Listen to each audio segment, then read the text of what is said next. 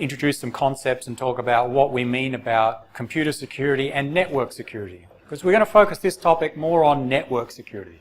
We'll try and explain the difference. What is security? Here's a definition of computer security. The protection afforded to an automated information system in order to attain the applicable objectives in preserving integrity, availability and confidentiality of information system resources. So here's one definition coming from the National Institute of Standards, NIST, an organisation in the US that, among other things, creates a lot of standards about security protocols and techniques and their view of what they mean by computer security. So, an automated information system, think of a computer system, whether it's one computer or many computers connected together, some computer system, we want to protect it to achieve some objectives, and the objectives are preserving integrity, availability and confidentiality of some resources. Okay, so protect our system to make sure, well, we preserve integrity, availability and confidentiality. We need to define those three objectives, and we'll do that on the next slide, talk about what they mean. Here's another definition, actually from the textbook by Stallings, about network security. Measures to deter, prevent, detect, correct security violations that involve the transmission of information. So network security is about when we're sending information across some network, some computer network. Computer security is more general. Computer security includes network security, but computer security also includes the security of the actual PC or computer itself. Okay. So we can have computer security issues without having a network at all. I need my own laptop, I need to protect the files on it, I may want to encrypt. They are issues of computer security, but not network security. Network security is when we want to send data between two computers, or between many computers.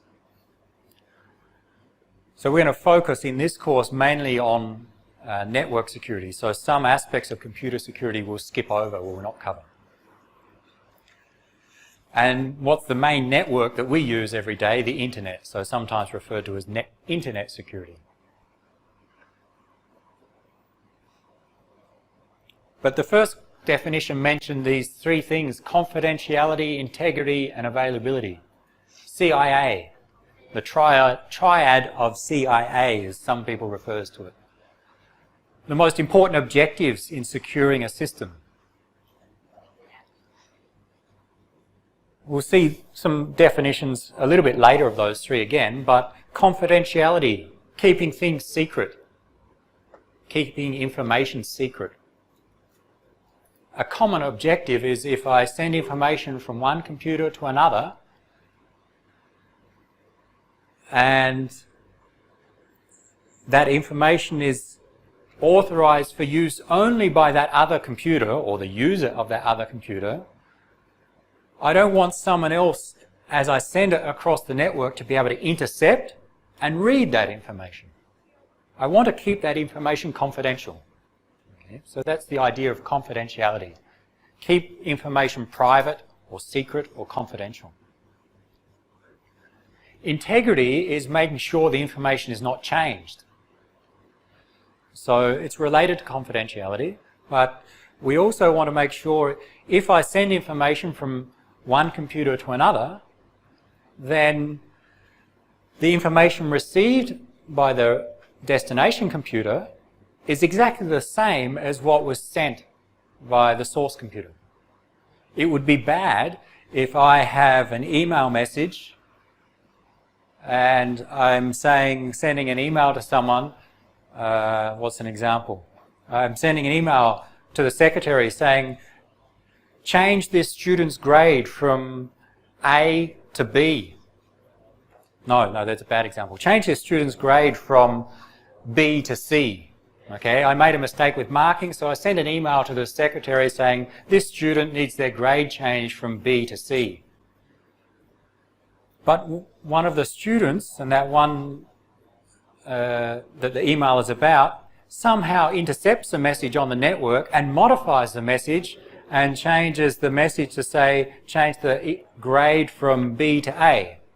It's received by the secretary. The secretary thinks it came from me. It did originally, but it's been modified along the way. That's what we don't want. Integrity is about not allowing that to happen. Maintain the integrity of the data. That's a common requirement or objective of security. And availability is the other common objective of security. We have a network and we have a computer system which has normal users. We want to make sure that network and computer system is available to those normal users. It would be bad if that network becomes unavailable due to some malicious actions. So an example is a web server. Web server is part of our network or an entity in our network. It has the role of, say, the Amazon web server. Right? It's just spread across many web servers, but think of Amazon, the company. They sell many things via their web server. They make billions of dollars by people going to their website and ordering products. What if the Amazon web server was not available for 24 hours? Something happened. There was an attack on the web server, which means it was down. Well, I'm sure the company Amazon would lose millions of dollars in lost sales if the web server was down for a day. If no one could access Amazon for a day, then that would be a financial loss to the company. So some security attacks try to make the service unavailable. Availability is the objective. Okay, our system must be available to the intended users. We shouldn't allow it to become unavailable. Now, the three key objectives of securing networks. Some related ones or other ones which are also considered important. This is one of the earlier concepts that people arrived at, these three, but they later added talking about authenticity. Make sure that the data you receive is authentic, is genuine. It's coming from a genuine user. It's not coming from someone who's pretending to be someone else. And accountability. Make sure that if something goes wrong, we can track what went wrong and make someone accountable for what went wrong. For example, a student breaks into the ICT server and gets all the answers to the quizzes for this course. So you can do the quizzes on Moodle and get 100% all the time. Okay, if that happens, what I would like to be able to do is to detect that it happened, and even better, trace back to which student did it. And then I can take action on that student. Outside of the network, I can take other action, like give them some penalty. So accountability is the ability to detect things going wrong, keep traces and logs of what happens, so that later on you can respond and take action if things do go wrong in a network. So some of the objectives of securing computer systems and computer networks. What happens if something does go wrong? What if we have a security breach? How does it impact upon the users or an organization? There are different classifications to look at. Okay, when we're planning the security for our organization, we'd like to predict in advance. What if this goes wrong? What are the consequences? Here are some of the most common impacts of security breaches. The effectiveness of primary operations are reduced. That means if you think of an organization, a company, a university, SIT, what happens if someone breaks the security of our network, of our databases, of our servers? Well, one thing that can go wrong is that we have to spend a lot of time fixing, and we waste time fixing what went wrong as opposed to providing the normal service to students and others. That is, the organisation does not work as well if things go wrong. A simple example, I create an exam for this course. I store it on my office computer before the exam before you take the midterm exam. I create it a week before and I've prepared it. It's stored on my office computer. What happens if a student accesses that exam 1 week before the time for the exam? If I detect that, what happens? Well, it means I have to recreate the exam. I must rewrite the exam because I know if some students got the exam, most likely every student will have the answers by the time you sit the exam. That reduces my effectiveness. That is, I have to now rewrite the exam, wasting my time rewriting a second exam.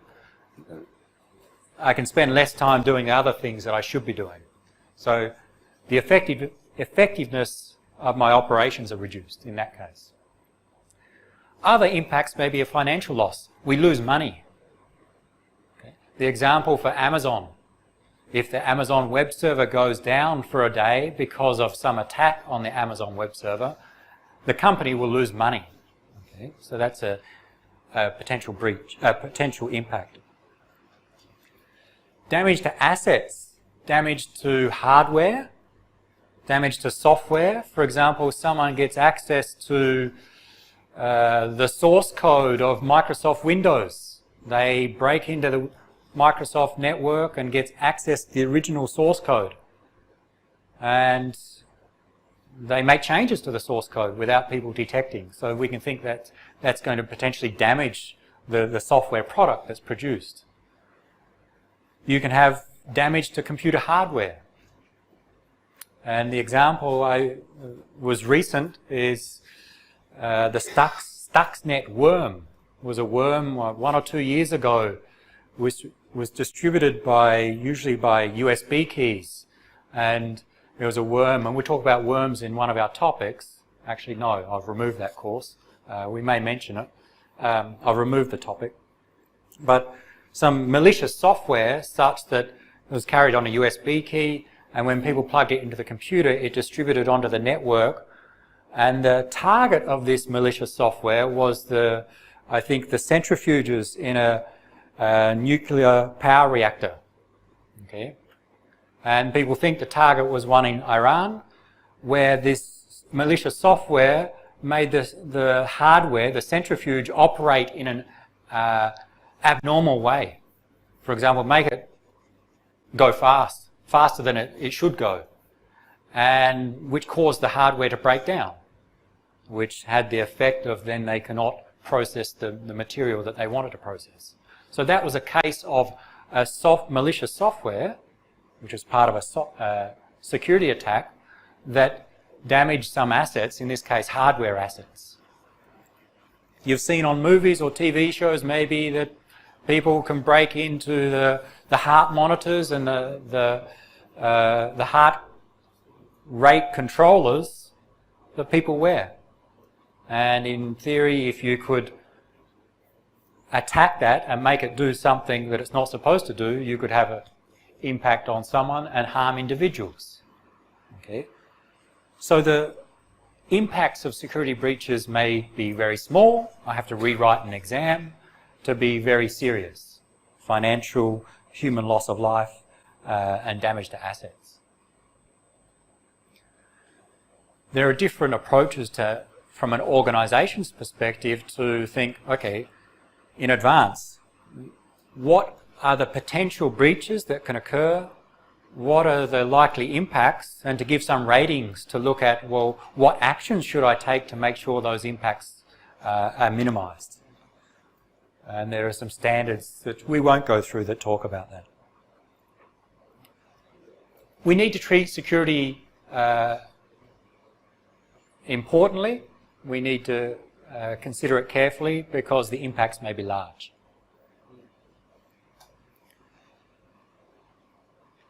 Let's look at a view of, or a perspective of, network security and the components of securing computer networks. And this perspective comes from ITU, the International Telecommunications Union. They create standards about telecommunications, including securing computer networks. We don't care so much about that they created it and how the standard is. There's some document that describes security aspects from their perspective. We're going to use the notation and terminology that they introduce to talk about what we require for computer security. And the main things that they introduce that we'll use is that they talk about security aspects, attacks, mechanisms, and services. So we'll define those three over the next few slides. Different types of security attacks, mechanisms, and services. And some terminology we'll use is we'll talk about a threat and an attack. We have some desire for operating our organization network or computer system in some way, and we usually define some policy that we'd like. For example, a policy should be no student can access the exam on my computer. Okay? That's obvious, a simple policy from my perspective of who can access that information. A threat is a potential violation of some security policy. So my policy or my aim, no student can access the exam on my computer. There are some threats. One threat is that a student walks into my office and takes my computer, and then they can access the exam. Another threat potentially is that they can get remote access over a network to my computer. Okay, so there are multiple threats that are potential violations of my policy in that case. An attack is an assault on a system that comes from a threat. In simple terms, an attack is a threat carried out. So the threat is that someone takes my computer and reads the exam. Well, an attack would be if someone actually comes and grabs my computer and reads the exam. So an attack is an actual implementation of a threat.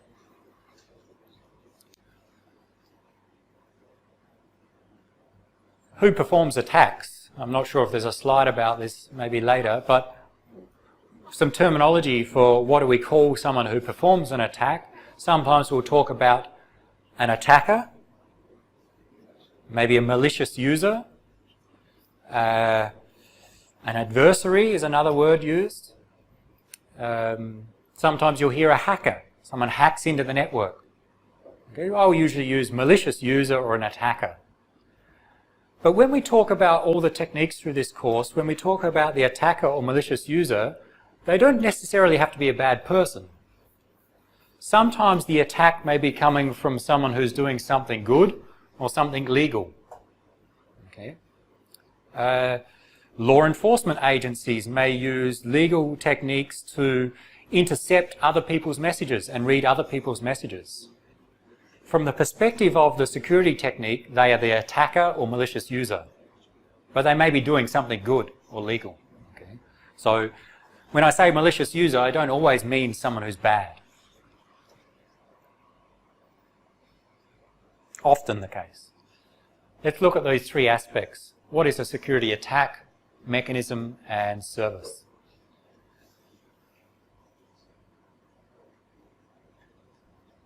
An attack.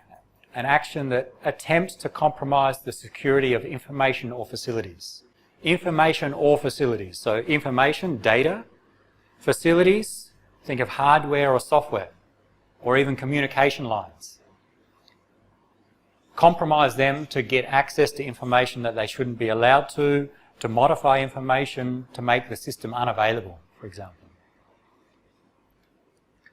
A threat is a potential violation of security. An attack is an actual violation. We usually analyze the threats, look at what are the possible threats, and try and implement measures so that the attacks cannot occur, or successful attacks cannot occur. A security mechanism is a method for preventing, detecting, or recovering from an attack. Right? I would like to prevent attacks. So if I know of some threat, I would apply some mechanism to prevent an attack from being successful. I know the threat for someone accessing the exam on my computer. One threat is that they take the laptop and then just read the file from my computer. Well, what mechanism could I use in that case? To prevent that attack, what could I use? Sorry? Guessing. Yeah, okay, all right. Physical locks on the laptop. What else? Yep, correct. I can't secure my computer all the time physically. What else could I do such that even if someone steals my laptop, they cannot read the exam on my laptop? Encrypt it. Password, I hear. Okay, some basic techniques, and through this course we'll look at how effective they may be, but okay, if I have a password to log into my laptop, such that if I leave it for 5 minutes I need to type the password again, then that may provide some primitive protection. We may see how effective it is later. Or I could make sure the file is encrypted, so that to unencrypt, to decrypt, I need again some password or special key to read it. More generally, encrypt the hard disk. Even if someone can steal my hard disk, access the computer, log into the computer, they still need some password to decrypt the hard disk. So there may be ways to prevent, or there may be mechanisms. There's a threat, and we can apply mechanisms to try and prevent an attack. But sometimes we cannot prevent an attack, so the next best thing is try and detect if an attack has or is occurring. Maybe hard on the laptop, but in some other cases we can detect that some attack is occurring. And if we can detect, either we can quickly try and respond, or we can take other means to try and recover. Again, if I could detect that if someone got hold of the exam, if I could trace it back to you, then that acts as a good deterrence from you trying to access the exam. Because if you know, it's very easy to steal my laptop, but if you steal the laptop and read the exam, if you knew I could trace that back to you as an individual, then unlikely you're going to do that. I know no one's going to steal my laptop anyway, but if we had a malicious user, the deterrence is also a good mechanism. Because if I can trace back to you, I can take other action. So there are different mechanisms for doing this, for detecting, preventing, recovering.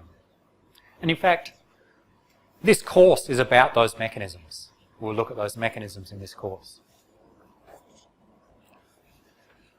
Security service, we use the mechanisms to improve or enhance the security of our information and facilities.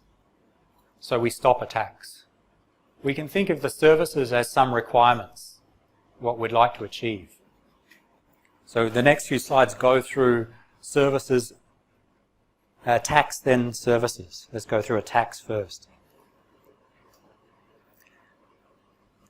Now my example of the laptop is maybe not the best one for this course, because we're going to focus on network communications. And we're not going to deal with, okay, what if someone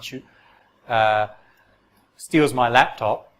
But we're going to deal with the cases, all right, what if I send the exam in an email to the secretary to print?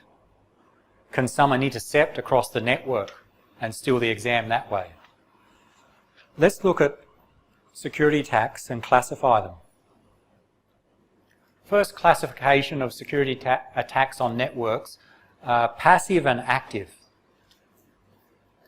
A passive attack makes use of some information to perform the attack, but it doesn't affect the system resources. So the system consists of the users, the computers, and the network. A passive attack doesn't modify how the system operates. It just observes, but still performs an attack. All right, we'll define active and then we'll compare them in a moment. An active attack somehow modifies or alters how the system works, the resources or operations.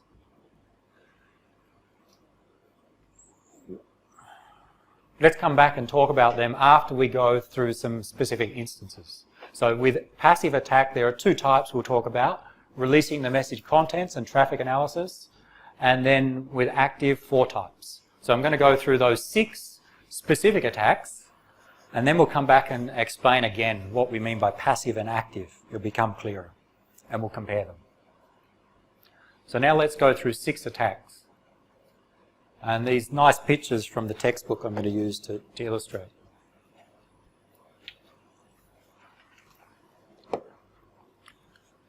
So we have a communications network with some users. This picture shows, okay, as the blue cloud is the network, whether it's some link or it's the entire internet, but some network that users use to communicate with each other. And in this example, we have Alice and Bob, 2 normal users of the network. They're not malicious, they're just normal users. And Bob sends information to Alice. That's the normal operation. He sends emails or messages to Alice. For example, Bob and Alice work in the same company, and Bob is sending some secrets of the company to Alice. Some secret designs of their new product that they're going to build and sell. Okay. Now, an attack where we release the message contents is one of the most obvious ones, the one that most people think about when we talk about cryptography, is that we have some malicious user, Darth in this example, that somehow, as Bob sends messages to Alice, gets that message and is able to read the contents of that message. So we show it as the message going to Alice and also going to Darth. And Darth can read the contents of the message if the message is some secret designs of their up-and-coming product, and if Darth is a competitor, then he can go and build the product and sell it first. So this is the case of an attack where we release the message contents. Same as if I send the exam to the secretary to print. I'm Bob, Alice is the secretary, and some student intercepts somehow on the network and reads the exam, then that's an attack that releases the message contents. Okay. This is the case where we'd like to keep that message confidential.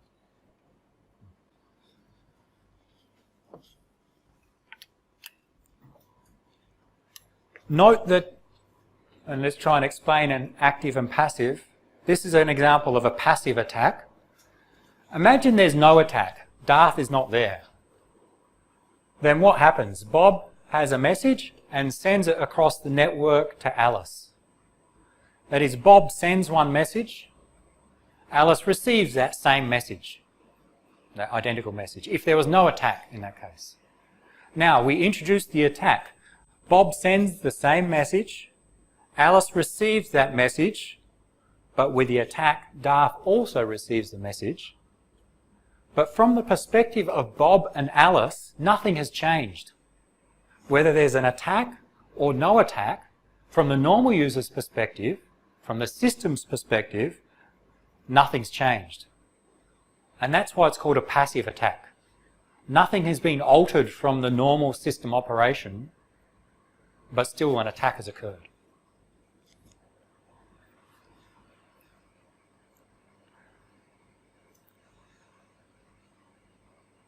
Here's another passive attack, traffic analysis. Bob sends messages to Alice in the normal operation. In this attack, while Bob is sending messages to Alice, Darth, the malicious user, somehow intercepts those messages, may not be able to read the contents of those messages, but can make some conclusions based upon observing the messages being sent. The time when they're sent, the frequency that they're sent, for example. So by analysing the messages being sent, by analysing the traffic on the network, the attacker, the malicious user, may be able to make some conclusions which they couldn't make without analysing them.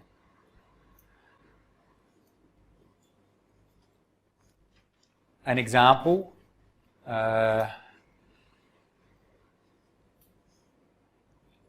Bob is, let's see, Bob is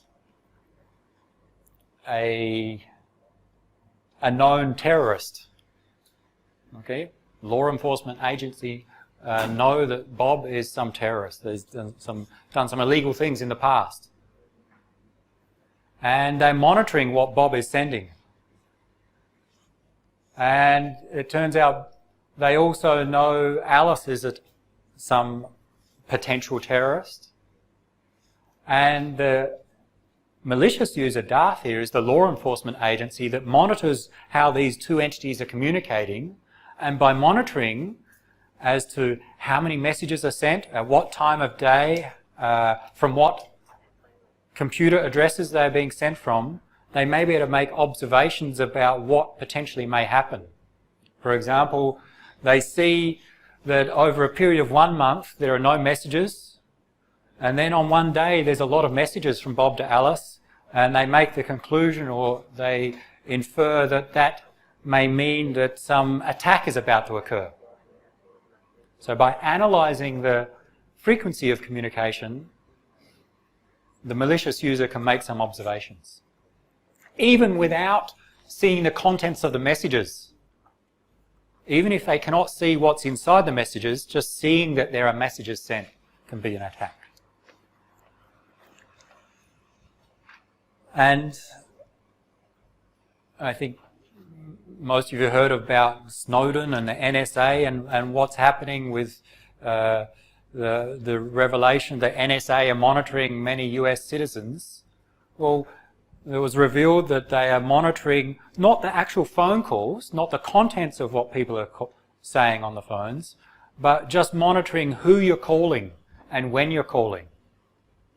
So that would be considered a traffic analysis attack, to be able to make observations not based on the contents of the message, but just on who the messages are going to, and how often, when they're going to people, is some form of an attack.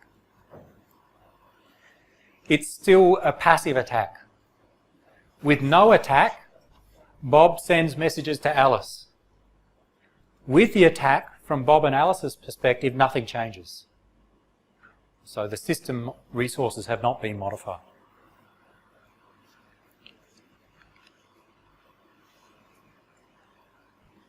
Go back to the first one. How do we protect? What's a security mechanism to stop the release of message contents?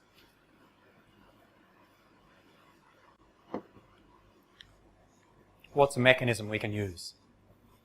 I send the exam to the secretary across the Wi-Fi network in SIT. I wanted to print it. How can I stop someone from receiving the message and reading the exam contents? What's a mechanism we can use? I'm sure you know of something. You've probably used it in many cases. Anyone? I could encrypt the message, encrypt the file.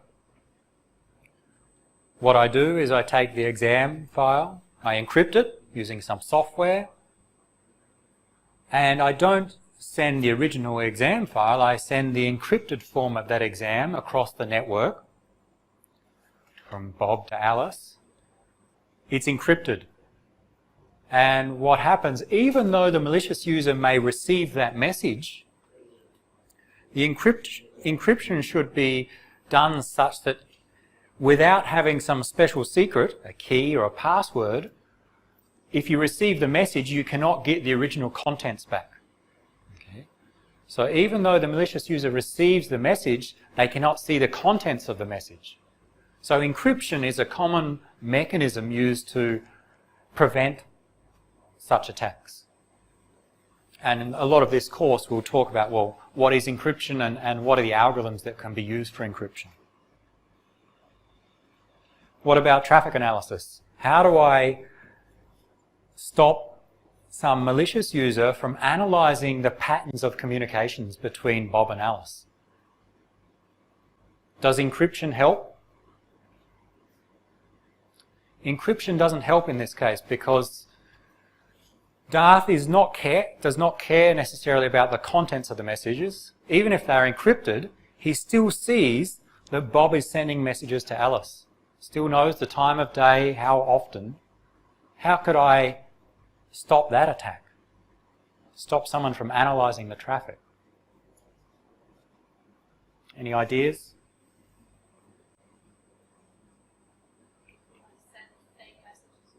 Send some fake messages. Change the pattern of communication. So let's say normally Bob sends is going to send 3 messages to Alice, one every minute. And from that pattern of one every minute, Darth makes some observations. Then what Bob can do is change the pattern in which they communicate by sending some fake messages in there. Sending at different times at different frequencies. So by changing the pattern, you may be able to hide your communication patterns.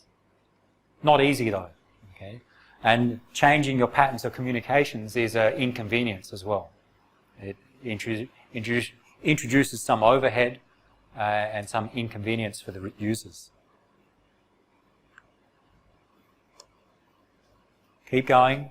Another attack, an active attack, masquerade. Masquerade means pretend to be someone else.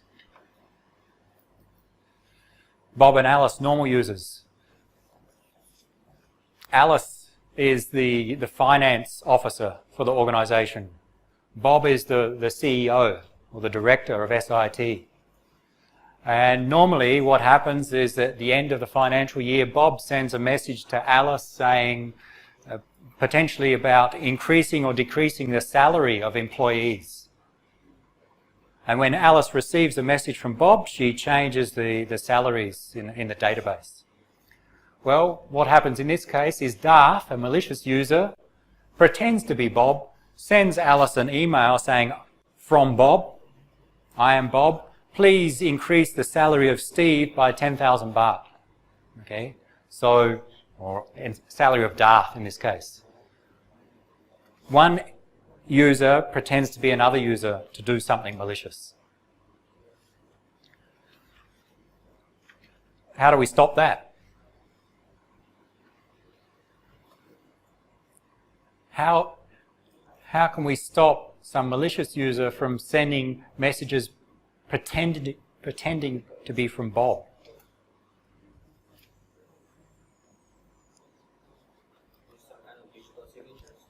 Use some kind of digital signature.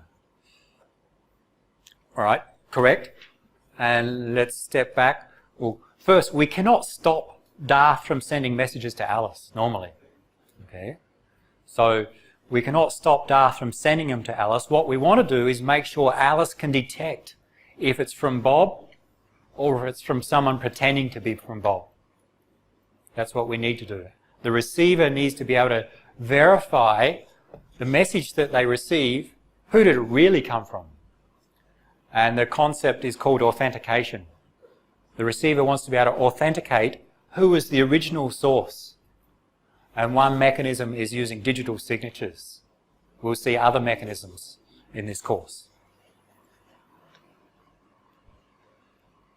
And that's related to this one of this famous comic on the internet, nobody knows you're a dog, because when someone posts something on the internet or you visit a website, you don't know what's out the other endpoint. In the internet, there's no inbuilt mechanism for authenticating users. So it's very hard to trust what you receive on the internet.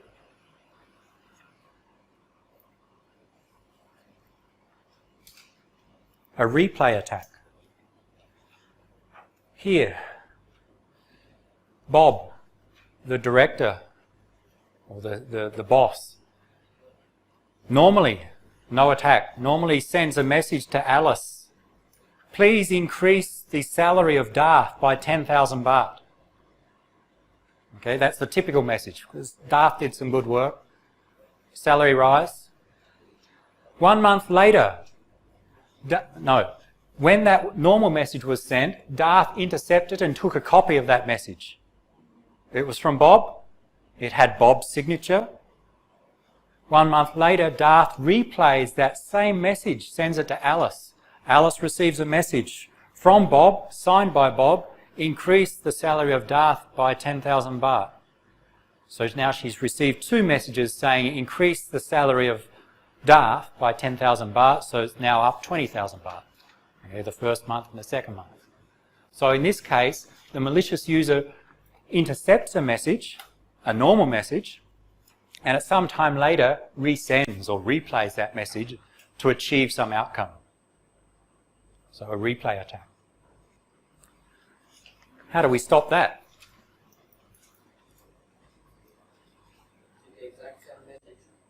Same message, yes. Replay the exact same message, not modified.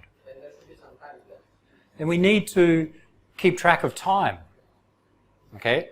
In the first message that Bob sends, he dates the message saying, this is on the 12th of November 2013, please increase the salary by 10,000. If Darth replays that exact same message 1 month later, Alice receives it in December, but it says it's in November. Hopefully Alice is smart enough to realise that, okay, something's gone wrong here. Let's take some action. Okay? And of course, this is just a simplistic example. In network protocols, we can automate those techniques and use timestamps. But it's still not easy. Modification attack. Darth intercepts a message. Bob sends a message. Please decrease the salary of Darth by 10,000 baht. That's what Bob sends to Alice. But Darth intercepts, changes decrease to increase, and forwards it on to Alice. Alice receives the message and has increased the salary. So here, the malicious user modifies the message along the way. Replay, the message is not modified. It's an exact copy of a previous one. Another one which is different than the others, denial of service attack. We have some web server. Bob normally accesses that web server to get his job done. Okay, he needs access to the web server every day. If he can't access the server, then he cannot do his normal job, and we start to lose money in the company. What Darth does is sends many packets, a lot of data to the server to overload the server. Once the server is overloaded, no one else can access the server, including Bob, and Bob has been denied service. The normal user is denied access to the server in this case. So a denial of service attack. There are the 6 main classifications of attacks. There are some other exceptions, but these are common ones that we'll see. The first 2 were classified as passive attacks, and the last 4 active attacks. Active because the best way to think is if there was no attack versus if there is an attack, from the normal user's perspective, does something change? If yes, then it's an active attack. If no, passive. So in this case, if there was no attack, then Bob sends nothing and the server receives nothing. But with an attack, Darth sends something, and importantly, the server receives something. So something's changed from the server's perspective when the attack has taken place. So we consider that active. Similar here. Modification attack. Bob sends message A in the normal operation, and Alice would receive message A in the normal operation. But with an attack, Bob sends message A, Darth changes that to message B, and Alice receives message B. So from the perspective of Alice and Bob, something has changed. Because with no attack, Alice receives message A, but with an attack, Alice receives message B. It's changed. It's an active attack. And you can look at replay and masquerade and see that they're active attacks as well.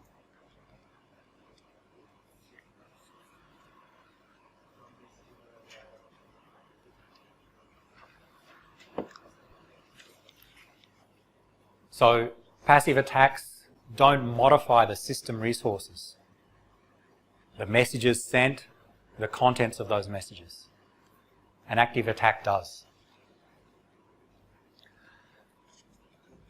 Passive attacks are relatively hard to detect. Because they don't modify anything, it's hard to detect that they're taking place. But they're relatively easy to prevent. By using encryption and timestamps, we can see, compared to the others, easy to prevent those attacks. Active attacks, harder to prevent. It's harder to stop someone from sending the message. You can't, in fact, normally. But easy to detect. Even though I cannot stop Darth sending messages to Alice, I can detect it using security mechanisms. I can usually detect something's happening here using some of the security mechanisms we'll go through.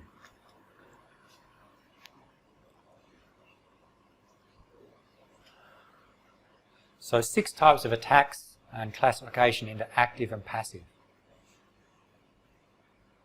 So we said there are 3 aspects of security: services, attacks, mechanisms. We've gone through attacks, let's look at services.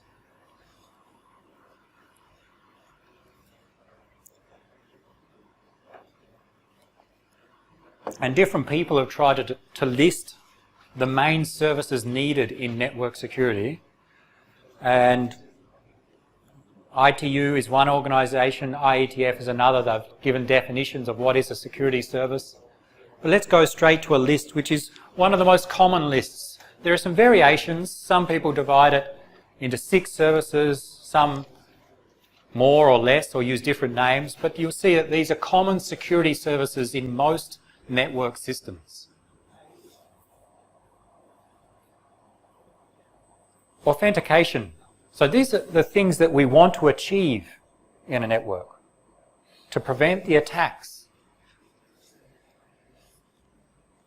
Authentication. Make sure that the communicating entity is the one that it claims to be. Someone sends you a message, you want to authenticate that message. You want to make sure that the message you receive came from the person who claims to be the sender. This was going back, the masquerade attack, for example. What we want is a service such that Alice, when she receives a message, can verify that that message came from Bob or not. So that if we had such a service, if she receives from Darth saying it's from Bob, she can verify and see, there's something wrong here. This message didn't come from Bob. So authentication is this service to make sure that we can verify where did the message really come from, such that a masquerade attack cannot be performed, or can be detected at least.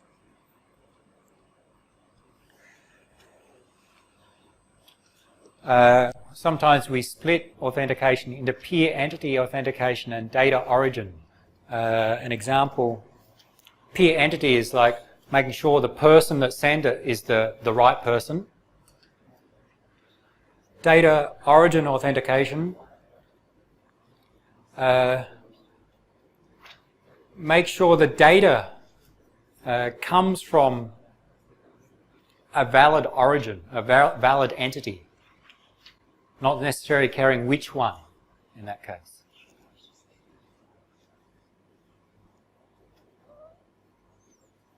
Access control, another service.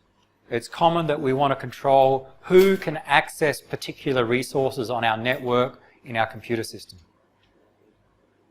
Okay, SIT has a network covering the campus here. We want to control who from outside in the internet can access the servers, can access the Wi-Fi, can access the data in our network. So we need some access control mechanisms. So the service is to prevent unauthorized use of some resource, software resource, hardware resource, data, or some communications network. An example of an access control mechanism is a firewall. So SIT has a firewall that sits between our internal network and the rest of the world, and it has the role of stopping what data comes into our network and also what goes out. So it controls the access to resources inside our network. So that's another desired service in security systems. Data confidentiality. This is one of the more obvious ones. Protect data from unauthorized disclosure. Okay? I want to keep my data secret, confidential. It's a common service is I have my exam. I don't want others to read it who are not authorized to read it. So the service of providing confidentiality of the data.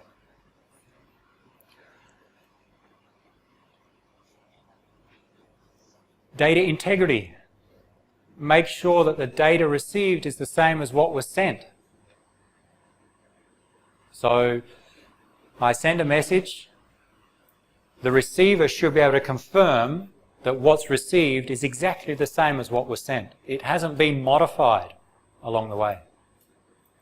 So if a modification attack is successful, then it means we don't have the data integrity service. Maintain the integrity of the data being communicated. Availability. Skip 5. Availability. Make sure the system is accessible for the normal users. So think of the denial of service attack, one of the last attacks there.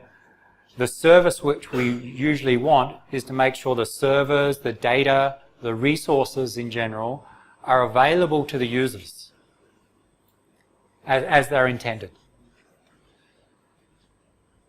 And the one we skipped, actually let's go back to the other 5, some of the others first. We'll come back to 5 in a moment. Availability is the desired service. An example of an attack on that service is denial of service. Okay. If Dart can perform a denial of service attack, then we haven't got the availability service. Modification attack is an attack on data integrity. Because if a modification attack is successful, then the data received is not the same as what was sent. Masquerade is an attack on authentication. We should not be able to pretend to be someone else. If we can, we don't have authentication service. And confidentiality is an attack on releasing the message contents. The other way around. Releasing the message contents is an attack on confidentiality. What about non-repudiation? Non-repudiation, to repudiate something is to deny something. So the non-repudiation service is we need to have the ability such that entities cannot deny something happening. And the most common things is denying that we've sent or received a message. Let's say Bob sends a message to Alice. Alice receives that. Later, Bob denies that he sent the message. I didn't send it. That can be a problem in some cases. Non-repudiation is about making sure that Bob can't do that.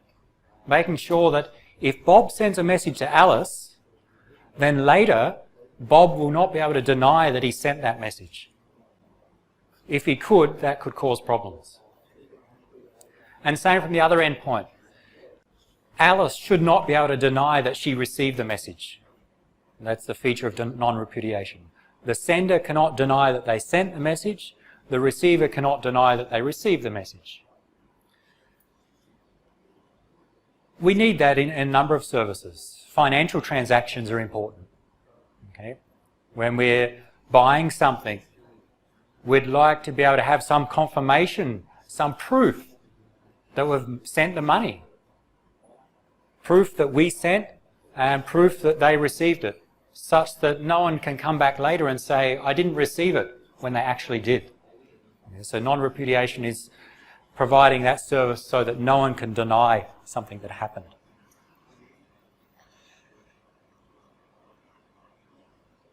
These are the main things that we look for in securing computer networks. We don't necessarily want all of them, depending upon the goal of our network, but we often want one or more of these services. For my sending the exam from me to the secretary to print, I want confidentiality. I want to make sure that no one can intercept and read the exam. And maybe I also want data integrity. I want to make sure that no one can intercept and modify somehow the exam. And potentially we also want authentication. That is, the secretary wants to be able to be sure that the exam she just received came from me, not from some student pretending to be me. Okay? The other services are not so important for that application, but for other applications we may choose different services. So these are the things that we want in our computer network. To implement the services, we use security mechanisms. We've already mentioned some. We've mentioned for confidentiality, use encryption. Maybe use some timestamps, some digital signatures. These are mechanisms. The techniques to prevent, detect, and recover from attacks. There's no single technique that does everything. Okay, so we usually combine, there are multiple mechanisms, and we use one or more to achieve some service.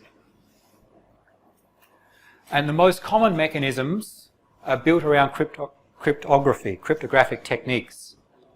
And that's what a lot of this course is about, talking about what are these cryptographic techniques. Some examples are listed here, but we'll go through these in the course. Encryption or encipherment, digital signatures, access control, firewalls, authentication exchange, so there are protocols for authenticating users.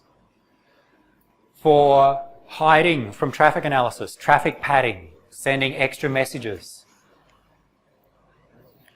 Notarization, have some third party verify that two entities just communicated to avoid non-repudiation. So we'll look at some of these techniques in this course.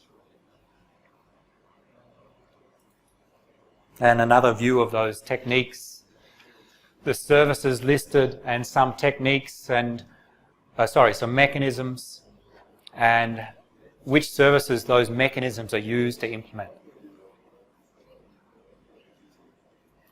For example, to provide confidentiality, we normally use encipherment, or we'll call it encryption. To avoid to provide non-repudiation, we use digital signatures and data integrity techniques. What we're going to do in this course is look at encryption, and then a fair bit of time looking at digital signatures, data integrity, authentication. Some of the others we'll touch upon.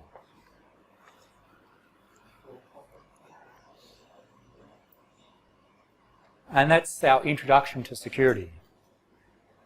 The next topic, and the next several topics, are about encryption. How do we encrypt data? And we'll look at it from different perspectives, starting with some very, very simple encryption techniques. Simple, insecure, but demonstrate the concepts. That finishes for today. Thursday, next topic, classical encryption techniques. Between now and Thursday, I'll assume that you've browsed the website. You have any questions, you ask me Thursday or before next week, and then we'll continue with how do we do encryption.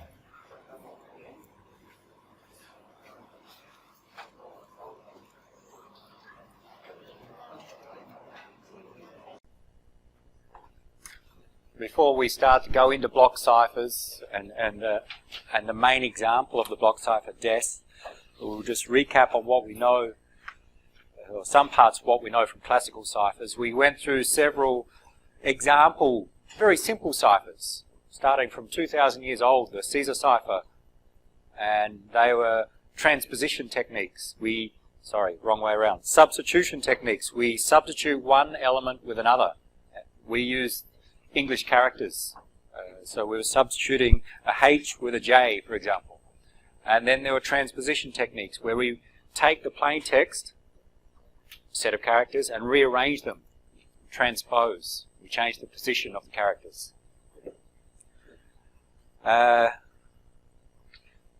Did we finish? Actually, I think we can go back to that one last transposition techniques. We got to rail fence.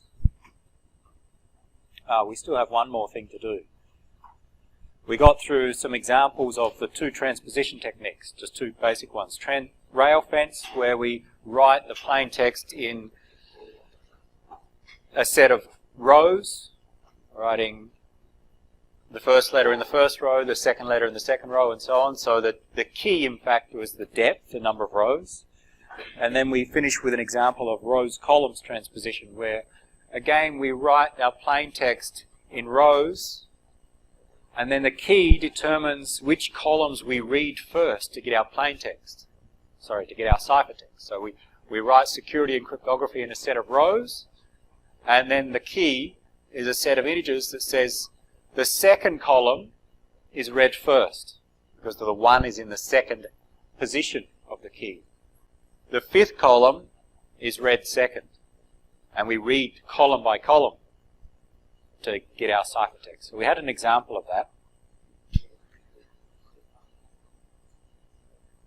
Both of them simply rearrange the letters. This example tries to illustrate the case that when we repeatedly apply the same algorithm, we can improve the security of the resulting ciphertext. And this simple case uses a rows-column cipher. So we're not doing it on the... I've got the answers here. We start with some plain text. Attack postponed until 2 a.m. XYZ. The XYZ we're going to use to pad out. So we've got a correct number of characters, because our key 431256 tells us that we're going to have to write this plain text in 7 columns. And with 7 columns, I think if you count the characters, how many are there? Anyone count for me? How many characters? 28, I think. I hope so. How many characters in the plain text? Yeah, 28 characters. We'll see here. I've got numbers. Okay, 28 characters, 7 columns. So we write our plain text in 4 rows. 28 divided by 7. And then, so attack post, so the first 7 letters, and in the first row, the next 7 letters in the second row, and so on. And then to get the ciphertext, we read the third column, because the 1 in the key is in the third position. Read the third column, so down, and that produces TTNA. So if you looked at the third column, you'll see TTNA under each other. And then we read the fourth column, because that's where the 2 is in the fourth position. And we'd get this ciphertext. So you can try that in your own time. We're not going through it now. What we show, and we'll do it again in a moment, but what we show here is, let's not worry about the individual letters. Let's look at the ordering and see how the transposition rearranges these letters and see the patterns. Let's say we number these 28 letters from 1 through to 28. And I can't fit it all on one line, so I've wrapped it across 2 lines. So A, T, T, A, C, K, P, and so on. That's how we interpret. So 1, 2, 3, 28. Z is character 28 in our plain text. So just number them 1 through to 28. And we get these. Then we apply the rows columns transposition cipher, and we get this ciphertext. But remember transposition, we just rearrange. So if we follow, where do the letters end up? Where does the first letter A end up in the ciphertext? That's what this set of numbers tell us? The first letter, 0, 1 here, ends up in which position? It's here, the 13th letter. I think it's this A here. If you follow through the cipher, you'll see that this A ends up here. Or if we look at it numbers, the first letter in the plain text ends up in the 13th position in the ciphertext after the rearrangement, after the transposition. The third letter in the plain text, which was a T, ends up in the first position of the ciphertext. Actually moves to here when we apply this algorithm. So that's all these numbers are showing us. How did we rearrange them? Because we want to do some analysis and see how good this rearrangement, this transposition is. So if we start with some plain text, after applying our cipher, we get this arrangement of the letters. Now look at these numbers. On the screen, on the printout in front of you, look at this set of numbers. What pattern do you see? Looking at this set of numbers. Describe the pattern you see. If you just tell me if you see any pattern. If so, what is the pattern? Just look at the numbers. Yep.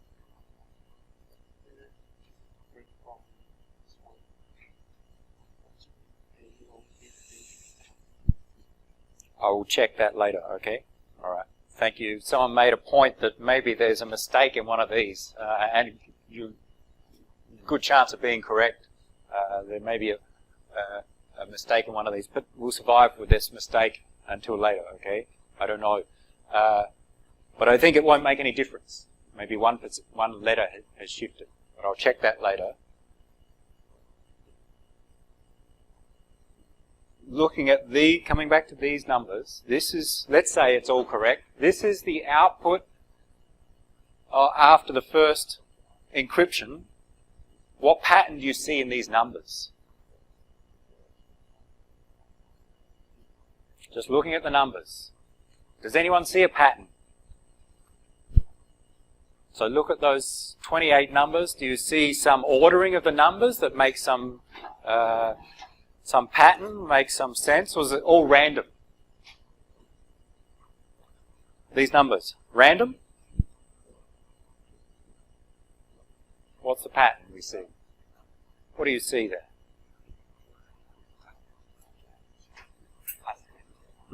+7. Okay. Look at the numbers. Easy. I don't ask complex questions, okay? Look at these numbers. 3, 10, 17, 24. There's a difference of 7 between these 4 numbers, just incrementing. All right, 24 to 4. Oh, that's strange. That's not a difference of 7. But 4, 11, 18, 25, a difference of 7. Okay. If I ask you, does this sequence of numbers look random? Yes or no? Hands up for yes. Do they look random? Do they look random, this sequence of numbers? If I tell you, here's a random sequence, 3, 4, 3, 10, 17, 24, I think you'll start to see a pattern. A random sequence should not have any pattern. There should be no structure in a random sequence. This has some structure that we can obviously see. 4, 11, 18, 25, a difference of 7. 2, 9, 16, 23, a difference of 7. So every 4 digits, every 4 numbers have a difference of 7. Why? Well, the way that the rows column works in that we have 7 columns, every 4 numbers, because we had 28 characters, 7 columns, groups of 4. The point is, when we apply a cipher, we take some structured plaintext, we'd like to get random looking ciphertext. Okay? Ciphertext should be hard to work out what the plaintext is, so it should be, we say, simply random looking. This is obviously not random. We can easily see the pattern. So it's not very secure, this cipher on its own. But if we take this ciphertext and apply the exact same cipher with the same key again on the ciphertext, and you can check, we get this ciphertext as an output. And instead of looking at the letters, we look at where do the original plaintext letters end up. After the first transposition, the first letter ended up in the 13th position. But after the second application of our cipher, the first letter ends up in wherever, the 20-something position. Here. Similar, the third letter of plaintext, the T, after the first time we applied the cipher, went to the first position of the output. But then we apply the cipher again on this, and that third letter moves to here, the 13th position. Now look at these numbers. Sequence of numbers, 17, 9, 5, 27, 24. Tell me the pattern you see. So in the previous sequence we saw this difference of 7. What do you see in the next sequence? Try and find it.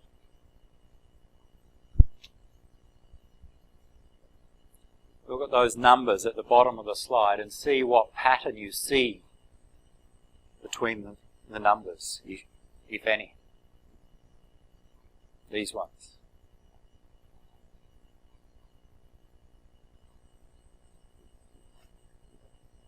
Of course, I think you'll quickly see our difference of 7 has disappeared. We don't have a difference of 7 between the neighbour numbers. 17 down to 9, some difference of 8, down to 5, minus 4, but up to 27 plus 12. Okay, there's some differences in how they differ between those numbers. Anyone else? Anyone want to guess?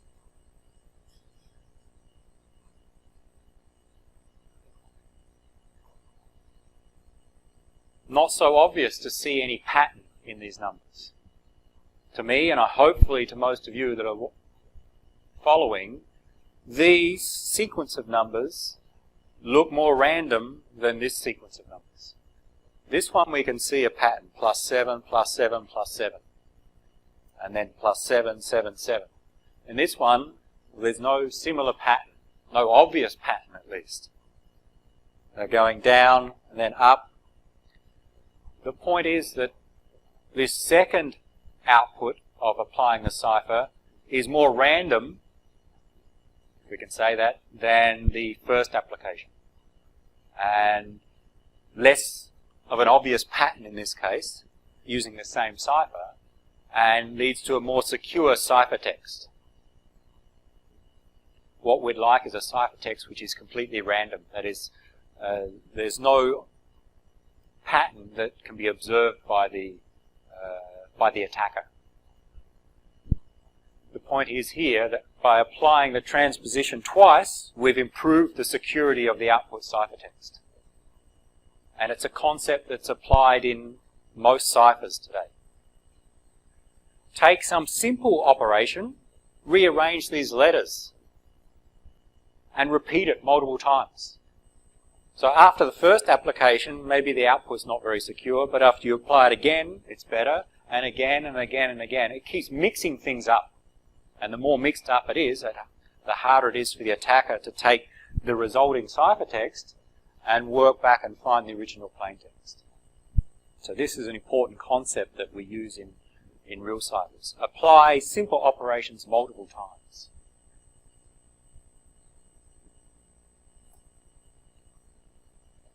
And similar with substitutions, not just with transpositions. So we've covered the two main techniques, substitution, transposition. Last one.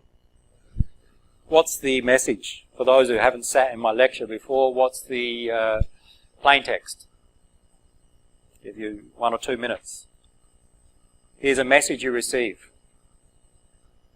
It has a hidden message. What is it?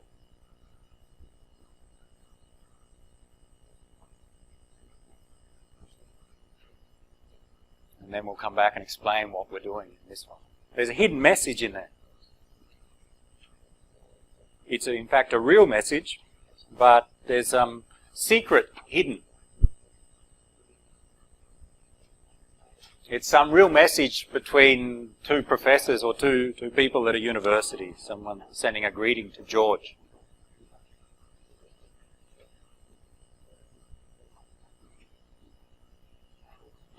Anyone want to have an attempt?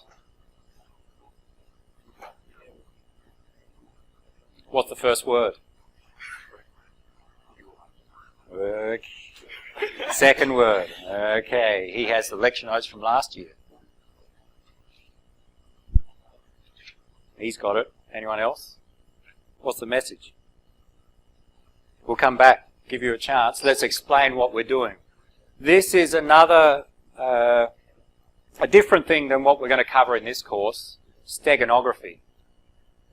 This is the process of hiding a real message inside a fake but meaningful message. So what we do is I send some message that makes sense, not encrypted. So I send this letter to someone, but inside that real message, inside that message that makes sense, I hide another secret message, one that I don't want other people to know. This is the process of steganography. And this assumes that the person who receives this message knows the method I'm using to hide the secret. And there are different examples of how to hide a secret in some other message. In the old days, for example, a written letter, you write a letter and you put small pinholes above the characters that make up your secret message, and if you hold it up with a light or you hold it so you can see the pinholes, then you identify the characters and read off the secret message. Or some form of invisible ink where you write a normal message, but something's marked such that there's some secret identified in there as well. We'll see in the next slide our secret message in a moment. Today, more practical, you send an image or a video across a network, say a JPEG, and you modify that JPEG a little bit such that some bits in the binary representation of that image make up some hidden message. The output is that from the user's perspective, it doesn't look like the image is any different from some original image. Some bits are changed, meaning maybe some pixels change in color, but from the human eye it's hard to detect. But in fact there's some coded message included. And similar can be done with videos. This is not encryption, but we can use it for a similar purpose of hiding a secret and communicating between two entities. And the advantage of this compared to encryption is it doesn't look like you're hiding anything. I send someone a normal message, from an attacker's or an observer's perspective, it doesn't look like I'm communicating a secret to the other person. And that can be a benefit sometimes, for example, to avoid traffic analysis. The problem with steganography is that once the attacker knows how I'm hiding the message, they can find everything that I've sent in those messages. And it can be inefficient in that I need to send a large amount of information to get a short message from A to B. We're not going to cover steganography in this course, but it's an interesting thing for you to do outside of the course. But we'll finish. Anyone else have the message? What's the secret?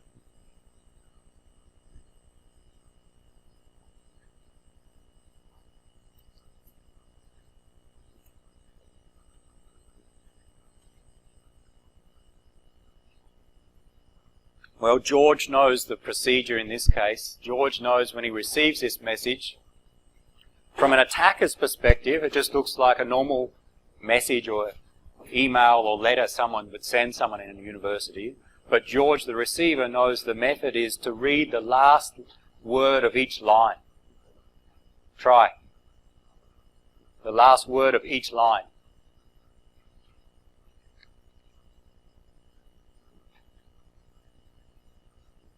Your package ready Friday 21st, room 3, please destroy this immediately. Chaos yours. Okay, so here's the secret message included inside this fake message.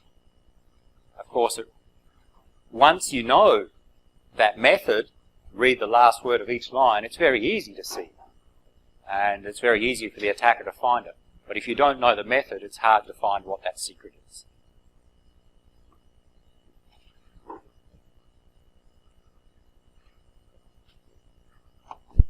But again, steganography, we'll not cover that anymore in this course.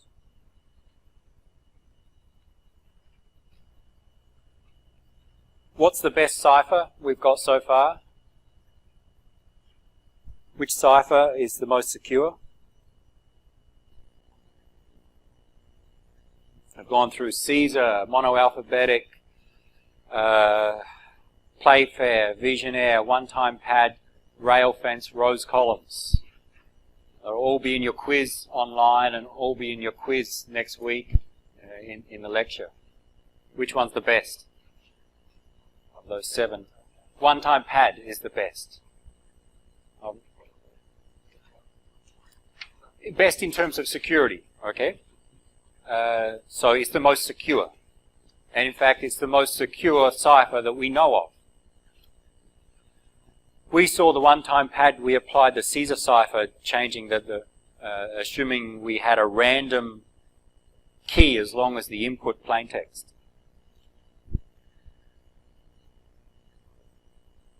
You can implement the one-time pad in practice as an exclusive OR. Let's move from English to computing. And instead of A to Z, we'll look at zeros and ones, binary. I don't think you have this one, sorry, but you don't need it. It's just an example. No need to copy it down. Let's just have a quick look and just demonstrate that, okay, I want to send a message. So this is actually an example of a brute force attack, but that's not so important. I have a message, hello. I want to send that to someone. Well, we represent that in binary. So how do we do that? We can use an ASCII conversion, where we do a lookup and see the letter uppercase H converts to some 7-bit value. And I've done that. And it turns out that uppercase H corresponds to 100100. You look up in an ASCII table and it'll tell you that. And similar for the others. So we can treat any message as binary, and we'll do so when we look at our ciphers from now on. Zeros and ones. And a second example, okay, let's say we have the message Steve is what we want to send. Then here's the binary form of the 4 letters, and of course E is repeated at the end. So in decimal from the ASCII table and the binary form. So Steve can be represented as a 7 by 5, 35-bit plaintext value. So now, from now on, we're going to deal in binary for our ciphers, not with English characters.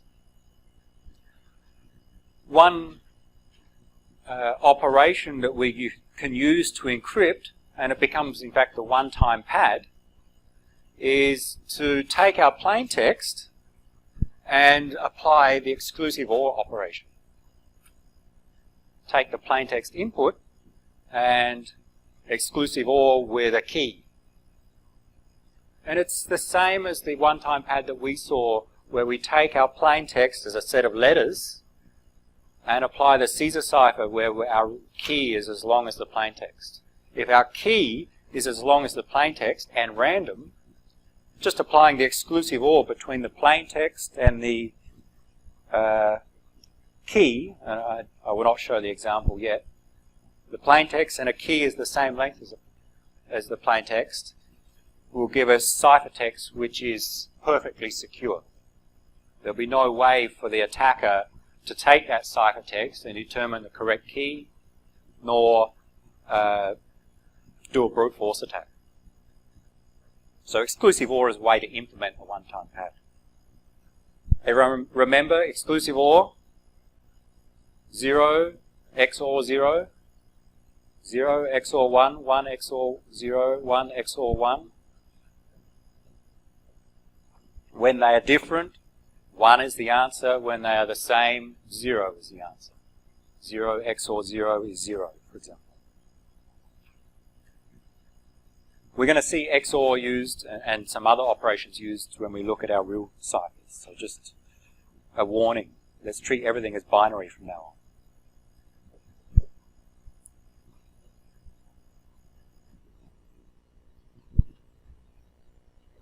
So let's look at some real, or a real cipher, and first, generally, the concepts of block ciphers, the principles.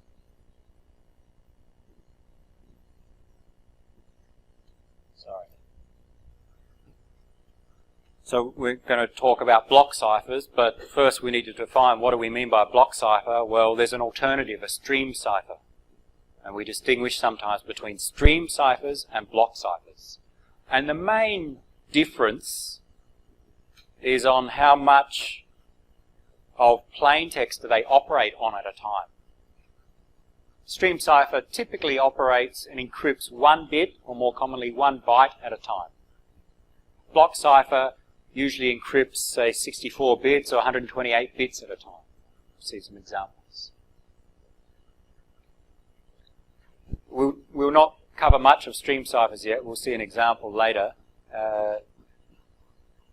Stream ciphers normally use take some plain text as input and generate some random sequence of bits and apply the XOR operation, exclusive OR, between that random sequence of bits and the plain text and get our ciphertext. So stream ciphers usually use exclusive OR, and the complexity of stream ciphers is in generating a random sequence of bits. So we'll return to that later when we look at random numbers. How do we generate them? The one-time pad is an example of a stream cipher. Assuming we have a long random sequence of bits, that's our key, simply XOR with the plain text, and you get your ciphertext. Block ciphers operate on some block of plain text at a time. Typically 64 or 128 bits in most ciphers we'll see. We take the input bits and apply some encryption algorithm, and we'll see that usually much more complex than just an exclusive OR, and we get our ciphertext as output. And of course that encryption algorithm takes a key as input. We're going to focus on block ciphers for now. We'll return to stream ciphers later and discuss the differences. So some characteristics of block ciphers. In fact, this is a characteristic of any cipher, but we need reversible mappings. What a cipher does is take some plain text and produces ciphertext. So it maps the plain text bits to a set of ciphertext bits, perform some mapping. These bits become these other bits. Reversible means that we must be able to successfully decrypt. If we have some mapping as defined in this table where we have 2 bits of plain text at a time, a block size of 2 bits, and we define the mapping that if we encrypt 0, 0, we get 1, 1 as an output. If we encrypt 0, 1, we get 1, 0, 1, 0 maps to 0, 0, 1, 1 maps to 0, 1. Then this mapping is reversible. Because if we take our ciphertext, we can get the original plain text back. If my ciphertext is 1, 1, then I know for sure the plain text is 0, 0. Because we have a one-to-one mapping. The table on the right here is an example of an irreversible mapping. If I encrypt plain text 0, 0, I get 1, 1. 0, 1 maps to 1, 0, 1, 0 to 0, 1, 1, 1 to 0, 1. Now, I receive some ciphertext. I receive the ciphertext 0, 1. What's the plain text? If I receive 0, 1, I need to decrypt and get the original plain text back, but I cannot do it because if I have ciphertext 0, 1, I don't know whether the original plain text was 1, 0 or 1, 1. So it's not a reversible mapping. We cannot do the opposite mapping. So we must have a one-to-one mapping between plain text and ciphertext. the plaintext cannot map to, a different plaintext cannot map to the same value ciphertext.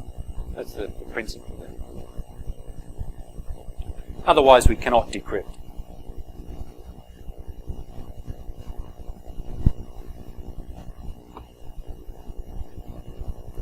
So let's look at a cipher and then talk about a ideal block cipher.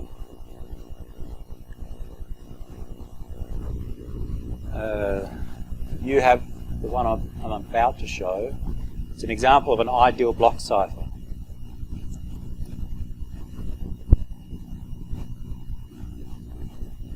You have this in your lecture notes. We'll start with a very simple block cipher that we'll treat it as a mapping, and it maps 2 bits of plaintext to a set of possible ciphertext values. So if you find this one, I'll show just the mapping and explain it on the screen. Let's say our block size is 2 bits. That means what we do when we have a plaintext message to send, let's assume we have a cipher that encrypts 2 bits at a time. Okay, we take 2 bits of plaintext, encrypt, and get 2 bits of ciphertext. Then we take the next 2 bits of plaintext and get 2 more bits of ciphertext, and we keep doing so. That's our encryption approach. So we can think of the cipher as mapping 2 bits of plaintext to 2 bits of ciphertext. What this diagram, and it's from the printout you have, it shows all possible mappings for every 2 bits of plaintext given 24 different keys. So we have a 2-bit block in this example.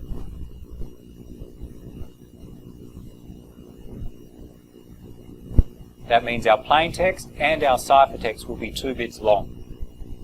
If our plaintext is longer, we separate it into blocks. So what this diagram is showing is that if we just look at the top, if my plaintext is 00, 0, and if I use key 1, then the ciphertext will be 00, 0 as an output. That's one mapping.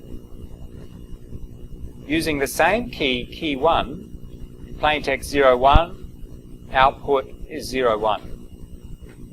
And 10 goes to 10, 11 to 11. There's one mapping using a particular key. So, how many possible plaintext values do we have? We see there are 2 to the power of 2 possible input plaintexts. This is, I think, on your handout. With a 2-bit block cipher, the set of plaintext values we can have is 4, 2 to the power of 2. And we've listed them in the first column.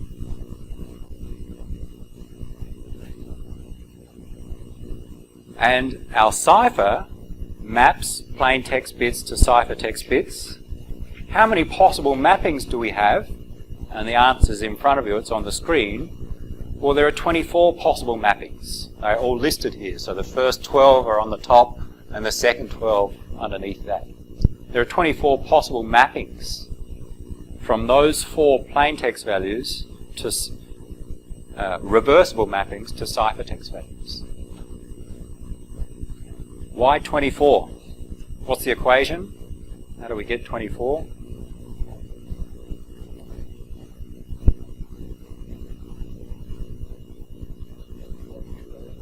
Four factorial.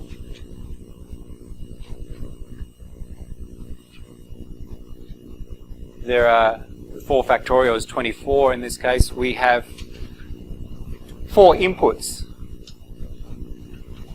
We can rearrange them in how many ways?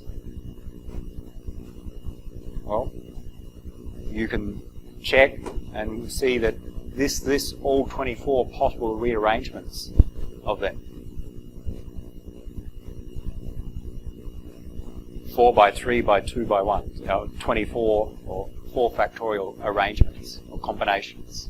So if you look at the first column up the top, you'll see that's one arrangement of those 4 values. And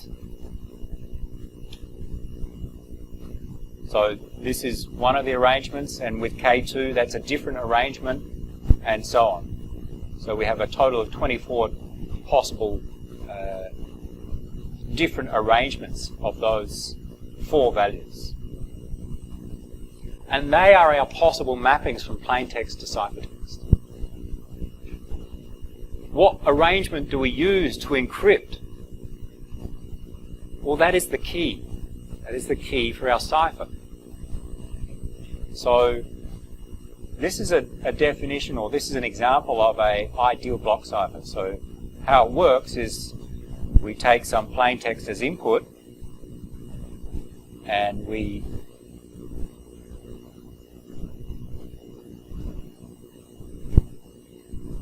encrypt and produce a ciphertext as output,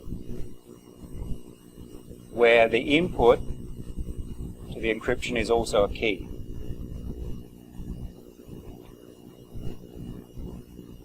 That's our normal operation.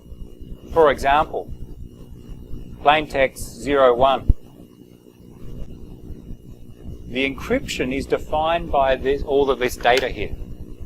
Plaintext 01, okay, we find the plaintext value, and then the key determines which mapping do we use of those 24 possible mappings. So if, for example, we have a key of, if we choose a key of K17, for example, key 17, mapping 17 in our list, what's the ciphertext? Well, plaintext 01, the third row, key 17, mapping number 17, the output will be 00 as the ciphertext.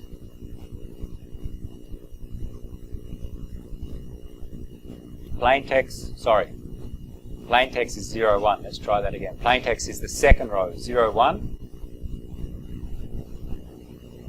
Key 17, output 01.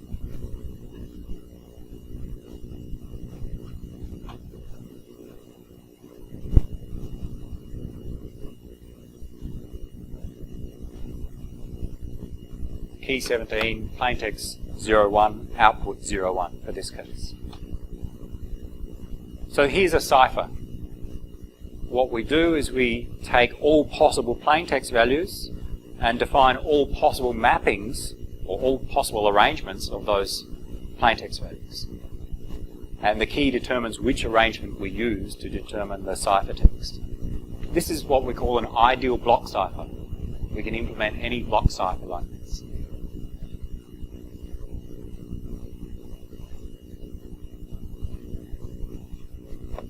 How big is the key?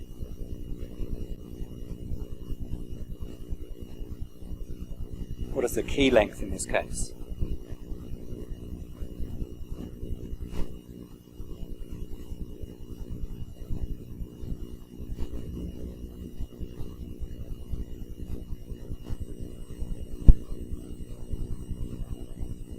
What is the key? I said key K17. Well, the key tells us which mapping to use. So K17 means use mapping number 17.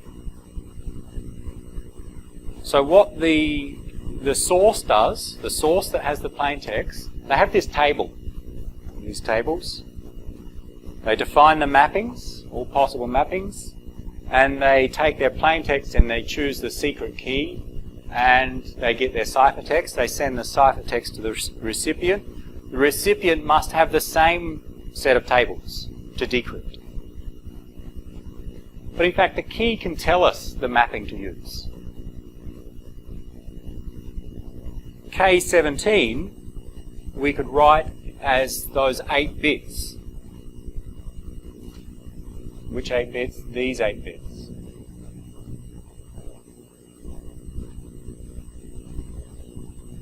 K17 we can say is 1, 1, 0, 1, 0, 0, 1, 0. How that works is that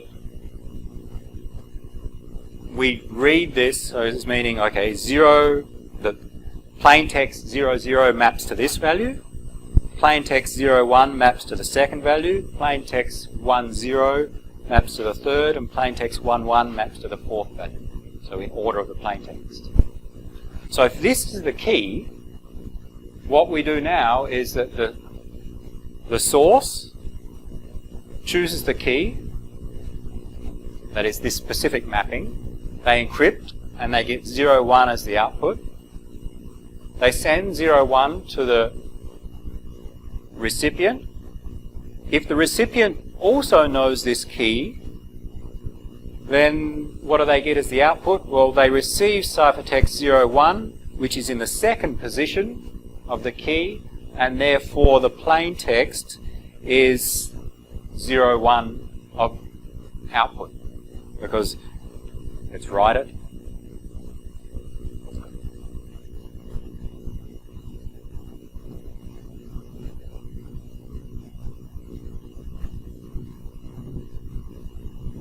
In blue we have our ciphertext, and in red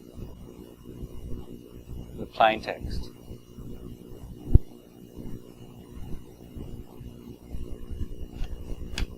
The key is the blue value, and this is just the values in order. So we always write these in order. So if the recipient receives 0, 1 from the key, they know that 0, 1 goes to 0, 1. If the recipient received 1, 0 as the ciphertext, they know the plain text is 1, 1. If they receive 1, 1, they know the plain text is 0, 0. So the key in this case defines the mapping. This is an ideal block cipher in that we can implement any block cipher just as this mapping from plain text values to ciphertext.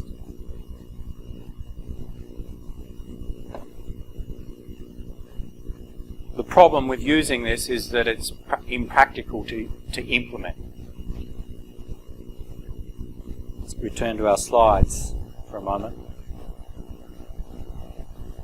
An ideal block cipher, we take an n-bit input, n-bit plain text, and that can map to 2 to the power of n possible states, we can think of them.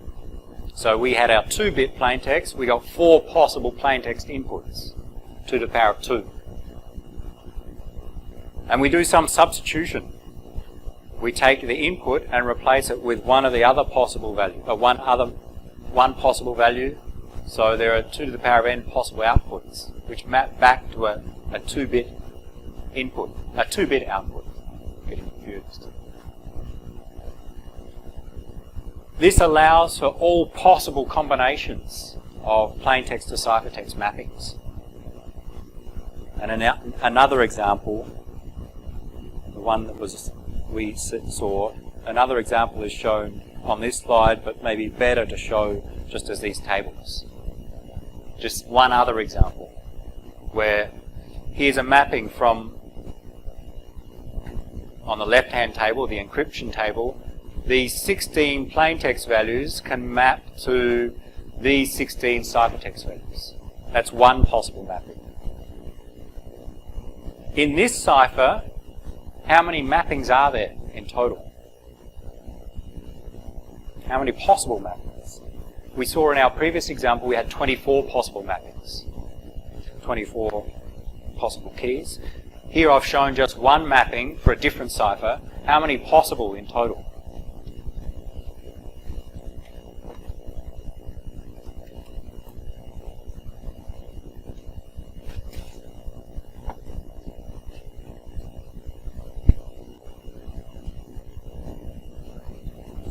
How many possible mappings? If you want to find the answer, maybe start writing them all out. It'll take you a long time though.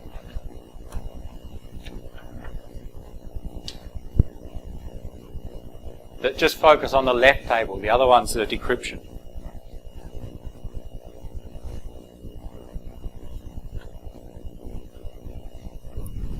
let's go back to our, sorry, wrong direction. Our first example, we had a 2-bit block.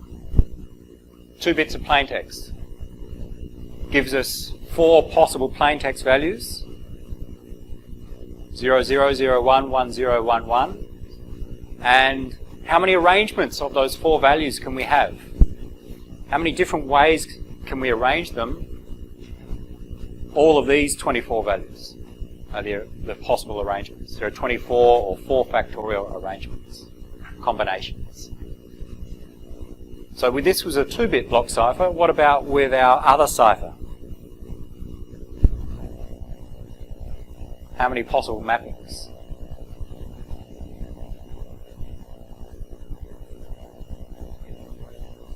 (16 factorial). Why? It is a 4-bit block cipher, plain text, 4 bits. How many possible plain text values are there? 16. They're listed here. 2 to the power of 4. 16 possible plain text. I challenge you to go and write those 16 values, or if you want to do it in decimal rather than binary, write the values 0 to 15 and then try and arrange them in different orders. See how many different arrangements you can make.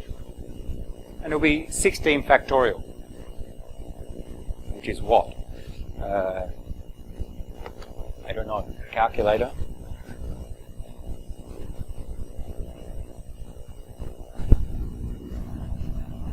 How many arrangements?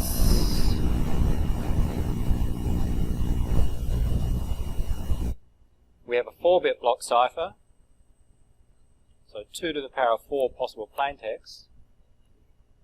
16 factorial possible arrangements. Again, 16 factorial to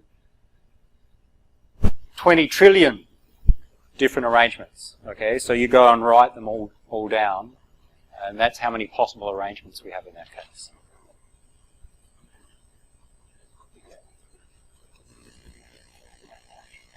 Maybe that should be the penalty for those who cannot answer the quiz in the next lecture. Anyone who gets less than 50% has to write them all down.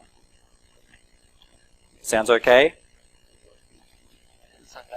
Doesn't sound that hard to write 20 trillion different arrangements? Oh, okay, all right. So the point is that this is just one of those 20 trillion different arrangements. We have many others. Which arrangement do we use to encrypt? This is one. Well, the one that we use is defined by the key. How long is our key in this case? What is the key? And go back to our easier example where we have just 24 arrangements. We have a 2-bit block cipher, 24 possible arrangements. The key determines the arrangement we're using. For example, key 17 tells us the order in which our plaintext values map to our ciphertext. So we could write the key 17, as, in fact, 11010010, 8 bits. And the way that we interpret the key is that since we know it's a 2-bit block cipher, we know that, okay, the first 2 bits in the key map to 00. The second 2 bits map to 01. The third 2, 10, and the last 2 to 11. So in that case, we could represent the key as 8 bits.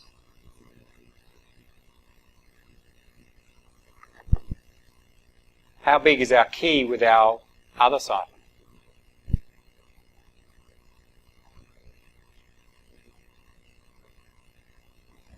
In this case, well, the key would be all of these values. What we would send, or what we could store as the key, is 1110. So every 4 bits identify the ciphertext for the in-order plaintext. So 4 by 16 or 64 bits would be the length of the key in this case. Because if we know the key, if we know these 64 bits and store them in order, when I receive ciphertext 1010 from the key, I can determine, well, that's in the, in the 9th position, and therefore it maps to decimal 9 or binary 1001. So we could use a key in that way. So the key in this case in general is how big? This is with 4 bits. We have 4 by 16. With a 4-bit block cipher, 4 by 16, or an n-bit block cipher, n by 2 to the power of n. 4 by 16, 4 by 2 to the power of 4 is the key length in this case.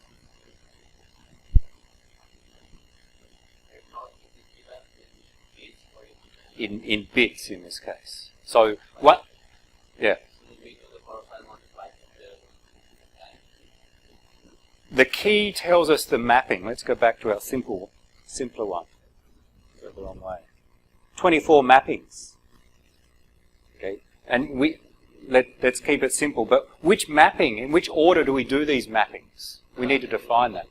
Yeah, the key length. Yes, correct. What did I say? Sorry, n times 2 to the power of n. Correct. So in our case, 64. 4 by 2 to the power of 4. Yep. So in this case, we have a block size of 2 bits, n equals to 2. The key is 2 times 2 to the power of 2, or 8 bits. That is, these 8 bits is key 17. If I want to encrypt using a different mapping, for example, key 13, then I could set the key to be 01100011. And when the receiver receives the ciphertext 00, if they know this key, from the key they determine that the plain text is 10. But that leads to our problem with this ideal block cipher.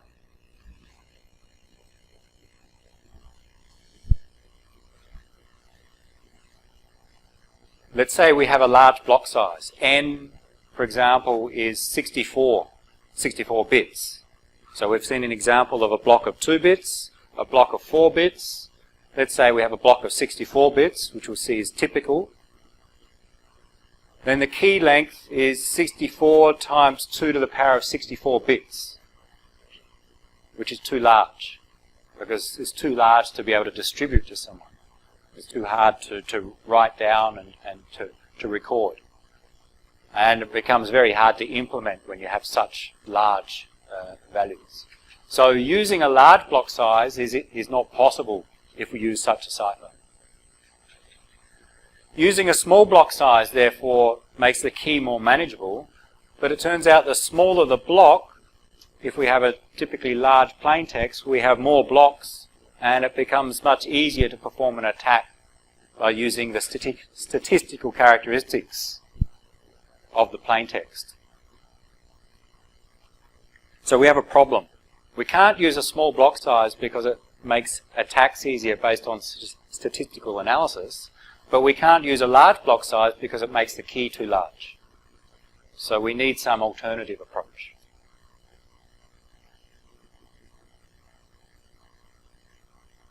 So an ideal block cipher allows all possible mappings. Real block ciphers today do not use this approach. They only allow a select number of mappings. But they make the trade-off of being able to use a large block by keeping the key small. And there are different ways of doing it. And there's one common approach that was devised by a guy called Feistel.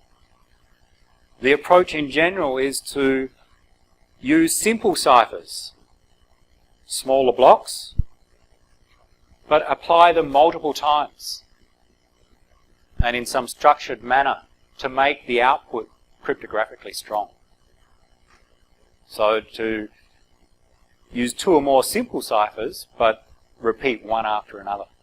And that's the concept that we started to introduce with our classical ciphers. By repeating the same simple cipher, we can get more strength in the output ciphertext. And what did we have? We had, in our ideal cipher, and let's write it down, with our ideal cipher, we said with an n-bit block,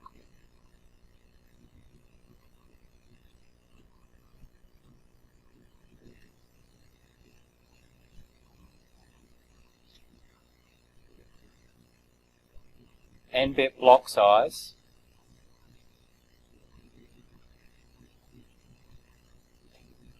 how many transformations or mappings did we have?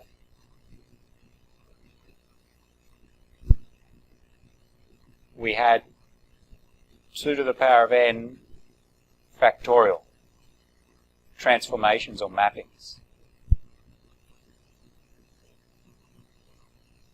which is good. We want as many as possible. But the key length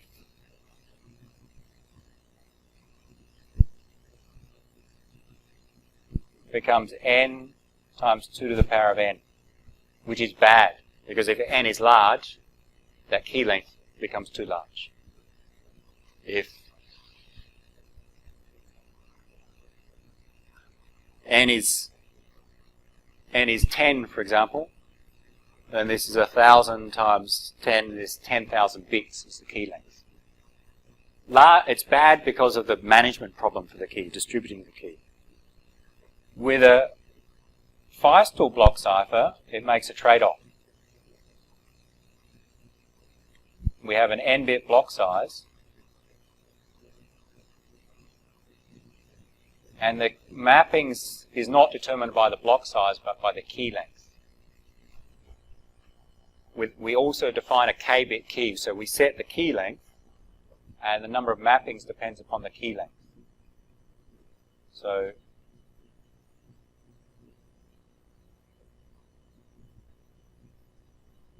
key length is k bits, the number of mappings is 2 to the power of k.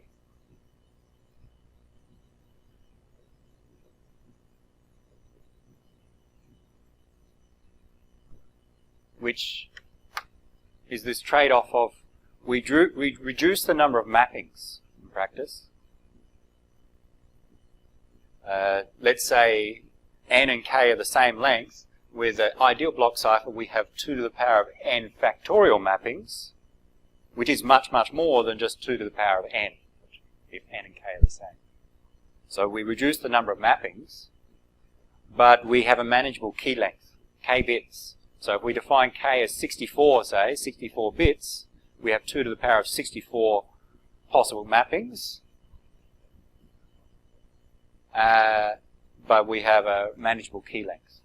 If we have a 64-bit block with an ideal cipher, the key length is 2 to the power of 64, 2 to the power of 64 times 64, which is just too large. Here it's just 64 bits. So Feistel structure allows us a much more manageable size in the key length.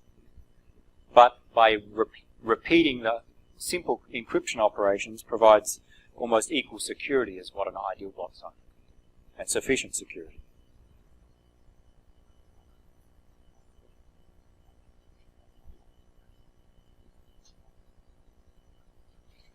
The picture on the next slide shows the structure, actually the next one. We will not go into much detail because we'll see it in DES. It repeats the general design of a cipher. It's not a specific cipher, it's a general design. And it breaks the cipher into a set of rounds. A round is the same each time, the same algorithm. We just repeat this algorithm multiple times or multiple rounds. And it involves splitting the plain text into left and right halves. So if we have a 64-bit plain text, we break it into two 32-bit portions. Swapping the halves, we'll see some different operations like swapping the halves, using an exclusive OR and applying some function. And he generalized some function, we'll see some specific instances. and a key as an input, and repeating, and repeat, and repeat as per how many rounds we have. So we'll come back to that when we see DES, because it's an example of a Feistel structure. But the concepts, there's an alternation between substitutions and transpositions. So coming back to our classical ciphers, we're using these basic operations. Replacing and rearranging. Substitution is replacing, transposition is rearranging, permutations. And we'll see shortly that we talk about S operations and P. P for permutation is commonly used. P operations. And applies the concepts of diffusion and confusion. Anyone understand confusion? I think everyone's experts, because many people look confused. We will look and come back to these concepts of what do we mean by diffusion and confusion with respect to ciphers. But let's move on from some of the abstract concepts and look at some specific examples. We'll come back to them next lecture.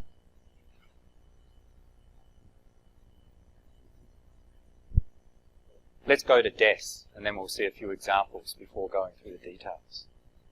The data encryption standard. It was probably, it maybe still is, it was the most widely used cipher in the world.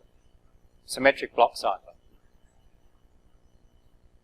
It was developed about 40 years ago, designed by people at IBM, and NSA apparently had input, and it was standardized by what was then called NBS, but is now called the National Institute of Standards and Technology, NIST. So a US standards organization created the standard for DES.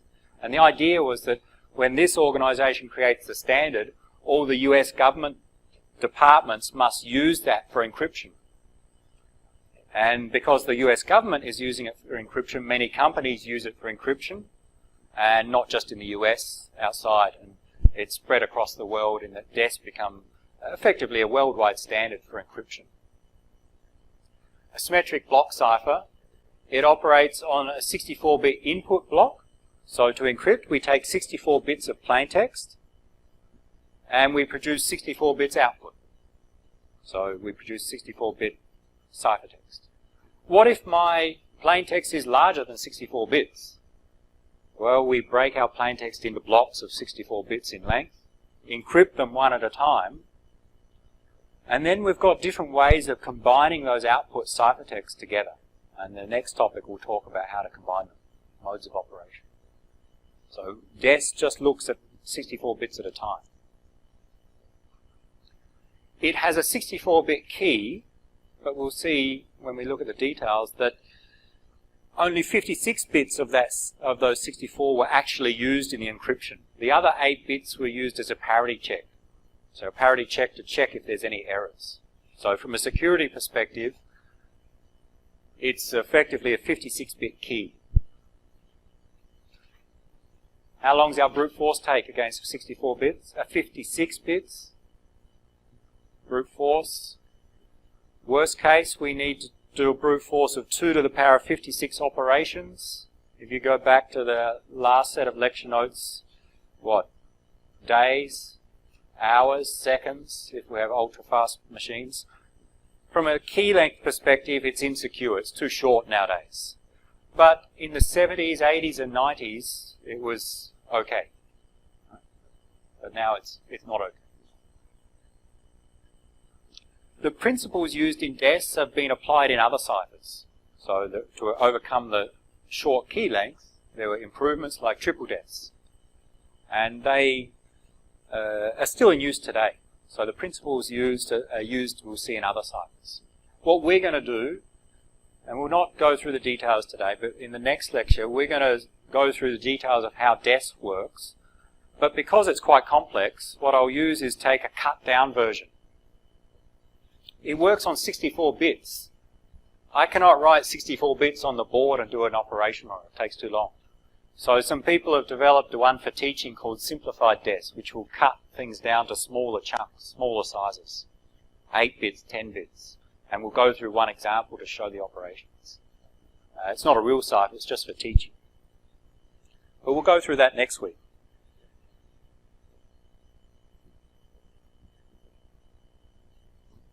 So we'll go through Simplified DES as an example, and then we'll look at, well, real DES, and look at the details and some of the design issues and possible attacks on real DES. To finish today, I want to move on and look at some software that we can use for encryption. I know we've talked about a lot of concepts today, so let's look at some practice.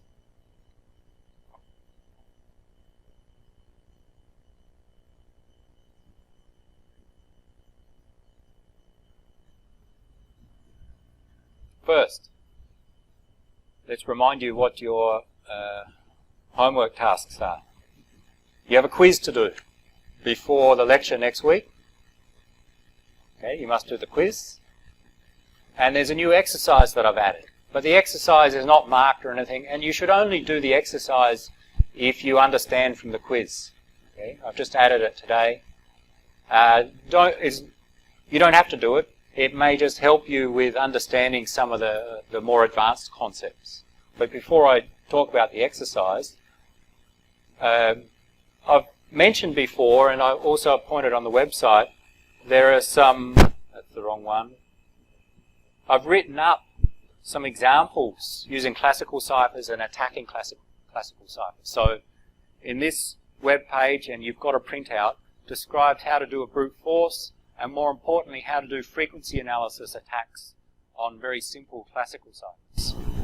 I recommend you read that and understand that, because if you can understand how the attacks can be performed, then you understand the limitations and approaches for your attacks on real ciphers.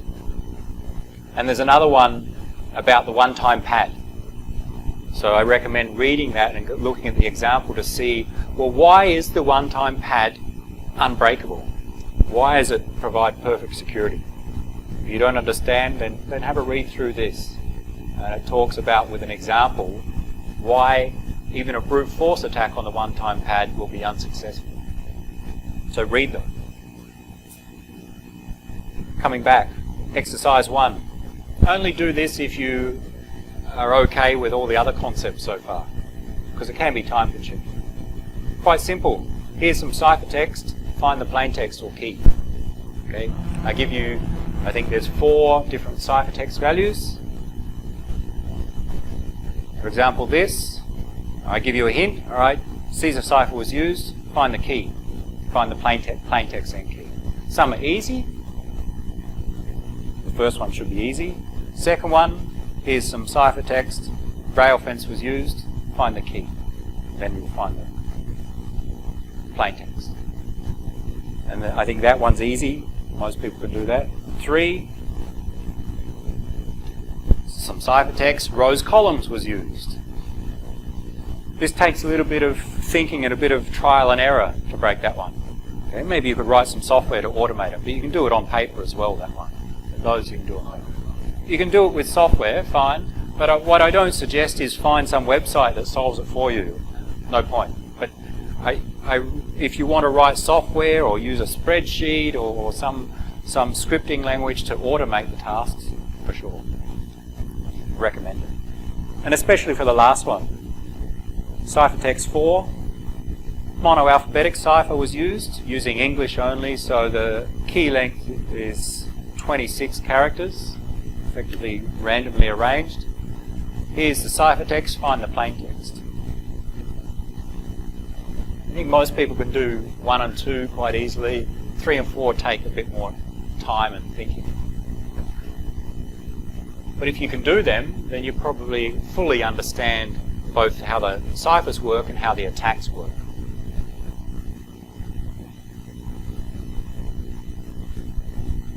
Let's move to real ciphers for the last five minutes or so.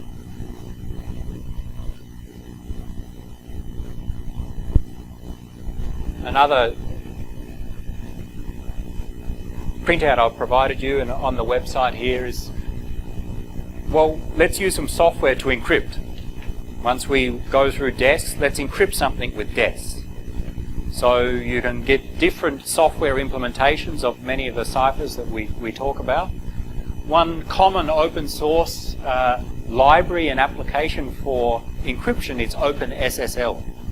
And we'll use it for demos and examples throughout the course, OpenSSL. It provides a command line interface. It's usually available for most Linux and Mac operating systems already installed. I'll just quickly show some examples. So this web page describes how to use it. Let's look at a few examples of how to use it.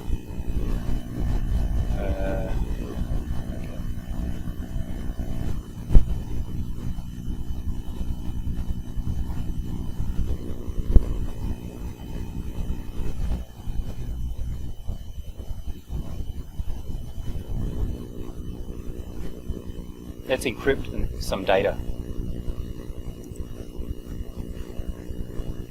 First, let's encrypt some plain text.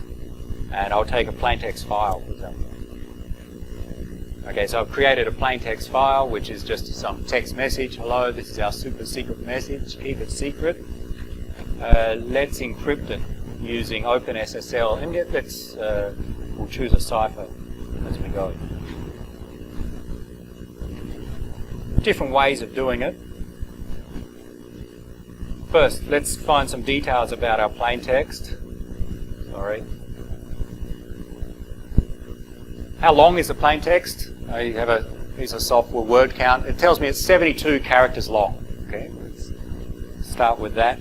It's 72 characters. In fact, it's 72 bytes. One character is 1 byte. If we look at our plaintext.txt file, it's 72 bytes. So we're going to encrypt a 72 byte plain text. I have to have a look at the details in maybe hexadecimal. Everything I'm doing is on the website on those instructions, so I will not explain too much, just do the steps. So that's our message. So this is the ASCII, this is the hexadecimal. Remember, our ASCII maps back to binary, or we can represent that binary as hexadecimal values. So HELLO dot space T is in fact represented as these hexadecimal digits, or even nicer, binary. Yeah, hard to see. Do it again. Harder to see. Okay. Of course, I don't expect you to read this, but this is HELLO. Where did we get? O dot space T. So just a binary representation. So when we're applying our real cipher, we're actually operating on the binary form. When we apply DES, AES, and others, we take the binary values and apply our cipher on those binary values. But of course, hard to show the binary values sometimes. So let's encrypt, and I'll encrypt using DES, but we need a key. Okay, I need to encrypt with some key. And with DES, we have a 64-bit key, although we only use 56, we need to specify a 64-bit key. It turns out with the software we can use hexadecimal. I don't have to, I can write in binary 64 bits or 16 hexadecimal digits. Anyone suggest a key for me? 64-bit value or 16 hexadecimal digits? Well, it's best to choose a random key. Remember, a key should be such that, it should be secret, so I shouldn't tell you, but it should be such that no one can guess it. If I choose a key of all zeros, well, an attacker could just try all zeros, and it's not very sensible to choose that value. So ideally, your key should be generated randomly. You should not choose it. You should let a computer generate it for you. So generate some random number. Different ways to generate random numbers.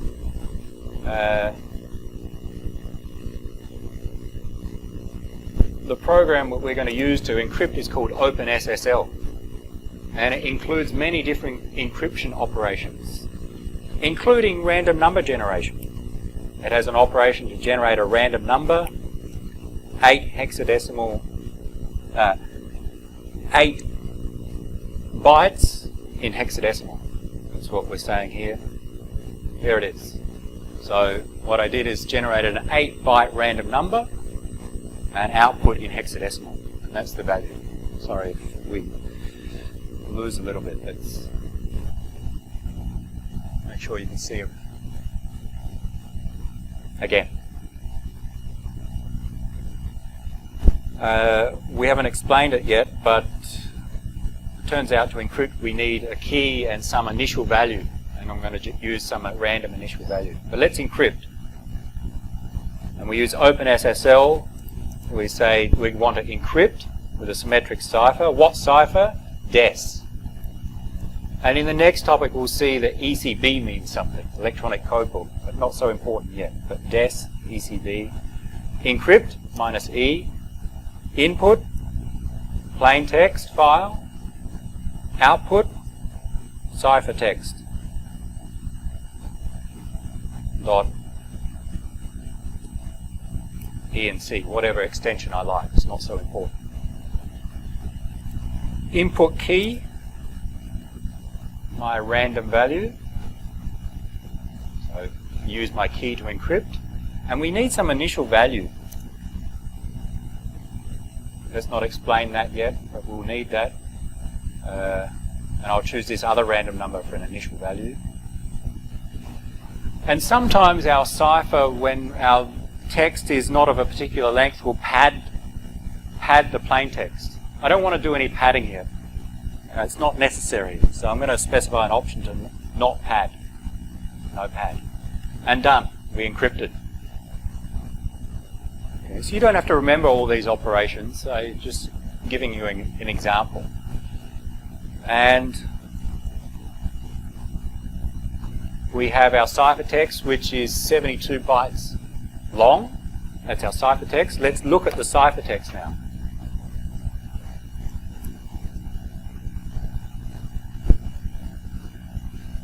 There it is. Okay. There's our ciphertext. From encrypting our message, hello, this is a super secret message. Here's our ciphertext. And as you see, it's just a random set of, these are hexadecimal digits. There's no meaning in ASCII, so it doesn't make sense to look at this from a text file perspective, because we get any of those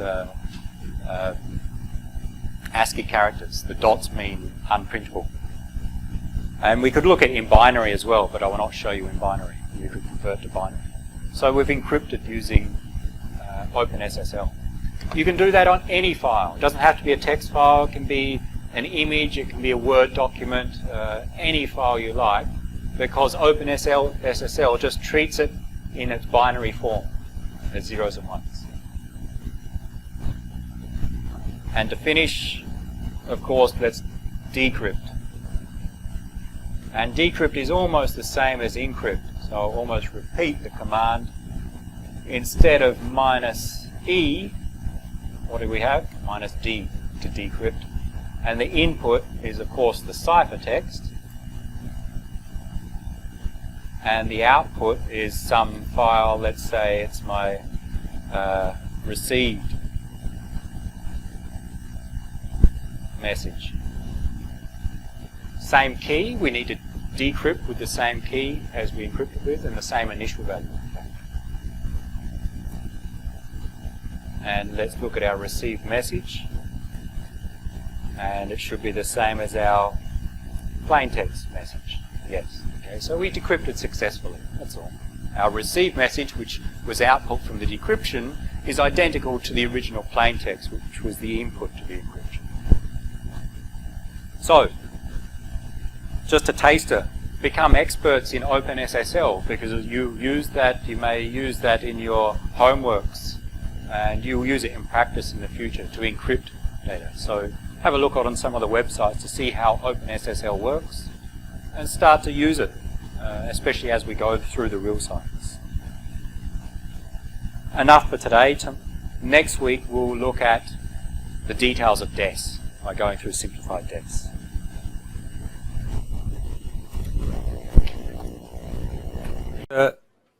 symmetric block cipher that takes 64 bits of plain text input and produces 64 bits of ciphertext as output. So it encrypts 64 bits at a time. It uses a 64-bit key as input, but in fact only 56 of those 64 bits of key are actually used in the encryption. The other 8 bits are a parity check. To demonstrate DES, I'm going to use this academic version of DES called Simplified DES. It uses the similar operations, but it just cuts down, instead of using 64-bit blocks, it cuts down to 8 bits, just so we can go through an actual full example, or at least some parts of the example on the screen or on the board. So Simplified DES is not for real-world use, but we'll see and compare it to real DES after we go through the example. Simplified DES, we deal with 8-bit blocks, so it's just cut down to operate similar to DES. 8-bit, we look at 8 bits of plain text and we'll produce 8 bits of ciphertext. The key will be 10 bits. And in real DES we have 16 rounds, that is, we apply some function and then repeat it 16 times. In Simplified DES, just 2 to speed things up. The steps that we'll see in the diagram of what is the steps we apply. This captures the overall diagram for Simplified DES, and it looks similar to real DES, except it has only 2 rounds in this diagram. Real DES has 16. How we read this is that we have to encrypt plain text to get ciphertext. If we have ciphertext and want to decrypt to get plain text, we go in this direction, and we'll explain the blocks. But in fact, in both cases, we take our original key, in this case a 10-bit key, and we generate what's called round keys or sub-keys, K1 and K2, and this will be round 1, round 2. We'll use sub-key or round key K1 in round 1 and K2 in round 2. In real DES, we do a similar thing where we generate 16 round keys and use 1 in each of the rounds. So there's this key generation step followed by the encryption. What are all these blocks? We'll go through them, but in summary, the ones with a P, initial permutation, permutation 10, permutation 8, we'll see another one I think, permutation 4, they are permutations, which means transpositions or simply rearrangements. They take some input and rearrange the bits. We're operating on bits now, not English letters, but remember rows column? We took, going backwards, we took some characters and rearranged them. We did a transposition or a permutation on those input characters. We'll do the same in all of these. IP is an initial permutation. P10 and P8 are different permutations. In fact, switch or swap, SW here, is also a permutation. It takes 8 bits and swaps the halves. So it puts the first 4 bits last and the last 4 bits first. We'll see that in the example. A shift is a left shift. Again, a permutation. Take 8 bits, shift it all to the left, wrap the first bit around to the end. Similar to a Caesar cipher, which shifts to the right. Okay, so just a permutation. That will not help us.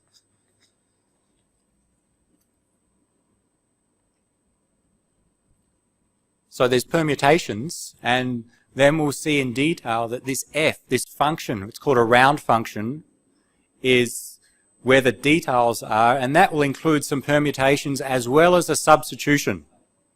And the substitution is what adds the security. We need the substitution in there. Without it, then it'll be very easy to break.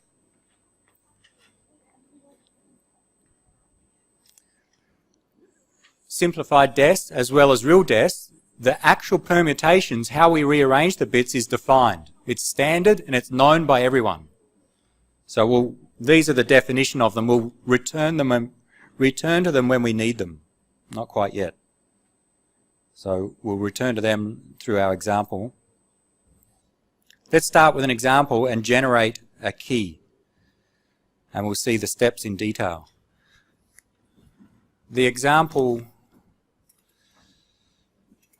I think you have a printout in your handouts of an example. I'll try and go through it on the screen and we'll calculate it as we go, but you have it already printed out. I'll show you.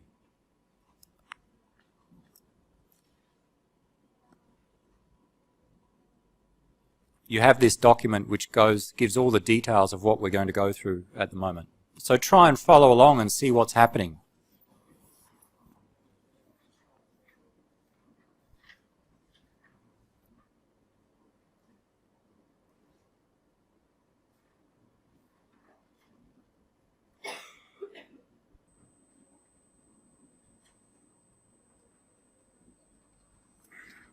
Let's try and start with a key and generate the round keys.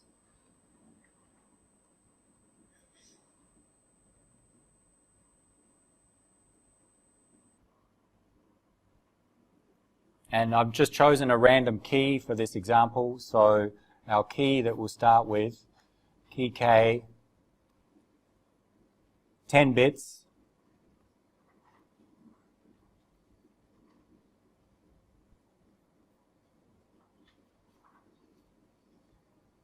That's the key that we've chosen. For example, the user chooses a random key and shares it with the recipient. So both sides, the encryptor and decryptor, must have this shared secret key. We'll have some plain text I'll introduce in a moment. The first thing that we must do is generate subkeys. And the steps are defined here. We take 10 bits as input.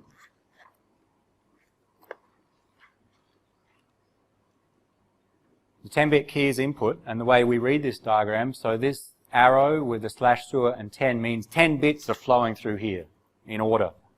P10 is a permutation. It takes 10 bits in and rearranges them in some way, in some defined way, and produces 10 bits out, of course. It's just a permutation in this case.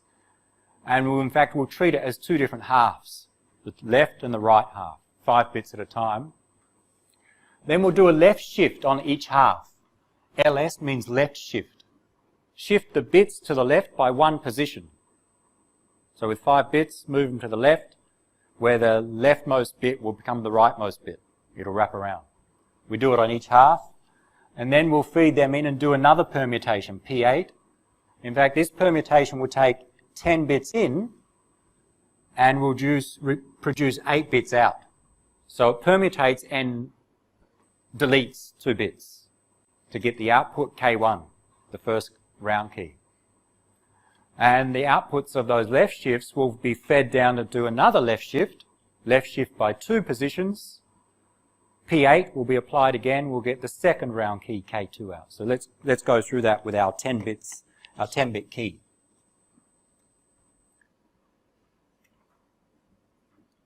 So the first thing is we apply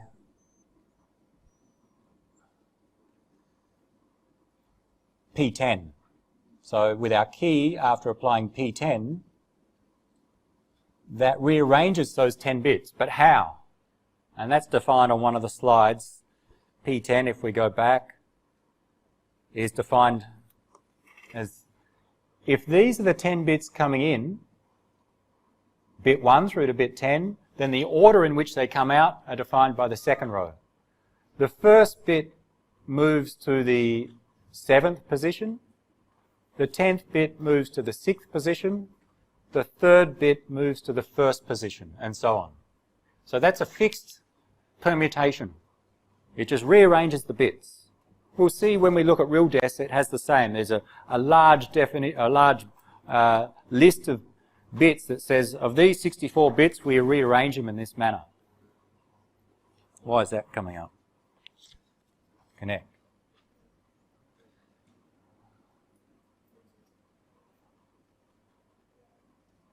Let's get rid of this error.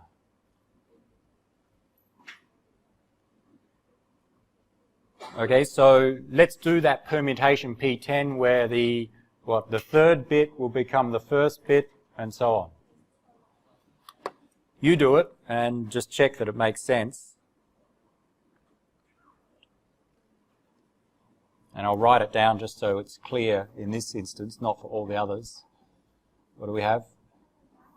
These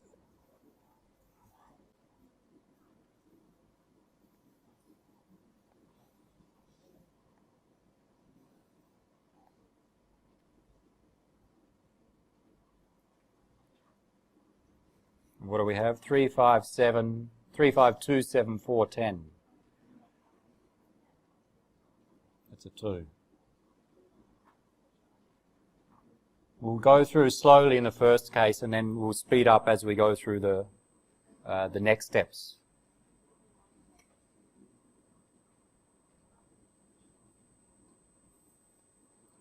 So the result after we apply permutation P10 is that the third bit, 1, becomes the first bit. The fifth bit, 0, becomes the second bit. The second bit, 0, becomes the third bit, and so on.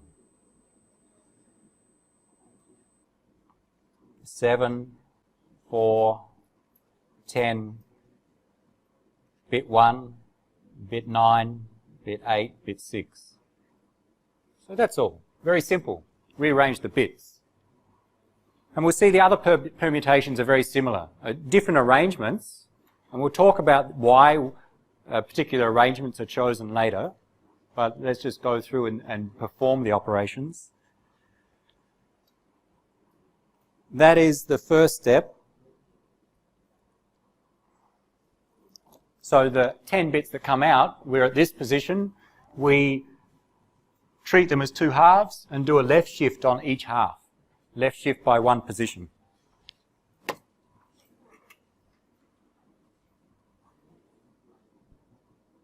So you split them into 2 halves now. And after doing a left shift, focusing on the first 5 bits, everything moves to the left, where the leftmost bit ends up as the rightmost bit.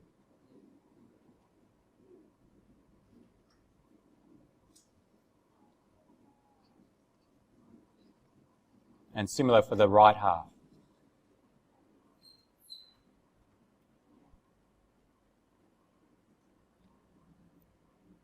And next, so that's the output of the left shifts, they feed into P8. Another permutation, but note that P8 takes 10 bits in, produces 8 bits out. And it's defined as this select and permutate. So 2 bits are going to be removed as the output, bits 1 and 2. So we get 6, 3, 7, 4, 8, 5, 10, 9 as the rearrangement. Bits 1 and 2 are going to disappear.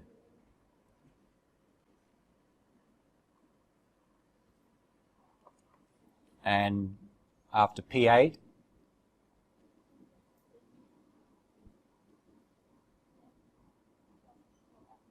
we'll get 8 bits, and they'll be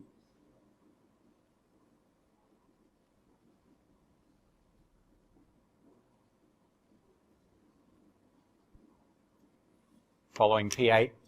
The first 2 bits disappear, so now we have 10 bits, they're going to disappear, and these remaining 8 bits are going to be rearranged according to P8, the definition of P8. I will not write down the rearrangement. You need to check back on the slide as to what that definition is. But just mix them up.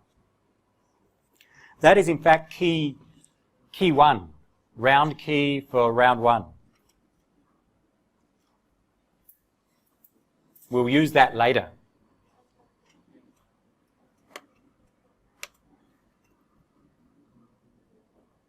That's this output here, K1. The previous input to P8 is taken again and we perform another left shift on each of the halves by 2 positions. So we'll continue and we'll do another left shift by 2 positions this time, not 1, and that is taking this one and this value. So take those 5 bits and do a left shift by 2 positions.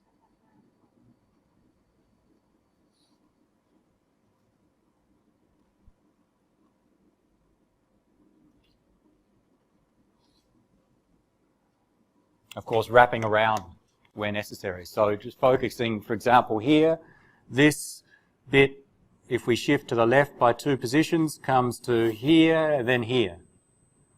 This second bit, 1, 2 positions. So the 2 1s end up here on the output, and the 3 zeros, of course, will be there. So we skipped over P8, that was just used to get K1. And the last step, P8 is applied again. On those 10 bits, apply P8 and you'll get K2. And P8 is the same as it was defined before. Remove the first 2 bits and rearrange the remaining 8.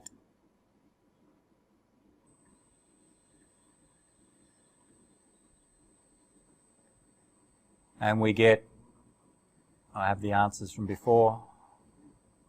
You can check.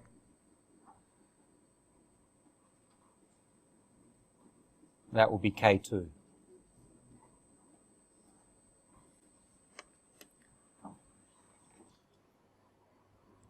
So the operations are very simple. In fact, in real DES, they're that simple. We're shifting bits, we're rearranging bits. Transpositions in this case. Yep. Yes.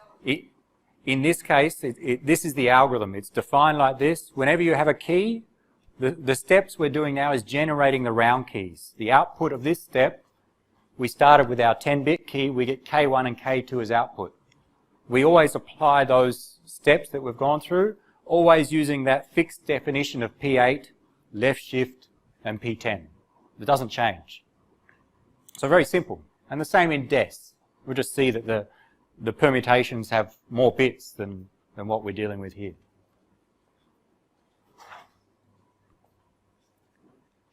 So we get 2 round keys. This is the key generation stage. We'll use them in a moment. Just go back, put everything into context. What we just did was this middle part. Whenever we have our input key, the user chosen key, we generate 2 round keys, K1 and K2, by P10, left shift, P8, left shift, P8. And then we'll use those 2 keys when we encrypt our plaintext, and we'll go through that step of encrypting the plaintext. But it turns out with simplified DES and even real DES, decryption also uses those same round keys.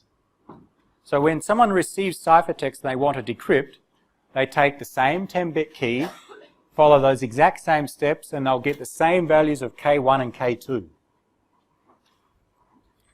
And we'll return to it, but we'll notice that decryption follows the exact same steps as encryption. Encryption, we'll see, is IP, F of K, SW, F of K, IP, the inverse IP. Decryption, exactly the same steps. The only difference is that we'll use the round keys in the opposite order. In encryption, K1 is used first and then K2. In decryption, K2 and then K1. The benefits of encryption and decryption being the same operations is that you only need to implement it once. You implement encryption and you now have an implementation of decryption. That's a significant practical advantage. So let's now encrypt some plaintext.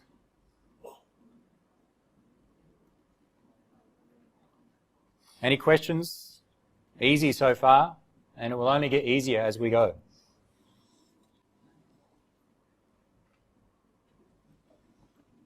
We will not go through all the steps, don't worry. But just some initial steps.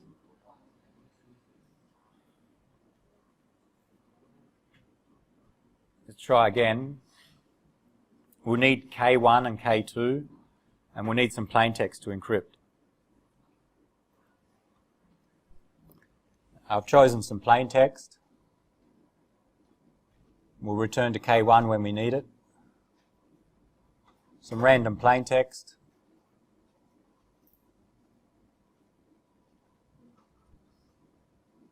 So we want to encrypt this 8-bit block. If I had 1,000 bits of plaintext, then I'd have to break it into 8-bit blocks and encrypt 1 block at a time. So what do we do to encrypt? The details are here. A little bit more detailed than the overall diagram. This is the encryption phase. And it's hard to see at this size, but we start with 8 bits plaintext. IP is what we call the initial permutation. It's a permutation we do just at the start. We only do it once in the encryption. We'll see at the end we do an inverse initial permutation. Okay, nothing complex there.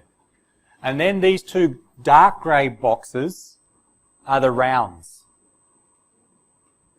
And they involve some permutations. In fact, EP is expand and permutate, meaning we're going to take 4 bits in and produce 8 bits out. So we take 4 bits, expand to get 8 bits, rearrange.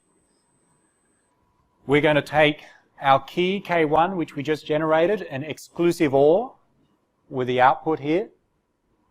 We're going to split it into 2 halves and feed 4 bits at a time into the 2 S boxes. S0, S1 are called S boxes. Substitution boxes.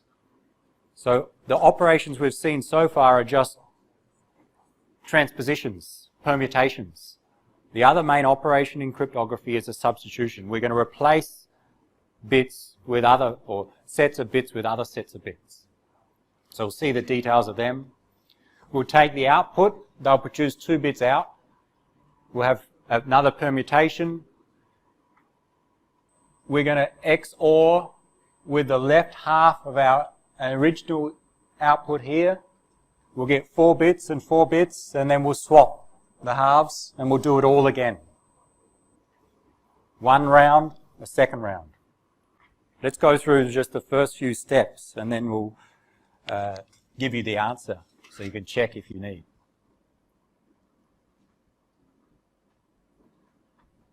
First, the initial permutation.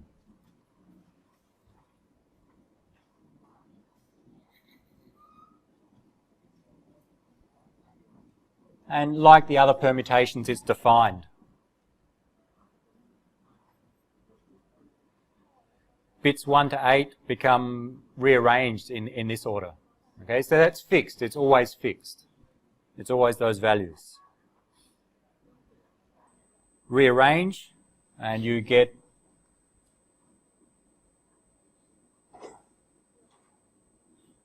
what do you get? Tell me the values. Try it.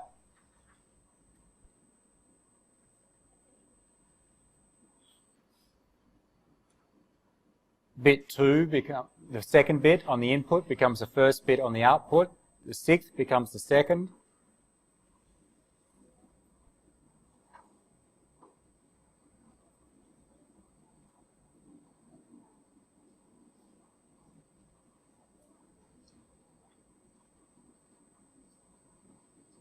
And so on. What have I done wrong? I've got the wrong answer in front of me. Sorry, I'm going to go back and start again. I've got the wrong plaintext. Lucky I noticed before we got halfway through. Let's try a different plaintext, because I only have the answer to that one.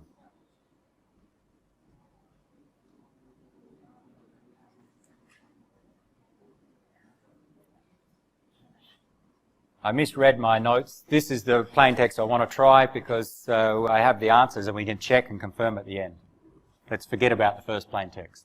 But we do the same initial permutation. The second bit becomes the first, and the 6th bit becomes the second, and so on. And in fact, where I misread is that that becomes 1,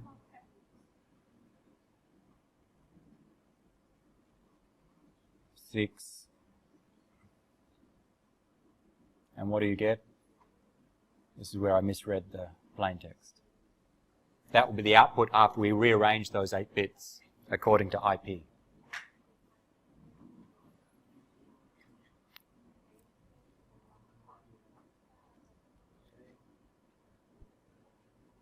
That is the output of IP, and in fact now we operate on 2 halves. The right half we're going to feed into this block here, denoted as F, uppercase F. The left half we'll return to later. We'll need it later. So the right half, the right 4 bits, we expand and permutate. and then XOR with the key K1. And expand and permutate is defined as this. 4 bits in, we're going to repeat those 4 bits and rearrange them as defined, that the first bit becomes the second bit and the 8th bit. The second bit on input becomes the third and the 5th bit on output, and so on. So we expand and permutate only on the rightmost half.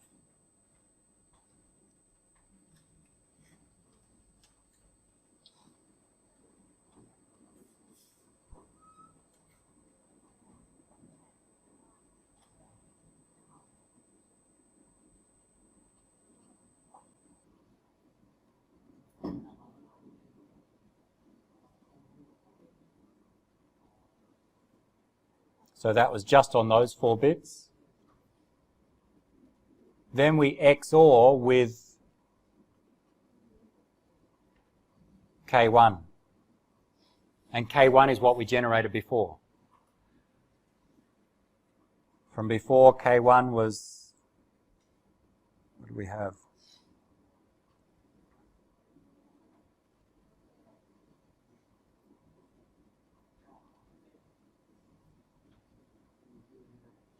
If you do an XOR between those 8 bits,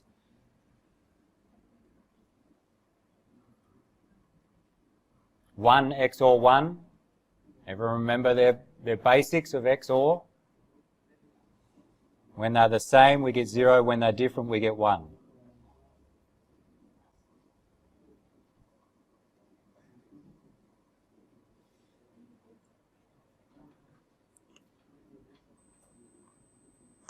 And then we're going to split that into 2 halves and input that into our S boxes. And that's really the next step that we need to go through that's different from before. Then the rest is easy. So just to show where we're at,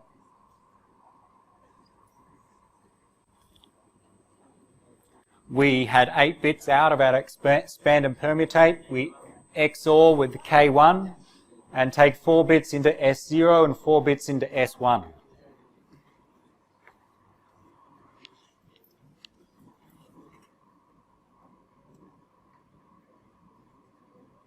Where the S boxes, we perform a substitution. And the way that we use it, the S boxes are also defined. The substitutions, like our monoalphabetic cipher, defines what do we replace our plaintext characters with. What do we get on output? This defines, given an input, what is going to come out. And it's defined, we'll define it as 2 matrices, S box 0, S box S1. So focusing on S0, we have 4 bits in. The way that we interpret this, so this is the S box. We have a 4-bit input, bits 1 through to bit 4. Bit 1 and bit 4 specify the row. Bit 2 and bit 3 specify the column. And we just do a simple matrix lookup, and with the element that we find becomes the output, where we label our columns and rows in binary. So 0, 1, 2, 3 in decimal. So row 0, or in binary, 0, 0, 0, 1, 1, 0, 1, 1. And column 0, 1, 2, 3. And bit 1 and 4 specify the row. 2 and 3 specify the column. So what's the output? Find out the output when we feed these values into our 2 S boxes.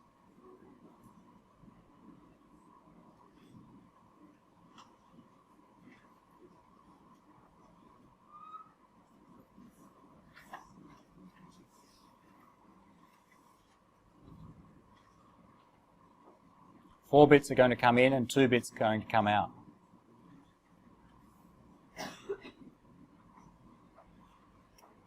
With S1, the row is going to be 0, 0, and the column 1, 1. Bits 1 and, let's go back. Bits 1 and 4 specify the row, 2 and 3 specify the column. So row 0, 0, column 1, 1, or in decimal, row 0, column 3. Look up your S box. Row 0, the first row, column 3, the last row, output 1, 0. Okay, so it's just a look up on that defined substitution box. So the output for S1 will be 1, 0. And then do the same for the right 4 bits to get S1.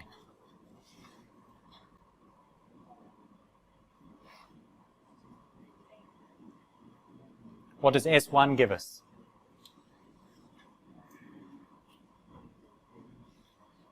First and fourth bit, column, second and third bit, and just do a lookup in the S box.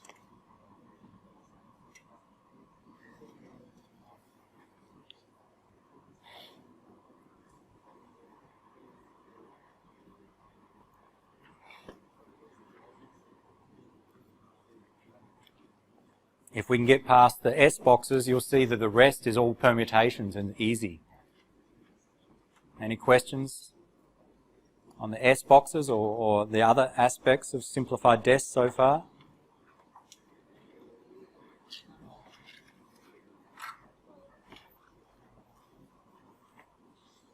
Find out the output of S1.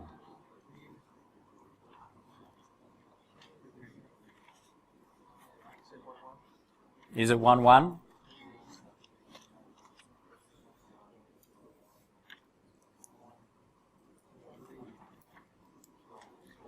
Row, now think of the rows and columns in binary, it's the easiest way. Row 0, 1, column 1, 1. So when we look at our matrix, we, if you want to convert a decimal, then 0 through to 3. 0, 1, 1, 1. In S box, S1. The second row, 0, 1. The last column, 1, 1, produce output 1, 1. Okay.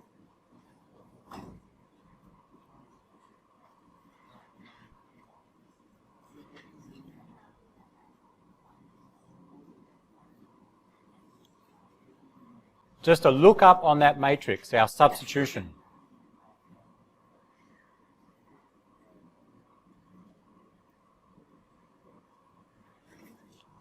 We are the output of S0 and S1. We have 4 bits.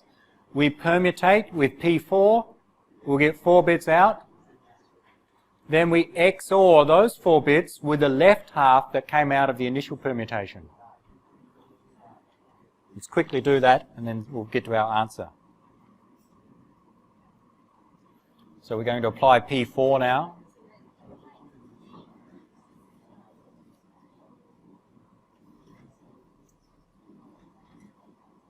Four bits into P4.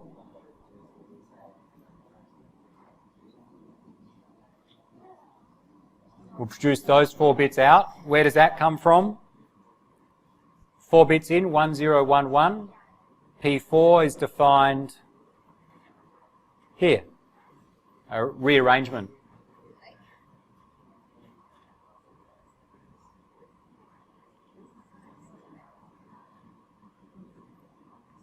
Bit 2 becomes the first bit, and then the remaining 3 bits at the end. And XOR that with the left half, we have it up somewhere. This left half of the initial permutation, if we can bring it down, is then reused down here. 1, 0, 1, 0.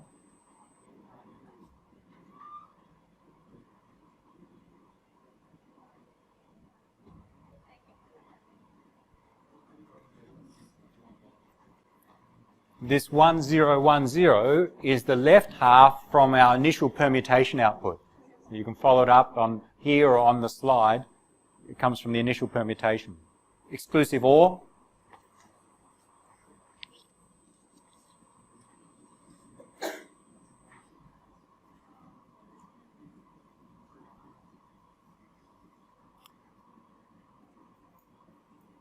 And now we bring, back to our slide. What do we just do? We just took the 4 bits out of P4, exclusive OR with the 4 bits from the initial permutation. We get 4 bits out. Combine it with the original right half of the initial permutation. I'll bring that down. The right half here is now reused.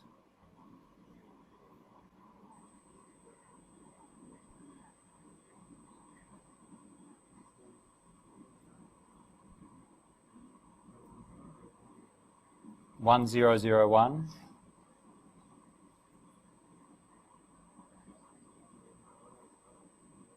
And the last, in fact, that's the end of our round. That's the end of the round. We swap the halves and then repeat all of it again. Repeat the round again.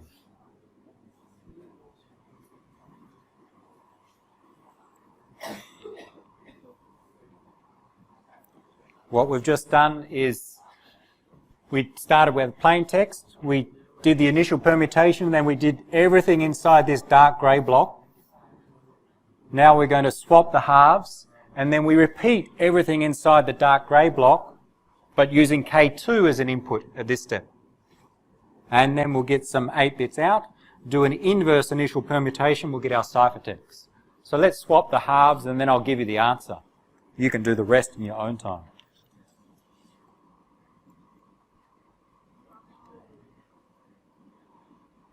Swap the halves.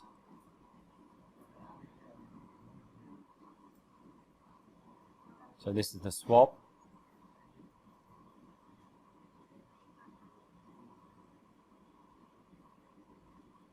Then you apply our round function denoted on the diagram as f of k using K2 as an input. You'll get as an output, I've done it before, I hope,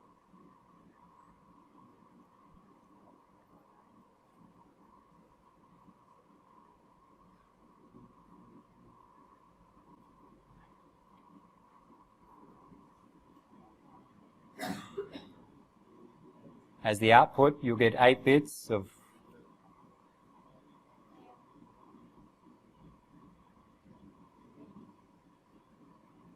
then you'll do the inverse initial permutation.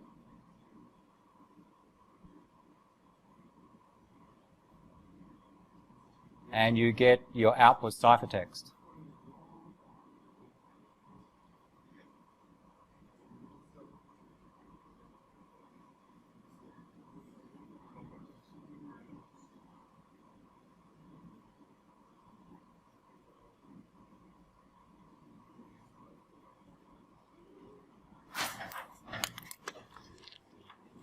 Don't worry, we will not go through many ciphers in this much detail. We'll just use this one to demonstrate that in fact complex ciphers are just made up of simple operations. So as the output of our swapping the halves, we get these 8 bits. You apply the dark grey block again, but use a K2 as an input, and we calculated K2 before. You get some 8 bits, you apply the inverse initial permutation, and then you get 8 bits of ciphertext, and we're done.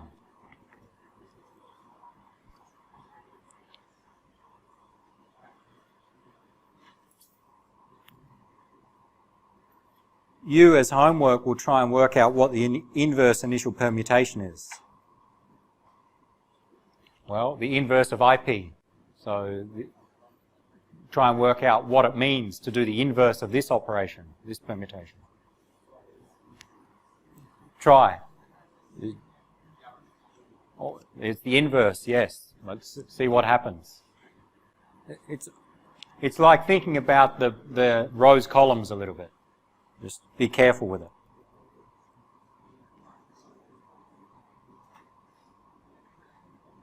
So we're done. We've encrypted using simplified DES. If we want to decrypt, in fact, we do the exact same steps, except we take our ciphertext, 8 bits, exact same steps, but we use K2 first in the first round and then K1. Okay? So we just rearrange the ordering of the keys. So you know simplified DES now.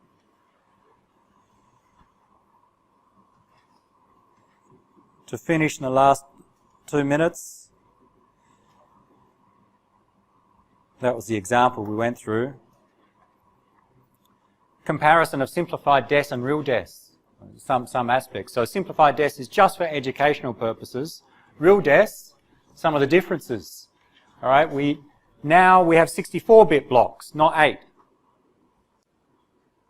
And we have 16 round keys. It turns out the round keys in real DES are 48 bits. So K1, K2, K3 up to K16 will each be 48 bits. They'll be derived from the original input key.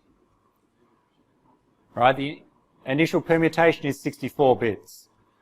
The function f, if you look in the diagram, operates on 32 bits. Simplified DES had 2 S boxes. Real DES has 8 S boxes. For the same concepts.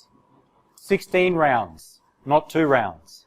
This is this concept of keep applying transpositions and substitutions and you get better and better ciphertext from a security perspective. So you could go away and do simplified DES if you had the definition of all those operations. And for your reference, I included them here, just taken from the textbook. Real DES goes through 16 rounds. Here's the initial permutation, IP, and the inverse. 64 bits in, we rearrange those 64 bits, so the first bit ends up here, the 58th bit becomes the first bit, and so on. That's all. The expand and permutate, permutation functions. A single round, we take our right half, expand and permutate, XOR, S-box, permutate, XOR, and keep going. All right. The S-boxes. With simplified DES, we just had our 2 4x4 matrices. Here we have 8 S-boxes. But same concept. We just do a lookup in the S-box to get the output.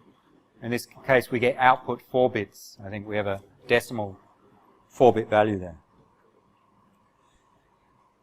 And it's slightly different in the key generation, but it's not much more complex.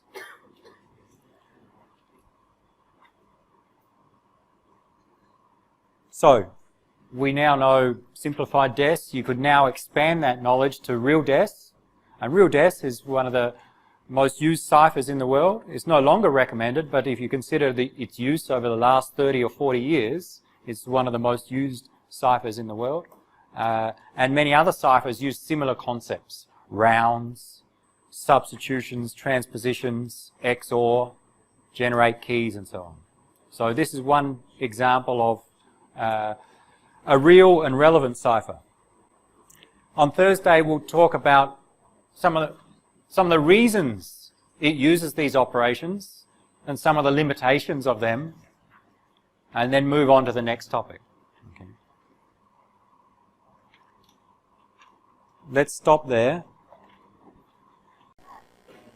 This is from the previous set of lecture notes on the classical ciphers, but generally talked about attacks. And we skipped over one slide, and I forgot to come back to it, so now's the time, because we mentioned some of the concepts as we move forward. Coming back to an attacker, what they want to do is discover the plain text or the key. Getting the key is better, because then you can, if the other users don't know, then you can easily decrypt subsequent ciphertext that you come across.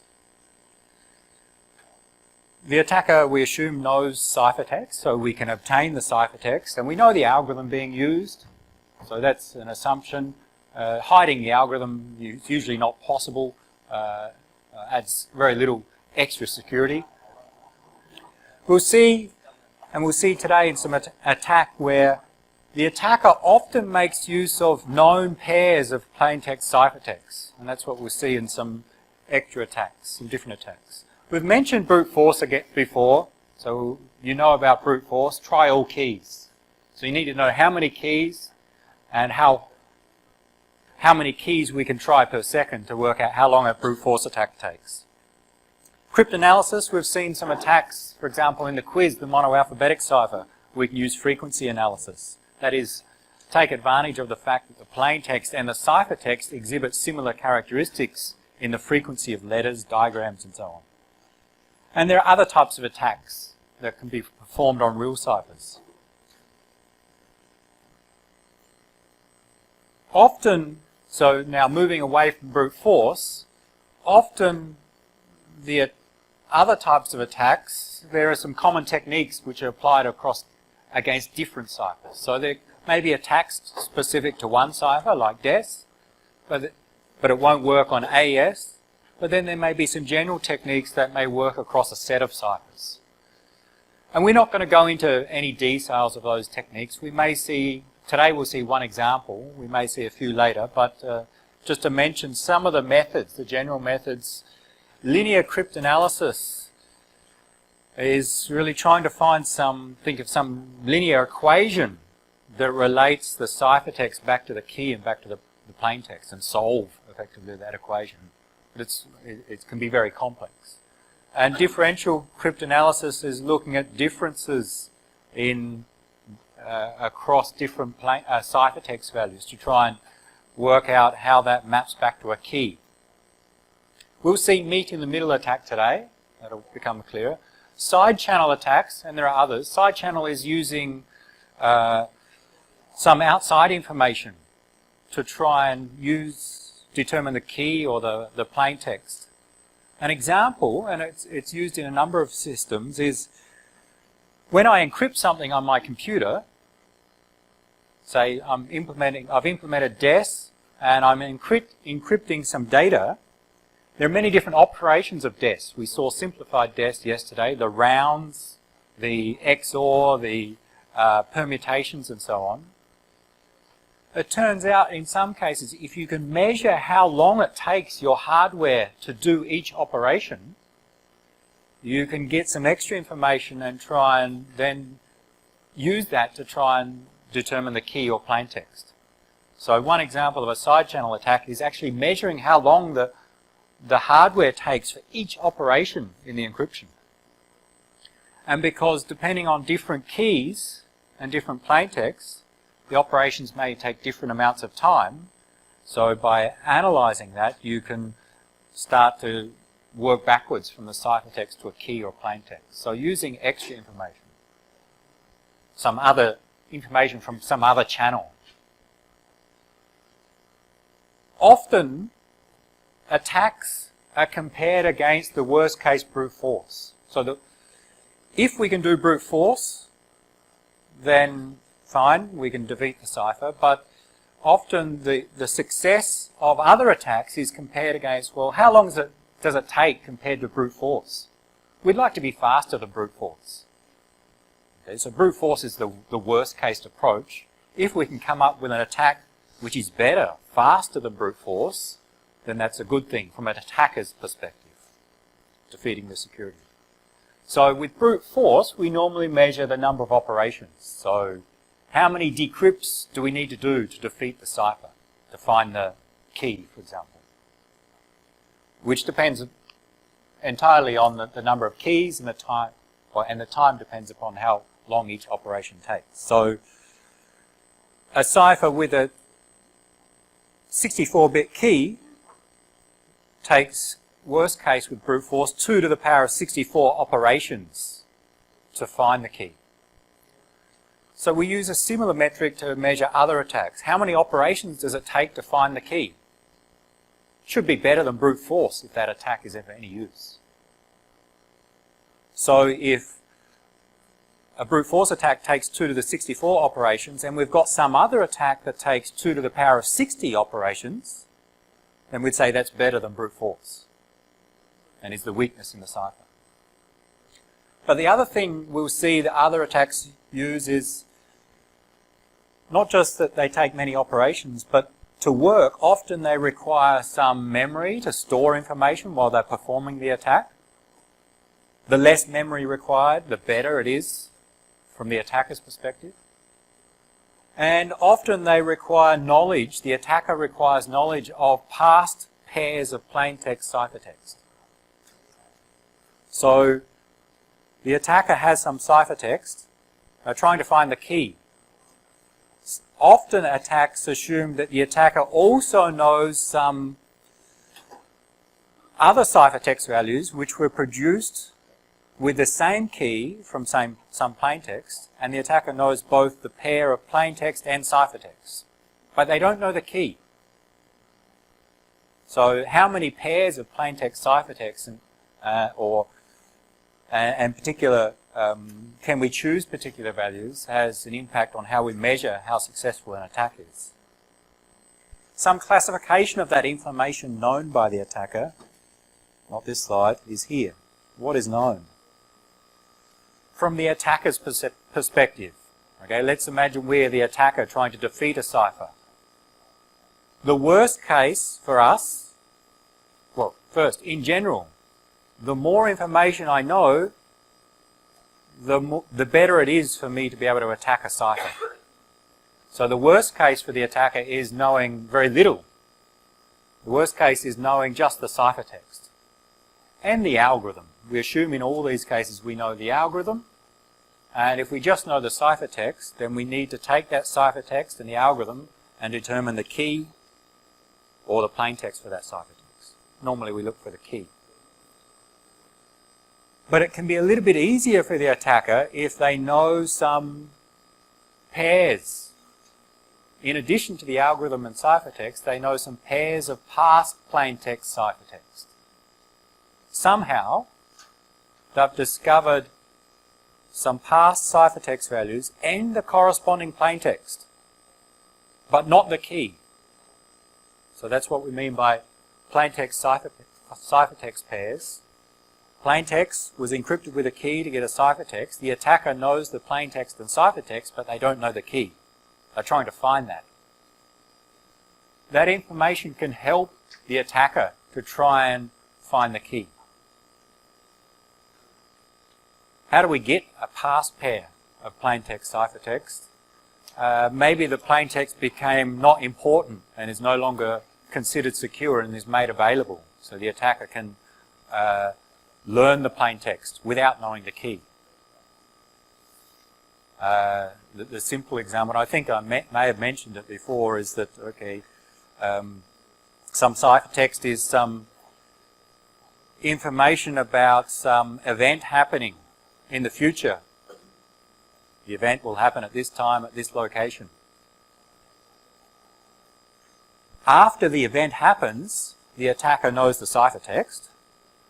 They also can determine the plaintext because they know that the event happened at this time and at this position, so they can determine what the original plaintext was without knowing the key.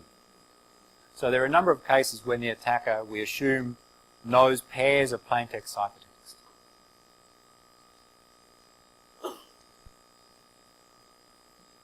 If the attacker can choose what pairs it can learn, it can make the attack even easier. So a known plaintext is the case where the attacker is able to find some plaintext ciphertext pairs. Chosen plaintext is where they've chosen particular plaintext values and found the corresponding ciphertext values. An example, I choose a plaintext value as the attacker, and somehow I get the user to encrypt that plaintext with their key, and I intercept their ciphertext. So now I know the plaintext and ciphertext. Choosing the plaintext allows the attacker to choose values that may help breaking the cipher by finding weaknesses that depend upon that plaintext. So being able to choose the specific value can help in some attacks. Chosen ciphertext is similar, except the attacker gets to choose the ciphertext.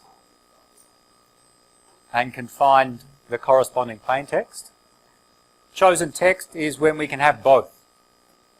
The attacker can choose both plaintext and ciphertext and get the other value in the pair. Generally, as we go down, the more information the attacker knows, the greater the chance they can perform a successful attack. With ciphertext only, then it's harder for the attacker. With chosen text, it's generally easier for the attacker. We'd like to design ciphers such that we can defend against any attack, preferably. Even if the attacker knows chosen plaintext, chosen ciphertext, or even chosen text. Sometimes we can defend against all, sometimes just a selection. So the more information the attacker knows, generally the easier it is for them to attack. We'll see this come up when we perform an attack in a moment. Well, soon. Hopefully at the end of this lecture.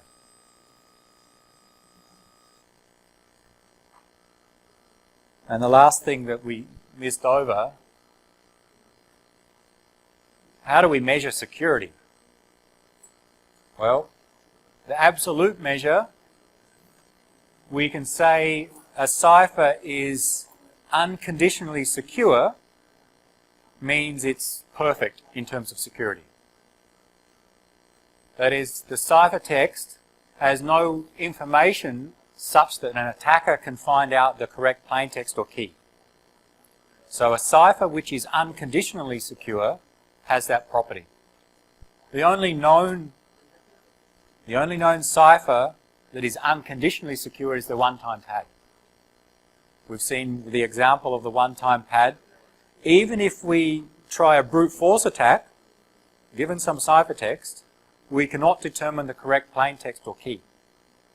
So it's perfect in terms of security. It's unconditionally secure. Under no conditions is it insecure. No other ciphers are known to be unconditionally secure. There are conditions in which they are insecure. So therefore, to be practical to compare ciphers, we talk more about computational security. And in general, a cipher is considered to be computationally secure if the cost of breaking it exceeds the cost of the information encrypted, or the time required to break exceeds the useful lifetime of that encrypted information. Example, I have 100,000 baht in my bank account, and my password to get access to my bank account is encrypted. And someone finds the encrypted password, some malicious user, a student, and they want to get my 100,000 baht. So they go and they buy many computers and do a brute force attack against my password, and they spend 1 million baht to find the password. They get the password. They get into my bank account, they steal my 100,000 baht. This information we'd say is computationally secure because the value of the information was 100,000 baht for the attacker, but the cost of breaking it was 1 million. So it costs them more to break it than than they get in return. So a simple example that we need to evaluate, how much is the information worth? That one was easy, but I encrypt a confidential information about trade secrets for my company. I don't want other companies to get that. What's that information worth? It's very hard to put a value on lots of information. So it's hard to put numbers on how much is the information actually worth, and how much would it take to break that? How much cost would it take? It's hard to estimate the value of a lot of information. The other one is the exam. I have the exam on my laptop for the midterm. The midterm is in what? 4 weeks' time. And I encrypt the exam. You can have the ciphertext. You have all these computers, the lab computers, and you start your attack, and it takes you 7 weeks to find the exam answers, but the exam's over. Okay, you sat the exam. You needed the exam answers in 4 weeks. It took you 7 weeks to get them. So again, in that case, we'd say it's computationally secure because the time required to break the cipher exceeded the value or the useful lifetime of the encrypted exam in that case. Again, it's hard to estimate what the lifetime of some information is. So, although the concept is easy, in practice, knowing how valuable information is, how long do we need to keep it secure is not easy to predict. And how long does it take to break is, again, not easy to predict. So one-time pad is the only unconditionally secure cipher. All others are conditionally secure. So therefore we look at the computational security. How much effort, how much cost or time does it require to break it? And we'll come to some of that when we look at DES. So let's go back to our DES slides, our block cipher.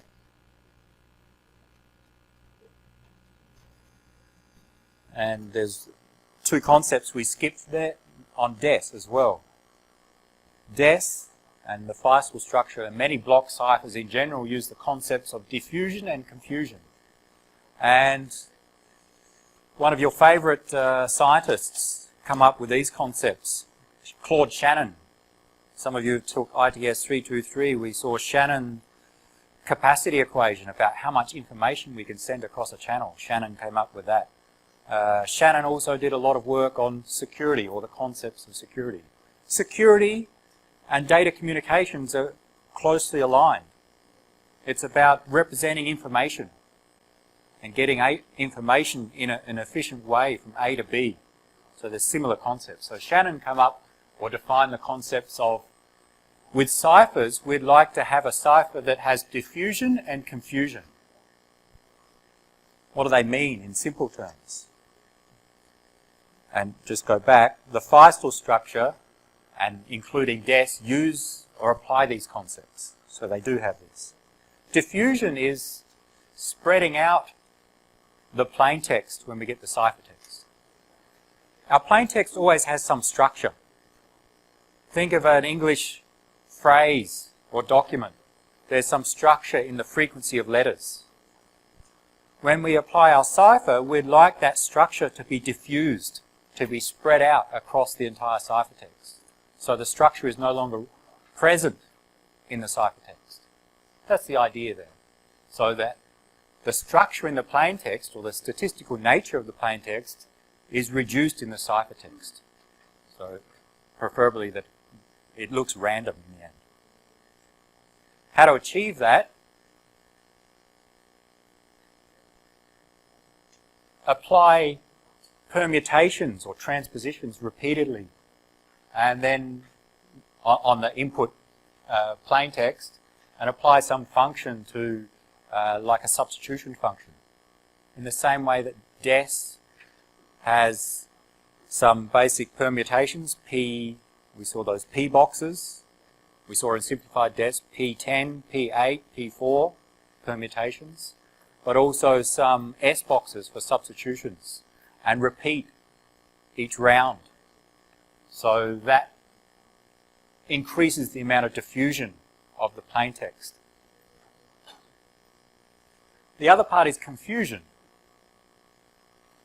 Make the relationship between the ciphertext and the key complex, with the intention that even if there is some structure in the ciphertext, so the attacker can find some structure in the ciphertext, that is, some letters occur more frequent than others, it still should be hard to take that ciphertext and find the key. So if that's achieved, we've got confusion. So making it hard, given the ciphertext, to find the key. So make the relationship between them very complex. We saw in some of our classical ciphers, once we find the ciphertext, the key is easy to find. once we found the ciphertext on our monoalphabetic cipher, we've automatically got the key. Whereas with DES and other ciphers, we'll see even if you find the ciphertext for a given plaintext, it's still hard to find the key. And that's the concept of confusion. And it uses some substitution, some complex substitution algorithm. Non-linear means it's hard to go in the inverse. And in DES, the S boxes implement this. They increase confusion in the cipher. Let's hope it decreases confusion of your knowledge of DES. Let's go through and look at the design characteristics and summarize what we know about DES. We went through an example of simplified DES and then a comparison with real DES. And it's really scaling up. Simplified DES, we make it simple so we can do an example. Real DES just is more S boxes, more rounds, larger blocks, and so on. But the same concepts and operations. You can look through the details of DES. Again, of course, no need to remember these, and no need to remember simplified DES operations. Okay, so I don't ask you in the exam to remember these S boxes or this picture or these permutations. You don't need to remember them. The reason we went through this example was for you to see that we're using very simple operations, permutations, substitutions, but combining them together to get a good cipher.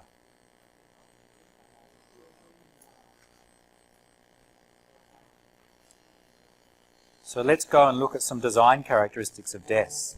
Is it good? And one of the measures of seeing how good a cipher is, and it's not just for DES but for others as well, is the avalanche effect. An avalanche, what happens? At the top of the mountain, a small thing starts falling, a small rock falls, and it knocks more rocks, and more rocks, and more rocks, and at the end there's the whole mountain falling down. Okay. The concept is that with ciphers, we'd like to have the avalanche effect with good ciphers, and the effect is that small changes in the input produce large changes in the output. A small change at the start means a large change at the end. And we can look at it from two perspectives, from the input being the plain text or the input being the key. To show that, we'll look at two examples here. First, in summary, DES has the avalanche effect. That is, that's good for security. It's considered designed to be a good design because it exhibits the avalanche effect. And the next two slides give examples of that. The idea is that we have two different plaintext values. They differ by just 1 bit. If you look, these are in hexadecimal, but in fact it's just the first hexadecimal digit differs, 0 to 1. In binary, just 1 bit differs in these two input values. So a small change in inputs, what we'd like is to produce a large change in the output ciphertext. And this shows those changes. So we see after a set of rounds. So we start with plaintext, this 0, 2, 4, 6, 8, so on. That's plaintext 1. And the one below it, 1, 2, 4, 6, 8, is plaintext 2. And of course they differ by just 1 bit, single bit difference. And the delta column shows the number of bits that differ. So at the start, just 1 bit differs. And then we encrypt through the different stages of DES, real DES, not simplified DES. And what this table shows is the output after each round. DES has 16 rounds. So we take the input plaintext, we apply round 1, and the output, if we encrypt plaintext 1, is this 3CF, and the output, if we encrypt plaintext 2 after round 1, is this 3CF03 and so on. There's only 1 bit that differs between those two outputs. So a small change in the input so far has only produced a small change in the output. That's not the avalanche effect. But with DES we go through multiple rounds. If we do the second round, we get this output, these two outputs. They differ by 5 bits. After 3 rounds, difference of 18 bits, 4 rounds 34, and we keep going after our 16 rounds and our inverse initial permutation. In this specific example, 32 bits differ. And that's what we aim for. What we'd like is for 2 input plaintext values which differ by just 1 bit, when we encrypt both of them using the same key, we'd like the ciphertext values to be completely different. Now, remember with DES we use 64-bit blocks. So the output ciphertext 1 and ciphertext 2 are 64 bits in length.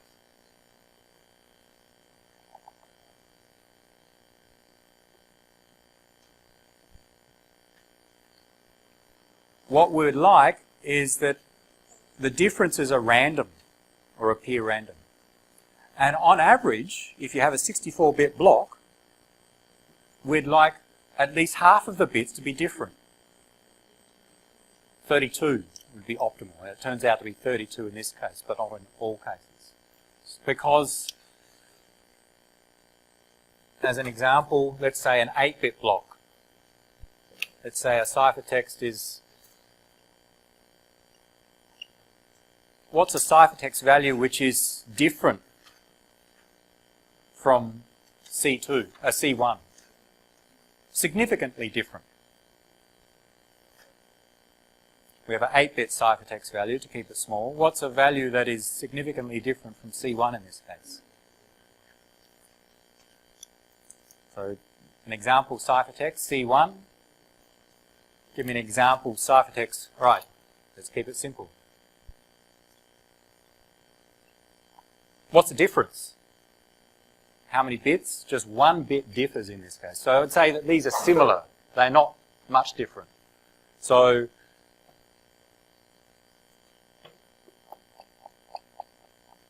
8 bits differ. All right, that's significantly different. But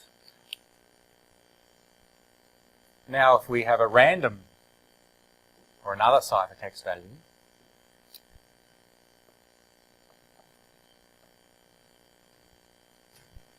then we'd like, on average, if we consider all possible ciphertext values, on average we'd expect half of the bits to change. Because what if we have all the bits change? And it's just the inverse all the time. Another random value, maybe 8 bits. How many bits differ? 1, 2, 3, 4... just 2 random values, 4 bits differ. On average, if we take 2 random ciphertexts, we'd like half of the bits to differ. So with DES, which has 64 bits in the block, an avalanche effect, ideally we'd produce half of the bits different after encryption. In this specific instance we do 32 bits. In other instances it may vary. It's not always the same. So that demonstrates that the avalanche effect is in effect in this example, and it is in general with DES. And it, in fact, turns out after about round 4, we have this difference of around 32. It goes up and down a bit. So maybe we can just encrypt after 4 or 5 rounds and stop with DES. So the number of rounds, generally the more rounds you add, the more secure the output is, but the more time it takes to implement.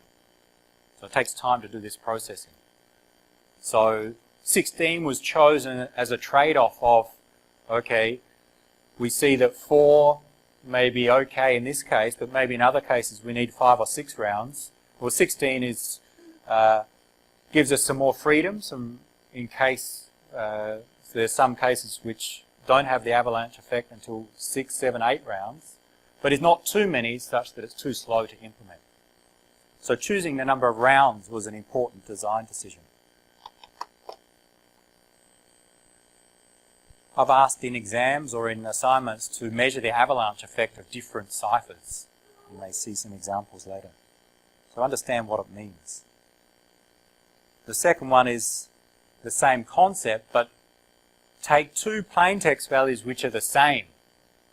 These two values. Encrypt one with key 1. Encrypt the same plain text with a different key, differing just by 1 bit. So going back, the second example is plain texts are the same, but the two keys that we use to encrypt differ by 1 bit. In the first example, the plain text values differed by 1 bit.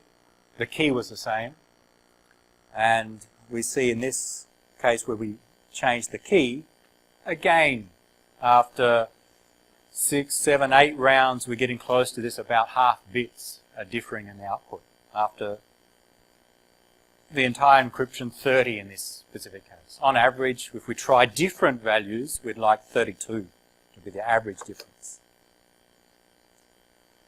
So DES has the avalanche effect, which is good. And in fact, it is achieved after just several rounds, which means it's likely that the number of rounds of 16 is sufficient. It was a good design choice. What else about DES? The key size is not good. The 64-bit initial key in DES is actually split into 2 parts. 8 bits used for a parity check, but not used in the encryption.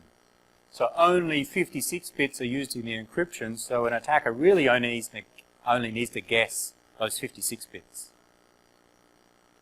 Which means there are 2 to the power of 56 possible keys, or about 7 by 10 to the 16. In 1977, someone designed a machine, they didn't build it, they designed or estimated a machine that would break DES in about 10 hours if it cost $20 million US. So that's, what, 40 years ago. In 1998, the Electronic Frontiers Foundation built a machine that cost $250,000 US, and they broke it in 3 days. So a brute force, dedicated hardware to try DES keys. They did it in about 3 days. Today it's considered too short to withstand brute force attacks. 56 bits is not long enough. In general, with DES, the algorithm is considered secure. The limitation is the key size. So the design, people have done a lot of analysis and they find in most cases it's secure. They can't find weaknesses in the algorithm, but it has the weakness of the key length is too short.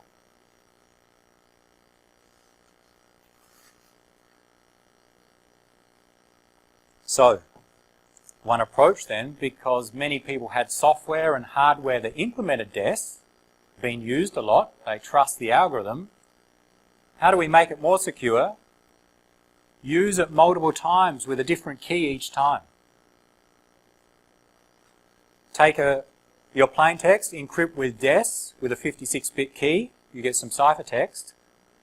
Then encrypt that ciphertext using DES again with a different 56-bit key, and you get your ciphertext. And now effectively you have 2 by 56-bit keys, or 112 bits. And a brute force against 112 bits is considered reasonably secure nowadays. So the concept was reuse DES by applying it multiple times. And a popular cipher today, and although no longer recommended but still widely used, is triple DES. And ignore this 128-bit keys. We'll look in details and see there are different options for the key length for triple DES. So, yes, it uses 128 bits, but there are other values. We'll see that here. What else about DES? There are some theoretical attacks on DES. Timing attacks. Observe how long it takes your hardware to encrypt and decrypt, and use that information to try and work out what the original plaintext or key was. In theory possible, in practice very easy to defend against by changing the implementation of DES to have some small variations in how long each operation takes. And that makes these attacks, these timing attacks, almost impossible. There are other attacks. By observing how plaintext values change over time, looking at the differences, there are some attacks. So remember, brute force in DES, 2 to the power of 56 operations. That's the worst case. This differential cryptanalysis attack, they could get it down to 2 to the power of 47 operations. Much better. But it required the attacker to have 2 to the power of 47 plaintext values known in advance. So they need to know a lot of plaintext in advance for this attack to work. So in practice, not very useful. And another one, linear cryptanalysis, got it about the same number of operations, and they need 2 to the power of 43 known plaintext values. So if the attacker knows a lot of past plaintext ciphertext pairs, a lot in this case, 2 to the power of 43 pairs, then, which is what, 100 billion different pairs of ciphertext plaintext, then they can do attacks on DES which take about 2 to the 47 operations. About 1,000 times faster than a brute force attack. Still slow. Well, nowadays, brute force is easy against DES. So, because it can be broken in brute force, these attacks, people do not explore them much more because you just use brute force to break it.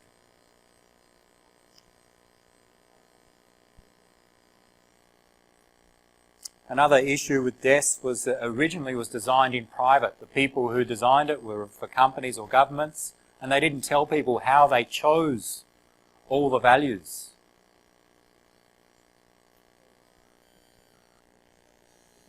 These are the S boxes from real DES. They tell us that we take some bits in and we get some bits out. Why is it chosen this way?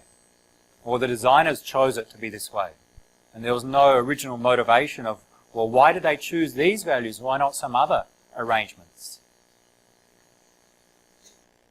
It turns out that people have done analysis and found that even though they don't know the original motivations, if you make small changes in the design, it turns out that DES is much less secure. So small changes in those S boxes, for example, means that the avalanche effect is not as good and that there's more weaknesses in DES, which suggests that they chose the design to be strong. They knew about other attacks. So generally DES is considered a good algorithm, but poor key length. And definitely not suitable today. What about other ciphers?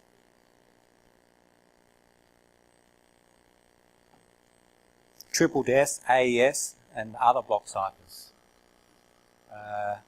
So the next move, since DES was considered good, to apply it multiple times. We'll come back to this. We'll look at double DES and triple DES. We'll come back to these and look at an attack in some detail. But it turned out that even triple DES was considered secure. It was 3 times as slow as DES. Because in fact you apply the same algorithm 3 times. So to encrypt something was 3 times slower than DES, which wasn't fast in the start. So the advanced encryption standard was developed, designed in the late 90s. The idea was to make it secure, of course, but also to work well on different types of hardware and in software. The advanced encryption standard is used and highly recommended for use today. So it's still considered secure, and it's recommended by the US government, for example, and many people use it in many different implementations. In wireless LAN, in internet communications, in file level encryption. So if you encrypt your hard disk with Windows or your operating system, it usually uses AES. So it's very common. It uses 128-bit blocks. Okay, DES was 64 bits, AES 128 bits. It allowed different size keys, 128, 192, 256. Okay, so the longer the key, the more secure against brute force. It used rounds, and depending upon the key length, it used different rounds, 10 to 14 different rounds, and used XOR and some other S boxes and some other arithmetic that was a little bit more complicated than DES, but still considered secure. We're not going to cover the details of AES. We just used DES to show an example of one cipher. The other ciphers, we will not go into that detail. We'll just mention characteristics.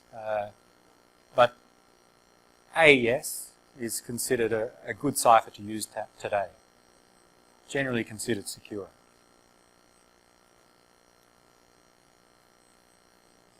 And others. A list of some, not all, block ciphers. Some of the designers, when they were designed, and some characteristics, the block size, the key size, the design approach. The Feistel structure is similar to what DES used, those rounds with substitutions, permutations. They all use similar approaches, not the same. Some are more secure than others. Generally, AES is considered highly recommended.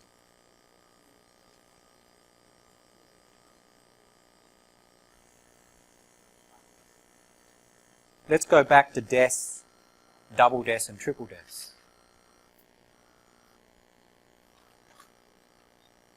So given DES is considered secure but the key length is too short, the idea to improve it was to apply it multiple times.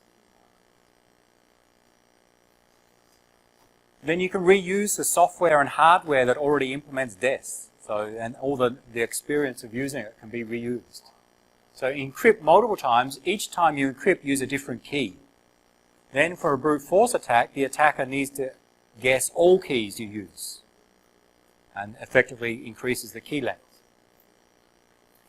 Turns out double DES is not so good, and therefore triple DES was designed. So let's look at why double DES is no good.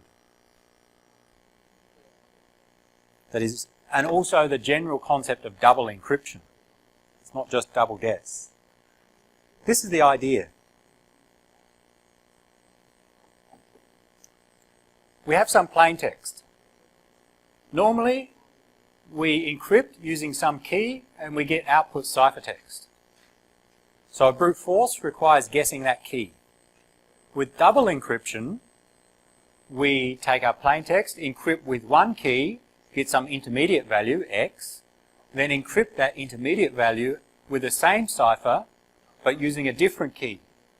And then our ciphertext is the output. So our key is actually made up of two parts, K1 and K2. And they are different, say two random keys. So now what an attacker needs to do, effectively our key length has doubled. For a brute force attack, they need to guess both values. They need to try all values. And therefore, if K1 is 56 bits, like in DES, and K2 is a different 56 bits, then the attacker for a brute force attack needs to try 112 bits. That is 2 to the power of 112 operations. So that was the idea of double encryption, but it turns out it has a severe weakness. And we'll use an example to go through that weakness, to show how that weakness arrives. And the example, you have one in your handouts, but I created a bigger one, which is a little bit more interesting. So take one of these and pass along. It's a cipher, but a block cipher we'll use as an example.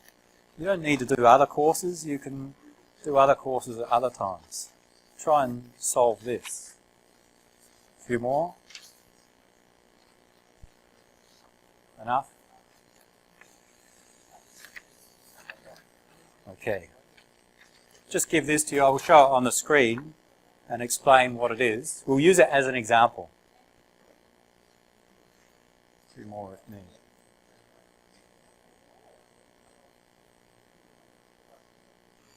First, what is this? This is our, let's say, our cipher that we've designed. It's a 5-bit block cipher. That is, the block of plain text is 5 bits. We take 5 bits of plain text. We'll apply our cipher. We'll get 5 bits of ciphertext as the output. So a 5-bit block in this case, to keep it small. And we've got a 3-bit key. Okay. So the way to read this table is that with a 5-bit input block, there are 32 possible plain text inputs, 2 to the power of 5. And I've listed them here on the left column. And then what I've done is said that, okay, if we're using this particular key in the next columns, the keys up the top, 000 for example, if we take the ciphertext 5 zeros, using key 000, the output ciphertext will be 0001. If I used a different key, for example 111 here in the last column, encrypt the same plain text, the output ciphertext will be 11101. That's the right way to read this table. Plain text input, different keys along the top, and the corresponding ciphertext that we'll get out of our cipher when we use that key. I've just randomly created this. Okay, this arrangement in each of these columns, I've just randomly mixed them up. If you check, you'll see that this column with a key 000, the 32 values here is just a random arrangement of the 32 possible plaintext values. So we have a reversible mapping. We don't map one plaintext to more than one ciphertext value. There's 32 unique values here, and I've just a different random arrangement in the second and the subsequent. So that's our simple cipher that we can encrypt any plain text, 5 bits long, and we'll get a ciphertext as output given one of the 3-bit keys. Consider this as our cipher, and we want to increase the key length. So we have our cipher, like a DES, but we want to apply it 2 times to increase the key length. Our double cipher, double encryption. So what we do is we encrypt twice, but using different keys each time. So the concept is, let's call our cipher ABC. In the normal approach, what we do is we take some plain text in, our cipher ABC takes a key as in and produces ciphertext as output. And the ciphertext it produces is given by that table.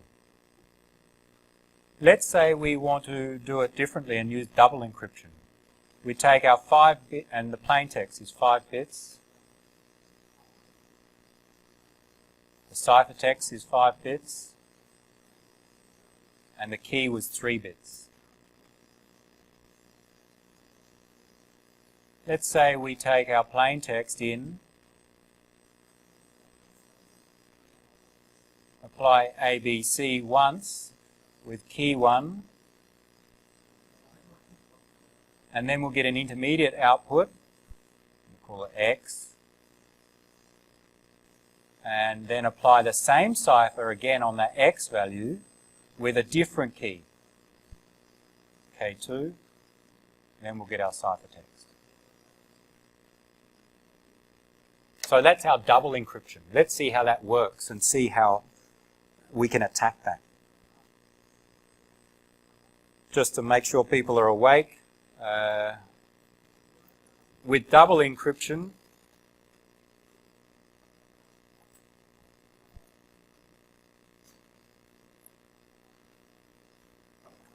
no, we'll see how you're awake when we go through our example.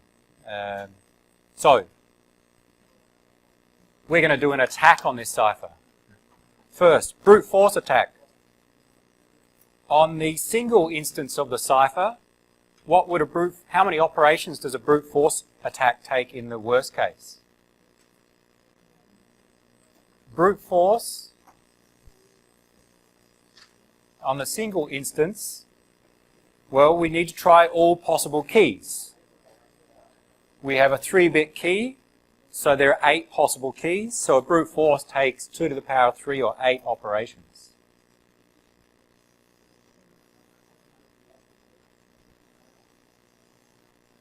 What about a brute force on our double cipher? How many operations? Calculate the number of operations. 2 to the power of 9. No. How many keys do you get to choose from? How many possible keys are there? Think of the key in the double cipher as just being a combination of those two, a concatenation of those two. That is, to encrypt, what I do is I choose K1, 1 of 8, and then I choose K2, 1 of 8. So how many possible values do we have?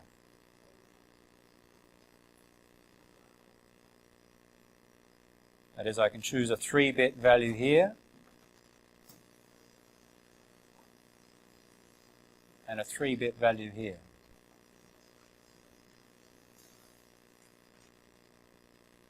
We could say our resulting key is, let's say, K1 combined with K2. So how many keys do we have?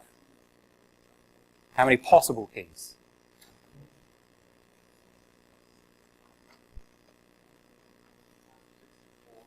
64. Where does that come from?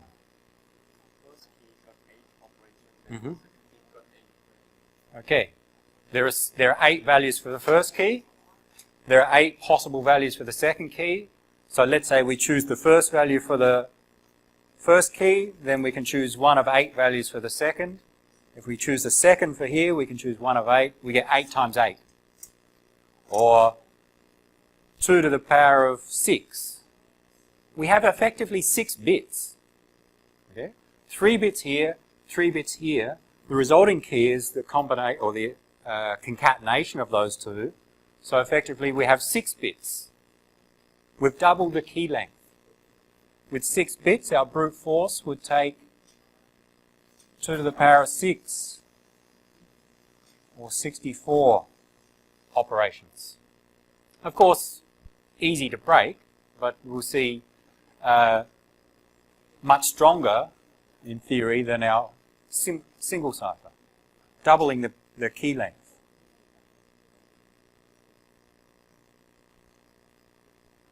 Any problems so far on this concept? So we double our key length by applying the cipher twice with respect to a brute force attack.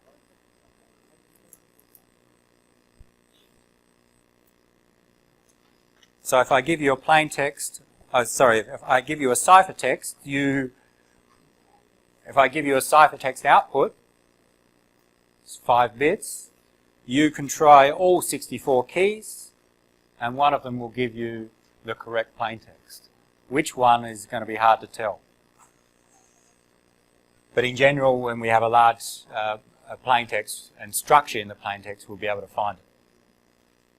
Now, it turns out, although a brute force attack takes 64 operations, 2 to the power of 6, there's what's called a meet in the middle attack, which will take much less effort. In fact, a meet in the middle attack will show we can break this cipher in about the same number of operations as a single version. So let's try it.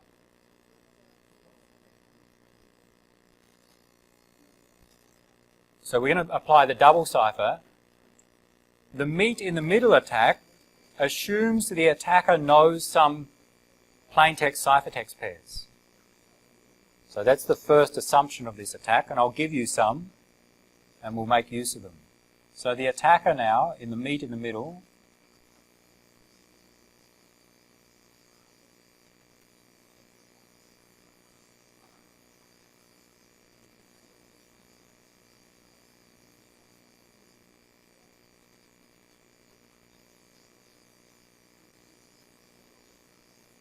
let's try an attack. And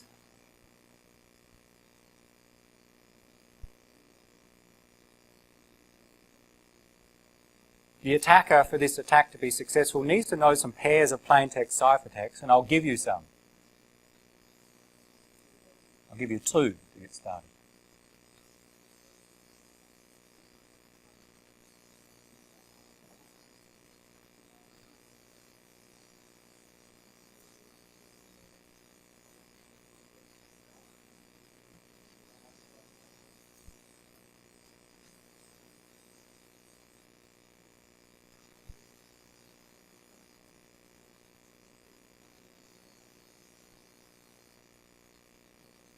So how to interpret this is some plain text value, this is a ciphertext value.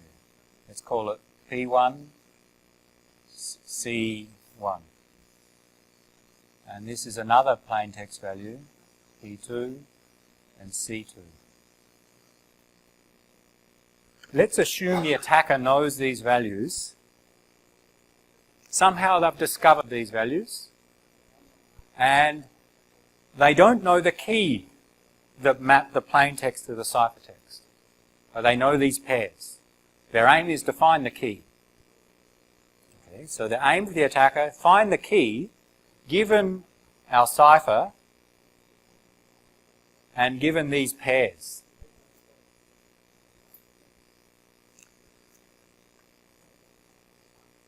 A brute force attack, we could take our ciphertext and try all 64 keys. One of them would give us this plaintext, and we'd know that key gives us the correct plaintext, and that's the key to use. But we can be faster than trying all 64. Let's see how. So the first step for the meet in the middle attack is that we take one of the known plaintext ciphertext pairs, and starting with the plaintext, encrypt it using all possible key values. So we'll start with P1.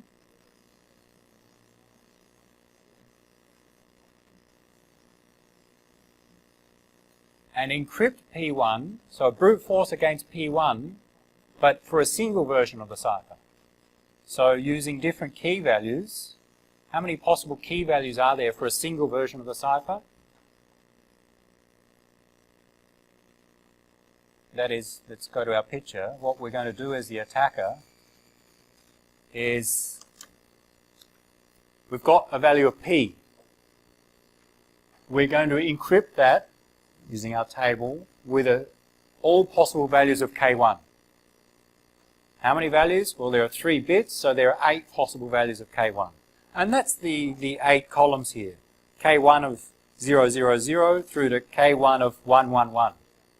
Encrypt that plaintext, and we'll get 8 values of this intermediate value, X. Do that.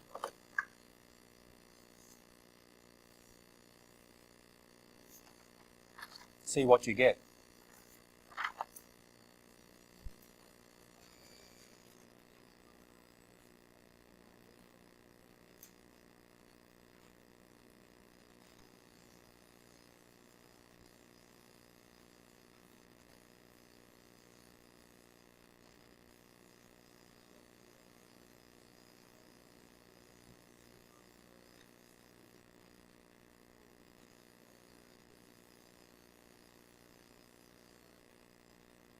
So you take that plaintext and encrypt it with our cipher, our single version of the cipher, and get 8 values of this intermediate output. I'll call it X, say X, X1 with key 1, X11. So when we take P1, 01101, and use key 000, what do we get as an output? Well, you look up the table. Our plaintext 01101 is here.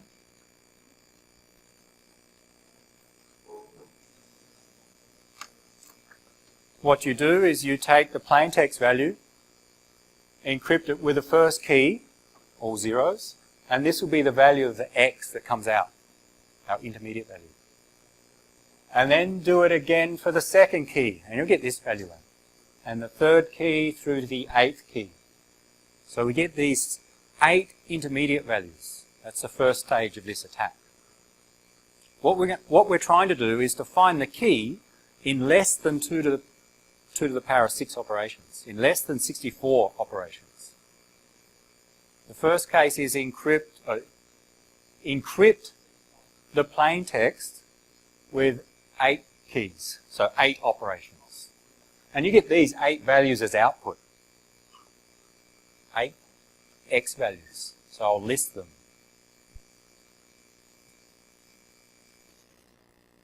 You can check, I've got the answers in front of me, but just from that table, that row gives us the 8 possible values.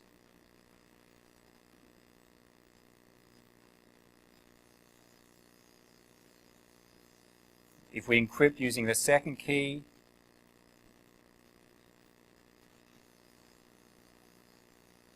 the third key gives us 10.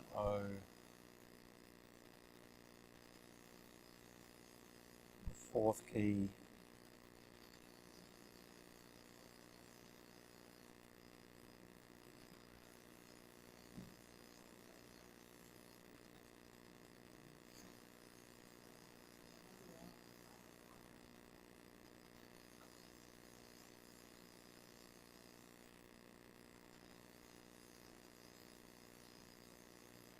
those 8 values are just the row in that table. You check. So the row where the plain text is 01101 for the 8 different keys. So we just encrypt using our single cipher that with all keys.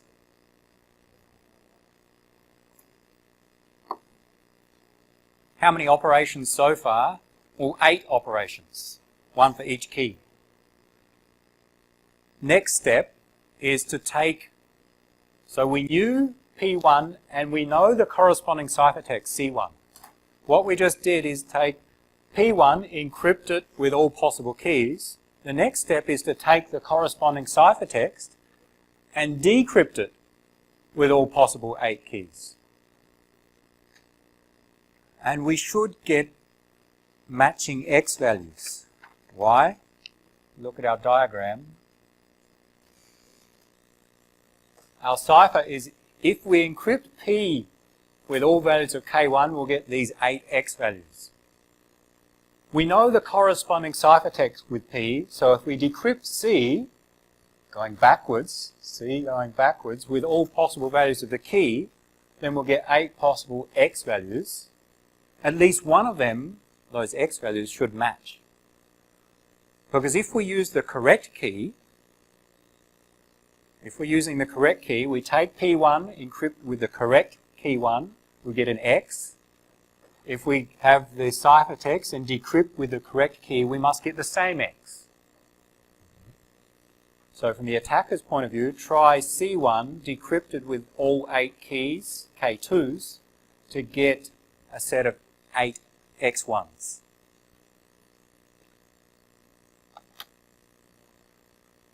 Encrypt the plain text with all keys, decrypt the ciphertext with all keys, with the aim of meeting in the middle.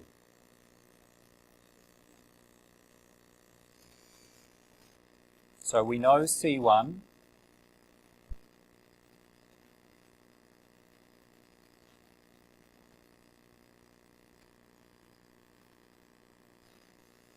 C1 is our all ones. If we use the correct key, if we encrypt P1 with the correct K1 and decrypt C1 with the correct K2, we should get the same X value. So let's try.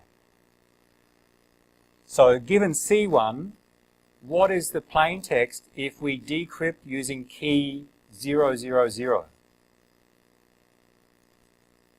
Well, we can see from the table, if the ciphertext is all ones, where are we? The ciphertext is all ones here. If we decrypt using key 000, the plain text will be 10001.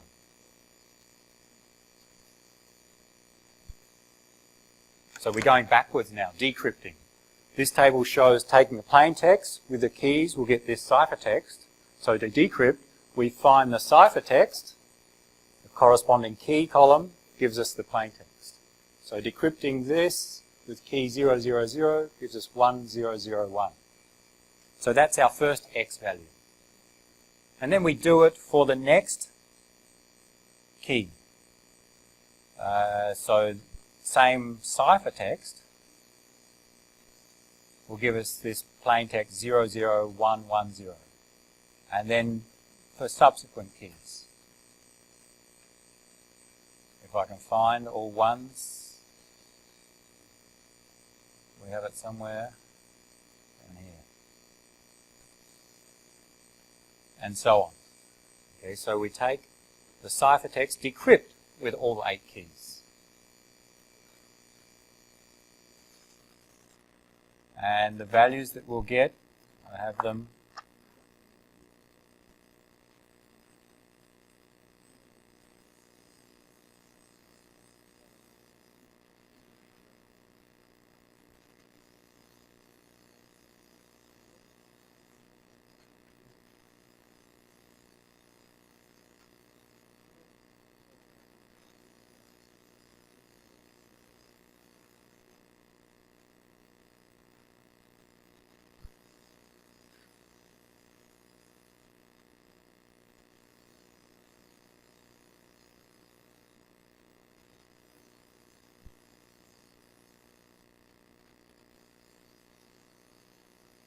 are those 8 values. So if you look up the ciphertext with each of those 8 keys, the corresponding plain text values will be these 8.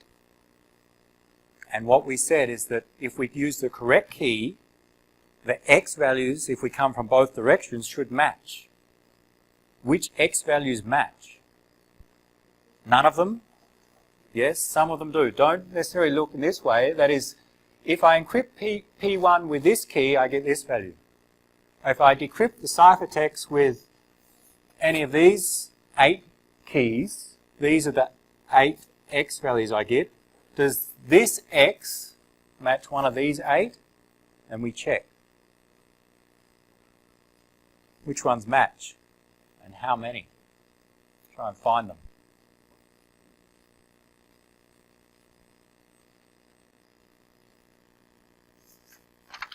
You'll see that the first X value is not in the list. 11101 is not in this list. The second one, 00111, do we have occurrence? Yes, we do.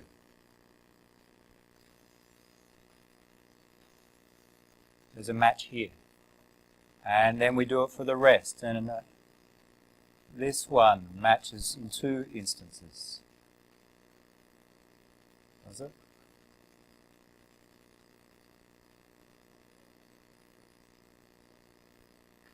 I thought it was in 2 instances. Yep.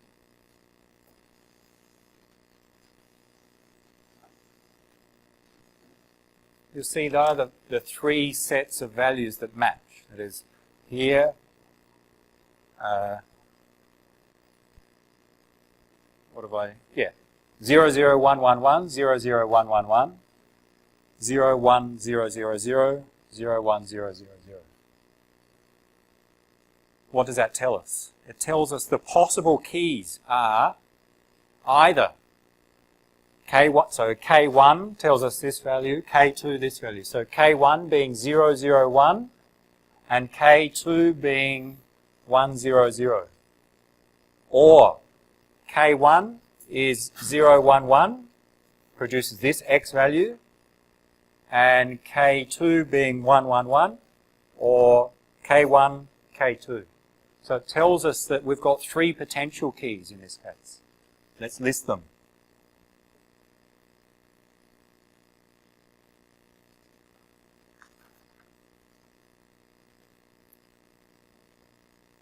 K1, the first match is,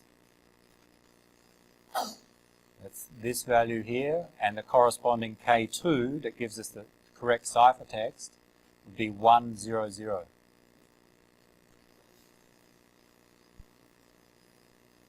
Remember, our final key is just the combination of K1 and K2. That's a potential correct key, but there are two others as well.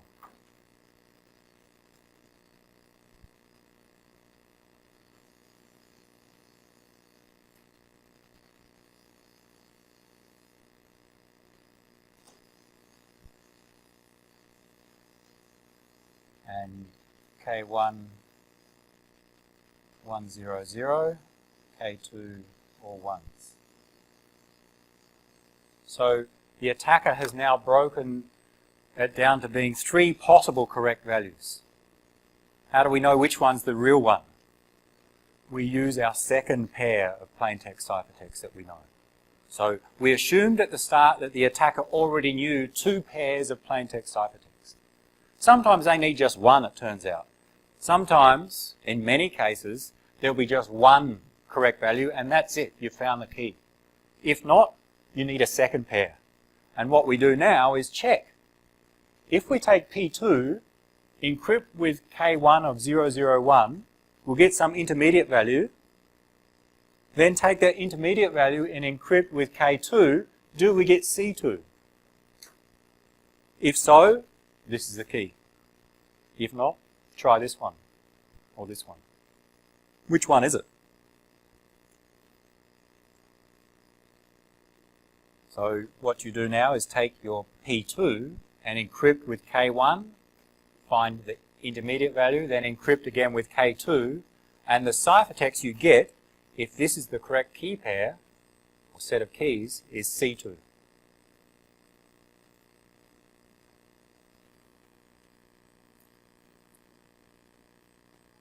Let's look in the table. P2 is 11001. P2 is 11001.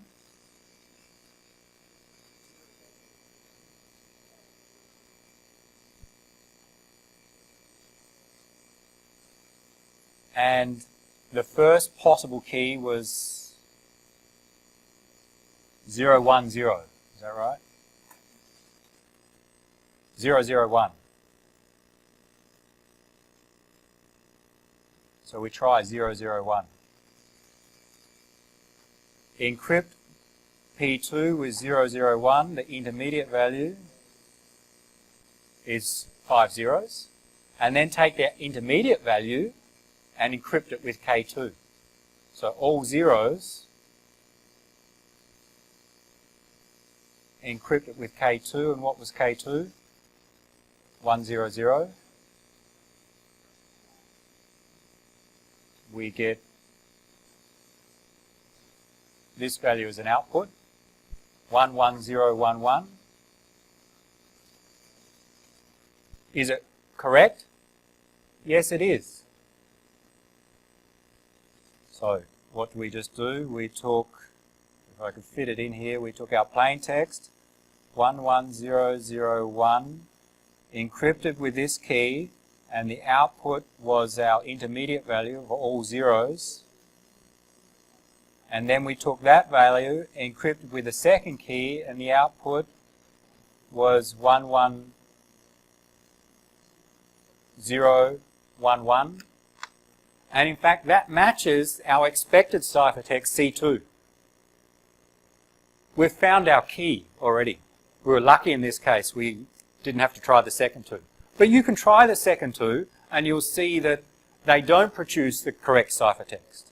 Just to confirm, you'll see that if you take P2 with these two keys, you will not get C2, and the same with the second one. So we have the answer.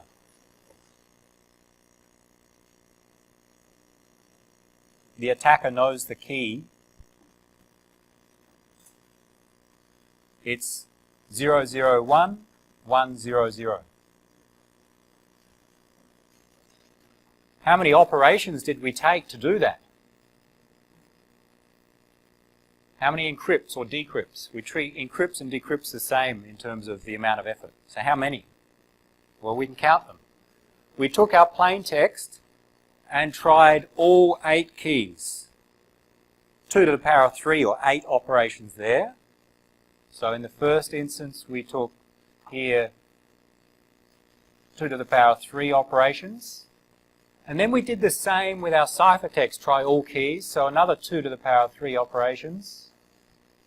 And then we did 2 operations here, just to check. So 2 in this case. So the total number of operations, 2 to the power of 3 plus 2 to the power of 3 plus another 2. Compare that to brute force. Our brute force is 2 to the power of 6. In this attack we had plus another 2. 18 operations. Or 2 to the power of 3 plus 1 plus those extra 2. 2 to the power of 3 plus 2 to the power of 3 is 2 times 2 to the power of 3, which is 2 to the power of 3 plus 1. Plus another 2 small ones at the end. Sometimes we don't need to do those 2 at the end. It will vary. Brute force, 2 to the power of 6 operations. Meet in the middle attack, 2 to the power of 4 plus a couple of others. Extend that from not a 3-bit cipher to a 56-bit cipher of DES. Our example, we use a 3-bit key. Same concept applies in DES. If you use a 56-bit key, brute force in DES would take, and running out of space, but in DES, brute force would take 2 to the power of 112 with a 56-bit key. But the meet in the middle attack we see with a 3-bit key is 2 to the power of 3 plus 1 plus a few others. It turns out that this is usually quite small compared to this. So it turns out with, and 2 to the power of 2 times 3 for brute force. With DES, brute force 2 to the power of 12, with a meet in the middle on DES is 2 to the power of 56 plus 1 plus some others. And usually that's quite small. It's compared to 2 to the power of 56. So approximately 2 times normal DES. A meet in the middle attack on double DES takes about twice as much effort as a brute force on single DES. Double DES is about 2 times stronger than single DES, which is nothing. So if single DES takes 2 days to break, double DES takes 4 days, which is nothing in terms of security. It's not secure. Or if it cost $1,000 to break DES, it costs $2,000 to break double DES. So using double DES doesn't provide much advantage over single DES because of the meet in the middle attack. Hence, double DES is not used, and in general, double encryption. Okay, this is a problem with double encryption. Turns out by using 3 stages, not 2, we can overcome this meet in the middle attack. And that's where we get to triple DES, and that's what's used in practice today.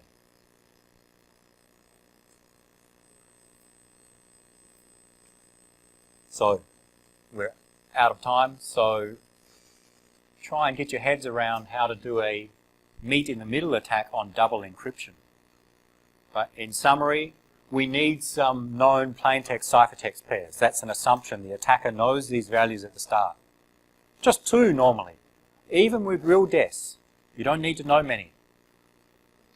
You take a plaintext, encrypt with all possible keys, 2 to the power of k, if our single cipher is k-bit key length, and then take that corresponding ciphertext and decrypt with all possible keys, another 2 to the power of k.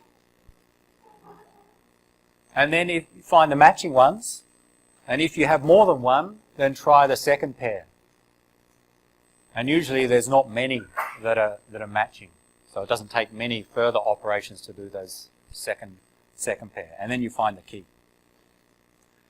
So double encryption doesn't help. Triple encryption avoids this problem. Let's stop there. Next week, we'll move on to the next topic of using modes of operation. How do we encrypt a large document? These are operating on 64 bits, 128 bits. What happens if we have 1 megabyte? And then move on to, I think, public key encryption. Maybe next week we'll get onto that.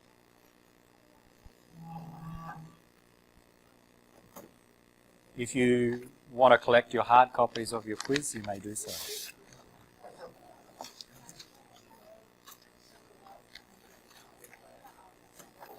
They're in alphabetical order, so you may find your name.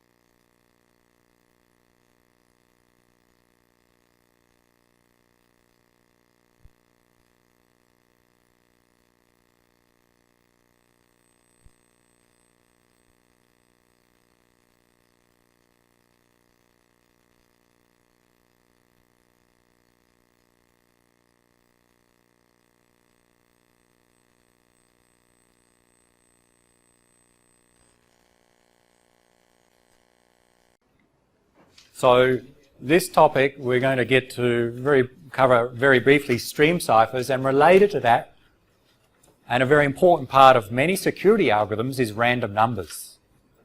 Okay, so we'll talk first about random numbers and then some quick examples of stream ciphers, and then return and look at brute force and other attacks on ciphers in general. With our block cipher, with AES, for example, it operates on a block of 128 bits at a time, and one mode of AES I use a 128-bit key. And to use a block cipher, a symmetric cipher, the encryptor and decryptor must know the same key. Okay, so we encrypt with one key, we decrypt with the same key. That's the idea of a symmetric cipher. How do we choose a key? Choose a 128-bit value, 128-bit key. Anyone? How are you going to choose one?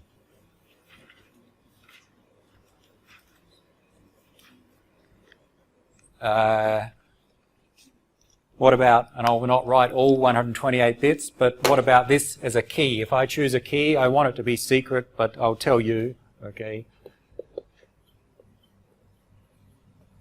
All zeros, 128 bits, and maybe a 1 at the end.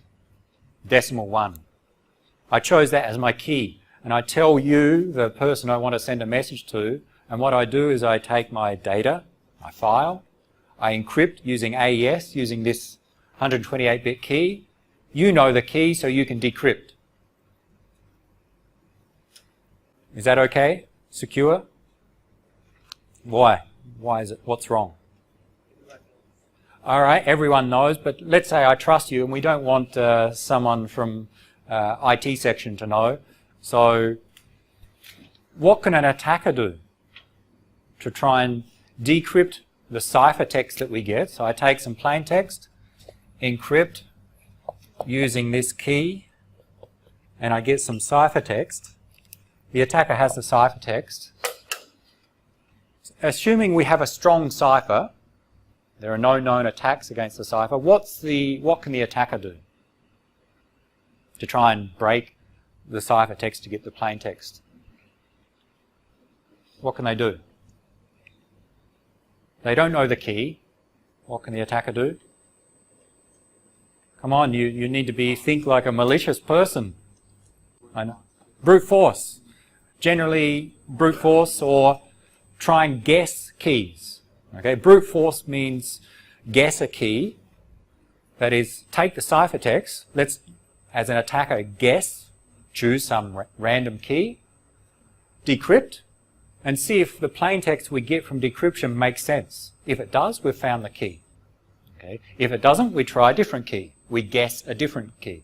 And we keep guessing keys until we get one that decrypts successfully.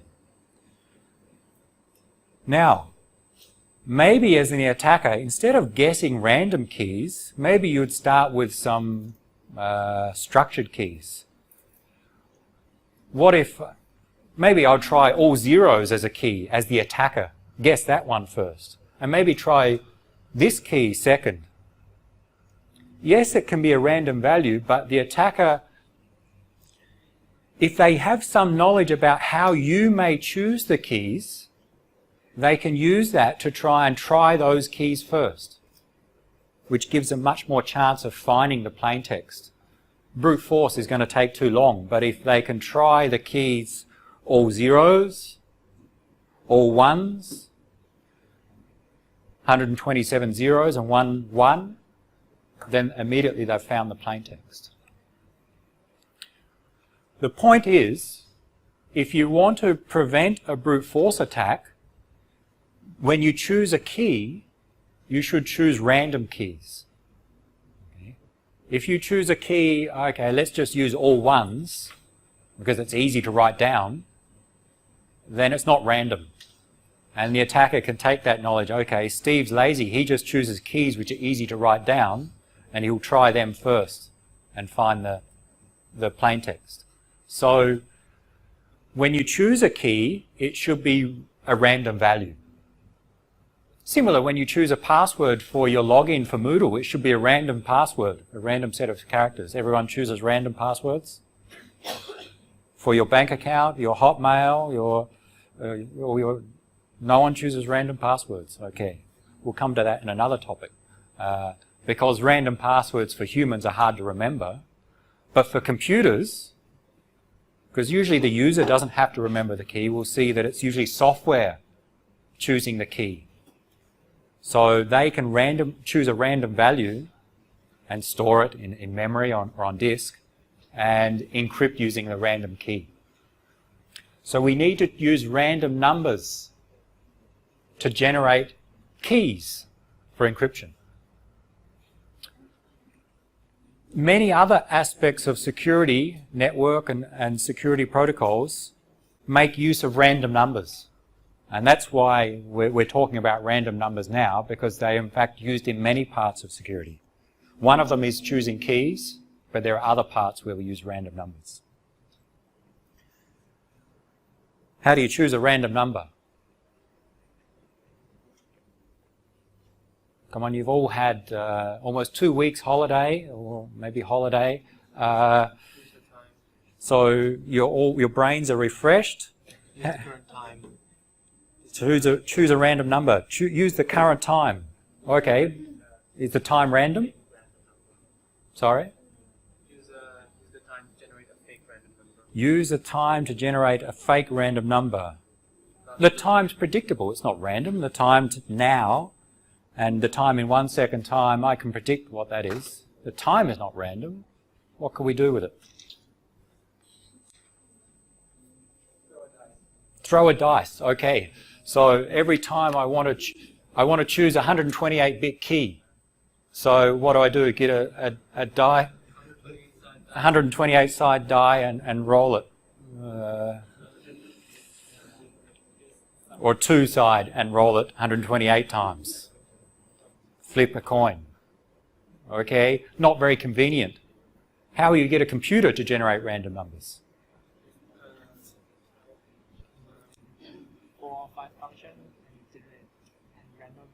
You use a function. What function? Come on, you're a computer scientist. Give me an example. Rand. Use the rand function. Okay, great. Now, your task is to implement a new rand function. How are you going to implement it?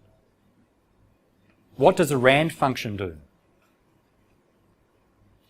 It's not magic. It follows some steps. You can't just rely on that all the time. So how would the rand function in your programming language be implemented? How do you think a computer can generate random numbers?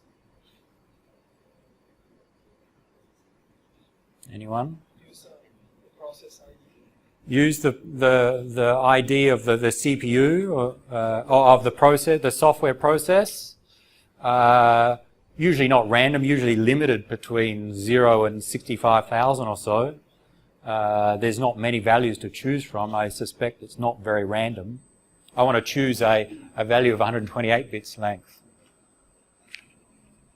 And I think there'll be some structure in the processes. The first process will always be process ID 1, say on a Unix system. How do you generate random numbers? Okay, let's try easily. How do you generate random numbers? I ask you, choose a random number between 1 and 1 million. Well, too slow for my software. Okay, anyone else? How do you generate random numbers? Well, it's hard to describe, isn't it? How do you... Remember, a computer just does what we program it to do. Okay? We program a computer from the very basics, the assembly language to program the operations. So to implement that rand function in C or in whatever language you use, we must program some function. So in most cases, we actually don't create real random numbers or true random numbers. We use some function that approximates random numbers. And we'll go through some functions. Some are very simple. Some are more complex. But it's really just a function that takes some input and produces, hopefully, some numbers which look random. So it's not easy to create random numbers. In many cases with our computers, we generate what we'll call pseudo-random numbers. Pseudo means not quite. Not really random, but approximately. Okay, so we often call them pseudo-random numbers, not true random numbers. So let's explore that a bit further and see how computers may generate random numbers.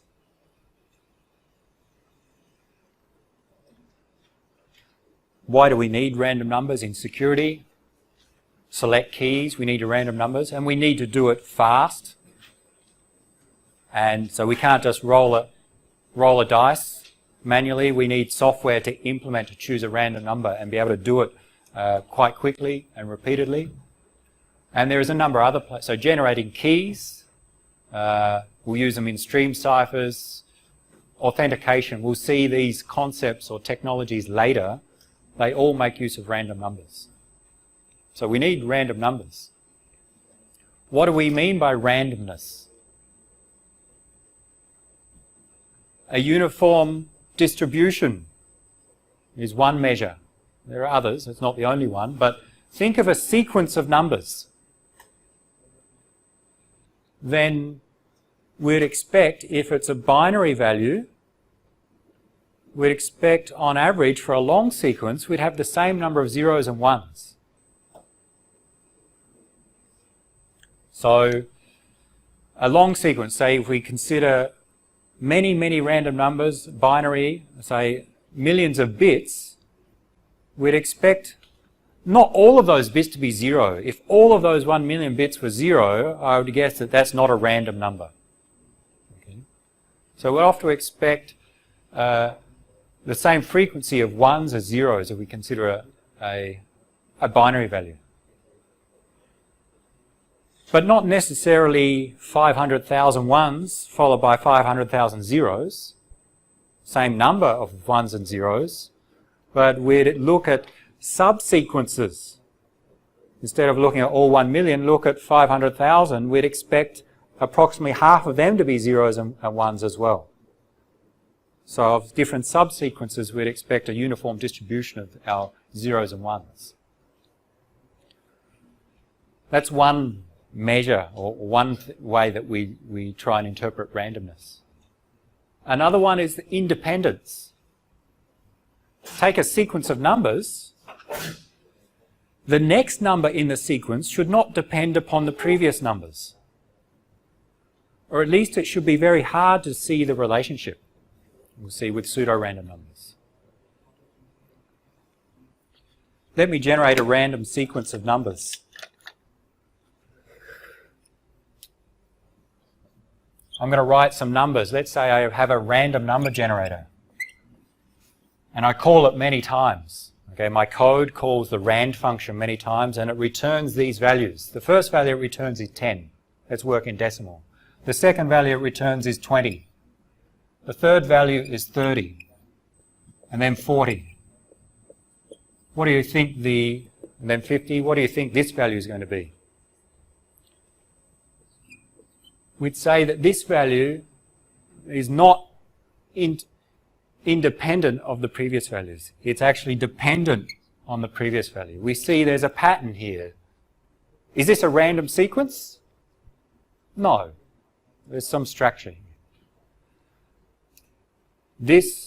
The next value in our sequence was dependent on the previous values. And here it's quite obvious it was dependent. What about this?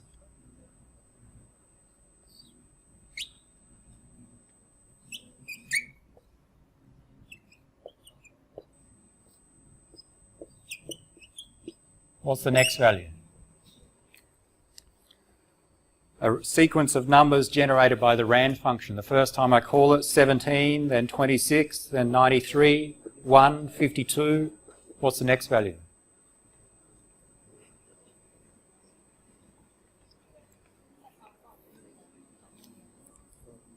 What's the next value? What do you think? And I'll give you a hint. It's between 0 and 100.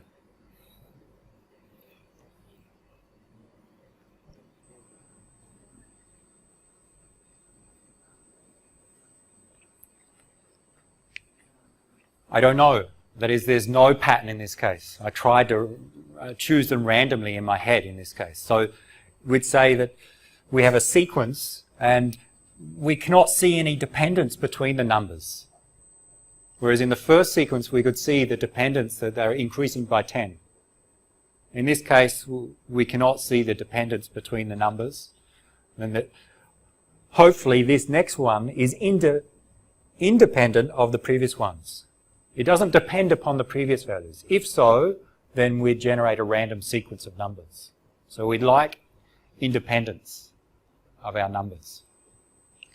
So that given one value, we cannot infer what the next value would be. So you couldn't guess what this would be. Well, you couldn't correctly guess because there's no dependence between those numbers. So that's what we'd like in a random number generator.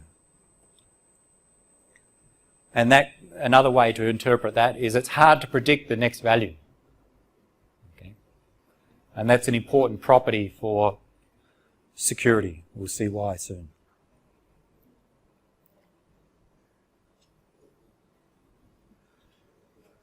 So we distinguish between true random number generators and pseudo-random number generators, sometimes shortened as PRNG. Pseudo-random functions, let's ignore that. We'll not talk about that. Keep it simple.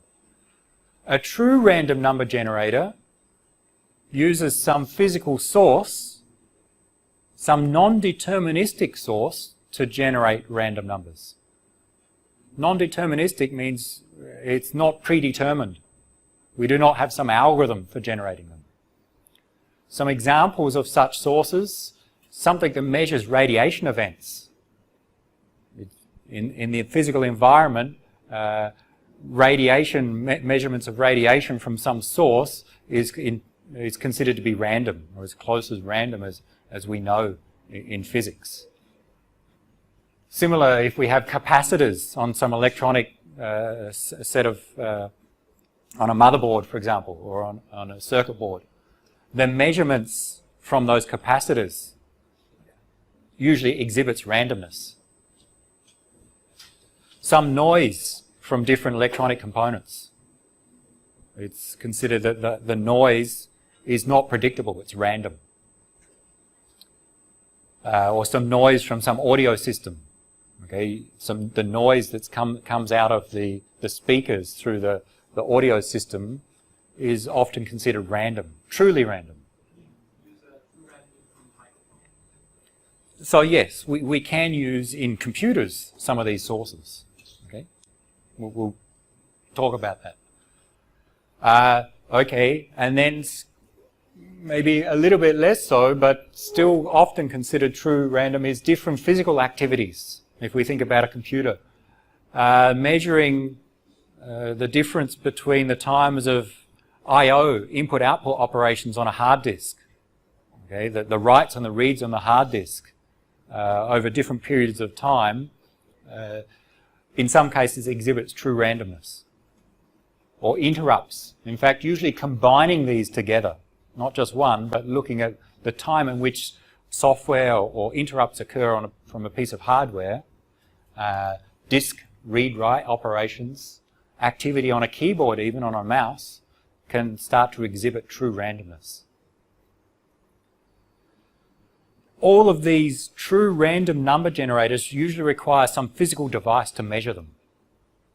Okay.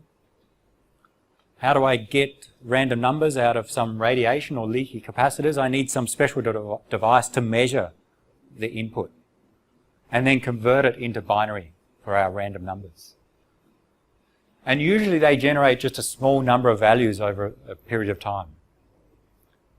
So because they need physical devices, to implement random number generators using true sources on computers is usually costly or inconvenient. So it's not so common.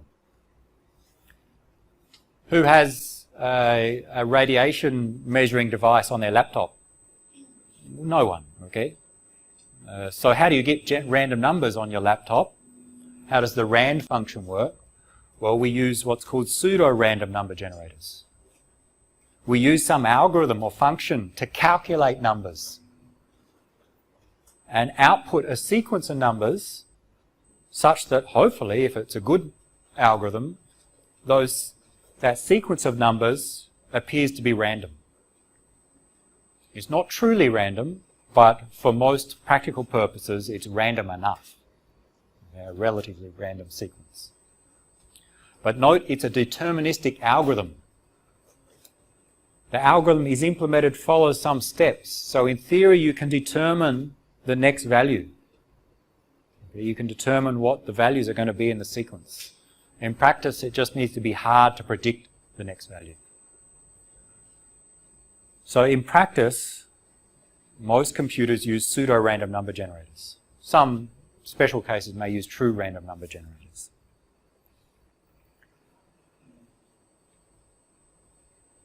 For example, you buy CPUs now, like an Intel or an AMD CPU, and they have inbuilt their own operations to generate random numbers.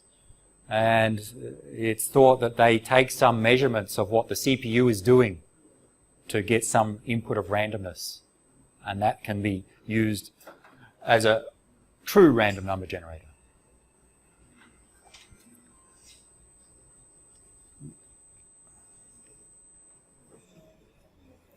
So, to use in a computer system where we need a generate a random number or a sequence of bits, if we have a source of true randomness, we can measure that and then convert it into binary and we get our random stream of bits. But that requires some physical measurements usually. It is inconvenient. So in a pseudo-random number generator, what we do is we just have some algorithm that takes some initial input, some initial value. And with random numbers, it's called the seed value. And that algorithm takes that seed, produces an output, and usually has some feedback. The next value is fed back and produces the next value. So we generate a stream of bits if we look in binary. And that's a pseudo-random number generator. Let's go straight to an example. We'll come back to some of the things we skipped. The linear congruential generator, LCG. An example of a simple pseudo-random number generator. Simple to explain and go through a few examples. Here it is. The idea of random number generators is they generate a sequence of numbers where that sequence should appear random. So this function or algorithm is defined here where it takes several parameters. The idea is that we have three constants, A, C, and M. A is a multiplier, C is just some value that we add, and we take the current value of our current random value and multiply by A, add C, and mod by M, the modulus. And that produces our next random value in the sequence.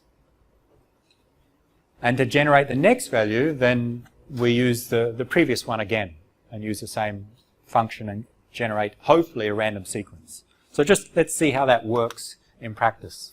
And then we'll come and discuss some of the design issues.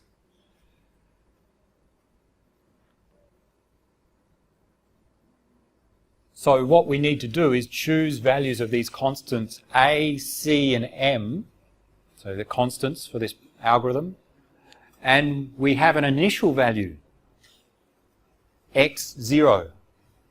We need to start with some value. That's called our seed value.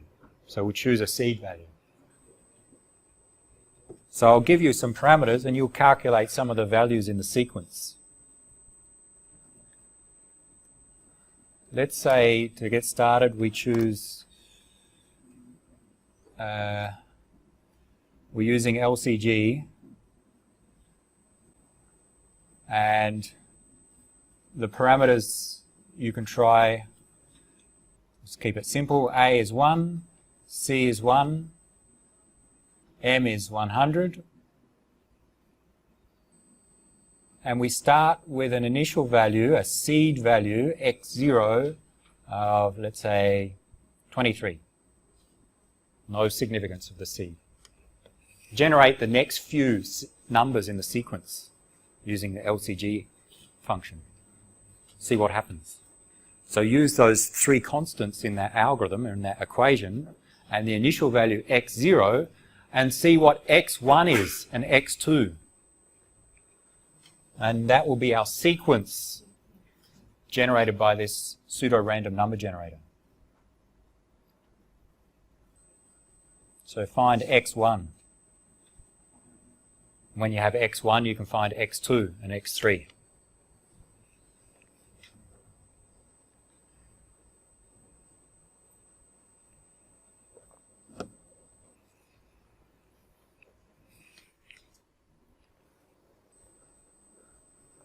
Anyone have the values of the first 10? X1 through to X10?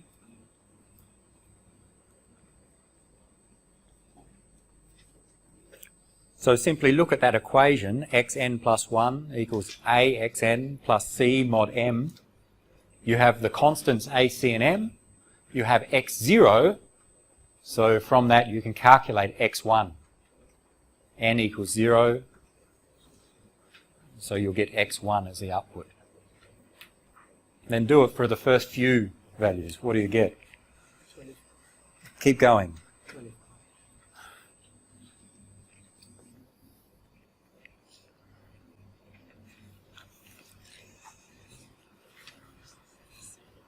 Values? Come on, come on. Give me some random numbers.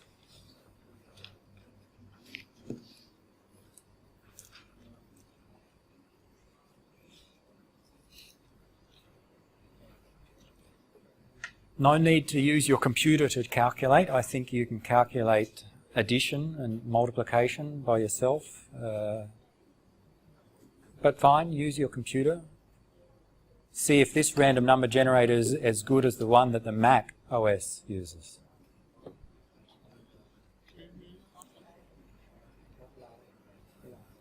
X1, 24. Keep going, X2, X3, X4.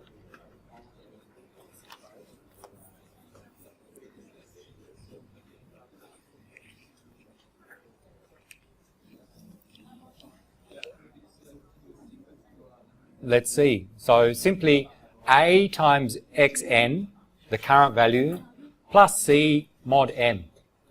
M is 100, C is 1, A is 1. So in fact we can forget about A because it's multiplied by 1. So it's the current value plus 1 mod 100. So the current value plus 1 mod 100. 24. X2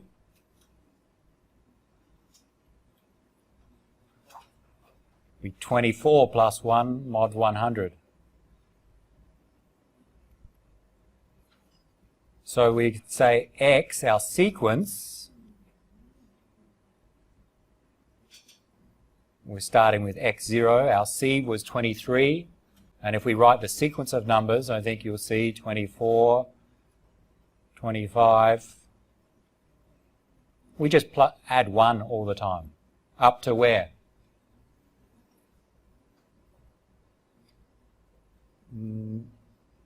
99.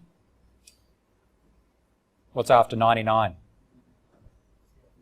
0. Mod 100. And eventually we'll get back to 23.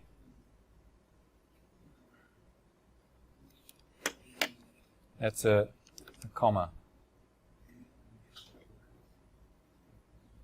Okay, all right. Not a very good random sequence.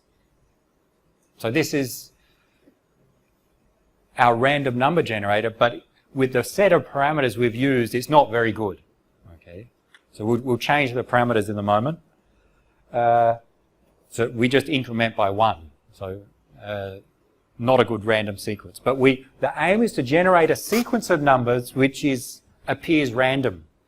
This one doesn't appear random. It's obvious in this case. Now, but some characteristics.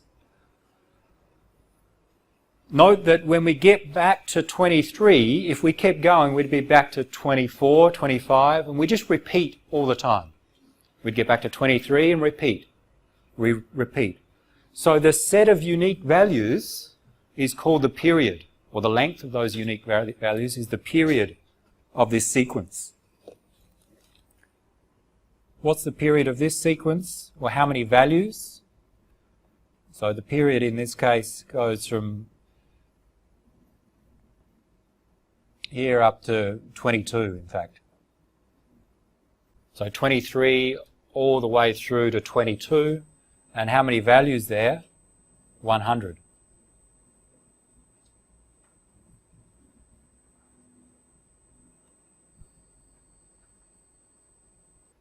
the period of this sequence, we have 100 different values generated here. We'll return to why that's significant after we see a few other sequences. Let's try again, but with some different parameters.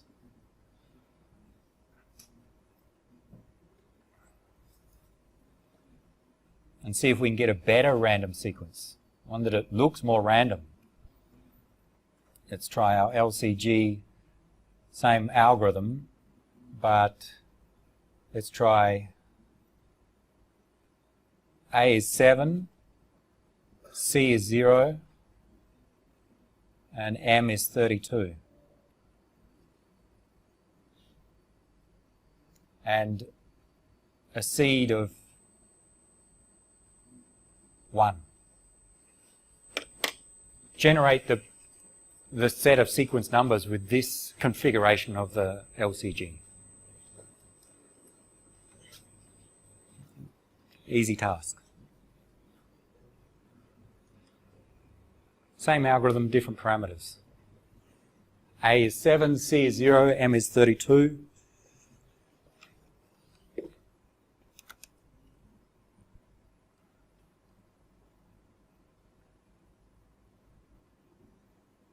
X1, what value do you get?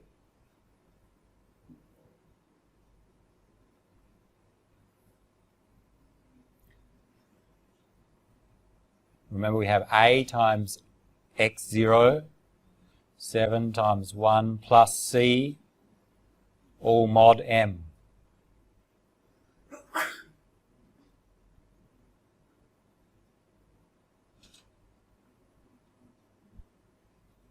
Seven. And X2?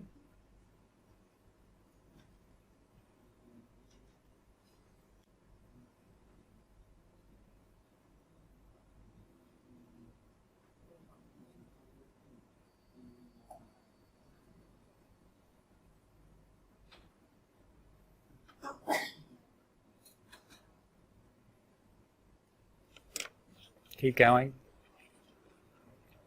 Just to keep your brains working. I know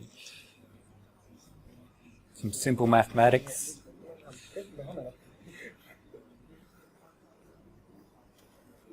X2, 17. Someone's got 17. That sounds familiar. X2, 17.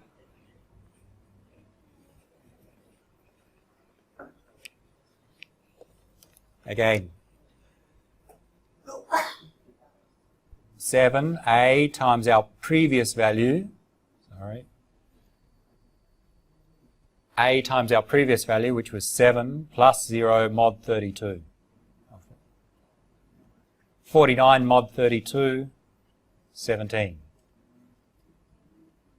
X3, and you'll do the same. 7 times 17, which is 119 mod 32, 23. Good.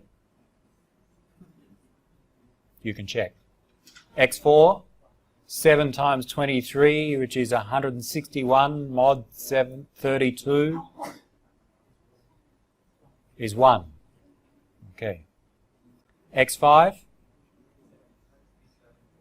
it's 7 again. We're back. We're repeating again. Okay. Because if we have 1, we've already got to 1, so from 1 the input will be 7 again. We repeat. So we can say this sequence, in this case, X,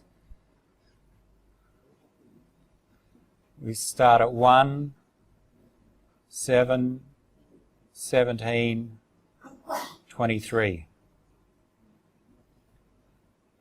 A period of 4. There are just 4 values generated with this sequence, and then we repeat.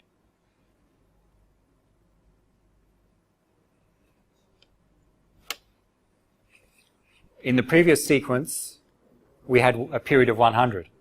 We'll see that longer the period, the better. But not necessarily the better random sequence. Okay, we saw, we have 23, 24, 25. Definitely not random. Looks a little bit more random. It's not 1, 2, 3, 4, 5. But can we do better? Well, if you change the parameters around, you can start to get more random looking sequences. So it's all about, with this algorithm, choosing the correct parameter values. We'll not go through it. I'll give you a one that you can check later. Another configuration,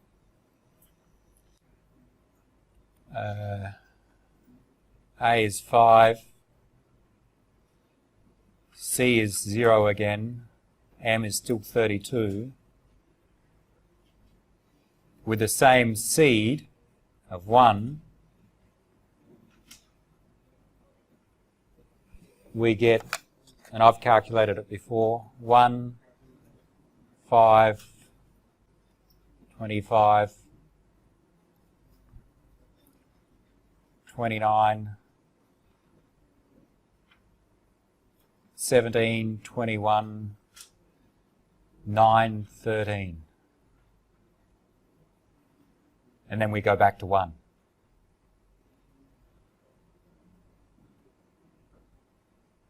A period of 8. So we have a very simple algorithm with several parameters, and it turns out with this algorithm, if we choose the parameters well, so some parameters are not good. The first set were terrible because we just got incrementing numbers. If we choose them well though, we can generate quite good random sequences. This sequence, 1, 5, 25, 29, 17, 21, 9, 13. Can you see any structure there? Nothing obvious. Okay. There is structure because it comes from an equation. Okay. But the sequence, at least very simple example, it looks to have some randomness, especially compared to the first sequence, which was just incrementing numbers. The third one compared to the previous one, all right, there's only 4 numbers there. In general, the longer the period, the better. We desire a long period. That is a large number of numbers before we repeat.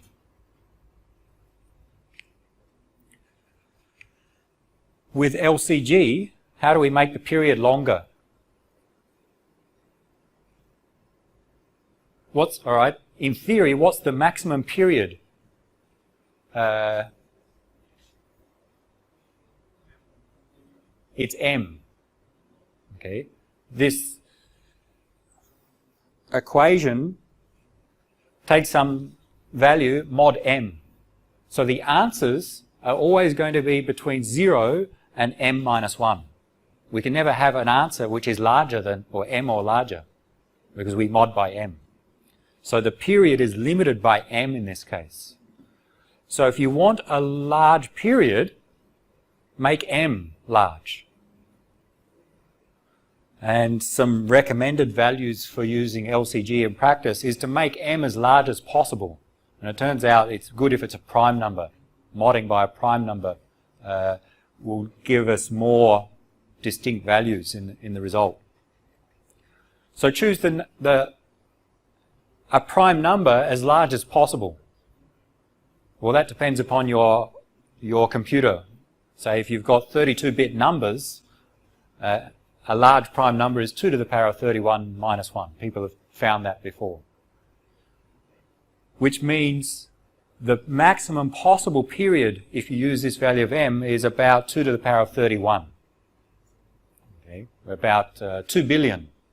So you can have up to about 2 billion different values in your random sequence. Then you'll have to repeat. Guaranteed you'll have to repeat. And you need to choose values of A and C which are good. The first values we chose were not good. Some people have done analysis and found out if C is 0, there are several good values of A. One is, turns out, 16,807. Try it.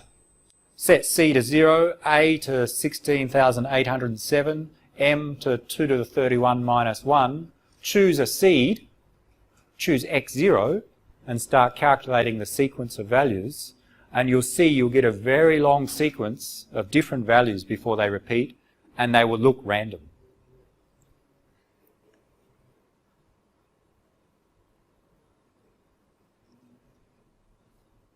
So there's the first example of a very simple algorithm to generate random numbers. So your random function in your programming language will use a pseudo-random number generator, not necessarily this one, maybe a different one. We'll use a pseudo-random number generator to generate a sequence of numbers. And they will always have a period, a finite period. Which means if you keep calling that random number generator, eventually you'll get back to the first value and repeat the sequence. Unless you change the parameters, and that's where the seed is important. By changing the seed, you'll get a different sequence to start with. So if you're using the random function in your programming language, then often there's a way to change the seed for that random number generator, and that will produce a different sequence of random numbers. Let's go back and see some of the general concept we've missed. So what would we like with a pseudo-random number generator? We want to be able to generate a stream of numbers, a sequence of numbers.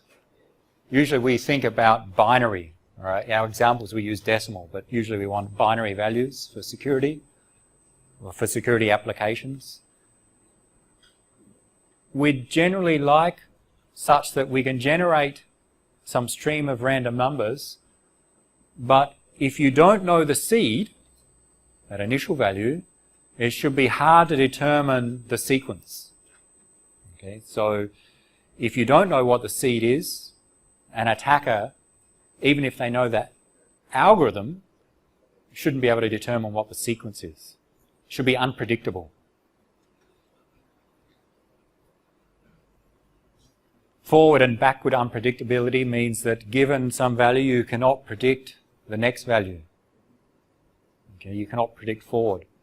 Or given some values, you cannot predict previous values. So given subsequent values, you cannot predict what happened in the past. There are different tests. So we've just said, this sequence looks random. Okay. There are some mathematical tests to start to consider a sequence and give some measurements of how random it is. Okay, so there are different tests to be more scientific than just saying it looks random.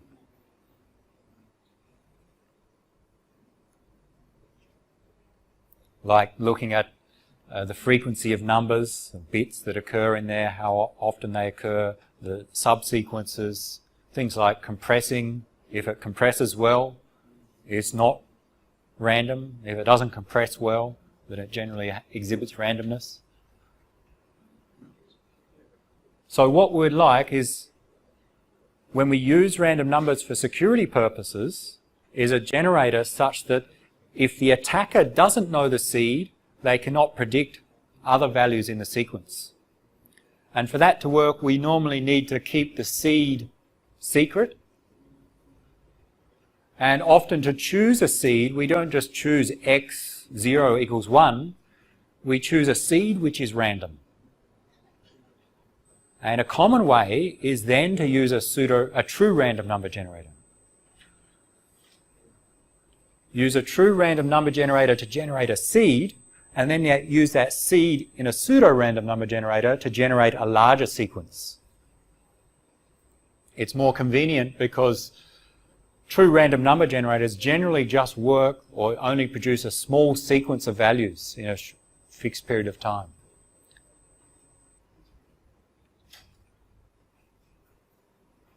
So a common use of random numbers for security purposes, you have, it says, an entropy source, but think of some physical source, some measurement of the CPU operations, the disk operations, the noise from circuits.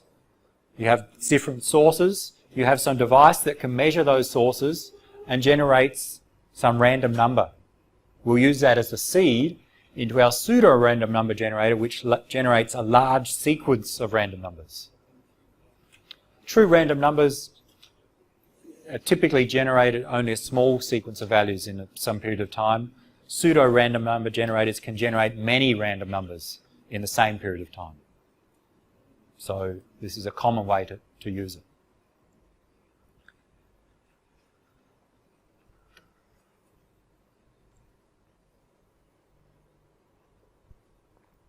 Often your operating system may try and implement this, in that your operating system provides a facility for generating random numbers, in that your computer measures different characteristics, and you can use a combination of physical sources. CPU operations, hard disk operations, keyboard input, mouse movements, different physical operations on your computer are measured and used to generate a true random number generator, which is then used as a seed in some function, our pseudo random number generator, which is then made available to applications by your operating system.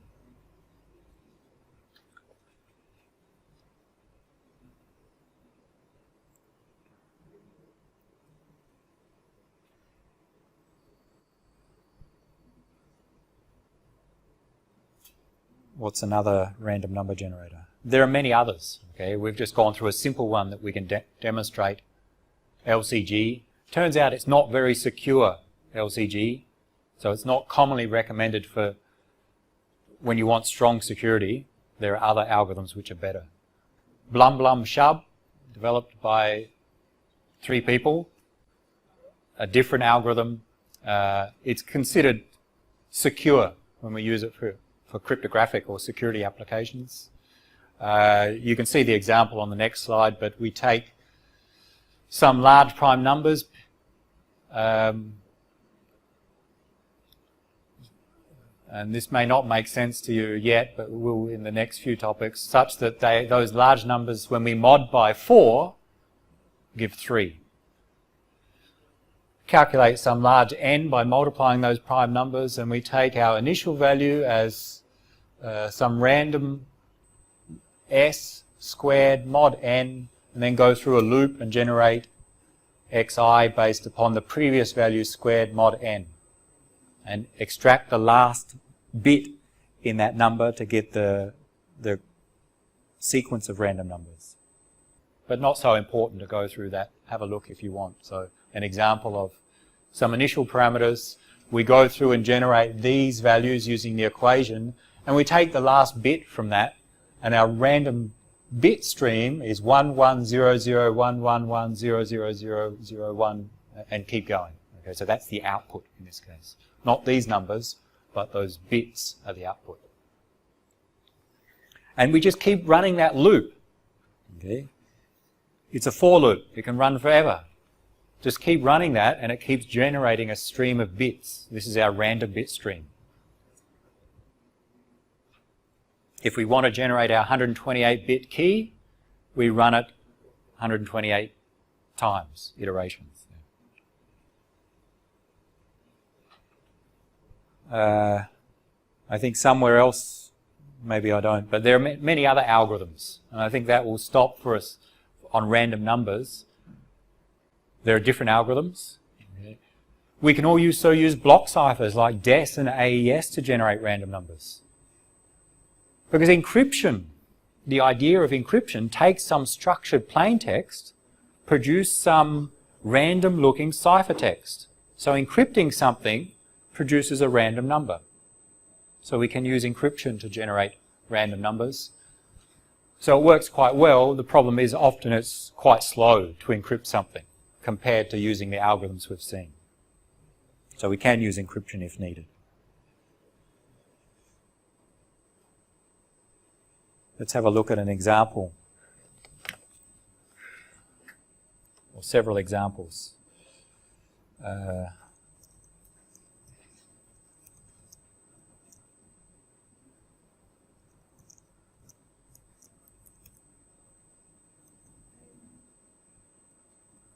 me just check.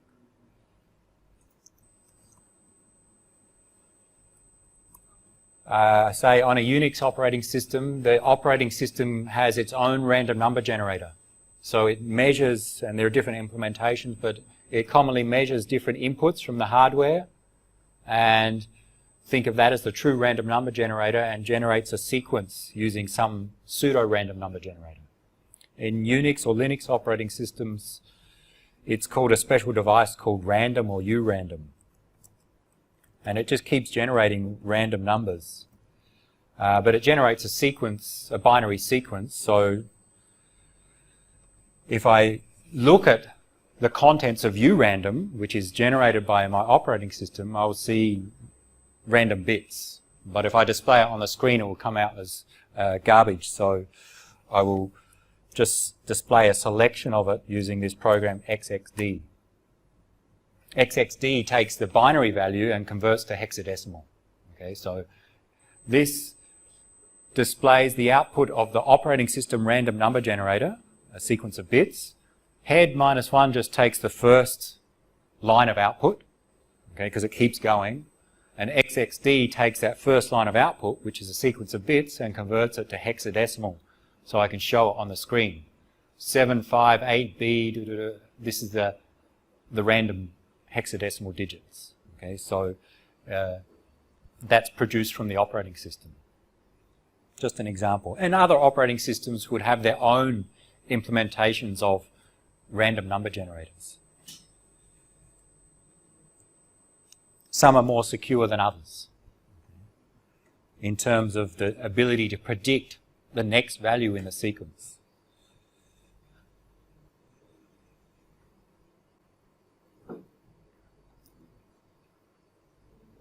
If I want in binary, it doesn't show as well, but we can convert instead of hexadecimal into binary, and we get our binary sequence. Okay.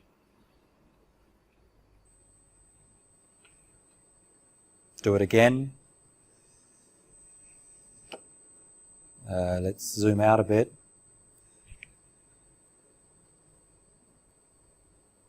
If I keep doing it, you should see, it's not easy to see, but if you compare all those values, you'll see that they're different. There's no structure in there. If you do tests on the randomness on those sequences of zeros and ones, you should see that they exhibit those characteristics of unpredictability and distribution of zeros and ones.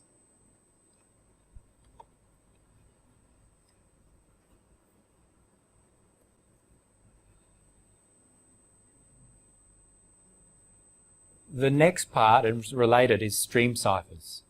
But let's finish with something else. Let's not cover stream ciphers today and go back and look at, in the last 10 minutes, something that we skipped is attacks on block ciphers.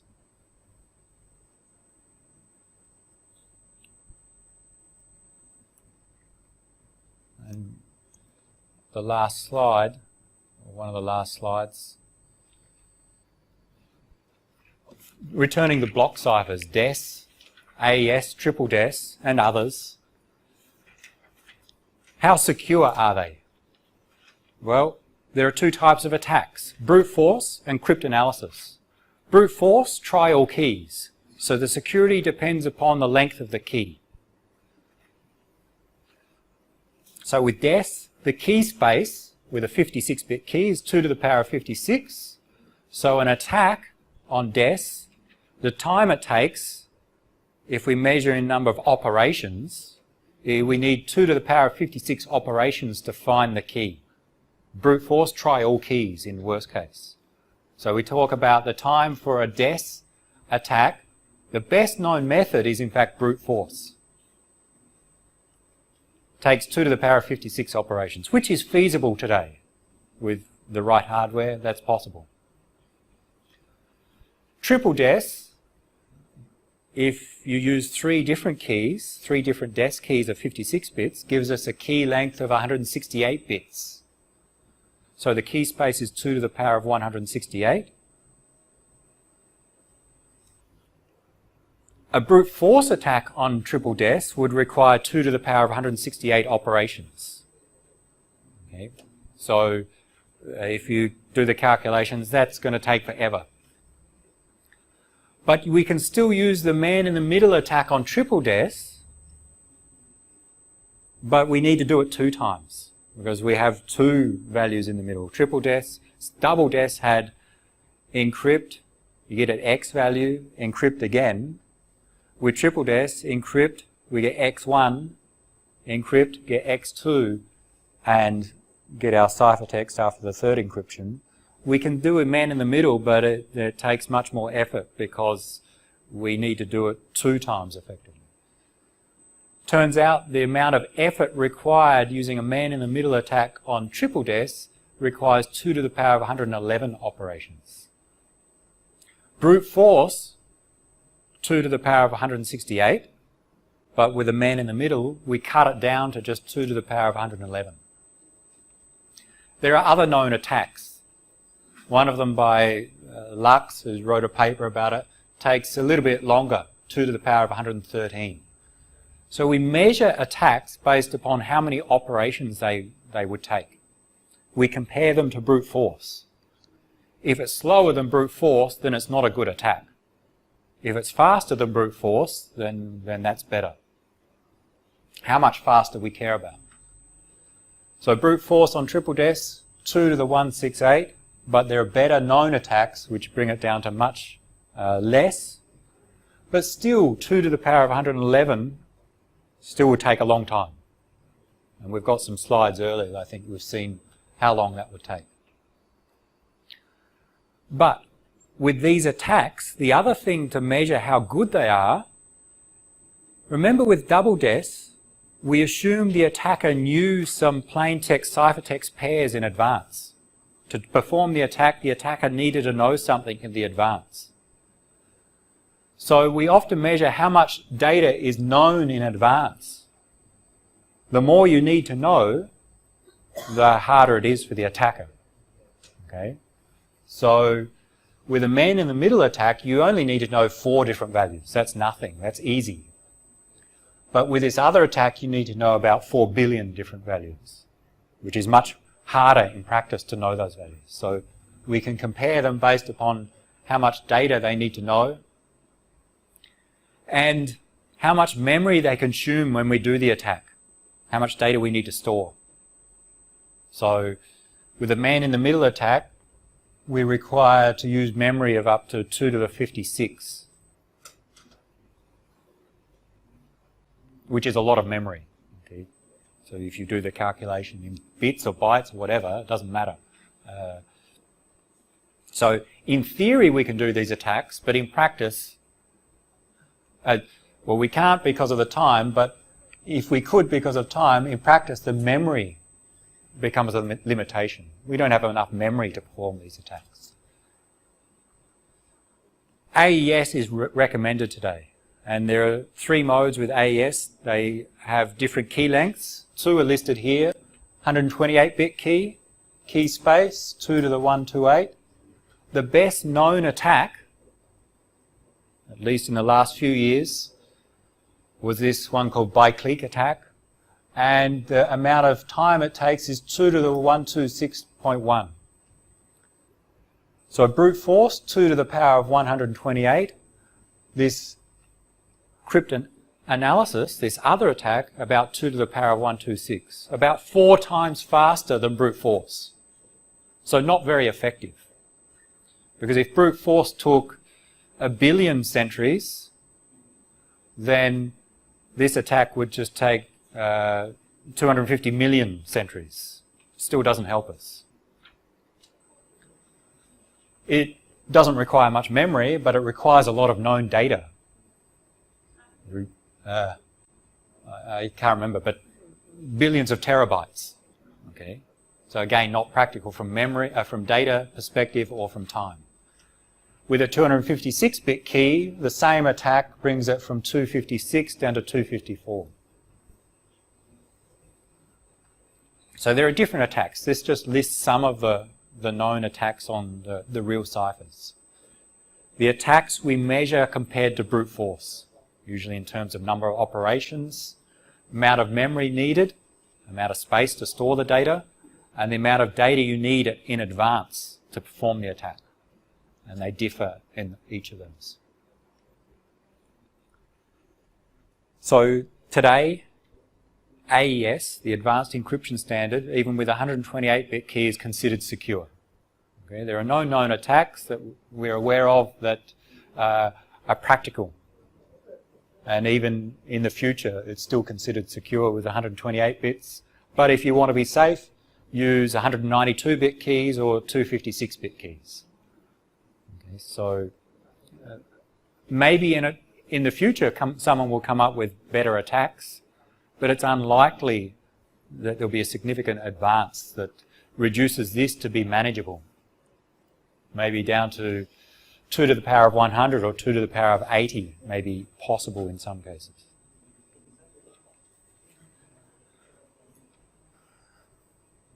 The problem with longer keys is that it's slower to encrypt.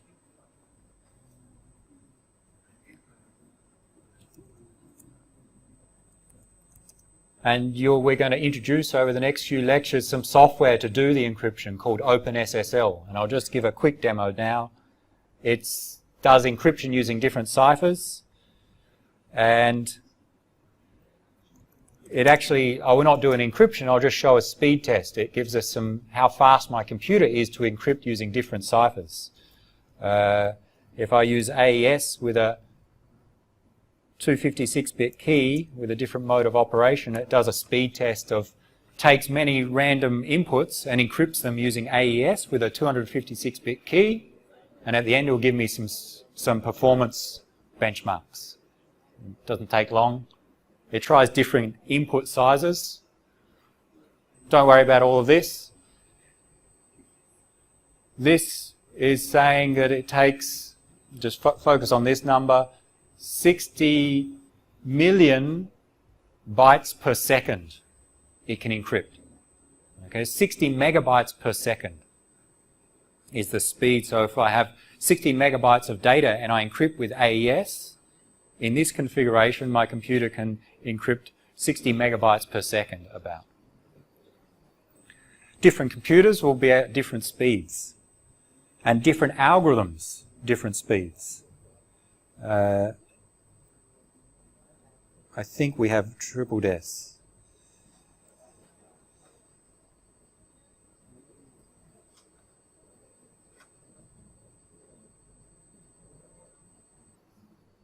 Different name, DES ED3. So you can try different ciphers and see which ones are faster than others. I made a mistake in the previous case. DES EDE3 really means triple DES. Encrypt, decrypt, encrypt. 20 million bytes per second. AES was 60 million bytes per second. Triple DES, 20 million bytes per second. Triple DES is 3 times slower than AES. So there's the advantage of AES. It performs much, much better. One last one. By default, they use software to encrypt, the CPU, just normal software. I've set an option to tell the program to use my special instructions on the CPU that does AES encryption.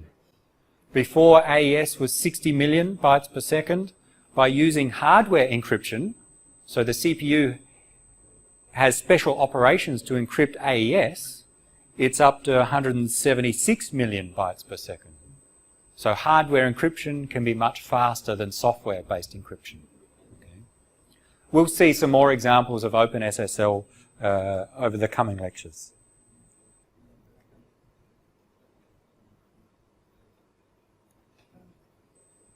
Let's stop there.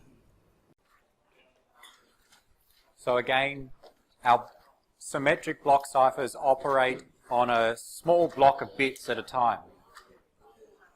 64 bits, 128 bits are common. The modes of operation are ways to use that same cipher on a larger input, larger than the block size. ECB is the basic approach and what you would expect in a very trivial approach. You take your plain text, say a megabyte, you break it into blocks that match your cipher. So my plaintext P is broken into blocks of P1, P2, up to Pn. Then I use my cipher, AES, DES, whatever. I use my cipher to encrypt each block of plaintext using my key, my chosen key, and get ciphertext C1 as output. Then I use the same cipher, the same key to encrypt, and I get C2 as output. And I do that for each of the input P's, P1 to Pn. I get C1 to Cn out. The output resulting ciphertext is just a concatenation of those C values.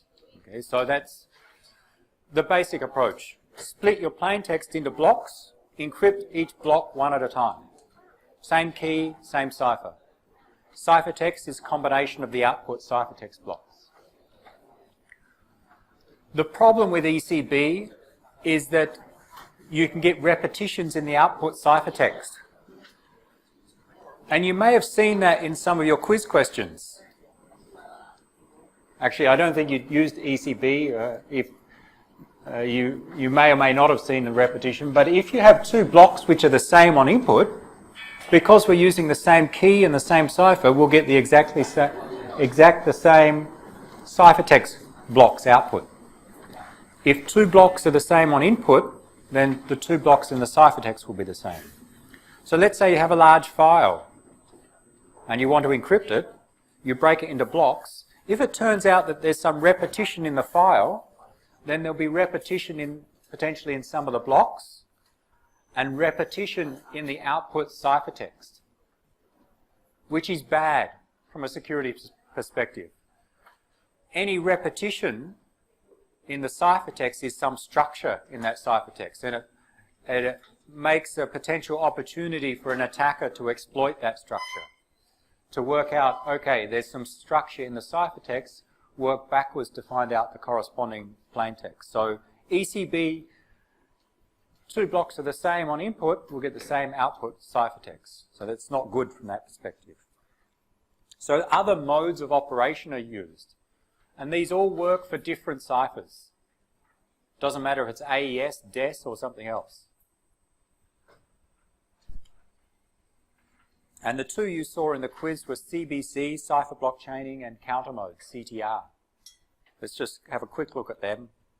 Cipher block chaining, we chain the output of one step to become the input of the next step. So we take our long plaintext, break into blocks, P1 through to Pn, and we start with another value, our initialization vector, IV. We choose some other value. So we have a key chosen plus an IV. We use that to start this encryption. And with CBC, the approach is take your plaintext block, XOR with the IV value, then encrypt the answer of that. The output ciphertext is C1, but that C1 is fed into the next stage. So we don't use the IV again, that's used just once to initialize. The ciphertext is fed into the next phase. P2 is XORed with C1, then encrypt. So we're not encrypting directly upon the ciphertext, we're encrypting we're not encrypting the plaintext, we're encrypting the plaintext XORed with the previous value. And then we keep going in a chain like that.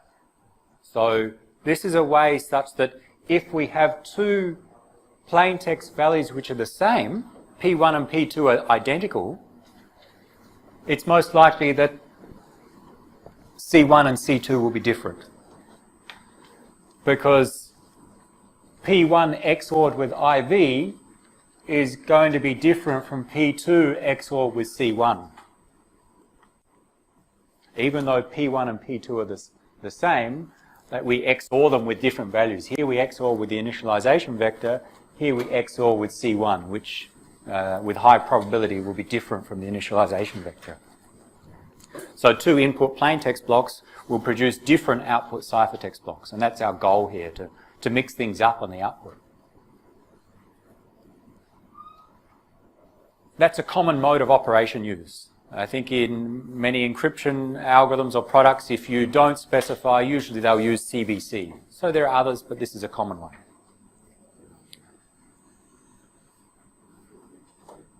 What about XOR? Exclusive OR. We'll see it again when we look at stream ciphers in a moment. Take your plain text, XOR with a random value is a form of encryption. And it's equivalent, if you have a good random value, equivalent to a one-time pad. So XOR is a good operation. Note the ciphertext should be random, or random looking, random appearing, because the idea of encryption takes some structured plain text, encrypt, and get some random looking ciphertext. XORing this random looking ciphertext with our structured plain text P2 should produce some random looking output, which is good for dispersing the structure from the plain text. Encrypting that should give us more randomness in the output. So XOR is a common operation used in encryption. We'll see it in these modes of operation and in the details of ciphers. Note for decryption, you need to go sort of in the reverse steps so that you get the original plain text back.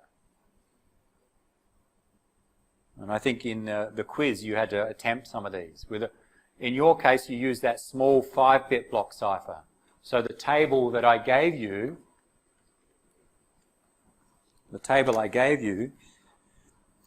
you use in this block here. So you took, actually I gave you decryption, I think.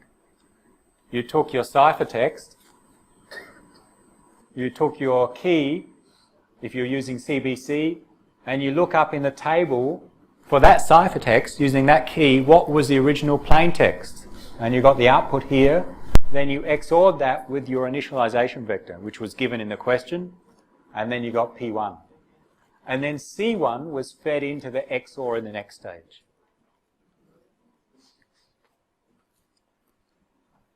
There are other modes of operation, and the other one you saw in the quiz was the counter mode.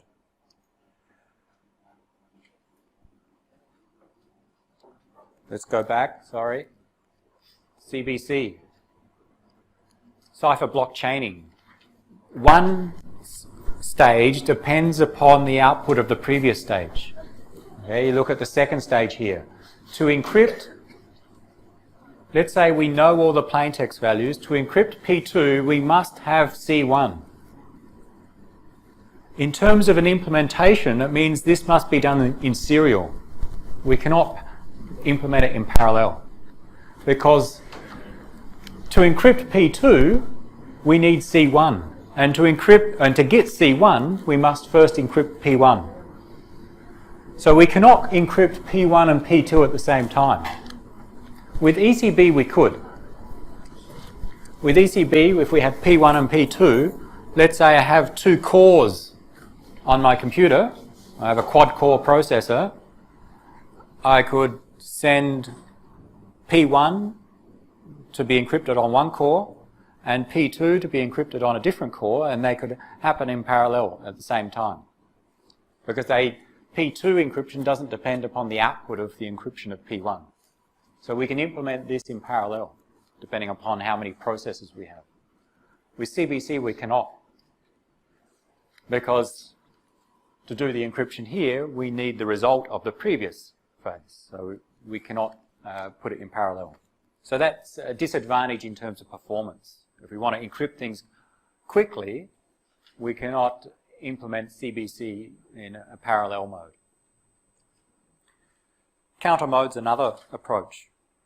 It's very simple, and it has the advantage that you can encrypt in parallel quite easily. You choose a counter, an initial value, so another IV, let's say 0 in binary. You encrypt that value with your key and then XOR with the plaintext block, and you get your ciphertext. For the second plaintext block, the counter 2 is just counter 1 incremented by 1. So if counter 1 was value 0, counter 2 would be value 1. That's a counter, we just keep incrementing. where the initial value of counter 1 is your IV. Remember, even though the counter is predictable, encrypting the counter value with your key produces a random output, some ciphertext. We cannot predict the value. And XORing that random value with the plaintext produces random looking output, our ciphertext block C1. So very simple in that we just encrypt a counter and XOR that output of the counter with a plaintext. And an advantage compared to CBC is that we can implement this in parallel. There's no dependence upon the second block compared to the first block. So what I can do is I take my plaintext blocks, I generate my counter values because I know them in advance. Counter 1 is going to be 0, counter 2 is going to be 1, and so on. And all I do is on one core or one CPU encrypt the first block, and at the same time on the other CPU encrypt the second block.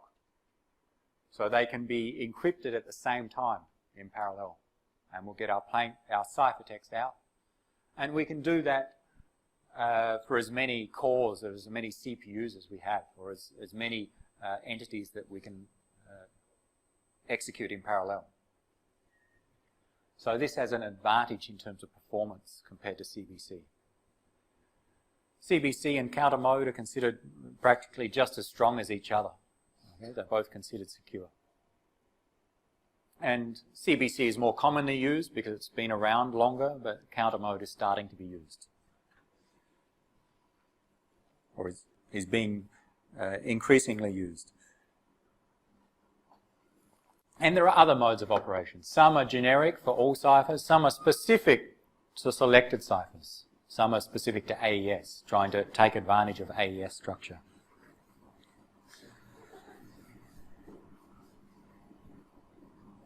Effectively with counter mode, what we do, take some fixed predictable input, encrypt it, and the process of encrypting produces a random output.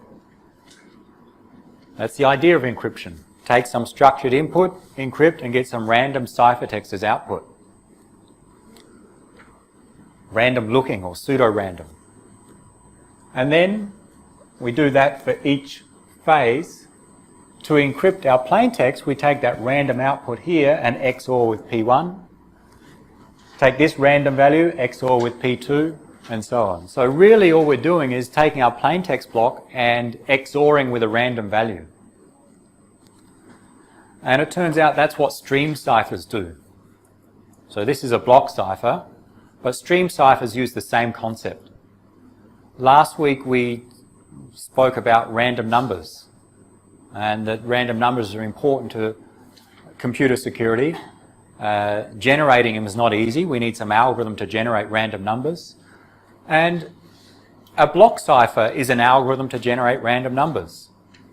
Our encrypt block here takes some counter as input and a key, and the output is a random sequence of bits, or a pseudo-random sequence of bits. And same here. So XORing that pseudo-random sequence of bits with a plaintext is a form of encryption. And it can be implemented very fast.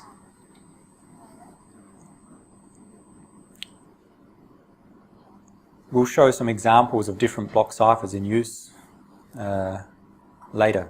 Just notes, counter mode encryption, decryption. What's the difference? Almost nothing. So the same algorithm, it's just encryption, P1 here, you get C1 out. To decrypt, C1 here, P1 out.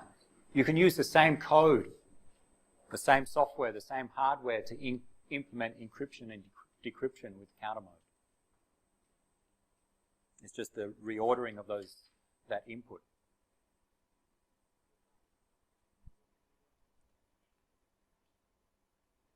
Then let's look at stream ciphers quite briefly. So we're skipping this one.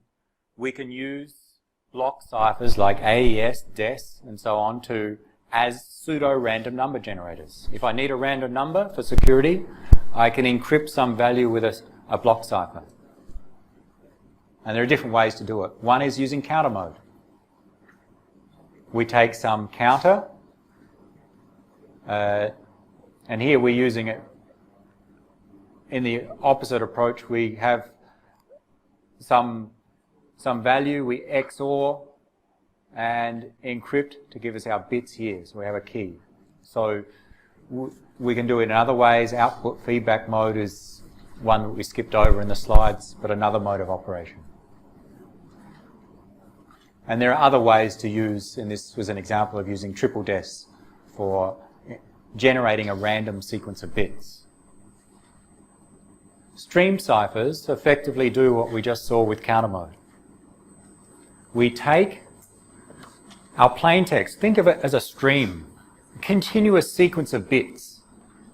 Okay, so imagine you are using Skype or a voice over IP application on your computer. You're talking, and the microphone takes your voice and the software converts it to bits that represent your voice. And as you send them across the network, you want them to be encrypted. So you want an encrypted voice call. So think of the bits coming in here as the bits representing your voice, the stream of input bits, continuously coming in. You have a key. You have some pseudo-random number generator. It's called a byte generator here because it's generating a byte at a time, but it generates random numbers. This is the seed to the pseudo-random number generator. It produces a random number as output. Represented in binary, we XOR that random number with the first, in this case, byte of your plain text. The result of the XOR is your ciphertext. So if this is your voice coming in, that is, you're talking on the computer, the microphone sends it to a codec which generates some bits representing your voice. Then the encryption software XORs those first 8 bits of your voice with some pseudo-random number. The output 8 bits are the ciphertext which are sent across the network. And that continues to happen. As you keep generating input bits, you just keep XORing with the next random number in the sequence and keep going. Keep sending a stream of ciphertext. And decryption is easy. Note XOR. If you XOR the plain text with this value K and get C, to decrypt, we use XOR again. Take C XOR with the same K gives us the original plain text back. So at the decryptor, we have the same input key, uppercase K here, generate the same sequence of pseudo-random numbers, and XOR the first 8 bits of ciphertext with the same lowercase k as was used for encryption here.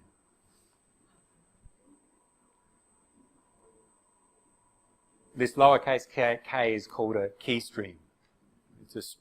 It's the key streams used to XOR with the input plaintext stream. That's the common structure of stream ciphers.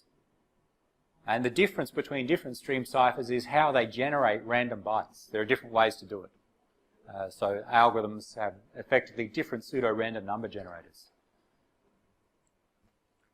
One of them, we'll come back to that, RC4 is a commonly used example of a stream cipher. It has an algorithm shown on the following slides, but we will not go through it in this lecture. There's an algorithm that effectively implements this pseudo-random byte generator. And it's relatively simple. And a key advantage of stream ciphers compared to block ciphers is that usually they're faster to implement.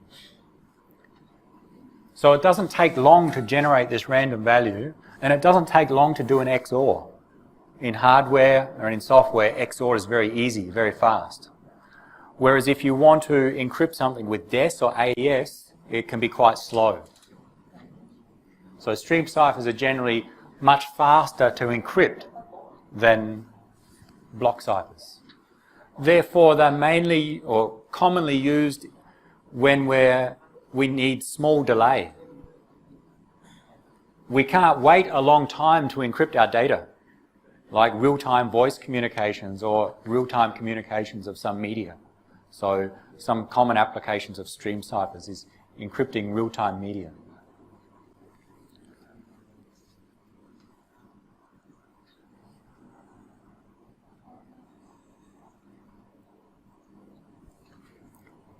For the stream cipher to be secure, the pseudo-random number generator must be good. It must produce a good sequence of pseudo-random numbers, a long period. We spoke about our random number generators. The sequence of numbers we generate, there must be a large variety there. We shouldn't repeat those numbers. So a large period is required there. So as random as possible the output should be. The less random the output is, it should approximate a true random number generator. So some algorithms don't generate as good random numbers as others. That is, it's easier to determine what the next value will be or what the previous value came from. And as with any cipher, we have a secret key. There's a secret key in this case. This key, K, must be kept secret. It must be long enough to withstand brute force attacks.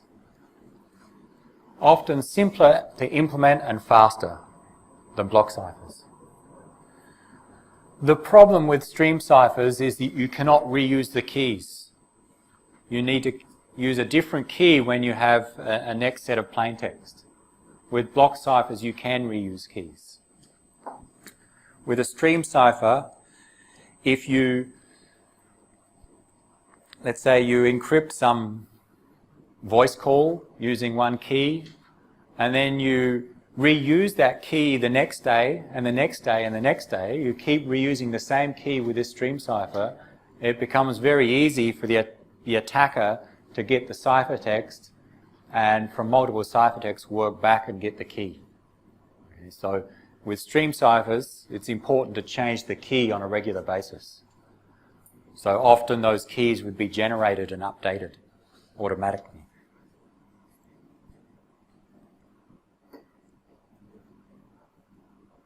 And that's about all we want to say about stream ciphers. There's an example of RC4 here. I'm not going to go through it this semester.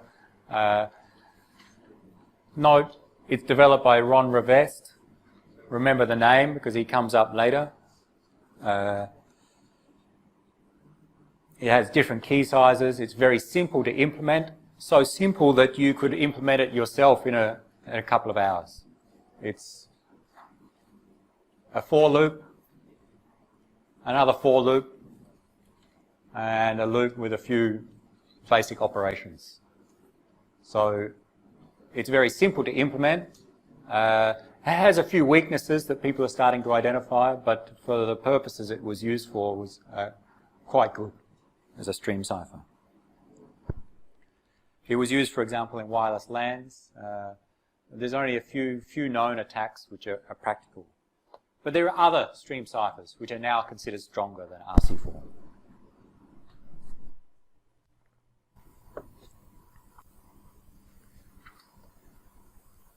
We're going to move on, give some other examples and move on to a new topic. But we're starting to finish this topic about our traditional ciphers. Up until now, after going through things like Caesar and Visionaire and the classical ciphers, those and then DES, AES, are block ciphers. And they're symmetric block ciphers in that both sides must have the same key.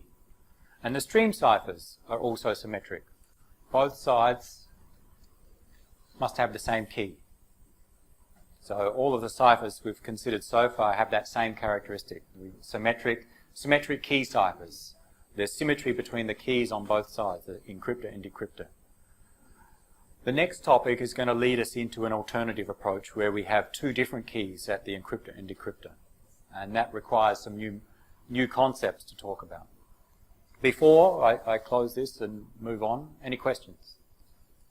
Block ciphers, modes of operations, stream ciphers, random numbers. Any questions for the upcoming quiz?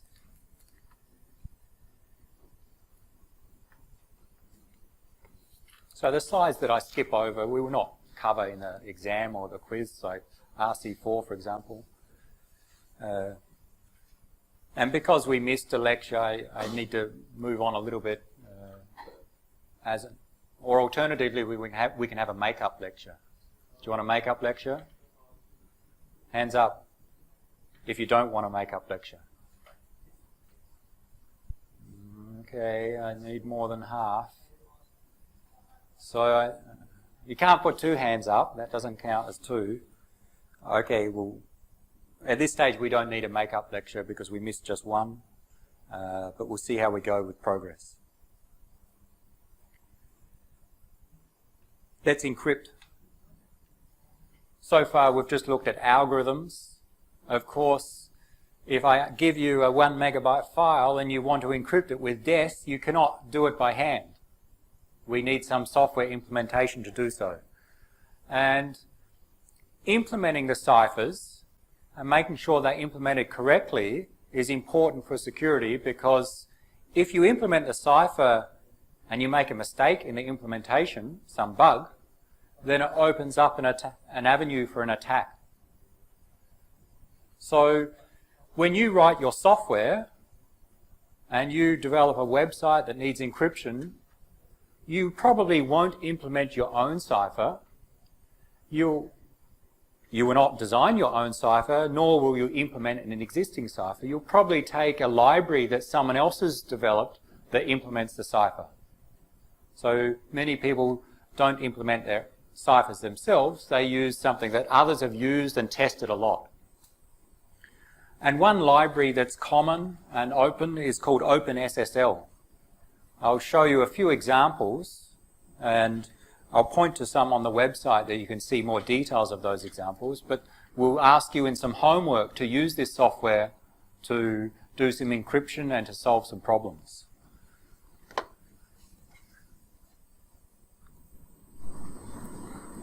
The software is called OpenSSL.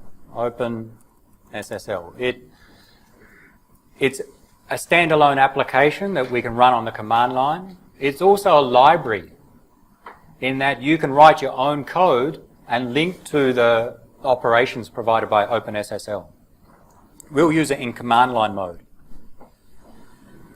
There are many different things that we can do with OpenSSL.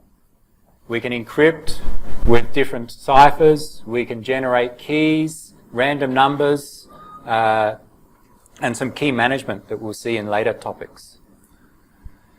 There are some different versions. That's just to show the version. I'm just going to show a few quick examples of encrypting with symmetric key ciphers. Let's start with some message.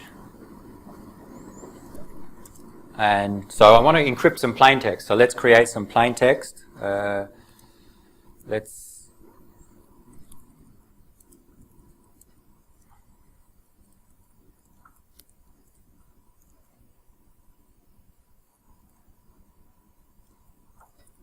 Don't look.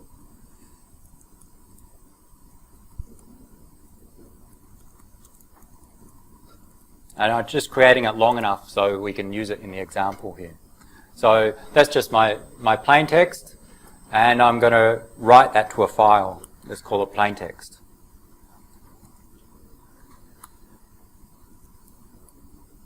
So there's our message, our plain text for our example. How long is it?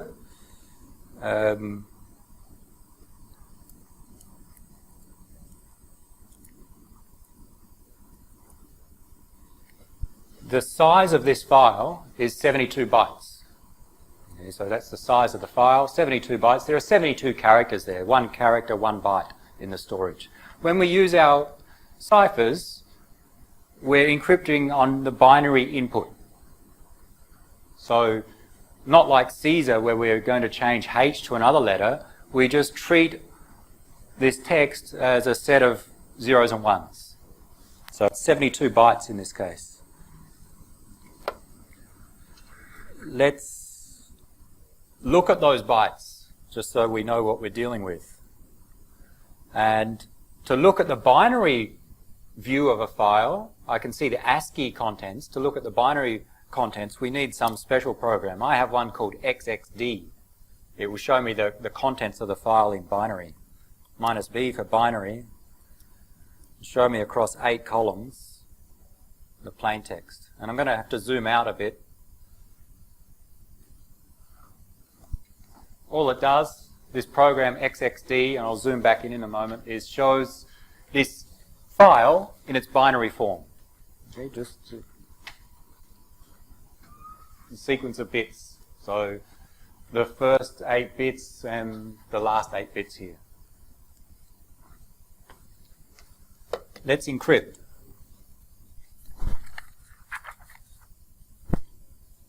And we'll encrypt using a symmetric block cipher. We'll start with DES, okay, just normal DES, and we'll use ECB mode of operation. And to encrypt with DES, we need a key. How do we choose a key? I'll need a key for DES. How do I choose a key? Someone choose a key for me? How long should the key be for DES? 64 bits. DES actually has a 64-bit key, although only 56 bits are used. DES takes a 64-bit key. Someone choose a 64-bit key. Well, we want a random key preferably. I don't want to choose a key that someone can guess. So we actually, to generate the key, we'll generate a random number. So let's generate a random number first. And then we'll use that as the key. And luckily, OpenSSL has a way to generate random numbers.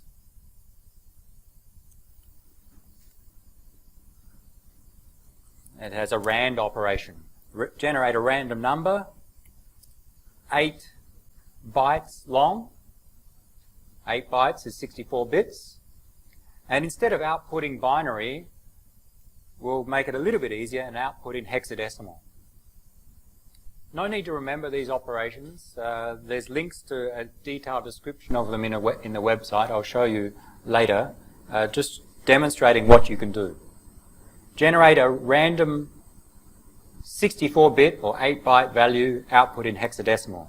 There it is. 16 hexadecimal digits. Now let's encrypt using that as the key.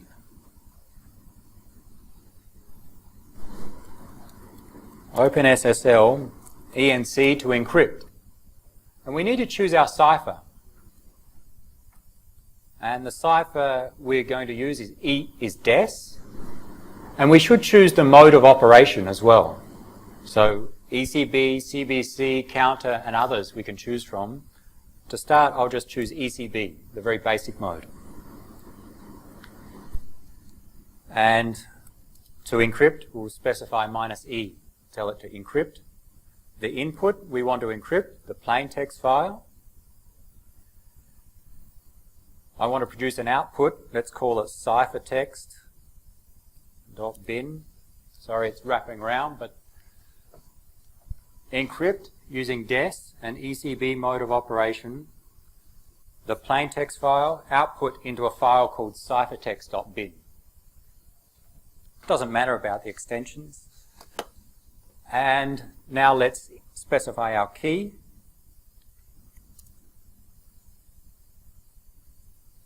And I'll copy the key from the random number and use that. So OpenSSL will allow us to give a key in hexadecimal instead of just binary. Encrypt using DES and ECB this plain text using this key, producing this ciphertext.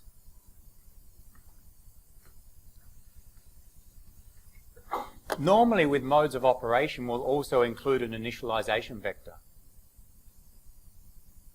It's not needed for ECB, but just so we can repeat this later, I'll include it here. And it needs to be 64 bits or 16 hexadecimal digits. That's in hexadecimal. That's a bad initialization vector.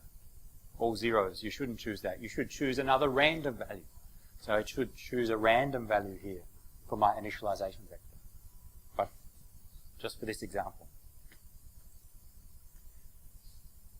Done. Encrypted. The output ciphertext.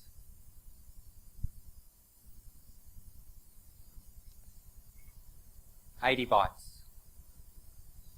Input plaintext 72 bytes. Output ciphertext 80 bytes. What happened? Is that correct? What went wrong? What we'd expect is that if I have an input of 72 bytes, plain text, I get 72 bytes output ciphertext. All of our ciphers take the same length input, same length output. Okay? 64 bits in for one block, 64 bits out. Combine the blocks, same length in, same length out. Here it's different. 72 bytes in, 80 bytes out. It turns out that with many ciphers, they add some padding in there and even some error detection to be able to detect if something goes wrong. And that's what these extra 8 bytes have been added in this case. OpenSSL has added some padding in there. It wasn't really needed. So let's add an option, encrypt again, but say no pad. Let's not pad, just to make things a little bit simpler in the output. And now our output is 72 bytes. Okay, that's what we should have, or we expected at the start. 72 bytes in, 72 bytes out. But in practice, we'll often allow padding in case the input is not integer multiple of the number of bits of our block. We need to do some padding. Now let's look at our ciphertext. And it's binary. If you take those ASCII characters and try and view them, they'll produce some strange characters. Let's look at them with XXD. And I'll look at them in binary. So I'll zoom out a little bit.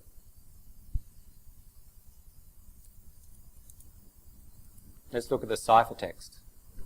There it is. Okay. So the binary ciphertext, and it's hard to see, of course, but if you look closely, you shouldn't see any structure in here. Or should you? And this is the corresponding ASCII representation of this. Where you see a dot, it means it's a non-printable character. Okay, so this is the actual binary after encrypting. Anyone see any structure in the ciphertext? What I'd like is my structured input plaintext, this message. When I encrypt it, I get some random looking output. If you can see structure in the ciphertext, then that's bad for security. Anyone see any structure?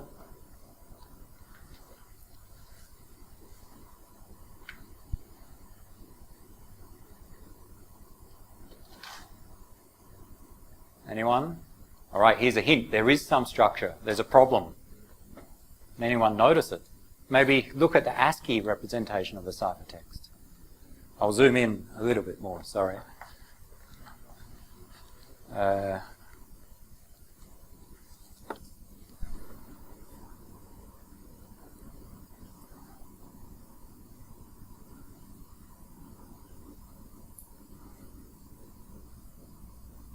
Sorry, I can't zoom in very easily without getting the right-hand side. I'll point it to you because it's hard to see. I've seen it before, and it's not obvious. If you look at these two lines of binary and this line of binary values in the ciphertext, you see the ASCII is the same. In fact, if you look closely, the binary values are the same. This line, this 64 bits, and this 64 bits are identical. So we have some structure in the plain text. That's not good. That is bad for security. What's the problem? So, was it the 4th line and the 7th line? Alright, you can see some of the bits here. Identical here. Same 8 bits, same 8 bits, same 8 bits, and so on. Why?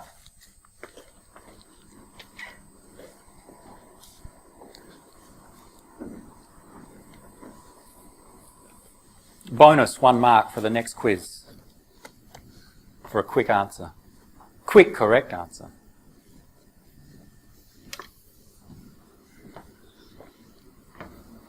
Why in the ciphertext do we get some structure? In this case, the structure is a sequence of 64 bits which are identical. Translate, no. Uses the same process. Be more specific.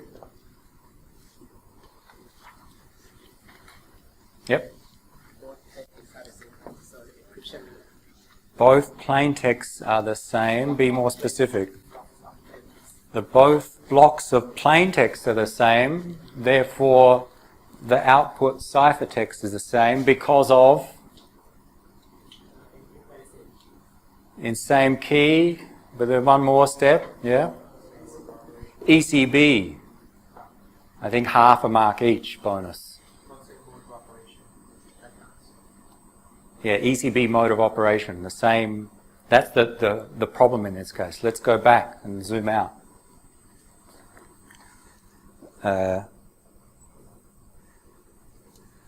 Look at the input plain text.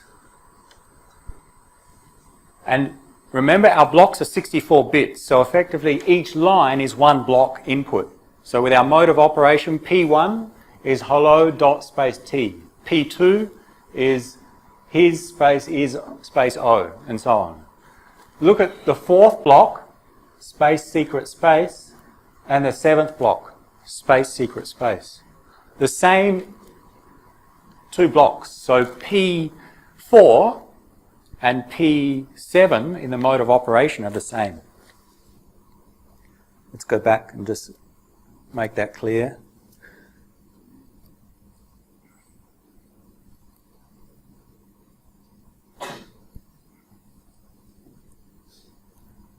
We're using ECB as the mode of operation, although we don't list them here, but P4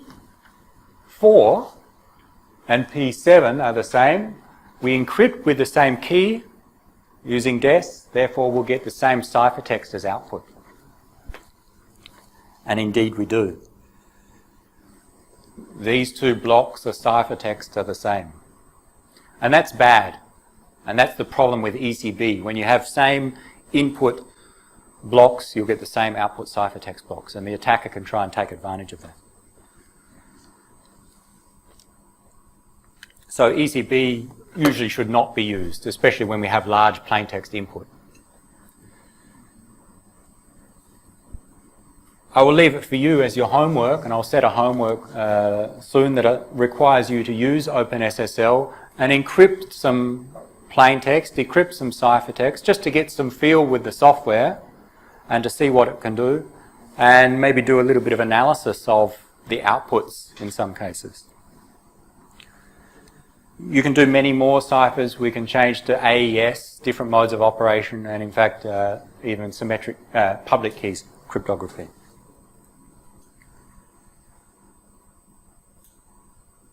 Since everyone's so excited about OpenSSL, we'll stop there and try a new topic.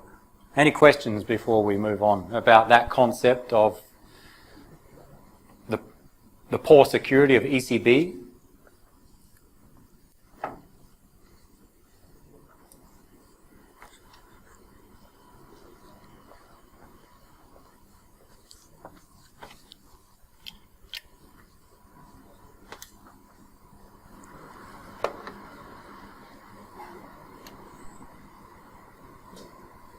Then if you're happy with block ciphers and symmetric key encryption, let's try an alternative approach. If I can close this.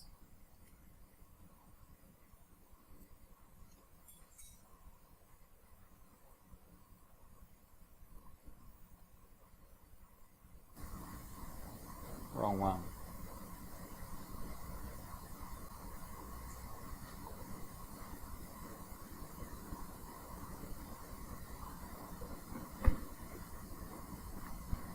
This is from one of our earliest lectures. We've seen this before. This is the general model for encrypting for confidentiality, where what we do is we take our plain text input and in a cipher, take a key, the output is a ciphertext, we send the ciphertext, the decryptor, the receiver, applies the decryption algorithm, a key, and gets the plain text. Up until now, key 1 and key 2 have been the same with symmetric key encryption. Shared secret key. Key 1 and key 2 are the same. There's some problems with that. It can be very inconvenient for some purposes. So people have developed an alternative where there's two different keys. And that's what the next form of cryptography we're going to cover. But to understand some of that, we need some refresher, in some cases some new material on some of the mathematics that supports the new form. So that's the next topic that we'll start on today. And it's some very simple mathematics that we'll just cover with a few examples that will set us up for the next form of cryptography. So I call it number theory. It covers a few different things.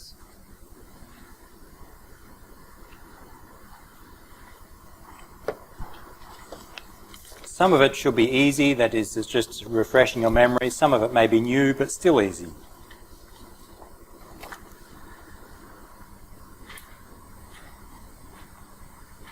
Just remind you something about prime numbers and division. So this you should follow, and if you don't understand, then have a read, ask me a question. Otherwise, we'll go through quite quickly. Just some remind you of some terms. Okay, division, we all know about how division works, but we can talk about a divisor, and B divides A. We can say B divides A if A equals some integer times B. And sometimes we write this, so just the terminology, sometimes we write this as B and a vertical bar A. So this is the topic on number theory. B is a divisor of A, we could say. And we know about greatest common divisors. Of two numbers, the greatest common divisor of those two numbers can be found. Okay. Anyone unclear so far? GCD, greatest common divisor. So the greatest common divisor of 7 and 15 is 7 and 15 is 1. Okay. The greatest common divisor of 8 and 20. 4. Okay. All right. So look at the divisors of 8. 1, 2, 4, 8. Look at the divisors of 20. 1, 2, 4, 5, 10, 20. And look at the greatest common values. Simple. There are efficient algorithms for finding greatest common divisors, especially large numbers. For small numbers, in example, is easy. We can do it in our head. But if you have very large numbers, there are some algorithms for finding the greatest common divisor.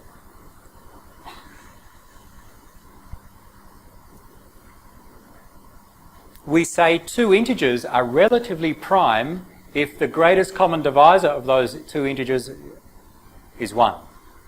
So our example, 7 and 15, the greatest common divisor of 7 and 15 is 1. So we say those two integers are relatively prime. Not prime, relatively prime. So that may be new to some of you.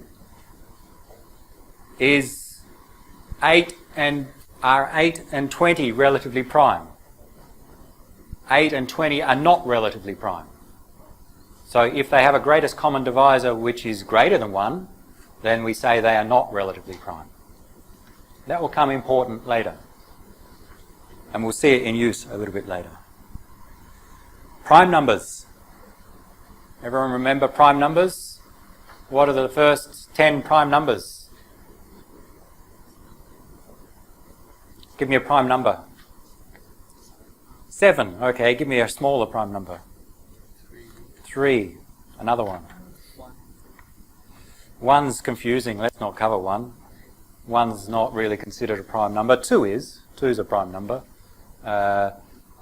2, 3, 5, 7. No more even numbers, of course, are prime. And then the numbers, how do you define the prime number? Their divisors are 1 in itself.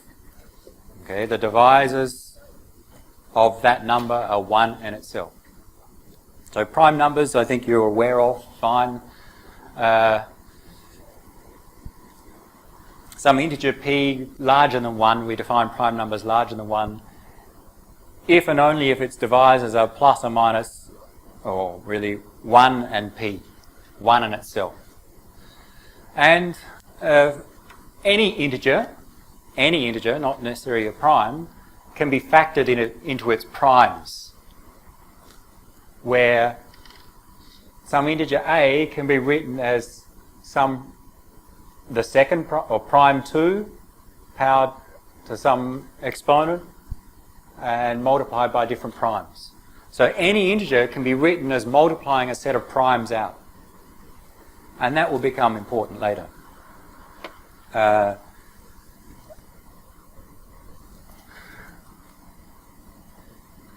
Very simple examples just to keep going.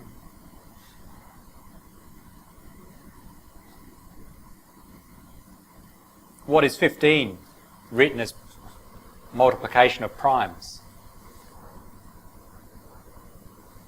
Or let's start easier. What are the divisors or factors of 15? The divisors of 15 are 1, 3, 5, and if we count 15 is a divisor. Therefore, the prime divisors are 3 and 5, less than 15, so 3 times 15. All right, what are the divisors of 24? 1, oh, we're not, all right, 1, 2,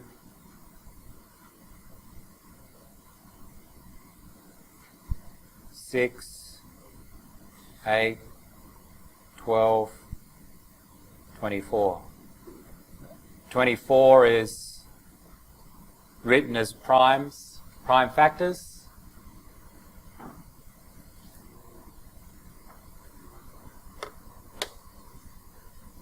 How do we write 24 as a multiplication of primes? Which means take the prime numbers and multiply them together to get 24. Well,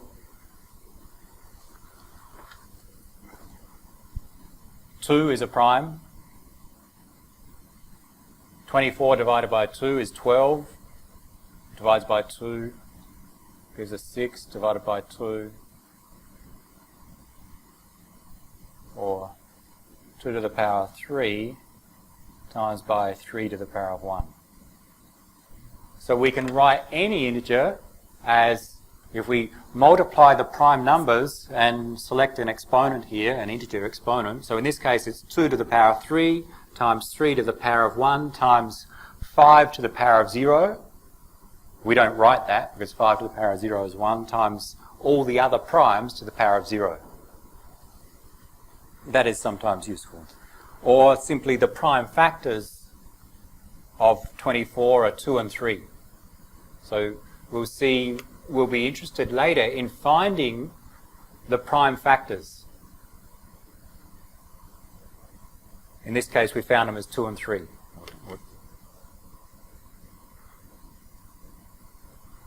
Okay, and that's what this equation states. In general, we can write any integer as multiplying the primes together where those exponents are integers, 0 or higher. And a list of some prime numbers, the first, or the under 2000. Okay. Okay, let's move on. Modular arithmetic.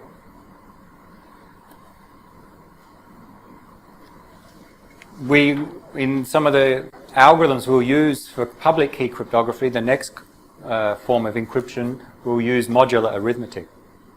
And normal arithmetic, it's normal arithmetic, but we mod the answer effectively. And it has some useful properties when we use it in encryption. So very basics, you know about mod. A mod n is the remainder when a is divided by n. Okay, we write a mod n. N is called the modulus. So n is the modulus in this case. We can say two numbers are equivalent or congruent modulo n, equivalent in mod n, if when we take those two numbers and mod by n, we get the same answer. So we often write that as A is equivalent to B in mod n.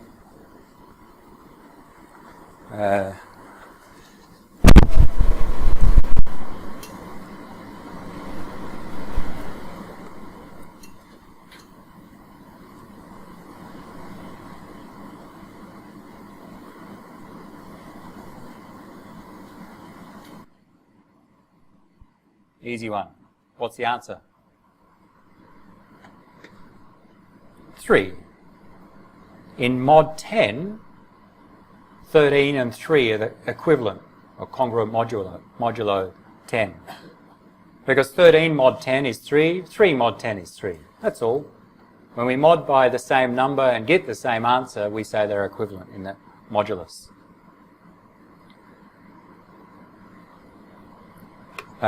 Do we need more examples? Not really. Negative numbers we'll ignore for the moment.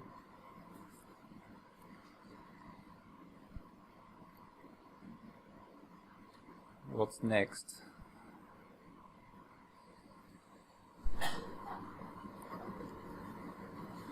So the mod n operator maps all of our integers, so the infinite set of integers, into some finite set of 0 to n minus 1.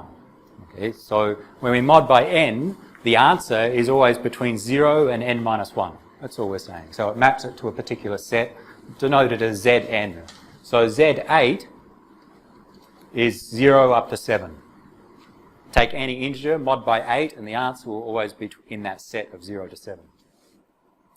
Modular arithmetic performs arithmetic, addition, subtraction, multiplication, and division within the confines of some set Zn.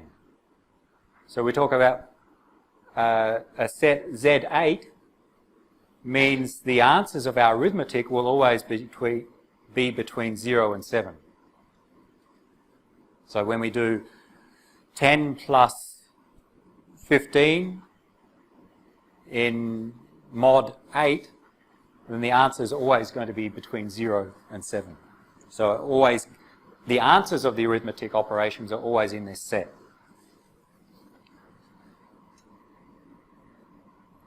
Let's go through some simple examples. Make sure we don't get some useful ones.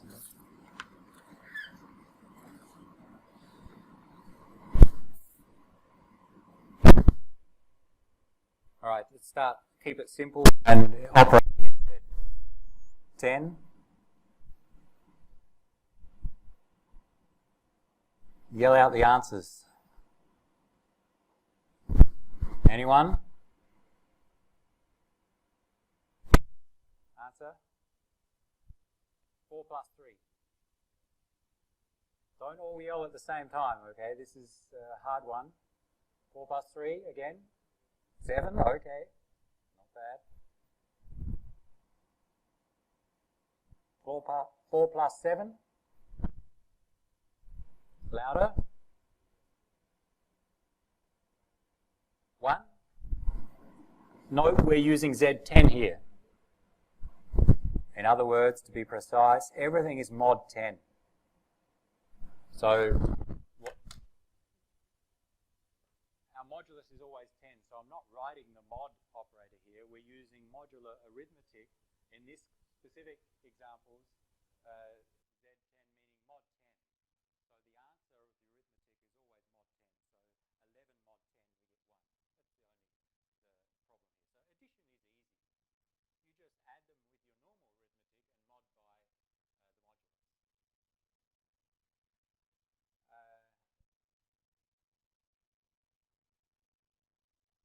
What about subtraction?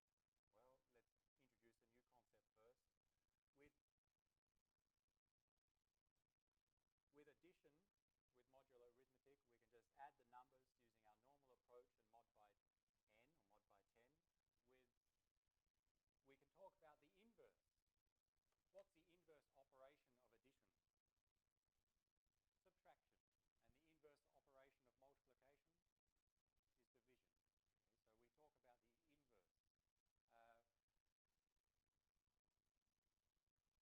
Okay, so we talk about the inverse. So now I'll just write here normal arithmetic, not using modulus. 4 plus 3 is 7, of course.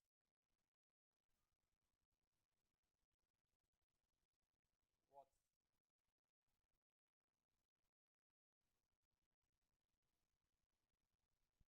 7 minus 3? 4, normal arithmetic.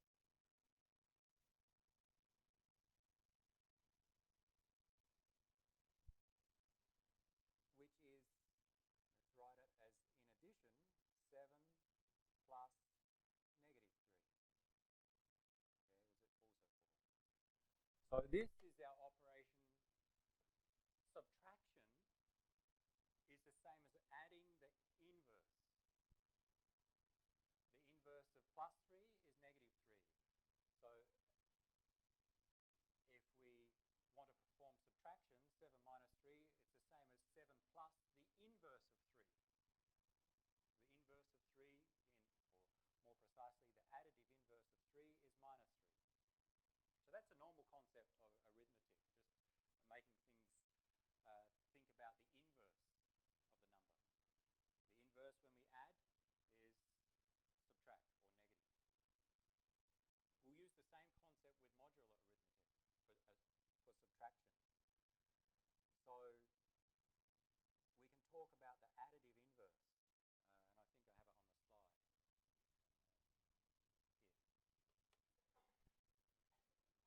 Here. A is the additive inverse of B if A plus B is equivalent to 0 mod n.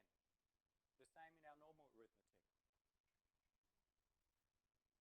The additive inverse of 3 is the number such that when we add it to 3, we get 0. 3 plus minus 3 gives us 0. So we say the additive inverse of 3 is minus 3. But in modular arithmetic, we don't have negative numbers.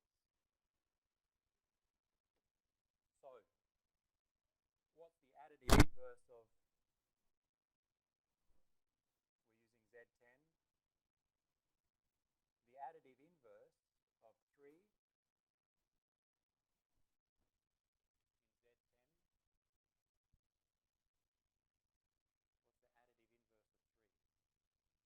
of 3?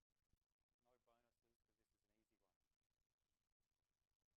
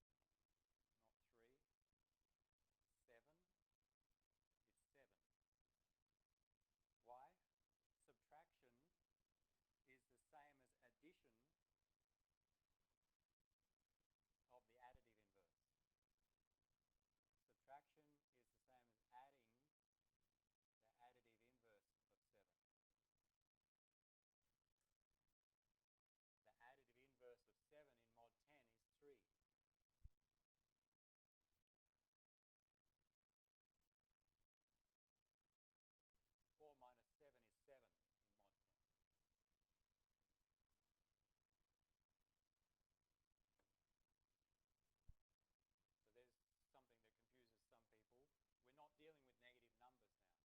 We can still do subtraction, and we still use the same concept of our normal arithmetic, but everything is in mod n,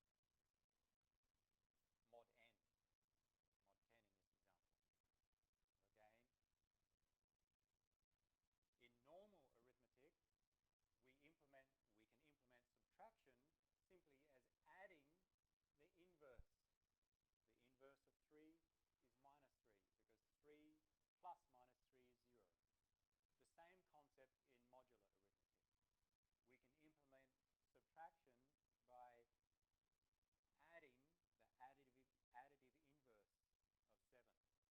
where the additive inverse of 7 is the number such that when we add it to 7, we get 0, all in mod 10, which is 3. Minus 6 is 6.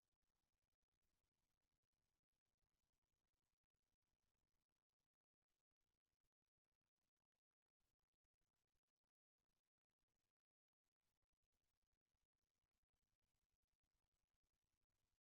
the additive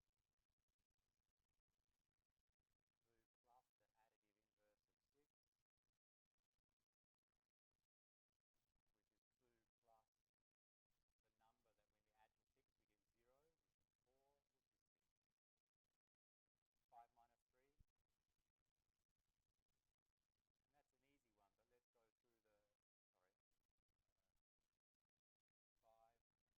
is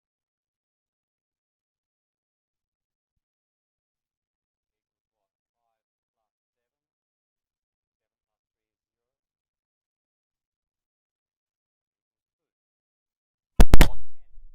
let's go through the, 5 plus the additive inverse of 3 equals what? 5 plus 7. 7 plus 3 is 0. Equals 2. Mod 10, remember. So I haven't written mod 10, but 5 plus 7 is 12. Mod 10 gives us 2. And you can see quite easily 5 minus 3 is 2. So that gives us our normal operation. So when we have negative numbers, we can we must keep them within the confines of our set. Additive inverse.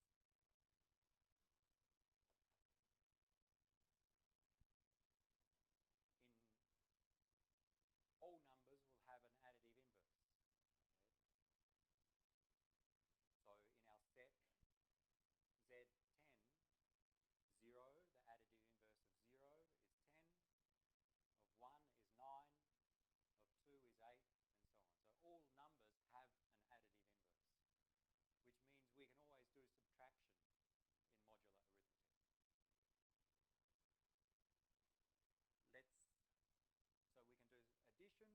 Let's try in the set Z8, that is mod 8 now.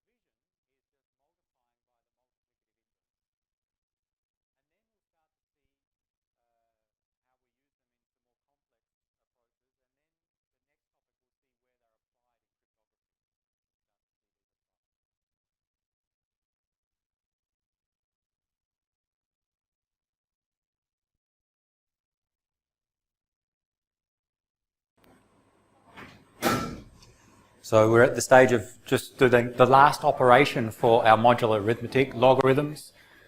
Exponentiation is easy. Well, easy in terms of concept. That is, it's repeated multiplication, and in terms of how we think about exponentiation, you take your number, raise it to the power, mod by n, you get your answer. So conceptually easy. In practice, time consuming sometimes to calculate. We'll see some examples when we have big numbers. Last one, logarithms. And the concept we have is a discrete logarithm. In normal arithmetic, if we have b equals a to the power of I is the index or the exponent, then the log in base a of b is I, that index or exponent. But now we have everything mod n, or in this equation mod p. So if we have b equivalent to a raised to the power of I, all in mod p, then we say, in the same concept, the logarithm in base a with mod p of b equals I, the index. So we're trying to find the index of this exponentiation, the opposite of the exponentiation operation. And we call it, for modular arithmetic, a discrete logarithm. If we go back to multiplication, in modular arithmetic we can do multiplication for all numbers, but we cannot do division for all numbers. And similar follows, we cannot do logarithms for all numbers. There's only special cases where we can determine the unique exponent. So we need to introduce a primitive root to explain that. So a primitive root is of some, so we define a primitive root of some prime p, a prime number p, if a number is a primitive root of that prime p, then a raised to the power of 1, 2, 3 up until p minus 1 gives us distinct values. And that's best shown with some examples. So we'll go straight to some examples to introduce the concept of a primitive root. And then see the discrete logarithm relies on a primitive root being found. I have some better examples, I hope.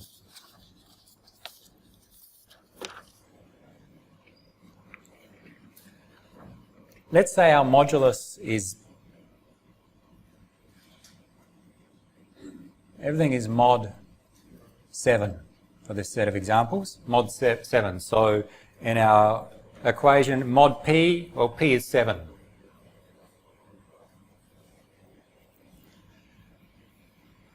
Let's look at the numbers when we take some number a and we raise it to some power I, where I ranges from, for mod 7, 1 up until 6.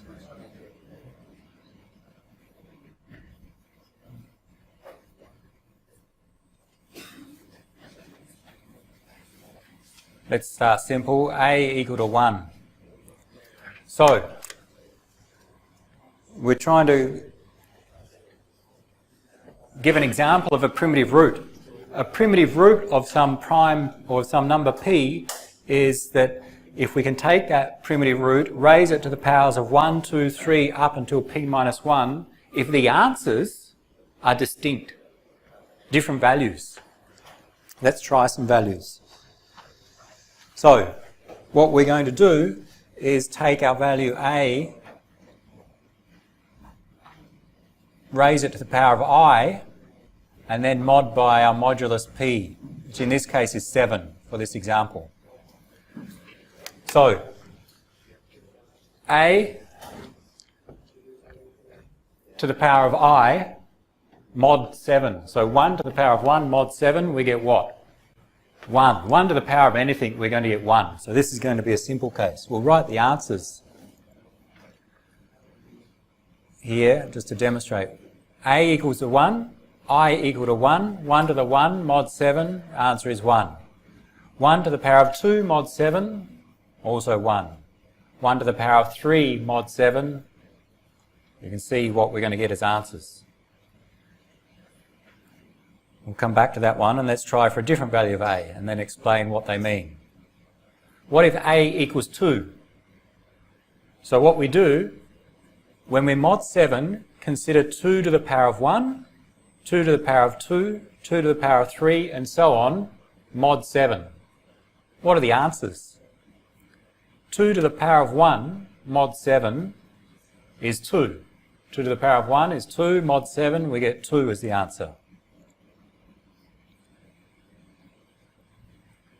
2 to the power of 2, mod 7. How about we, I'm very lonely up the front. Come down closer, everyone. Small group of students, large room. Move down the front. It's okay to eat. Everyone move down the front. Front 2 rows. It's okay. We've got time. Off you go. Yeah, everyone move. I can't move the screen closer to you. Come on. The front 3 rows. It's okay. It's all right. Just for today, front 3 rows.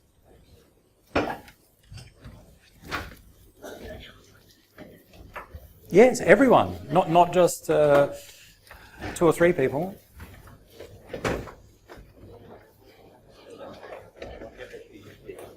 Just try something different. It's okay. Bring your laptop.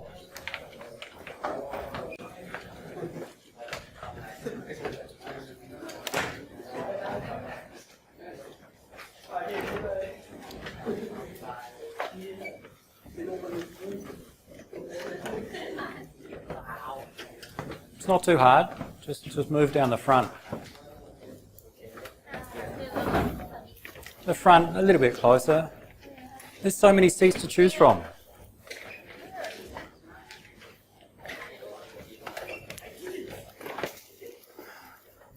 Okay. Now I can ask a question and hear your answers. 2 to the power of 2 mod 7. What's the answer? 4. 2 to the power of 3 mod 7. 2 to the power of 3 is 8 mod 7. We get 1. 2 to the power of 4 mod 7. Try it. 2 to the power of 2 mod 7, we get 4. 2 to the power of 3 mod 7, we get 1. 2 to the power of 4 mod 7, 2 to the power of 4 is 16 mod 7, the answer is 2. 2 to the power of 5 mod 7, 2 to the power of 5 is 32 mod 7, 4. 2 to the power of 5 is 32. 4 times 7 is 28, remainder is 4. 2 to the power of 6 mod 7.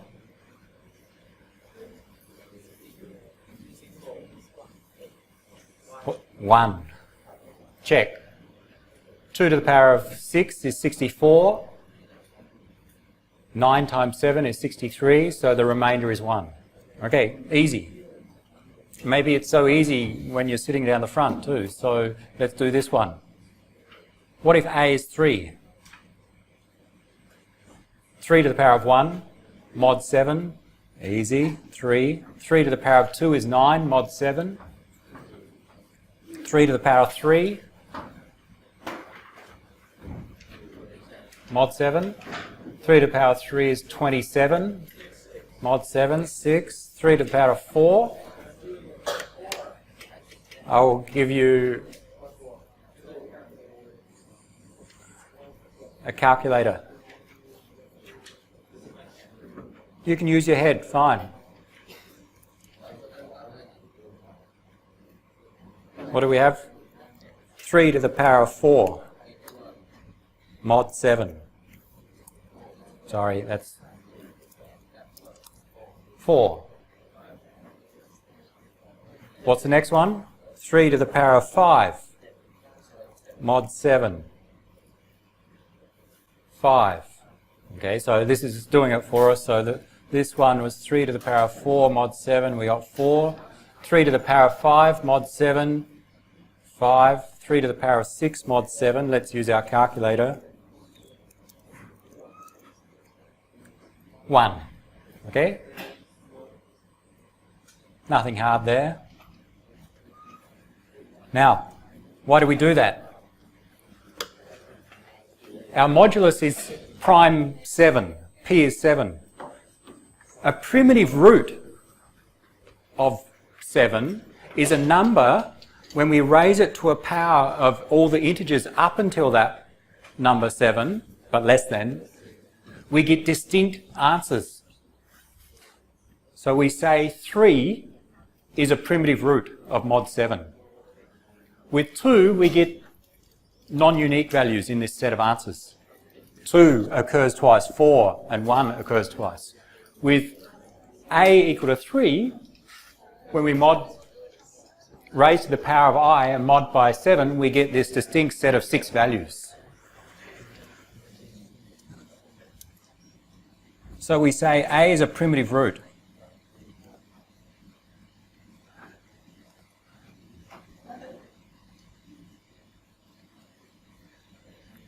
Two and 1 are not in this case. And then we can try for other numbers. So that's the definition of primitive root. We use it to work out when a discrete logarithm is possible.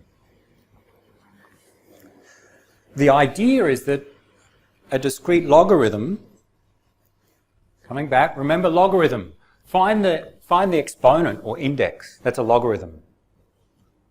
Given the base and the answer, find the index that when we raise the base to that index, we get the answer B.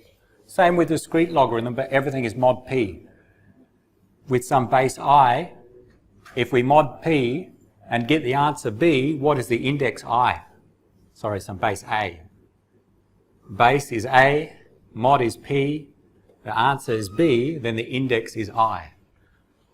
Well, we can only solve such value and get a unique exponent I, that is get an answer that's unique, if A, the base, is a primitive root of prime P. So that's the conditions when our discrete logarithm will work.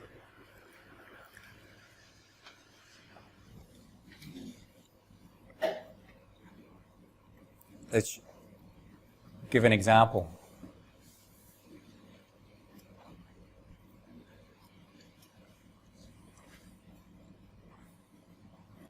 What have we got?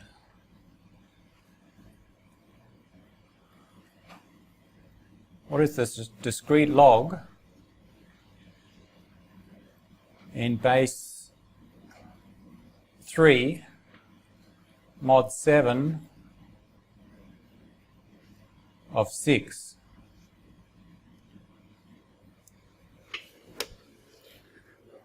The way we read that is that 3 raised to some power, to some index, mod by 7 gives us an answer 6. So what is that index? 3 raised to some number, then we mod by 7 gives us 6. What is that number? Where do you get the number from? We just calculated it, didn't we?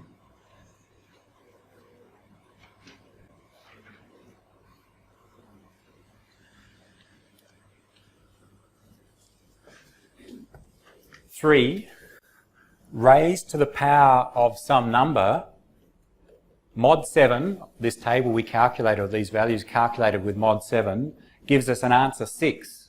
So what's the index that gives us an answer 6? 3. So the answer of this is 3.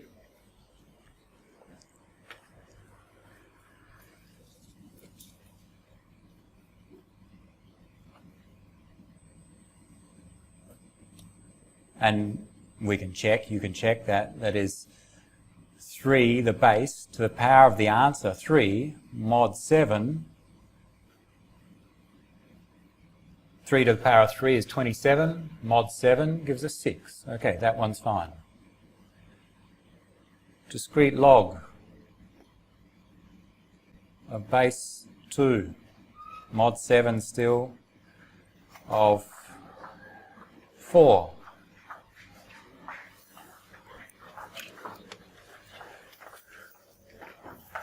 The discrete logarithm of 4 in base 2 mod 7 means 2 to the power of some number, 2 to the power of some number, mod 7 gives us the answer of 4. What is that number? What is the index?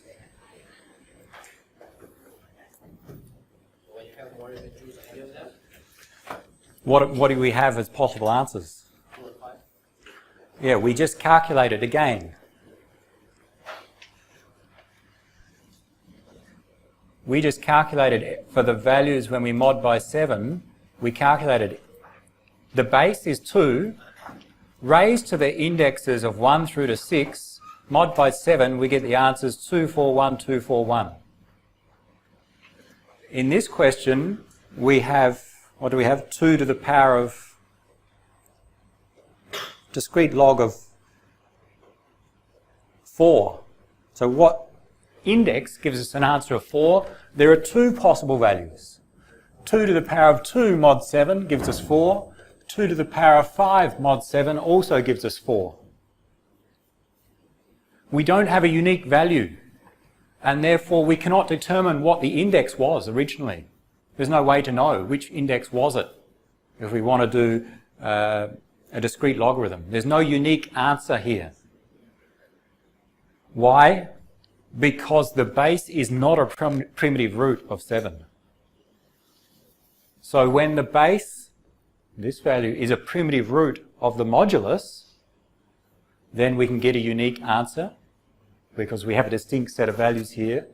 But when the base, like 2, is not a primitive root of 7, then we will not get a unique exponent because we have multiple instances of the answer.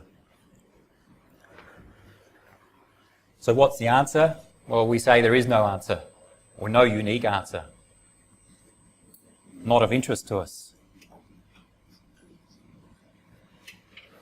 Well, there are 2 possible answers, but generally we'd like to get a unique value, especially when we apply to encryption. So when we want to use the discrete logarithm, we normally need to have the base to be a primitive root of the modulus. In this case, it's not. And we'll see algorithms, cryptographic algorithms, that use this concept.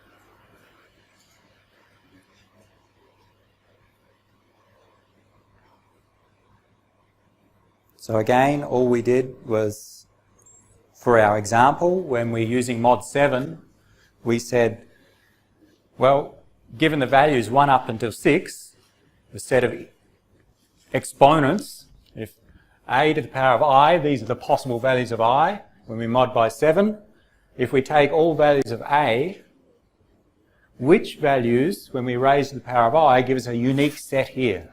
3 does, 2 doesn't, 1 doesn't, and you can check the others whether they do or not. If they do, it's called a primitive root. And if we have a primitive root, in this case, we can solve the discrete logarithm with a unique answer.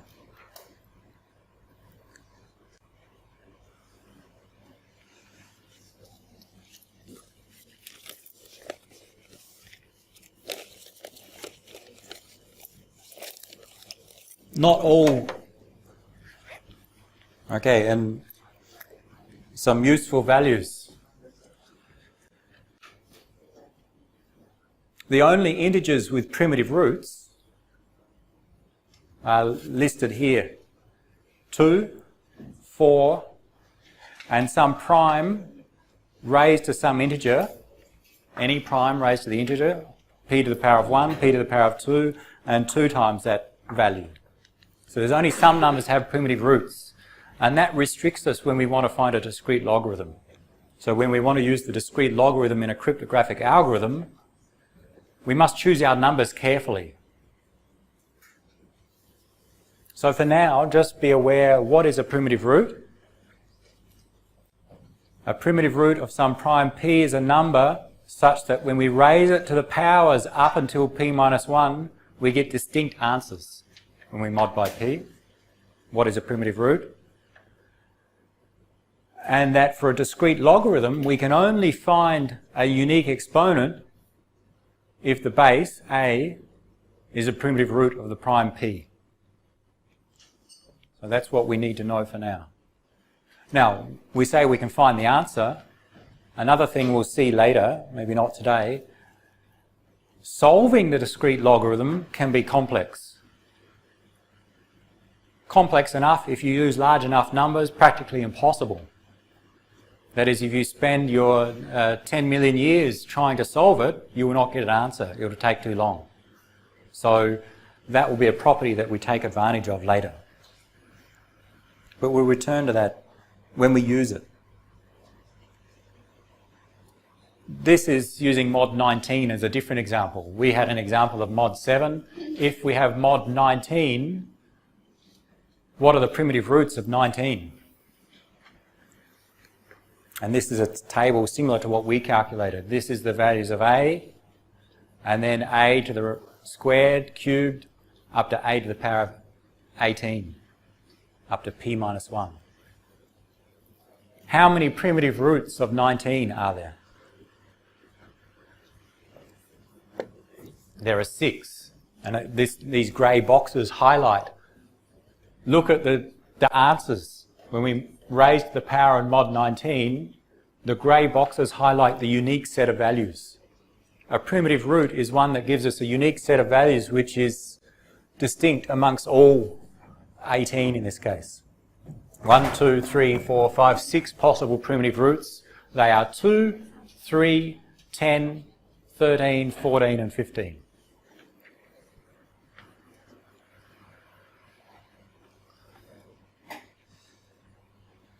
And in mod 19, some discrete logarithms. So the answers have been calculated for us. So in base 2, base 3, 10, 13, 14, and 15, base of the primitive root, mod 19. So for example, log in base 13, mod 19 of 8 is 15. That's how we read this table. The log, or the discrete log of the top row, the answer is the second row. And the base is 13 here, mod 19. The base here, 14, mod 19. So the base are the 6 different primitive roots. Generally, I do not ask you to solve a discrete logarithm in a quiz or an exam unless I give you some extra supporting information. So, especially with large numbers, they're not solvable. With large enough numbers, there are no known algorithms that can solve the discrete logarithm in reasonable time. With small numbers, you can do it with trial and error. Okay, you can find a way to do it, but if it's large enough, it will take too long.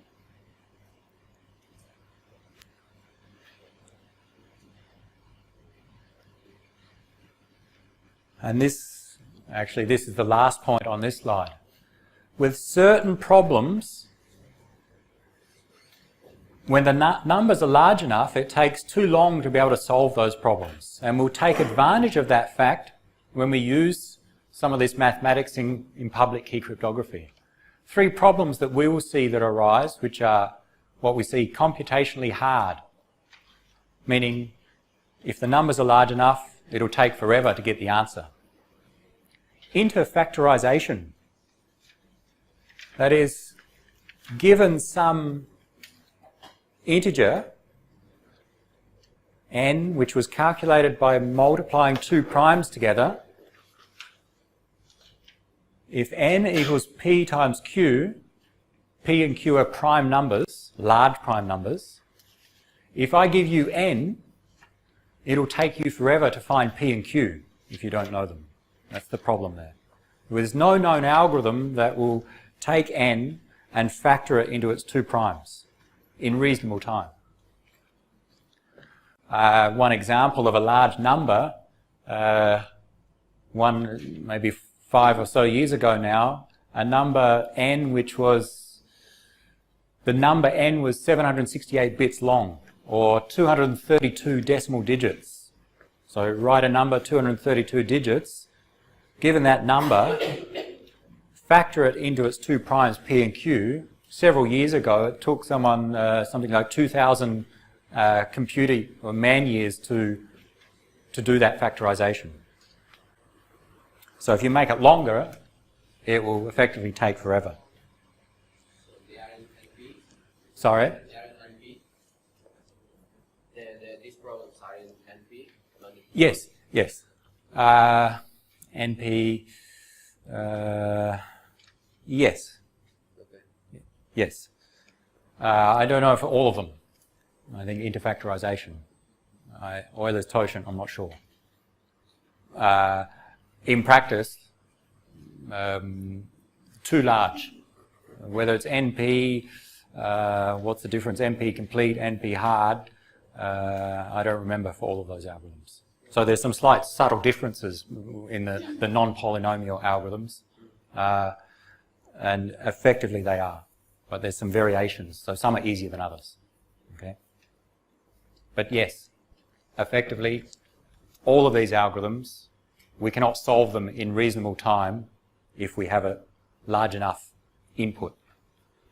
The input for Euler's totient is, or the problem is, given n, just n, a non-prime n, a composite n, find the totient. Remember, the totient was the count of numbers less than n which are relatively prime with n. We could do it. We could, okay, if n was 20, the 1, 2, 3 up to 19, check which numbers are relatively prime with n. But now make n 1,000 bits long, like hundreds of digits, and then find the answer. It's considered harder than integer factorization. With the same size n, it will take you longer to do this and this. So this one may take 1,000,000 years, this may take 2,000,000 years, but effectively unsolvable. Similar discrete logarithms with large enough values, finding the index is considered unsolvable. So if you know the base, the modulus, and b, finding the discrete logarithm is impossible. We'll come back to them and see how they're used in cryptography, and that's our next topic. So let's get to it. Any questions before we move away from the theory onto the application in security?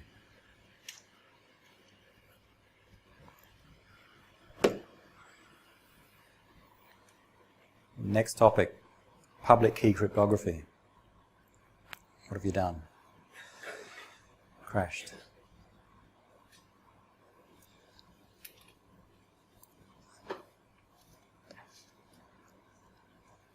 So all of the security schemes we've seen up until today have been symmetric key cryptography. Encrypt with one key, decrypt with the same shared secret key. Now we're moving to a different approach, public key cryptography. Let's look at the principles and then an example. So it's reported that around the 1960s, the NSA in the US discovered the concepts or developed the concepts for public key cryptography. Similar organisation in the UK around the same time, or the 1970s. That's the first known report. But it was only made public in 1976. Two guys, Diffie and Hellman, come up with this idea of public key cryptography. So that was the first that the public knew of this concept. And it was only till later that NSA and the government headquarters in the UK started to advertise that they already knew about it. So it's only been around for 40, 50 years. Caesar cipher's been around for, 2,000 years. So it's relatively new.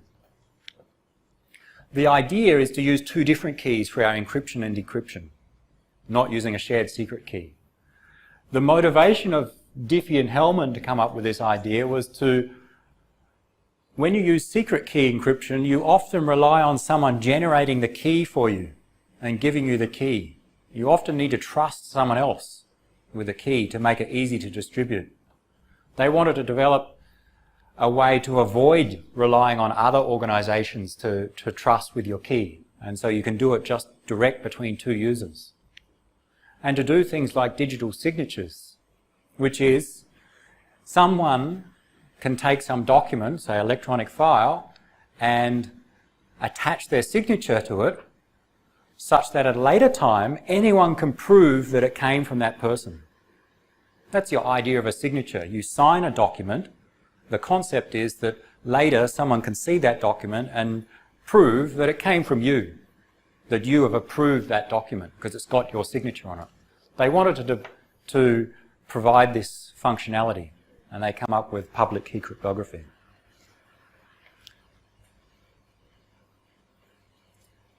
So the principles. Symmetric algorithms use the same secret key for both encryption and decryption.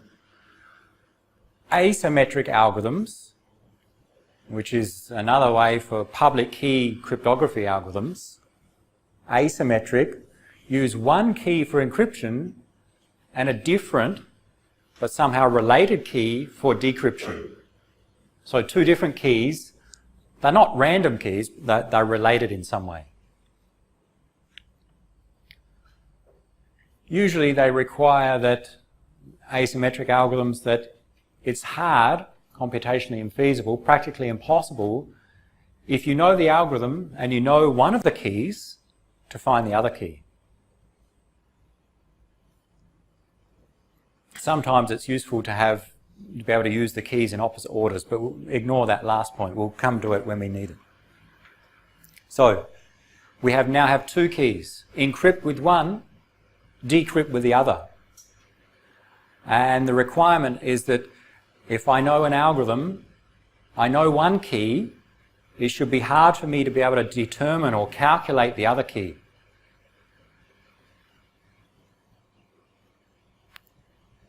So in fact we have two keys. We talk about a key pair, and one's a public key and one's a private key. So we talk about a public-private key pair. And in most systems, the way that it works, each user in that system has their own key pair. So we denote that for user A, they have two keys, the public key of user A and the private key of user A. So the private key of Steve and the public key of Steve. I have my own key pair. You have your own key pair. Everyone has their own key pair. Often created by yourself. And we'll see the ways for creating them later. They're not random numbers. Okay, the key values are not random numbers. They are related somehow. A public key, as you guessed by the name, it can be made public. That means if I have my public key and private key, the two values, I can tell all of you my public key. It doesn't matter. It's available to everyone, anyone who wants it. My private key, again, should be secret. It should be private to me. So I have my key pair. I tell everyone my public key, but I keep my private key secret. I don't tell anyone. That's the assumptions that our keys rely on. And then, all right, let's see these for secrecy and authentication with some pictures. To explain how we use those keys. So the concept, let's say I want to get a message from A to B confidentially. We have a message M, the plain text. This is user A on the left, user B on the right. We want to get a message from A to B such that no one else in between can read the message. We want confidentiality. Both users have their key pair. So we can say user A has a key pair, user B has a key pair. To achieve confidentiality, what we do, user A on the left takes the message, uses a public key encryption algorithm, E, and uses the public key of the destination. So if user A is sending to B, and they want this message only to be read by B, then user A encrypts the message using the public key of B in this encryption process. And the result we can write as we encrypt using the public key of B, message M, and we get some ciphertext as output. We send the ciphertext across the network. the destination B receives the ciphertext, and to decrypt, they use their corresponding private key. If a message was encrypted with B's public key, our algorithm should be such that it will only successfully decrypt with B's private key, the other key in the key pair. So what B does, they take the ciphertext C, their private key, PRB, and decrypt using our algorithm. And if our algorithm is designed correctly, they'll get the original message as an output. So we'll get the plain text back. So if we want to have confidentiality with public key encryption, and this is an important point to remember, the concept is always encrypt with the destination's public key. We'll look at the algorithms for E and D in this topic, but the concept in general is you encrypt with the destination's public key, and the destination decrypts with their private key. And because, why does it work? Well, the keys should be related in such the way that it will only successfully decrypt if we use the other key in the key pair. We have a key pair, PUB, PRB. Public key of B, private key of B. If we encrypt with the public key of B, we can only decrypt with the private key of B. That's the requirements of our algorithm. Now, why does this provide confidentiality? Let's say a malicious user intercepts the ciphertext. They have C. They want to find M. So they have C. They need to decrypt C using some key. But the nature of the algorithm should be such that we can only decrypt the ciphertext using the other key in the key pair from which it was encrypted. This ciphertext was obtained by encrypting with the public key of B, therefore it will only decrypt with the private key of B. And by definition, the private key of B is known only to B. It's private to B. So a malicious user cannot decrypt because they don't have the private key of B. So no one can intercept and find the original message M unless we know that private key. Only the person with the private key can successfully decrypt.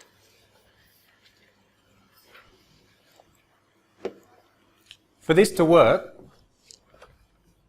we need to design an algorithm such that it will successfully decrypt and a way for generating the keys such that it will work in this manner. So this is just the concept. How does it actually work depends upon the algorithm. But people have designed algorithms that meet these requirements, so it does work.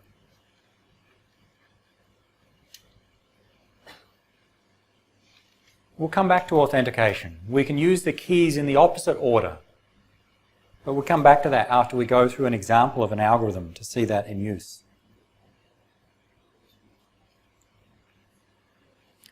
What have we got? Let's go direct to an algorithm.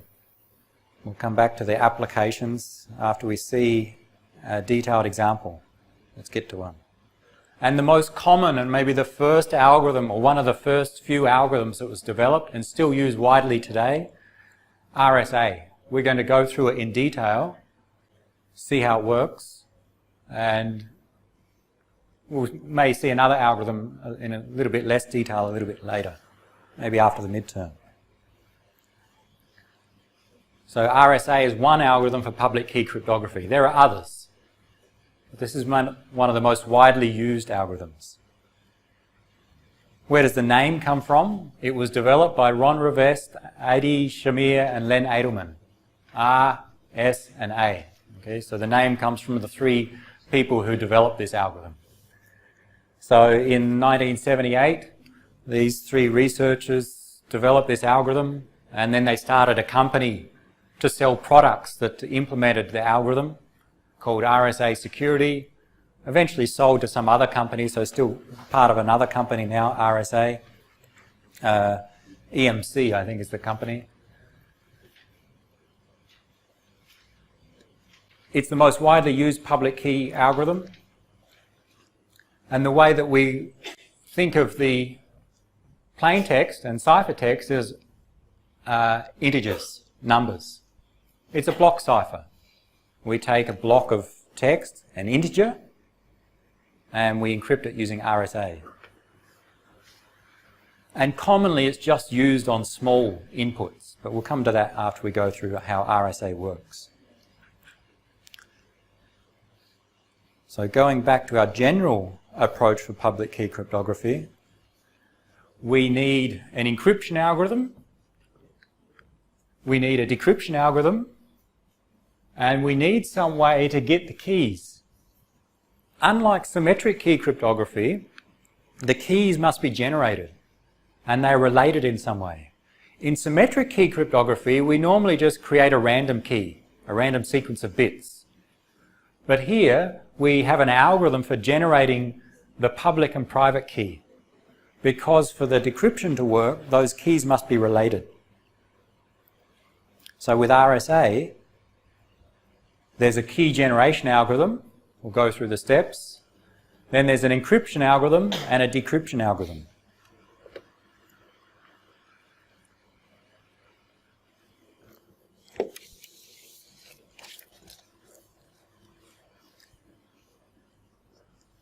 And we can describe the whole algorithm of RSA on this single slide. Remember back to DES, Simplified DES even. If you remember back to that lecture, DES, there are many different algorithms of the generating the subkeys, the S boxes, the different rounds, and we repeat the rounds with DES, the 16 rounds, the many large S boxes and so on. That was quite complex. Encryption with RSA is simply take our message as an integer, raised to some power, mod by n. So conceptually, it's very, very easy. It's just doing exponentiation in modular arithmetic, modular exponentiation. And decryption is just as easy. It's the same algorithm, just we vary the numbers that we use. To decrypt some ciphertext, we take the ciphertext, raise it to some power d, mod by n, and we get the original message back. Very simple algorithms conceptually. To implement and to a little bit more complex, but compared to our block ciphers, our symmetric block ciphers, much simpler. For this to work, we need to generate the keys correctly, and that's what we'll go through first, of the way of generating the keys, and then we'll look at an example that shows how it works. So what happens is that each user in the system generates their own key pair. So imagine every user goes through the key generation steps, and at the result of the key generation, each user has a key pair. Once each user has a key pair, we can encrypt and decrypt using the correct key. So let's go through key generation first. First step, to generate your own key pair, what you do is choose two primes P and Q, two prime numbers, and then you calculate n as the multiplication of those two primes. Let's do it in an example.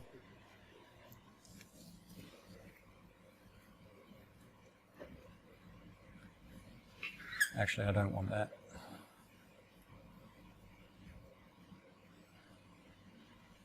Let's go through an example where we generate our keys.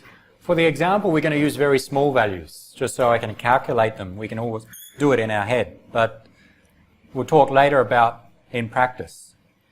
So first, RSA key generation.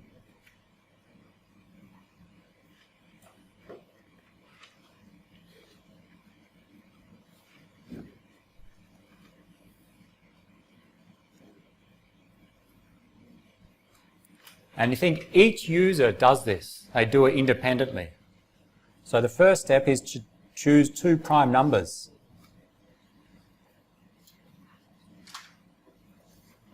P and Q. two prime numbers, okay. I'll choose two that I can calculate easily. P 17, Q is 11. Okay. We'll talk later about what are the recommender values, especially regarding length. But the concept is the same. And then we calculate N, which is P times Q.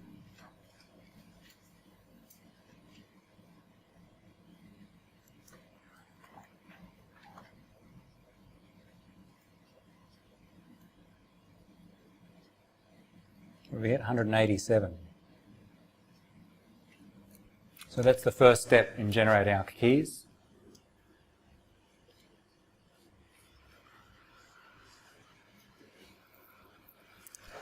The next step,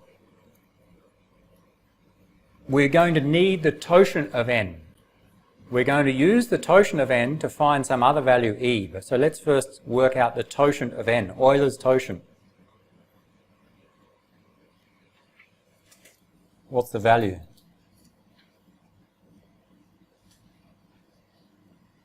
The totient of n in our case is 187.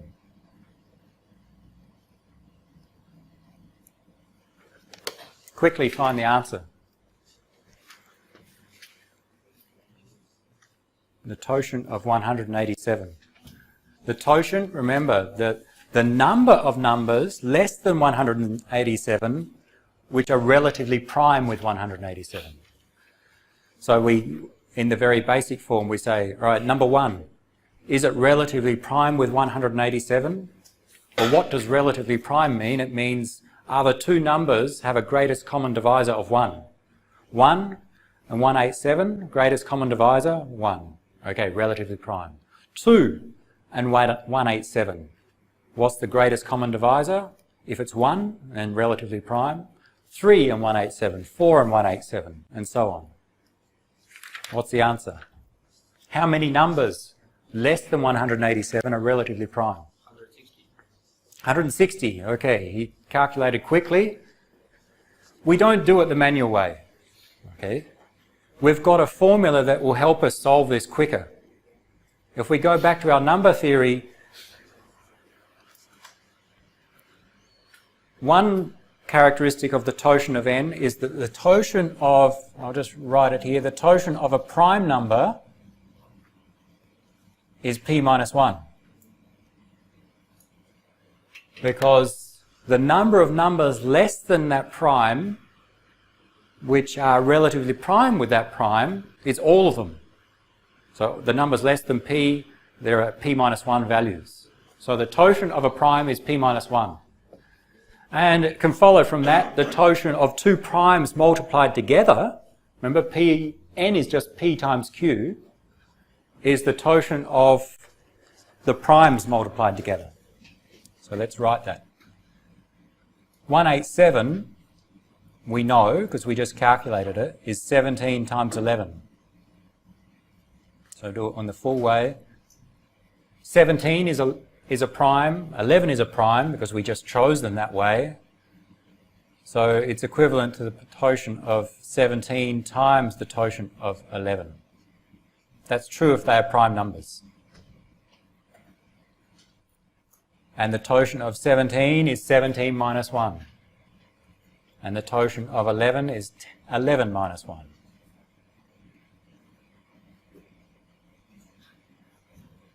So the fact that we chose the primes means we can quickly solve the totient of the multiplication of those two primes.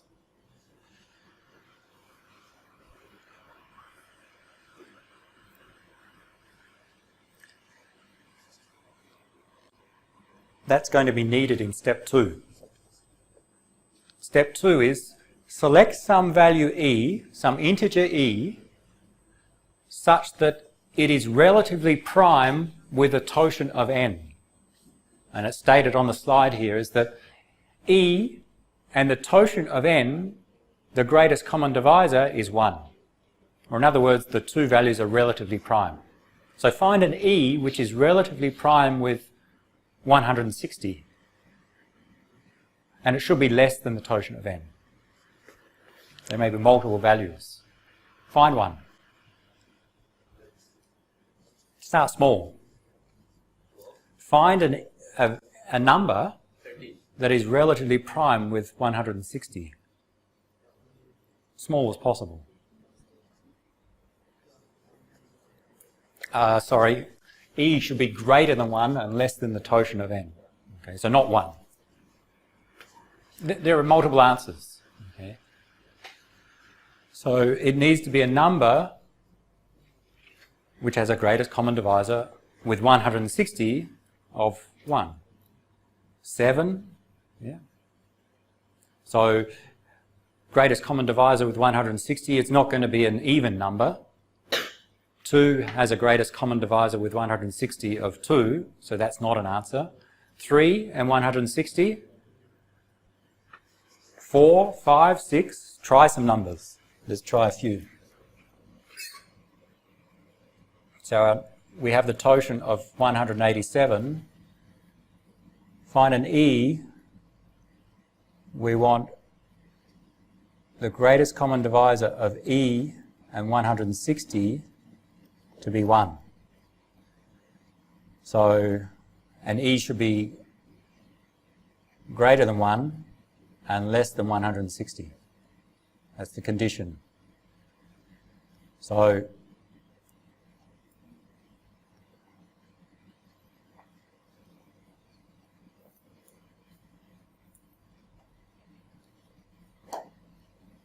you can test them, okay, in a very simple form. 2 and 160, no, they don't have a greatest common divisor of 1.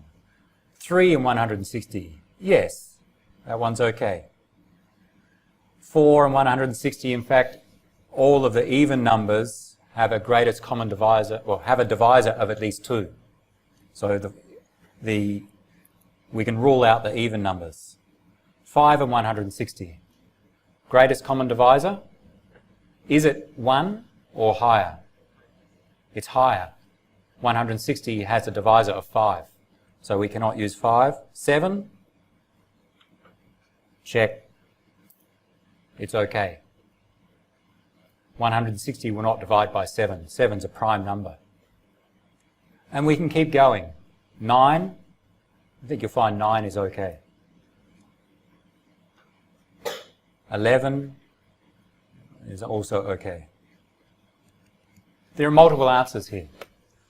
Many or multiple numbers between 1 and 160 which are relatively prime with 160. Choose one of them. That's the step 2.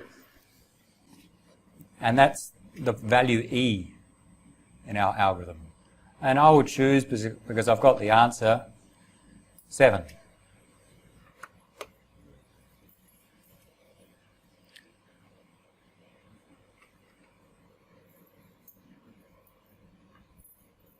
Next.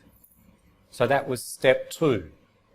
Step 1, choose your primes, calculate n. Step 2, calculate the totient of n and find E. Select an E such that it is relatively prime with the totient of n. Step 3, find some D, or calculate D, such that D is the multiplicative inverse of E in mod the totient of n.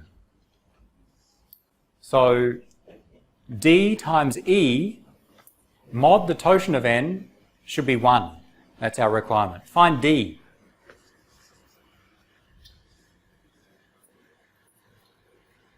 E, I chose a 7. Find D. In other words, E and D are multiplicative inverses. Multiply them together, we get 1 as the answer.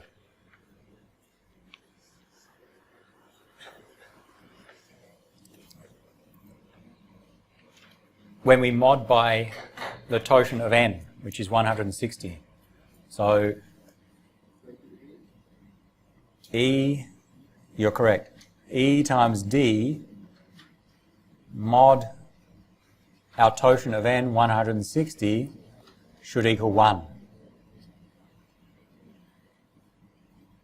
E is Let's get rid of E. E is 7 in our case. 7 times D mod 160 equals 1. What value of D? And you can manually try some different values. Okay, so the very basic way, 7 times D mod 160 equals 1 means 7 times D should be either 161 or 321 or 481 or some other value. Why? Because when we mod by 160 we'll get 1. So that's the basic way. That is, if 7 times D,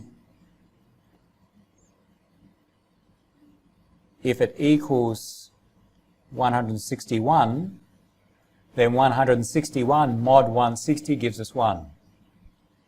Is there an, and remember we're dealing with integers here, is there a D such that multiplied by 7 we get 161? Or other words, 161 divided by 7, do we get an integer? Yes. D equals 23. So we've got our new parameter D. There are in fact algorithms for the computer to do this, to solve it quite quickly. To find such a D, it's not so hard to find with an algorithm. There are algorithms that will do it for us. If you want to do it manually, then basically you look at what number when you multiply with E gives us 161 plus 1, or 2 times 160 plus 1, or 3 times 160 plus 1, because all of those numbers mod 160 will give you 1. We're done. We've generated our key pair. The values which are generally considered our key pair, the public key is E and N, the private key is D and N. But in practice, some other values are often stored as well, especially P and Q. They are also private. It depends upon the implementation. But P and Q must be kept secret. One way to keep them secret is to delete them. You generate them using a computer, 2 large primes, go through these steps, get your value of E, D and N, then delete P and Q. So then no one can find it. But it turns out to help with the implementations, it's usually useful to keep those values. We use them later. But in theory you don't need them. In practice we often do. So let's write down our key pair. And I'll denote as the public key of our user. What do we get? E was 7. N is 187. And the corresponding private key in this pair, D, is 23. N is 187. The same N. A little bit conflicting in the words or the terminology here. We said the public key is made public. Okay, we can tell everyone. My value of E is 7. My value of N is 187. I can tell everyone once I've generated these. The private key should be kept private. I should keep it to myself, not tell you. But often, because we use N, we also write it in the private key. N is not private. N is public because it's in the public key. But we often write it as part of the private key as well, because we use it when we do the encryption and decryption. So be careful. There are really 3 values here, E, N and D. D must be secret. Don't tell anyone your value of D. E and N can be public and are made public. But often we write the private key as also including N.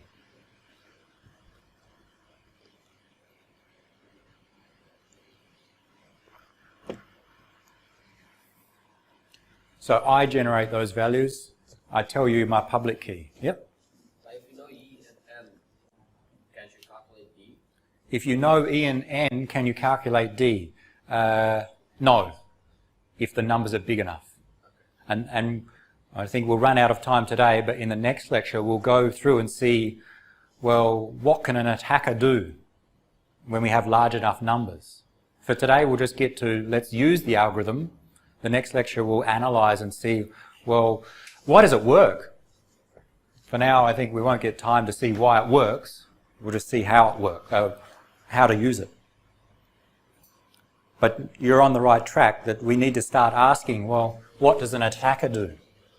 We will come back to that. So for now, we've generated a key pair. Everyone does that, generates their own key pair. You tell everyone else E and N. You don't tell anyone D or P or Q. They must be kept secret. Now you want to encrypt some message. Where are we? Here, sorry. Let's say this is the key pair that we've generated for user B. User B did this. And A wants to send a message to B.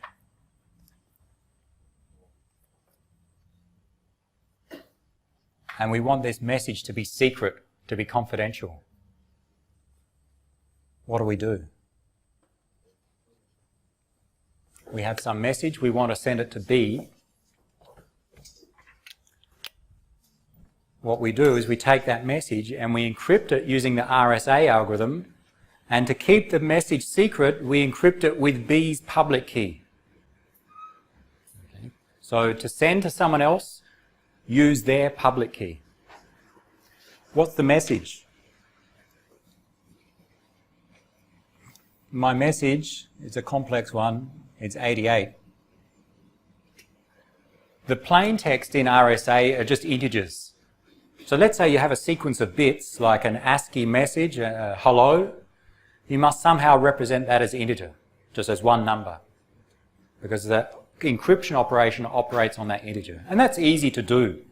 If you have ASCII, you can create the binary form of each letter, H, E, L, L, and O, get it in 8-bit values, and then you can combine those 5 8-bit values, you get 40 bits, and that can be your integer.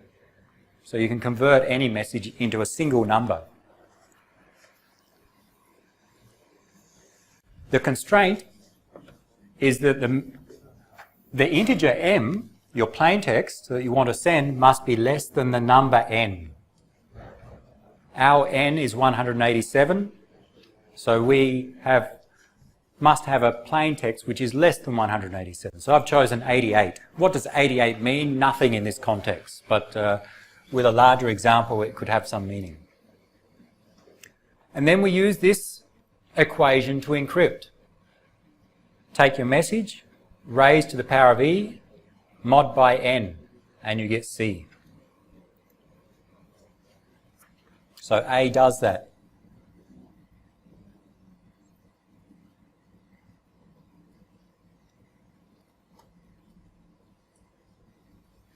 A wants to send the message to B. To encrypt, they use B's public key. The value of E is 7, and N is 187.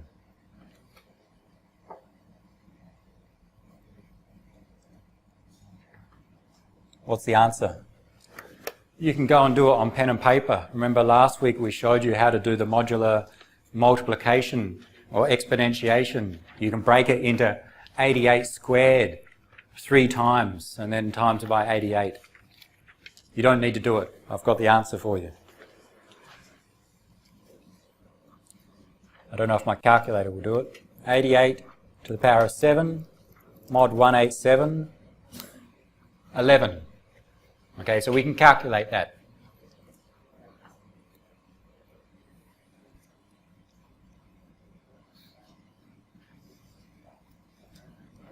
We send that across the network. The value 11. Again, I know it's hard to visualize, but the value of 88 is our plain text. It has no meaning in this example, but if we had a much larger numbers, we could have the integer to represent any information just by converting that information to binary. We send the ciphertext across the network. B, the receiver, decrypts. And the decryption algorithm is that you take C raised to the power of D mod by N, and you should get the message back. Let's try.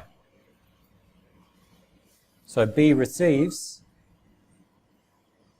To get the message back, let's say M prime, the received value, they take C, 11, raise it to the power of D, D, it was encrypted with B's public key, therefore we decrypt with B's private key. In this case, D is 23.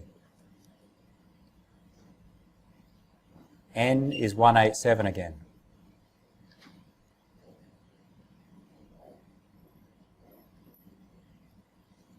And I need my calculator. 11 to the power of 23 mod 187.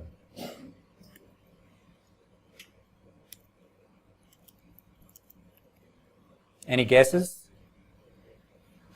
88. Magic.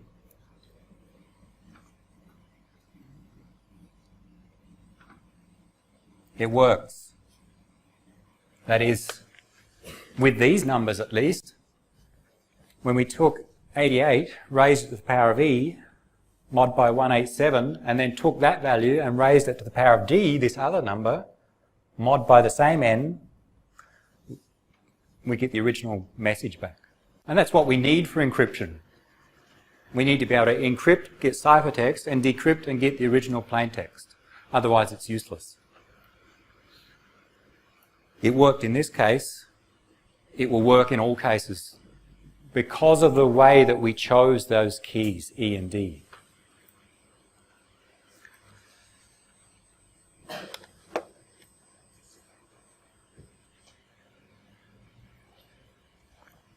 Why?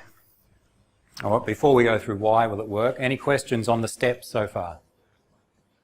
Not on how we attack it, but just on how we generate the key and how we encrypt and decrypt. Any questions? So when we have a quiz on Thursday, if we have a quiz, then you can encrypt with RSA, decrypt with RSA, generate RSA keys, at least for small values.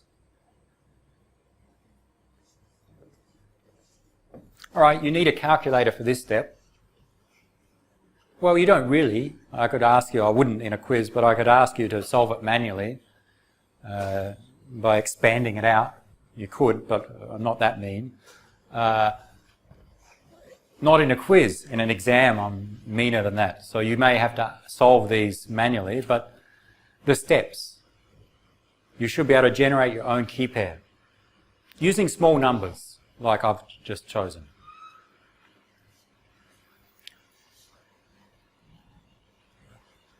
Any questions?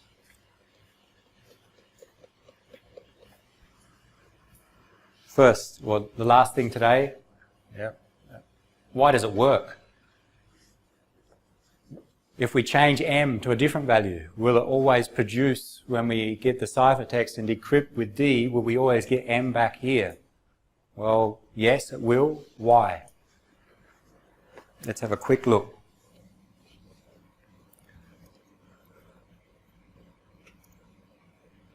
Let's look in general, the equations.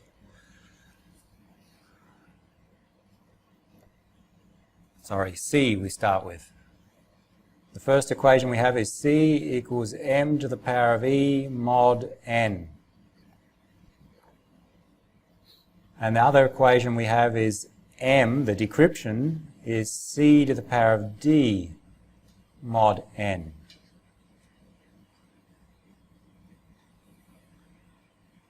So let's start with the right one. Let's start here. M, so they're the two equations we have. We want to see if we start with M, encrypt, and then decrypt, will we get the original M back? Start with the right equation and do some substitutions. So that's just the right equation, the right-hand side. Now let's replace this C with this C. Okay, we know C equals m to the power of e mod n. Let's call this m prime, meaning the decrypted m.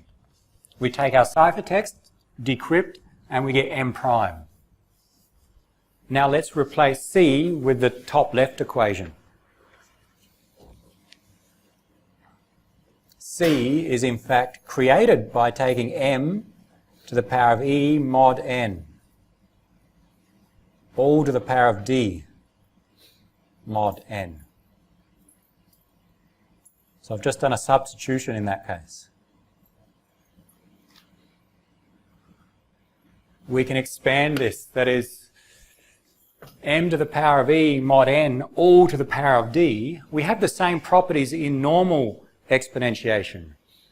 M to the power of e all to the power of d is what?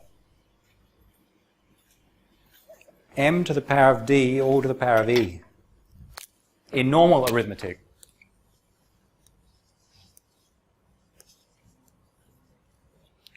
Equals,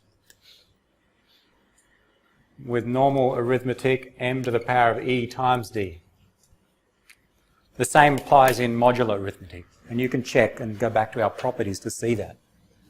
M to the power of e to the power of d is the same as m to the power of e times d.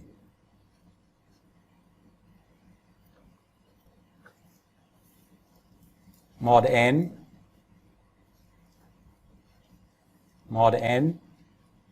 well, we don't really need that. All I did was effectively bring this d inside here. M to the power of e to the power of d is m to the power of e times d mod n, and we have the second mod n. But note, if you mod n multiple times, it's the same as modding n one time. 12 mod 10 is 2. Mod 10 is 2. Mod 10 is 2. If you keep modding 10, you'll still get 2. So it doesn't matter how many mod n's we have here, it's equivalent to just to 1 mod n. So it simplifies to m to the power of e times d mod n.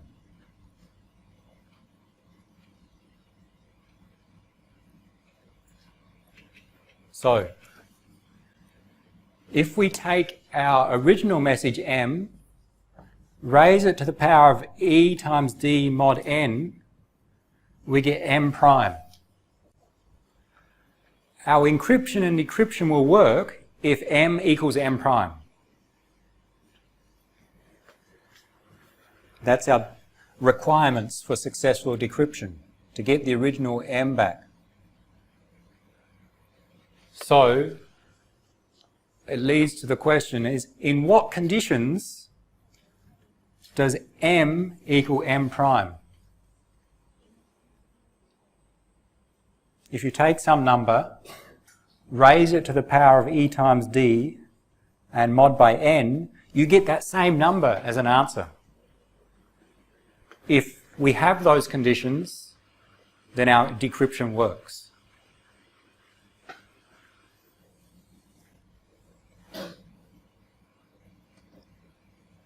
And I'll write that a different way. Yeah, one of our theorems from the previous topic is going to help us. Let's write it differently, but just change the variables. Instead of m prime, we require m prime and m to be equal. Let's say we require something like this. A equals a to the power of something, e times d mod n. When do we have such a condition? And this will be our last thing we look at. I have to go back to last topic, which will give you the answer. Here. When does a to the power of something equal a in mod n? When that something is the totient of n plus 1. So we will use this theorem to find the conditions when RSA algorithm works. But we've run out of time. So the next step, what we'll do is we'll take this algorithm and we'll use it to find the last two conditions. That, if we think of that as the totient, the theorem was like this. Totient of n. Almost the same. When are these two equations the same? When are these the same? When E times D equals the totient of n plus 1.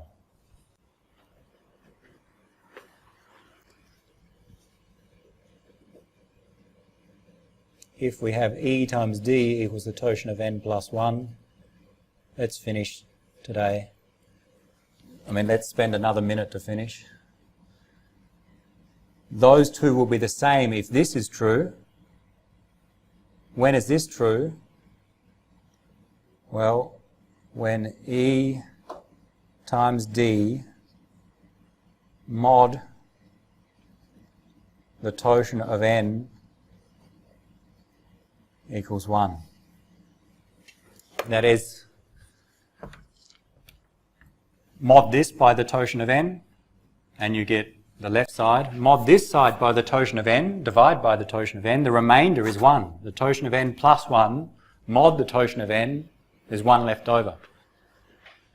So that's our condition for when RSA will decrypt. And if you go back to the key generation, we have this condition. We chose a D such that when we times by E and mod by the totient of n, we got 1. So the way that we generated the keys made sure that this condition was true, which makes sure RSA decrypts successfully. So that's the way to show that RSA always works if you generate the keys in that approach with the algorithm we use. That's a bit involved. Try and understand, make sure you know the key generation, encryption and decryption, and then try and understand the concepts behind why RSA works. What we'll do next lecture is attack RSA. If we're the malicious user, how can we find the plain text given the ciphertext, or even better, how can we find the key, the private key, given just the public key or the ciphertext? We'll look at that next lecture.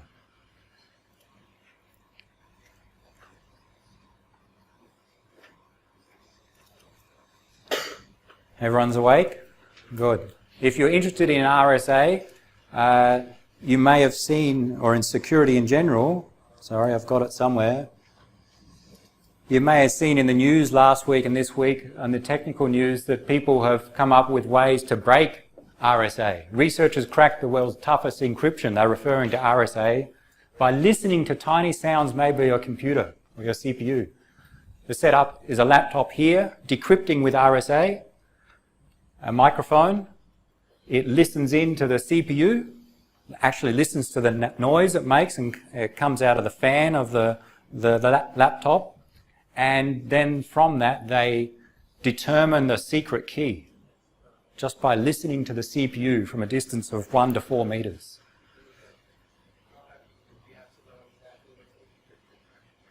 It works, and if you're interested, this week I'm going to give a presentation, maybe at a lunchtime break, because no one has any free time, about how it works. So I'll send out an announcement tomorrow maybe. It's not required to attend, only if you're interested in knowing how it works.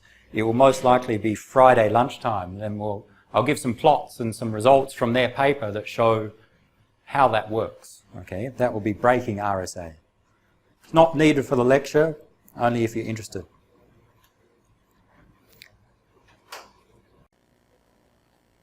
So again, this is our RSA encryption, decryption, and the other part, which is a bit harder to remember, but you should, and it would have helped you solve that part C of the first exam question is the key generation.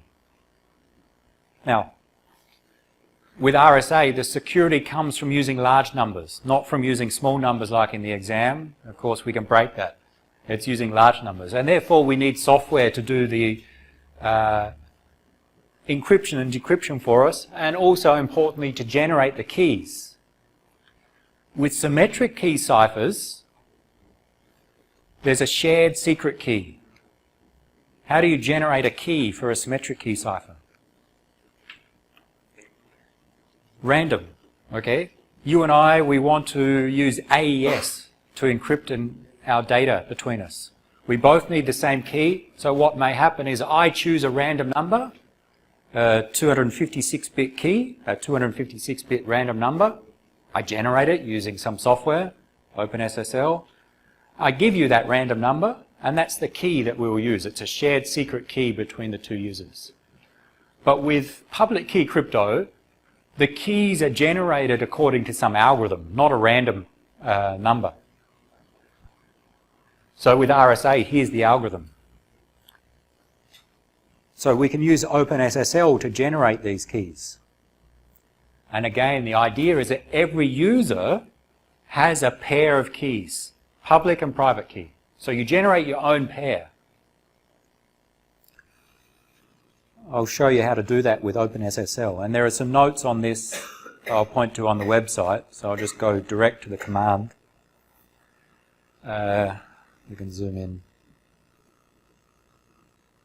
We can use different software to generate the keys. And this is just one way to use OpenSSL to generate a public, or in this case, a public-private key pair, the operation gen p key. We're using the algorithm RSA. There are other algorithms that we can use. For this one, just RSA. And then we don't have to, but in this case I'll specify two key options. This dash, it continues across the next line, dash p key opt. An option for the key. We can specify some optional parameters. The first optional parameter is the key length. With RSA, the key length is really the length of n, the modulus n. So I specify I want n to be 2048 bits. And we may have seen in the slides there are three typical values for n in common use: 1024 bits, 2048 and 4096. The larger value, the more secure, but the slower it is to encrypt and decrypt. The second option is the public exponent. I specify in this case the public exponent e to be 3. So I can choose the value of e. If I don't give these options, OpenSSL will choose default values. And from memory, I think the default public exponent is 65,537. It's a common value. And it's probably best to use that compared to 3, but I just use it as a different example here, 3. And I can't remember the default size. Maybe it's 1024. Everyone watch and see how long it takes. So I'm going to generate my key pair. Right, almost instantaneously. It took a bit of time. You see some dots and so on. It takes some time because what just happened then was my computer chose two primes, P and Q, such that when those two multiplied together, we got a 2048-bit number n. Then it selected some value e. Well, that was already selected, 3. But it calculated d, which is the multiplicative inverse of e in the mod notation of n. So these steps were performed by OpenSSL in that case. And we get a public and private key. Let's look at the values. it was saved in a file called privkey.pem. PM is just the format commonly used. So my key pair is saved in this file. It's 1704 bytes long. Let's look at the contents.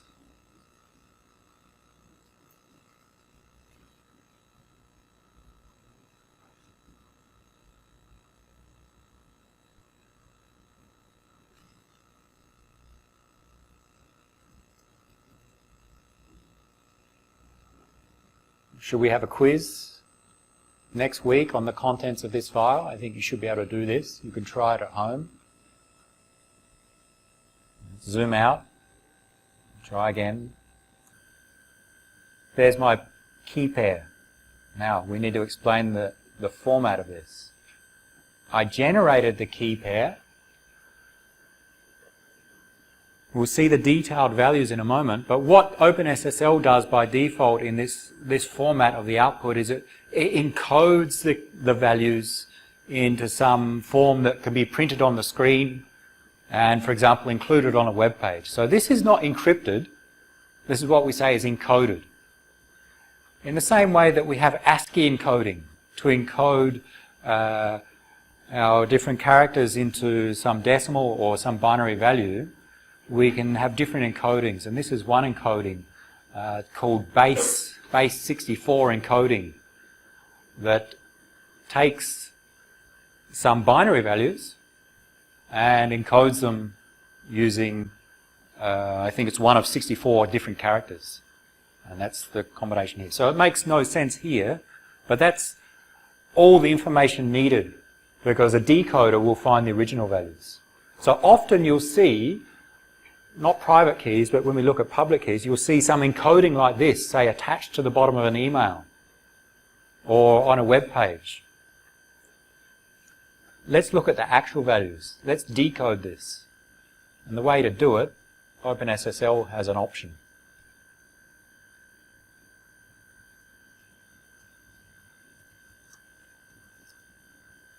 We can output it in some nice to view text format.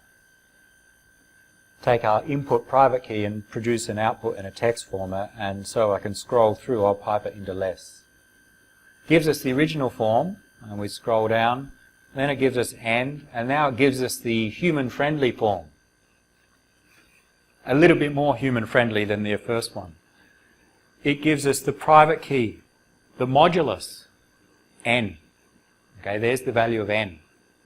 It's 2048 bits, but it's represented in hexadecimal here.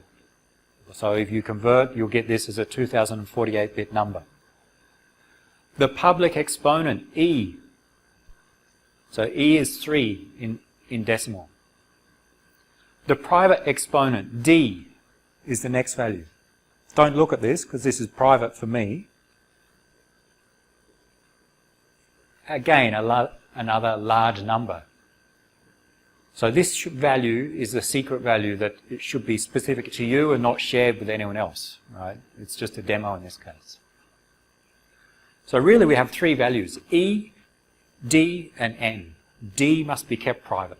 E and N we make public. But for performance reasons, for the implementation, we also store some other intermediate values.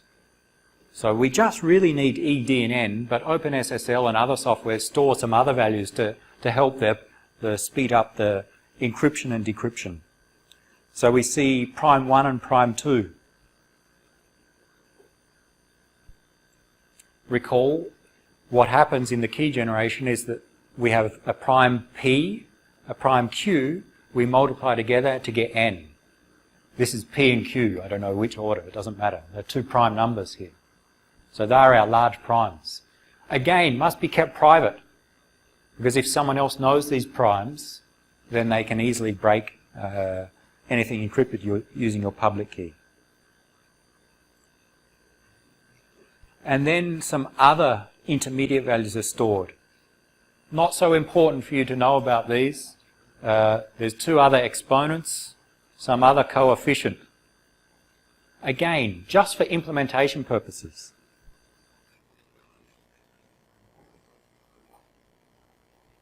those values which are stored in your key are listed here on one of the slides. You can go back and check that, but there's a modulus n, the public exponent e, the private exponent d. Are the three values that we always think of, where, and we write it,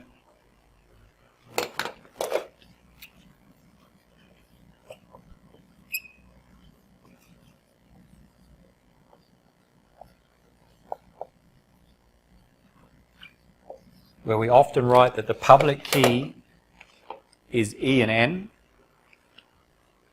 modulus and public exponent.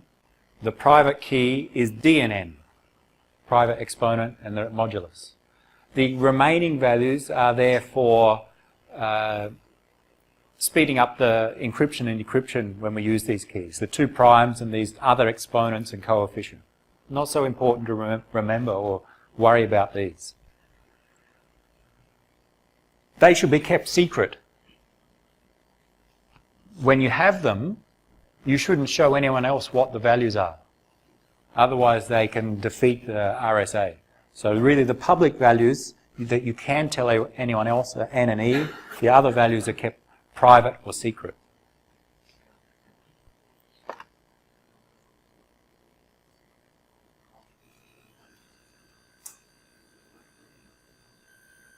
So I have a private key. Your next homework task is to generate your own keys, key pairs, and we'll need to exchange some values and do some encryption and authentication using those key pairs. So the private key, from that, we can extract the public values only. So the values in the file so far are all of these. We can extract just N and E.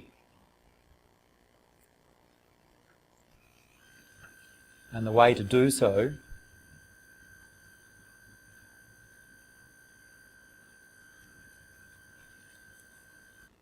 with OpenSSL, we can extract just the public values. We take out,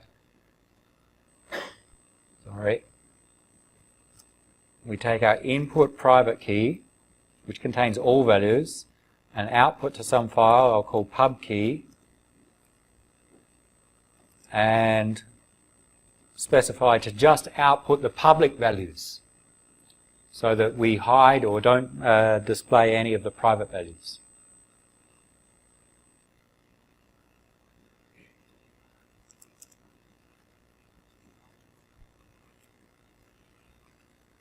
So our private key contains all values, privkey.pm.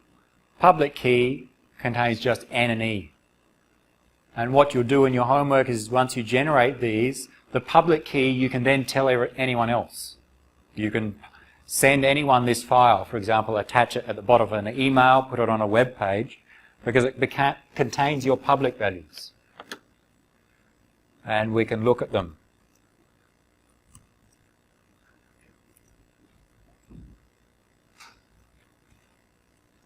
Output into some text format. So take my public key, specify it's a public key coming in, and display the output as text. And just so we can scroll through, I'll pipe it less. And here's the encoded format of my public key. So if you want to attach your public key to your email, when you send someone an email, you can attach just this encoded form, because software will be able to decode it. But here are the actual values. The public key, 2048-bit modulus in hexadecimal. And the exponent E. E equals 3. So the two public values of N and E.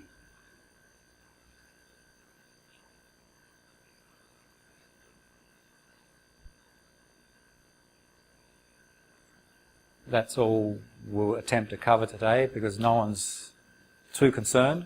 So next week we'll move on to the next topic. There's another algorithm for public key crypto, Diffie-Hellman, that we need to cover, and then authentication. Focused so far on confidentiality, encrypting messages so no one can see the contents. But another key part of security is making sure that we can confirm Who did the message come from? You receive a message. Did it come from Steve or someone pretending to be Steve? Like a masquerade attack. So we need techniques to confirm that. And we will use public key cryptography again to do that, as well as some other techniques. So that's the next topic.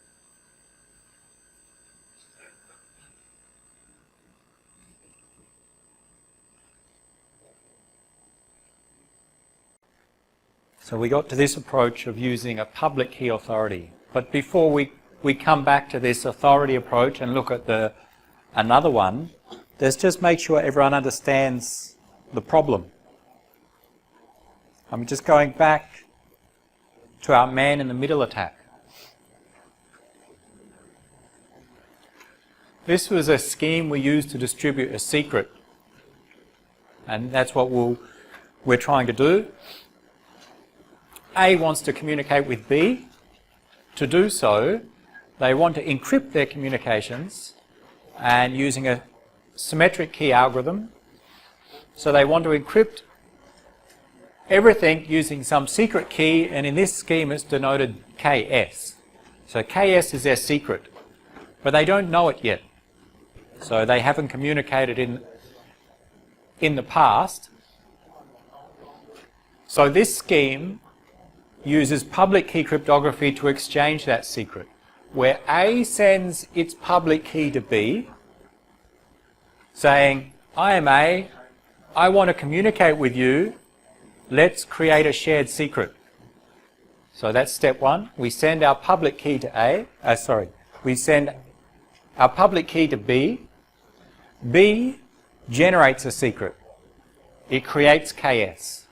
Let's say generates a 256-bit random value, and that will be the secret that they use for AES to encrypt the data. So B creates KS and is going to send KS back to A, but of course we cannot send the secret in the clear. It must be encrypted, because if we send it in the clear across our network, then someone can intercept and find our secret. So what B does is encrypts the secret KS using the public key of A. So that if someone intercepts this message, message number 2, they need the private key of A to try and decrypt and get KS. Without the private key of A, they will not be able to learn KS. And who has the private key of A? A does. That's our understanding of public key cryptography. Only A has the private key of A. So the idea is that B sends this encrypted message back, A receives it, decrypts using the private key of A, and learns KS. And from then on, they use KS to encrypt their data. KS and some symmetric key cipher. So this is a common technique where we use a public key and public key encryption to encrypt a shared secret key. And once that secret key is shared, we use that secret key to encrypt using a symmetric key algorithm. Because symmetric key algorithms are much faster than public key algorithms. But we saw that there's a problem with this. We went through, and I don't have the picture here, but we went through and you went through and tried to work out, well, what could an attacker do? And come up with this man-in-the-middle attack. A sends the message to B, but someone in the middle modifies that message, in particular uses a different public key. Just to remind us of what it is. The man-in-the-middle attack involved A sending a message as per the original scheme, public key of A and the ID of A, but the man in the middle, that is C, intercepting and modifying such that they send, so this is C receives that. You've drawn this before. They change the public key to theirs. They don't change the identity. B receives that. So C is somewhere in the middle of the path for the network. They receive the message before it gets to B and modify the public key. B thinks it got a message from A, B chooses KS and sends that KS back to A, encrypted with the received public key. B thinks the public key of A is this value, but it's in fact the public key of C. So B encrypts KS using the public key of C, not knowing that, thinking it's the public key of A. As a result, when C intercepts the reply, it can decrypt and learns KS. C can decrypt because C has the private key of C. And then C sends back that same KS to A, but encrypted with A's public key, which is of course known.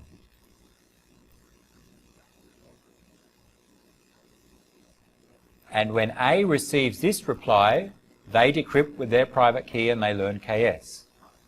So we've gone through this attack of this man-in-the-middle attack, just to remind you that someone in the middle intercepts the messages and changes the public key. So this is not good. So what we're dealing with now is ways to make sure that the public key we have, when B receives a public key, B needs to know this is A's public key. They need to be sure whose public key it is, otherwise such attacks are possible. So what we're dealing with is ways to prevent these attacks. And so to prevent a man-in-the-middle attack on the public key, we need some secure way to distribute public keys. And we went through this scheme first. The way to securely distribute public keys is to get someone else to confirm they are indeed someone's public key.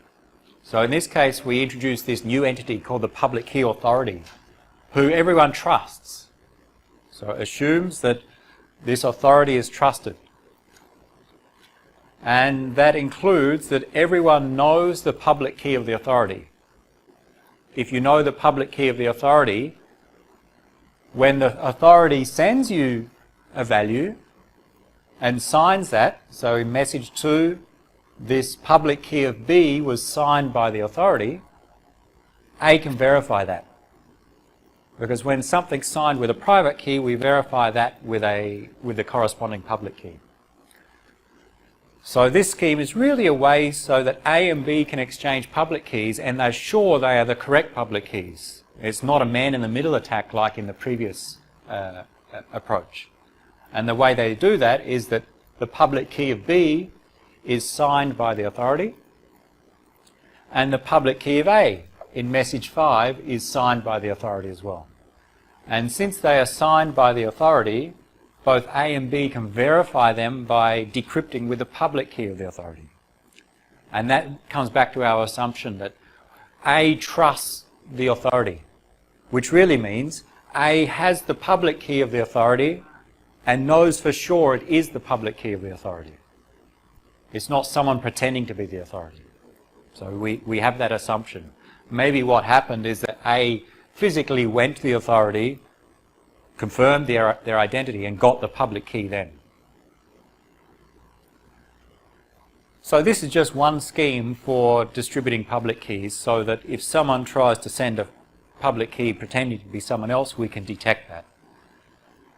It involves, if A wants to talk to B, A sending a request to the authority and getting the public key of B,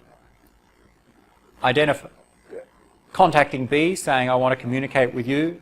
B does the same to learn the public key of A, and the last two steps are just to confirm that these messages are recent and not being replayed by someone else.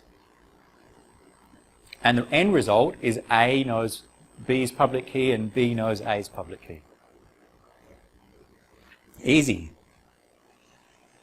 One of the problems with this approach is that every time A wants to communicate with a new entity, we go through these steps of contact the authority, get the key, and then the receiver contacts the authority, gets the key.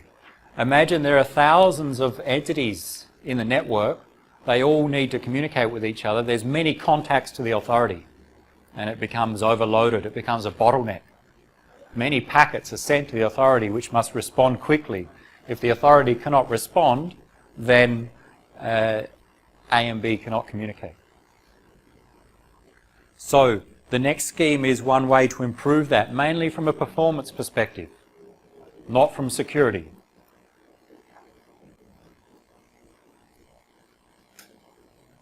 And it's called public key certificates.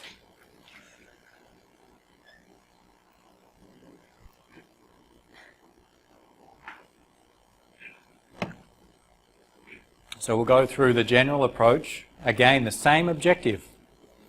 A and B want to learn each other's public key. And they need to be sure that they're their public key, not someone else's. Similar approach, we have some third party to confirm whose key it is. And in the previous scheme it was called a public key authority. Here the more common name is a certificate authority. What happens is that A and B are issued certificates, denoted in this diagram as CA and CB. A certificate will contain the public key of that entity signed by the authority. And this is a bit confusing when we compare this diagram to the previous one. These four messages sent between A and the authority and B and the authority, there's no numbers on them. They actually happen before the communications need to take place. So they happen manually. Whereas in the previous scheme, we didn't draw the ones that happen manually. All 7 messages happen automatically across the network in this case. Contact the authority, get a response. Whereas if we want to draw the equivalent to what we have here, A and B want to communicate using certificates. Let's draw it.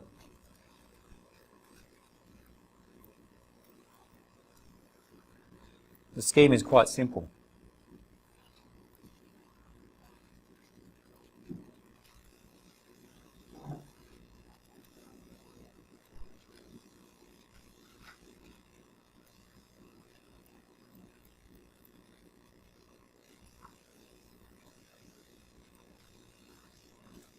A sends its certificate to B in the first message, and then B responds with its certificate.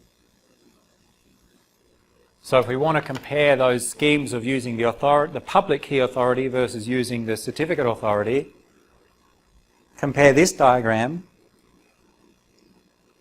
with this one. When we use the public key authority, every time A wants to communicate with someone, we go through these 7 steps. Contact the authority, get a response. Contact B, who contacts the authority, gets a response. The problem was that there was many communications to the authority. When we use certificates, it's this approach. A wants to communicate with B. Quite simply, A sends its certificate to B, and B responds with its own certificate. And we get the same security as in the previous scheme. So we need to go through what is a certificate and what does it mean and why this is secure. Now, this diagram, compared to this one, it's actually these 2 steps, step 1 and step 2. That's all. It's just that this picture, it's a bit confusing, it includes the prior steps that must happen manually in advance, whereas the public key authority didn't include them. So note, when we use certificates, every time A wants to communicate with someone, it's very easy. A sends its certificate to the destination, and that destination, let's say C, sends back its certificate, and then they're done. What's a certificate? In the same way that the public key authority signed A's public key, a certificate is A's public key signed by an authority. When we say signed by someone, we mean encrypted using that signer's private key, confirming it came from that particular entity. So the certificate of A includes the public key of A, signed by someone else, signed by the authority in our scheme. And in our diagram, back to the lecture notes, it's captured in these steps here, these two. So what happens at the start is user A goes to the authority and say, I want a certificate. Here's my public key. And the authority confirms that this is user A and this is user A's public key.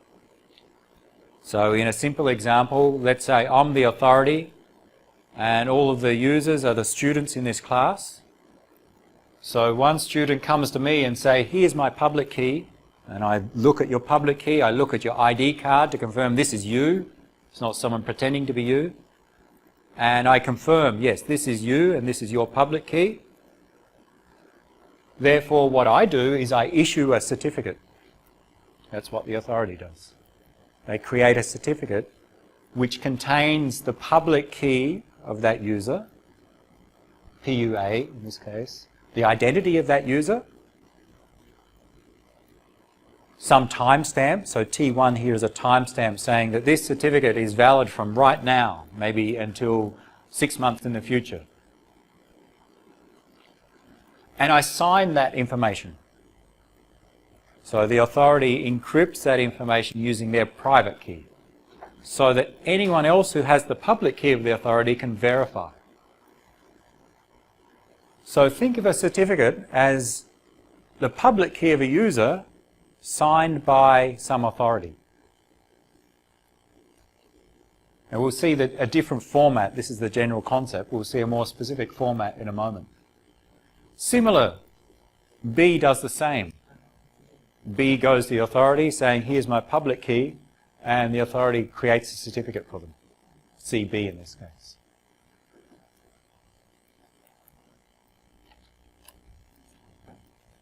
Now, note that these steps happen in advance. That is, whenever A wants to communicate with someone, all it does is sends its certificate. So once A has CA, its own certificate, if it wants to communicate with B, it sends CA to B. It doesn't have to contact the authority. If it wants to communicate with C, some other entity, it just sends its certificate to C. So it doesn't matter the destination, we don't have to contact the authority except in the very first instance.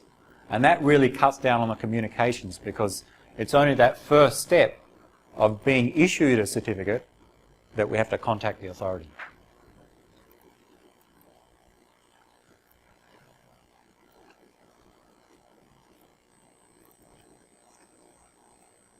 What is the certificate? What information is included inside? Here's one representation which is on the slide or on the diagram before, where we said it includes the public key of A, the identity of A, some timestamp, because instead of having certificates which are valid forever, we have some time limitation on them, and importantly, encrypted using the private key of the authority. And that allows someone to verify it if they have the public key of the authority. So again, this comes back to trust. To be able to verify a certificate, you must have the public key of the authority, and you must know it is indeed the public keys, the public key of the authority. It can't be someone else. So we must trust the authority.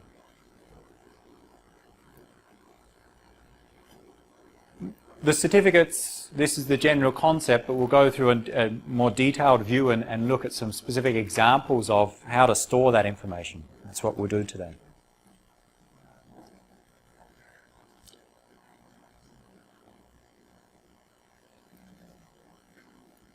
When we sign something, what do? When you sign, if you're using public key cryptography, when you sign something, how do you sign a message? How do you sign a message? Encrypt with something. Okay, you get an F in the exam if you say that. Anyone else? Encrypt with a private key, still not enough. F for you, maybe a D plus because it's a bit closer. Encrypt with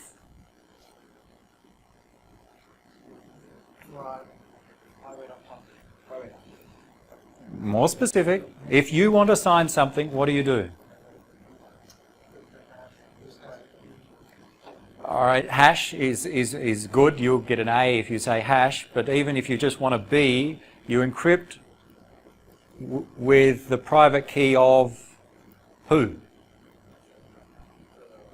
You. That is, if you want to sign something, you encrypt with your private key. So make sure you're clear, because remember, everyone has their own private key. Think of all users have their pair of keys. So to sign something, you encrypt with your private key. Now, more specifically, we encrypt a hash of the message using your private key. The hash is there for performance reasons, not for security. So let's write that down. Here we haven't shown the hash function, but in practice we usually use a hash function even for certificates. So one way we can write CA, we have the identity of A. That is something that identifies this user in the system. We have the public key of A. So the actual public key of the user. We usually include some timestamp. So it's denoted here T1, meaning some information about when this certificate was created and how long it's valid for. And all of that information is combined with the signature. And we create the signature by encrypting using the private key of the authority. I'm going to run out of space. The hash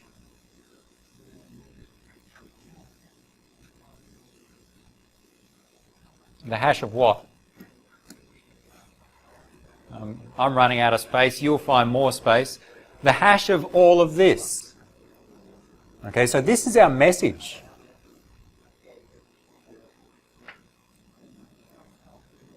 This is the information we want to sign.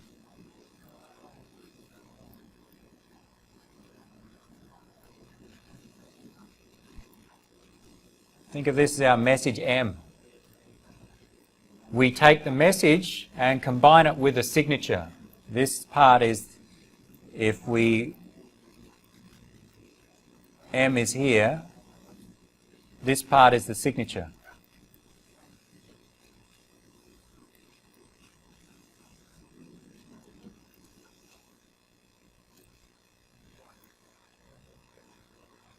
The message is the information we want to communicate to someone, our identity, our public key, some timing information, a timestamp.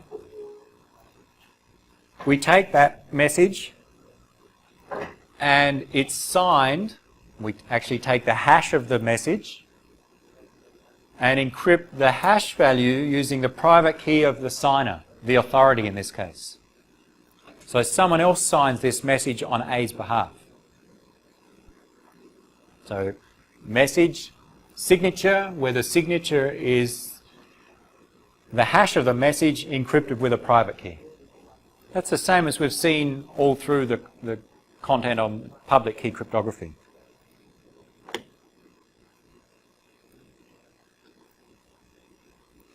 So really a certificate is the public key and identity and some other information signed by an authority, signed by someone else usually.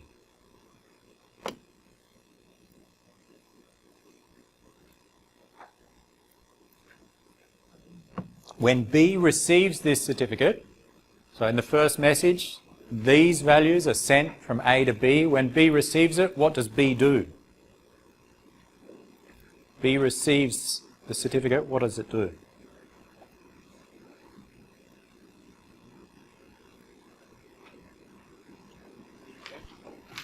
Decrypt.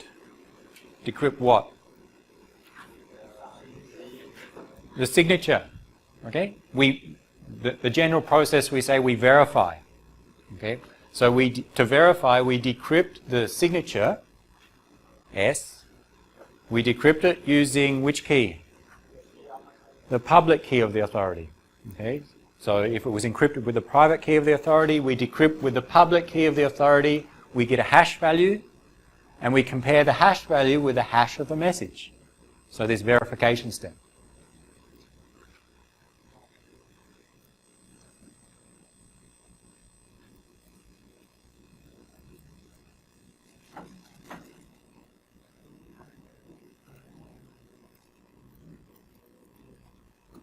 So we say the verification, verify, what do we do?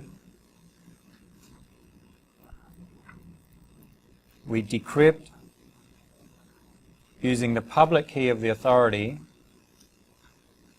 the signature component, S here, and we take a hash of the message component, and then we compare them.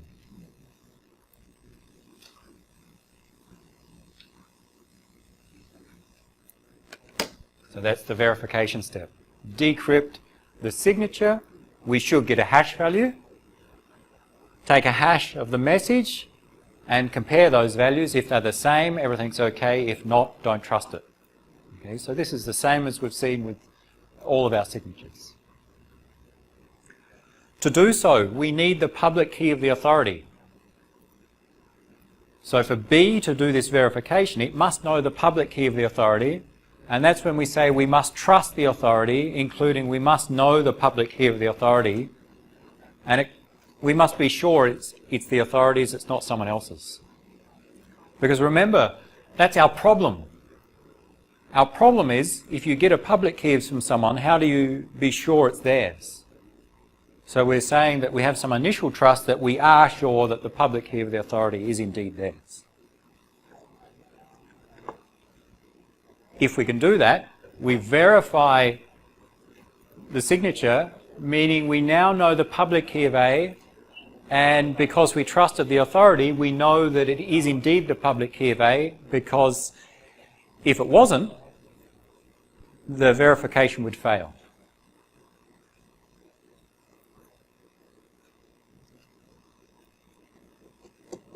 B, of course, does the same thing. It sends back its certificate, and A verifies that. So same steps. Any questions? Yeah? How does an entity become a trusted authority? How does an entity become a trusted authority? So in a generic system, say, then an entity must be trusted by the users. How does it become trusted by the users? Well, it depends on what system. Let's say the system is we want to allow all students to communicate. Then one way to get a trusted authority is to choose someone that you all trust, maybe me, and I become the trusted authority. Of course, that assumes that you all trust me. If you don't, then that system won't work.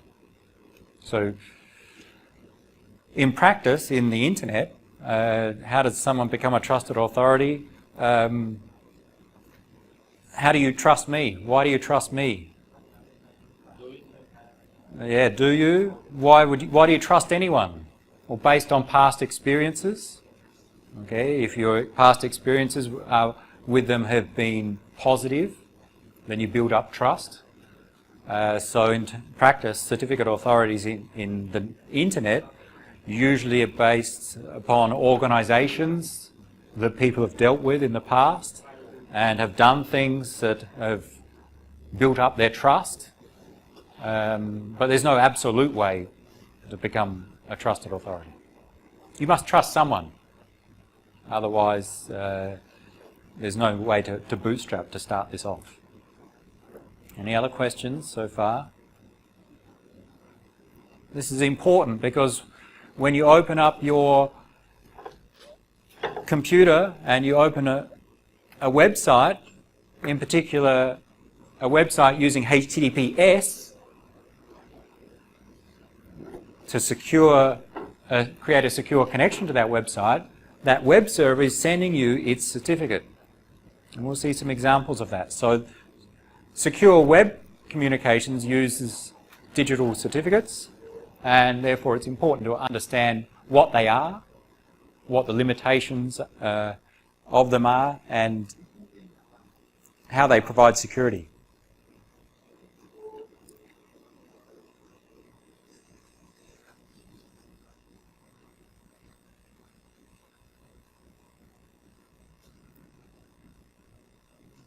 Let's try our man-in-the-middle attack.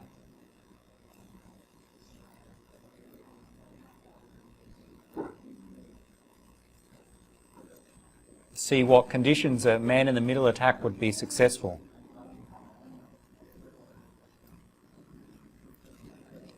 This assumes that everybody knows the public key. Yes, our assumption is that when we say we trust the authority, it means we know the public key of the authority.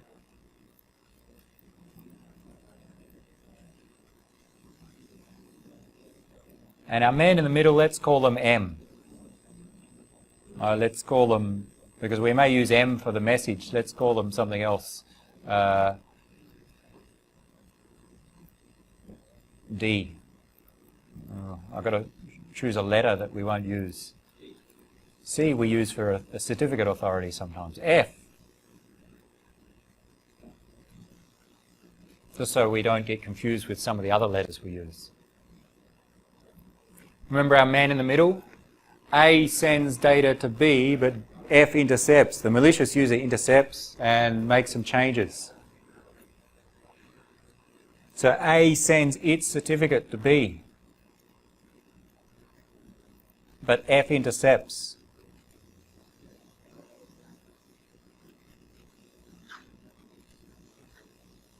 What can F do?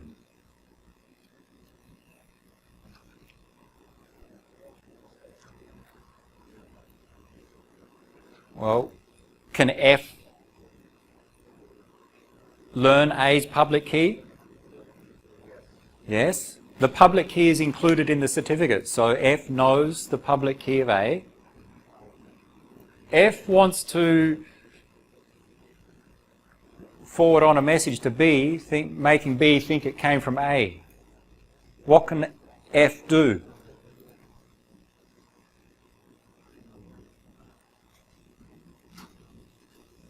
Let's try.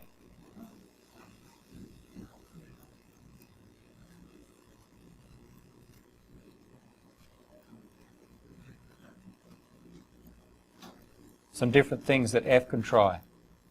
Let's say F tries to create a new certificate containing its own public key. I'll call it CA prime. It's not CA, it's going to be modified. And how is it modified? Let's say CA prime contains the public key of F, the identity of A, a timestamp, just denote T, and the signature component.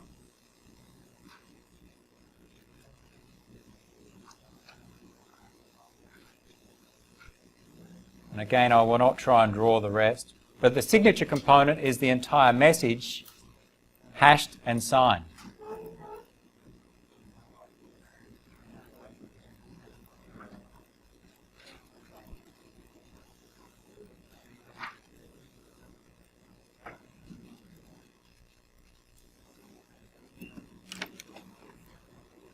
So we've got some missing parts here, we'll come to them in a moment. So the certificate, remember, public key, identity, timestamp, and then take all of those values inside here, hash them, and encrypt with a private key. Whose private key? Whose private key do we encrypt with?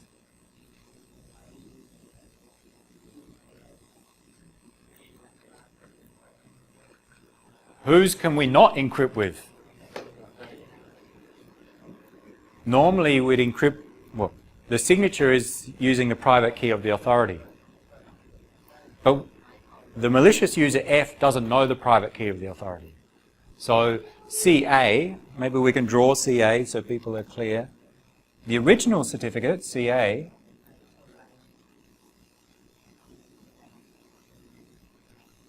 public key of A,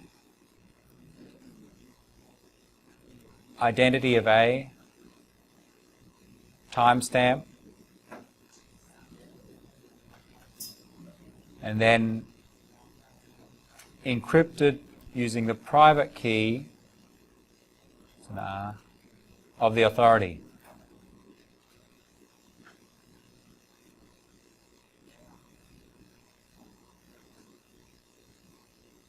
The hash of all of those three values.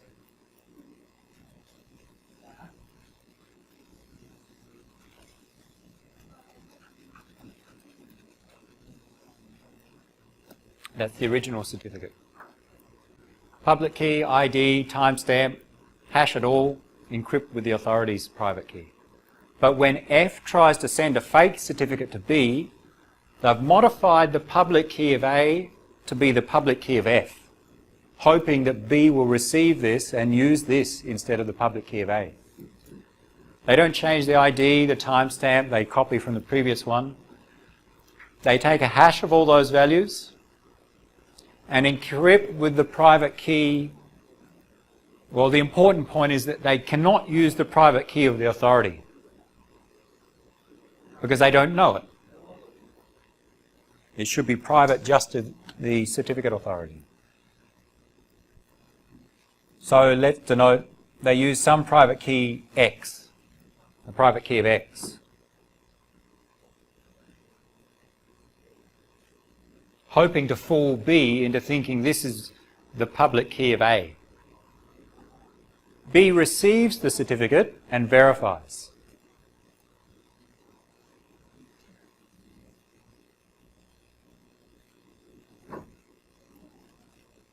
So try the verification steps.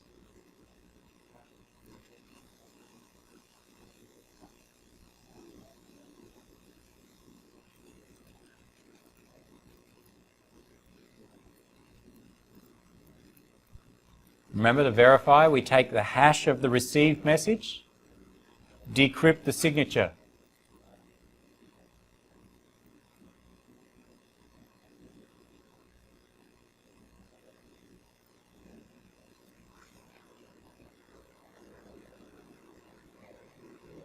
Try to verify.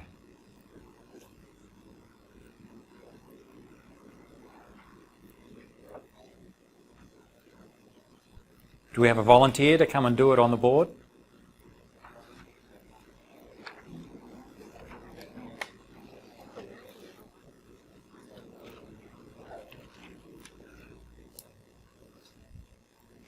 Yep.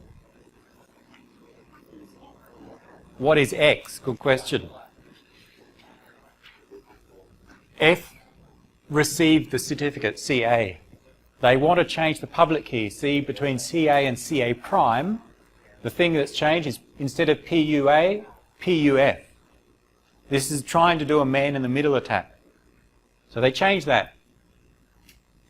But they want to also change the signature. Remember, the message must come with a signature. So what they've attempted to do, they take the hash of these values and they encrypt using someone's private key. They should use the private key of the authority, but they don't know it. So I'm saying that they use some private key of X. It may be F's private key, but it's a private key which is not that of the authority. So it's a private key. B receives this. B verifies. And the verification steps are the same as always. We decrypt the signature component and compare to the hash of the message component. Remember, message component, signature component. try the verification.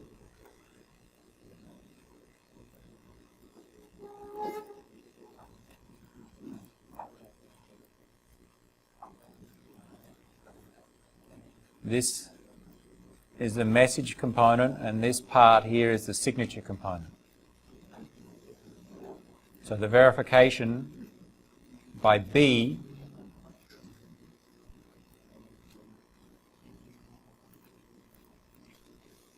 decrypt the signature component, which was the hash value encrypted with the private key of X,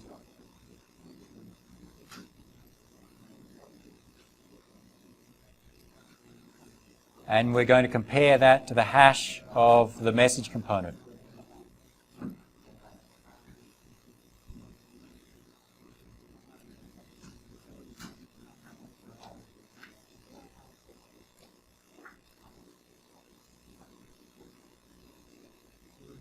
When B verifies, which key do they use to decrypt? No. The public key of the authority.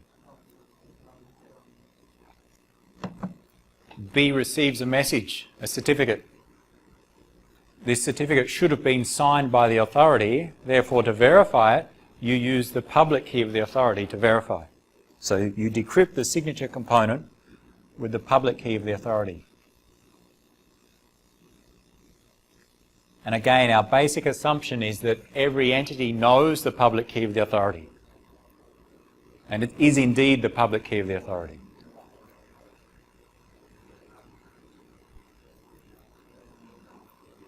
What happens in the first step when we decrypt and then compare to the hash of this value? What happens? Are they the same? So once we decrypt here and compare to the hash, we need to check, are they the same? No, they will not be the same. Why not?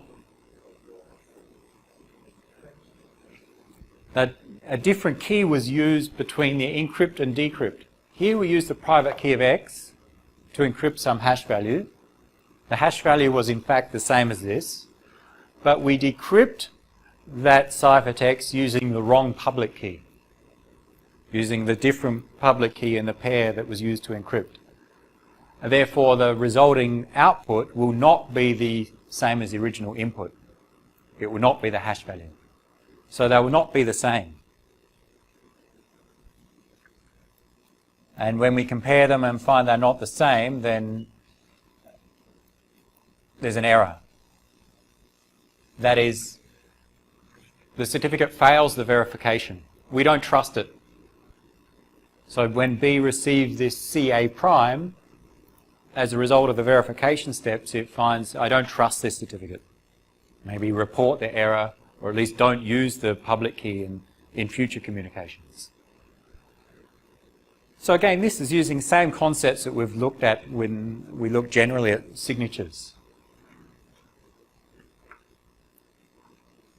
Any other ways to attack? What can F do?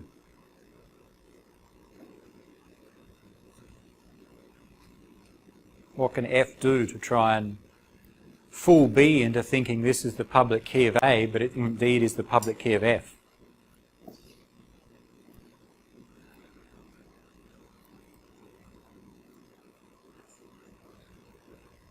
What we did was we changed the public key, and then we tried to regenerate a signature, but we didn't have the right private key to generate the correct signature, so that was a failure here. Another way would be to change the public key, but just reuse the signature from the previous approach, the real certificate. But again, you'd find out that the hash of this would not match the hash of the original value, and therefore it would be detected. So changing just the message but not the signature would also be detected. So it turns out by using this signature, then B can verify changes of the message, and therefore, because we have the public key of the authority at B, When we receive a certificate, we can be certain that we have the correct user's public key if it verifies. And B can do the same in the opposite direction.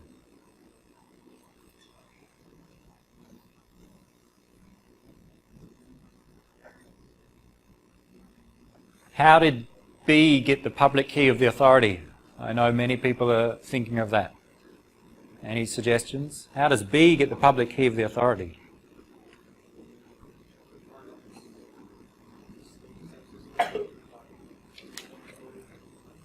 Could they use certificates?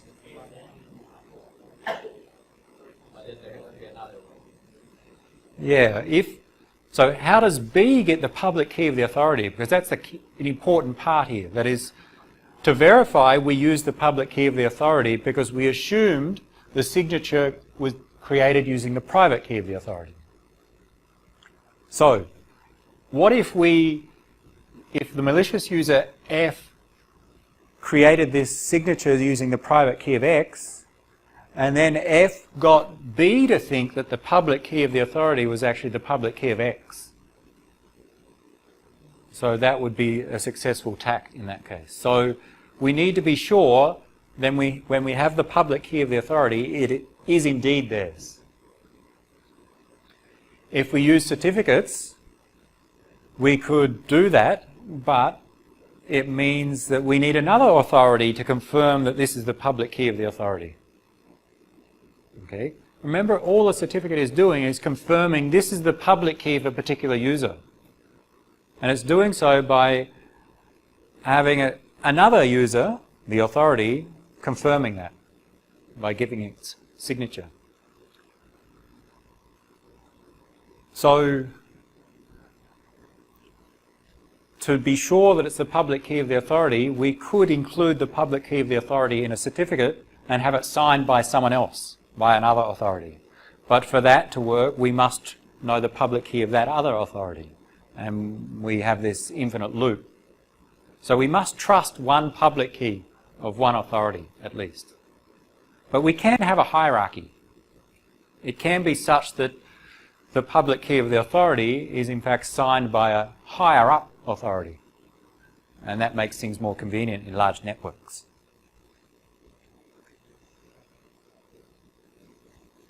It turns out in practice, usually public keys of authorities are stored in certificates as well. So we could say the certificate of the authority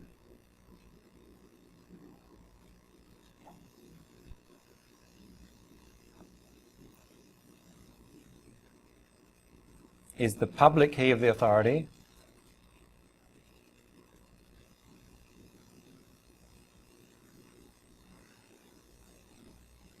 their identity, a timestamp, T, some indicator of how long this certificate is valid for, and then a signature.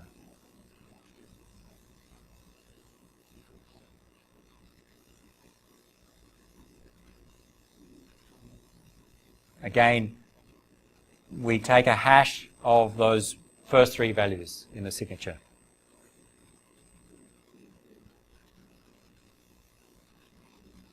I just never have space to draw them. So this could be the certificate of the authority, including its public key, its identity, a timestamp, the hash of all of those values, and encrypted using the private key of who? Of another authority or itself? All right, let's do another authority first, and we'll see the hierarchy. Let's say it was encrypted using the private key of someone else. I'll say authority 2. You can see that. Someone else, some other authority. Meaning this public key is signed by a higher up authority. But then we have this same issue that the public key of this higher up authority, what is that? Well, it could be a certificate.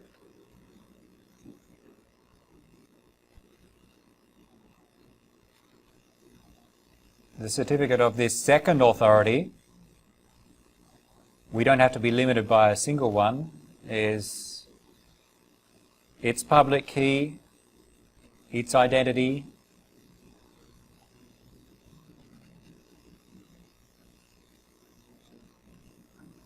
a timestamp. We haven't said too much about that. We'll come back to it later. Encrypted, using someone's private key of the hash of all those values.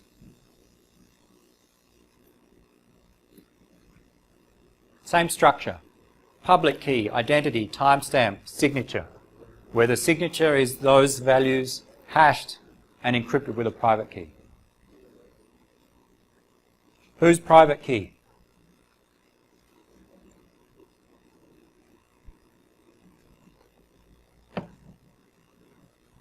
Whose private key?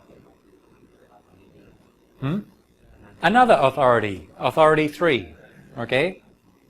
And you see where we get this continuation that someone needs to sign the public key. So we could have the private key of authority 3, and then we'd need the certificate of authority 3, signed by authority 4, and we'd go forever. Well, at some point in this hierarchy, we need a root. And the root authority has a special case certificate where it signs its own certificate. Let's say authority 2 is the root authority. It's signed by itself.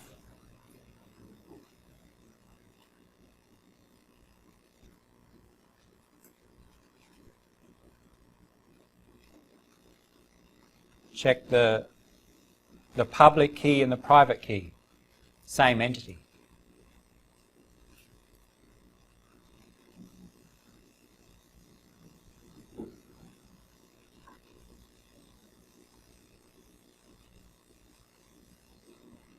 And we get what's called a self-signed certificate.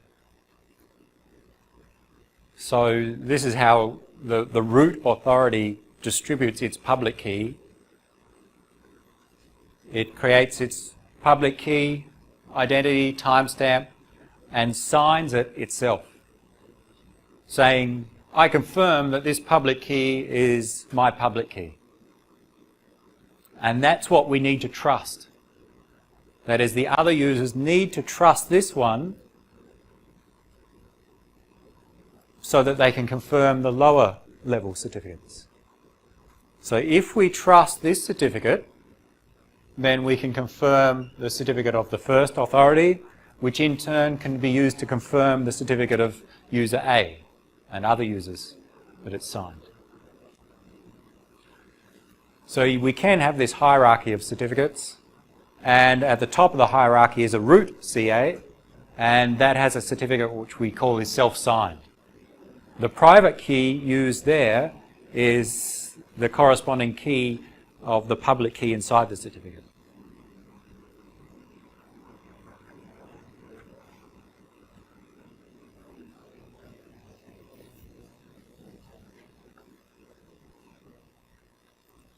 Self-signed certificate, it's like saying,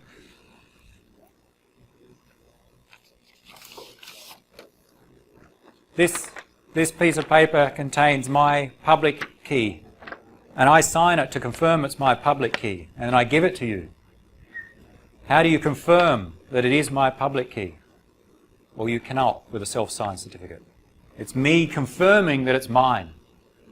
But anyone can do that. Anyone can say, here's my public key, and I confirm it's my public key by signing it themselves.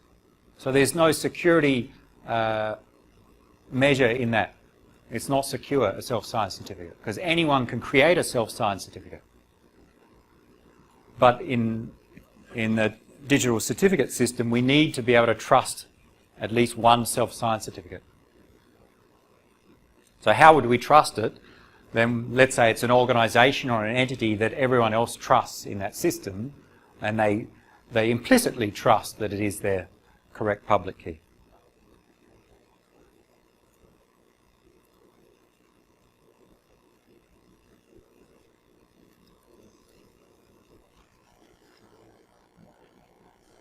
we'll look at the X509 certificates.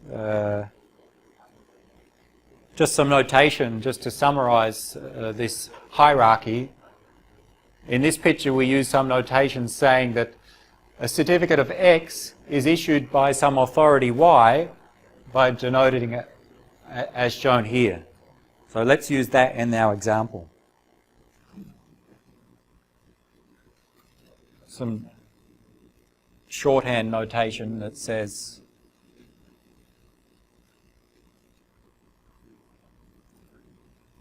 we had the certificate of A was signed or issued by our authority.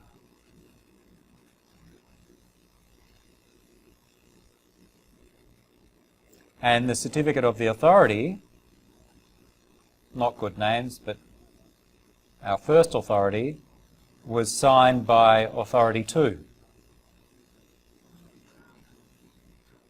And the certificate of authority 2 was self-signed.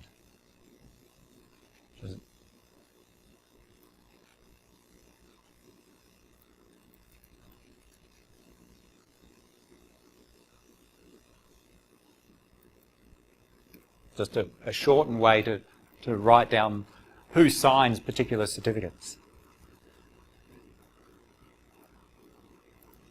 To verify one certificate, we must trust the certificate of at least one other entity. So to verify a certificate, we must trust, or we must have the public key of the authority. And to verify that, we must have the public key of authority 2, and we must, in this case, trust the self-signed certificate of authority 2. So we can build up a chain of trust amongst these certificates. So long as we have the root in the hierarchy, we can verify the others.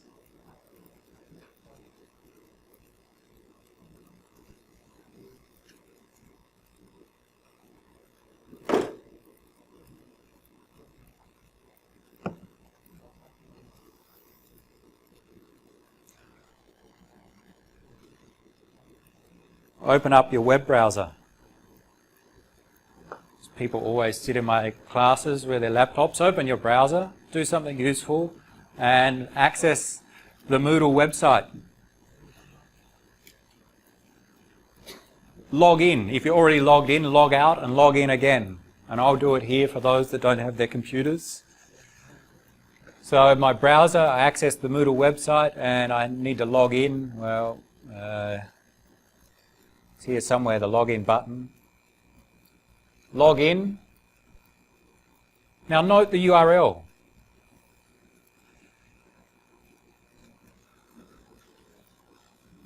Note in the top of the address bar there, the URL, ict.sit.tuacth/Moodle. What protocol was used to access that website? HTTP. So accessing a web server, HTTP. Now I log in. And maybe you can see, I cannot zoom. When you hover over a link, usually your browser shows you the destination URL down the bottom. Note that the destination is HTTPS. What's going to happen when I click on the link? Those with computers, click on the link. This connection is untrusted. If you didn't get that, then you've been hacked. Okay? Then your login to Moodle is insecure. So this is a warning message presented by my browser. And let's see what it says. You have asked, so this connection is untrusted. You've asked your browser to securely connect to ICT, SIT, TU, ACTH, but we cannot confirm that the connection is secure.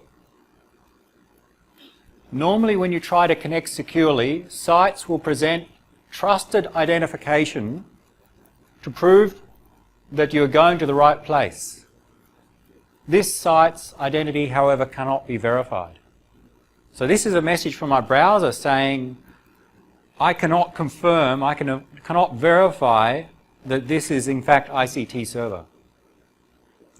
And HTTPS, which is what we're using here, uses digital certificates for servers to verify their identity to browsers. When you access a website, you would like to know it is that website that you're setting up a secure connection with. It's not a man-in-the-middle attack. And this message is saying, well, we cannot be sure. Maybe someone between my browser and the ICT server is performing a man-in-the-middle attack. Because what's happened, and we'll see in details later, that the server has sent its certificate to my browser. And my browser has tried to verify the certificate, but reports this error saying it cannot be verified. So this is an example of receiving a certificate that is not trustworthy. So let's not trust that, and let's not go to that website. Let's try a different one. I open up a different website, again using HTTPS. Let's hope my internet works.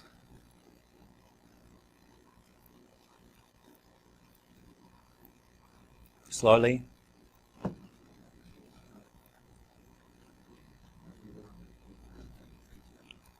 It's coming.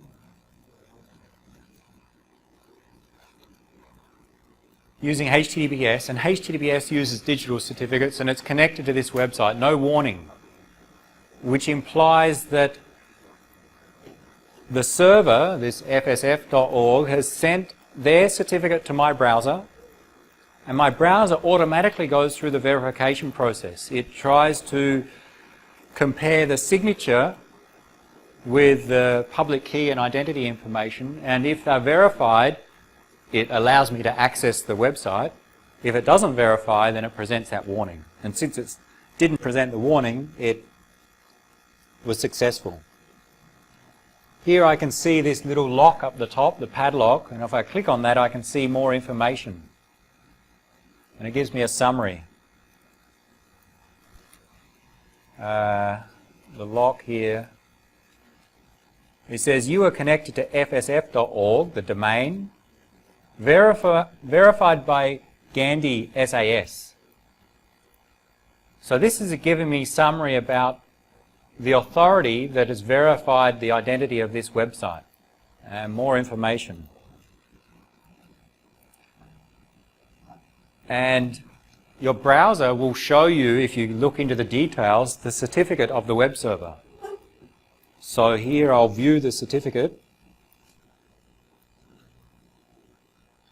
and it gives me a summary of the certificate sent by the server to my browser. Remember, a certificate is a public key and identity of some entity in the network issued by someone else, signed by an authority. So it summarizes, it's issued to fsf.org and it's issued by some other organization. The common name is just the field which indicates the domain for this certificate. Also includes optionally organization, organizational unit, and some serial number for this certificate. So in practice, we don't just include the public key and one field for the ID, we can include other values. Issued by is the identity of the authority. Some organization called Gandhi Standard SSL CA.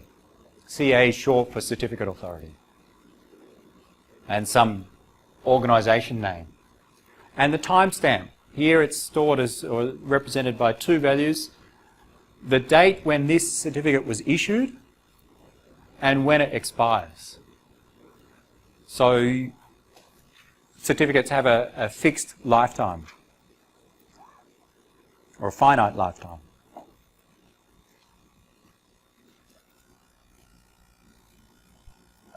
Let's look at the details.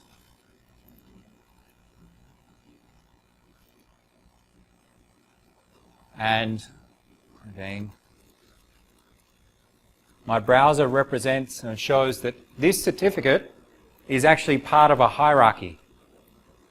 So the certificate for FSF.org was signed by an organization, Gandhi Standard SSL, and that certificate was signed by some other authority called UTN, User First Hardware. That's just the shortened name for those authorities. So in fact, here we have a hierarchy, one certificate signed by another, which is then signed by a third. Similar to our example where we had a certificate signed by the authority, which was signed by authority 2. So there are in fact 3 certificates here. The web servers certificate, the first authorities, and then the topmost authorities, or the root authorities.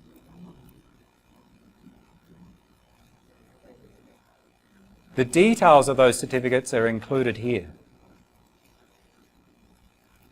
And the format is referred to as X509. There's a standard that says what's the contents of a certificate. And the name of that standard is X.509.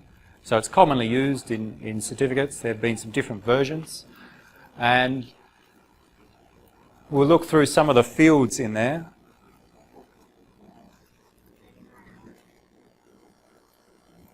It's on the slide here. It shows the different fields, but we'll use the example to see them.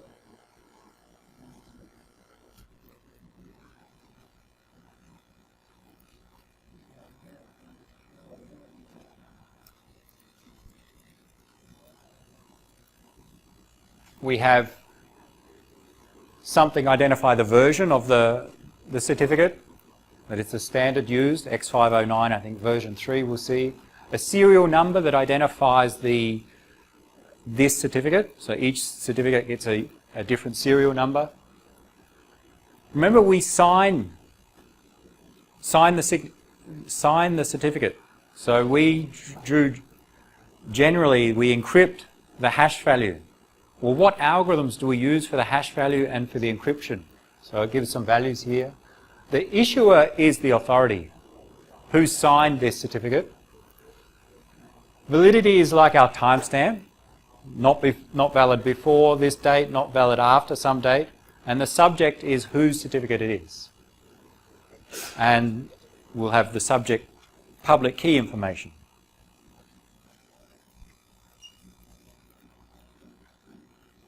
Version 3, that's just the version of the format for this certificate. Some unique serial number, so another certificate would have a different value.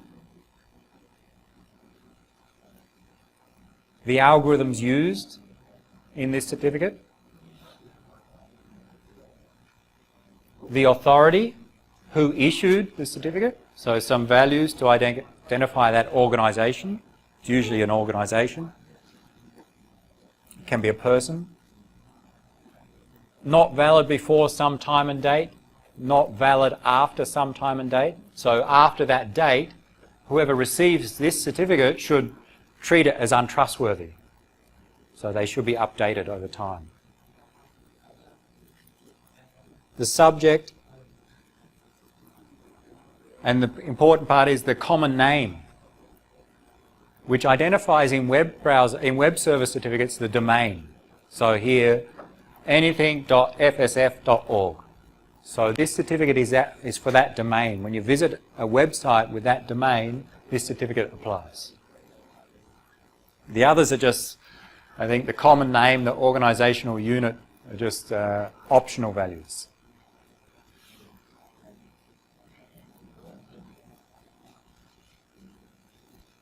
Then the public key information, the algorithm used, RSA, and the actual public key. Remember RSA, we have a public key which is E and N, and the private key D and N.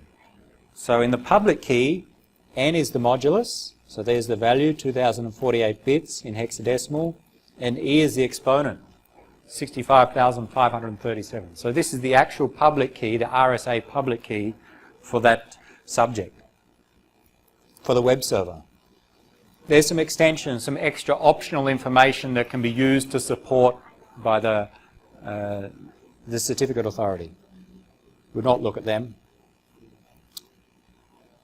The algorithm used for signing, SHA-1 with RSA. That refers to, we find it, the hash algorithm, H, is SHA-1, and the encryption algorithm is RSA. So the signature algorithm refers to the two algorithms used here.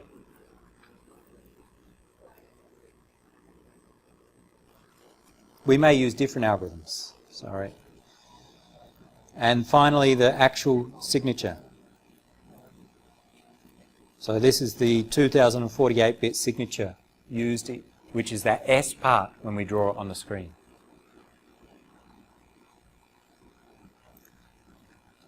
That's the certificate of the web server, fsf.org. It was issued by an organization called Gandhi Standard SSL CA. To verify this certificate, we need the issuer's public key, which is stored in the next certificate up in the hierarchy. The subject is Gandhi Standard SSL CA. The issuer in this case is UTN User First Hardware, so another authority.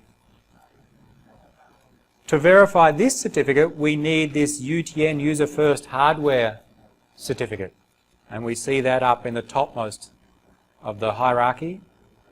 Subject and the issuer. Anyone want to guess? Who's the issuer of this certificate? Who? Itself. At the top of the hierarchy, we will have a root certificate, and it's a self-signed certificate. So the subject is UTN User First Hardware. The issuer is the same. UTN User First Hardware. So this is a self-signed certificate. It's the same as this example where we had, think of this as the server's certificate, issued by one authority. That authority certificate was issued by a second authority, but that second authority certificate is self-signed by itself.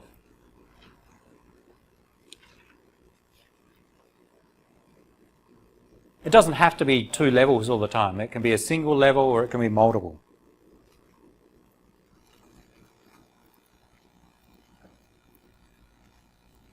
Let's go back to our first example just to finish. When I connected to ICT, what happened? It gave me a warning saying my browser could not verify the received certificate. Let's try again. Untrusted connection.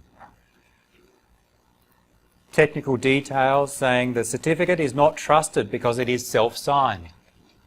So the browser says, I've received a certificate from a server, but it's signed by the person whose public key is included.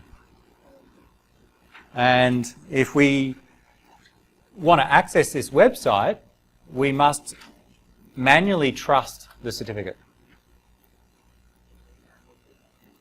So I understand the risks, and we can add an exception.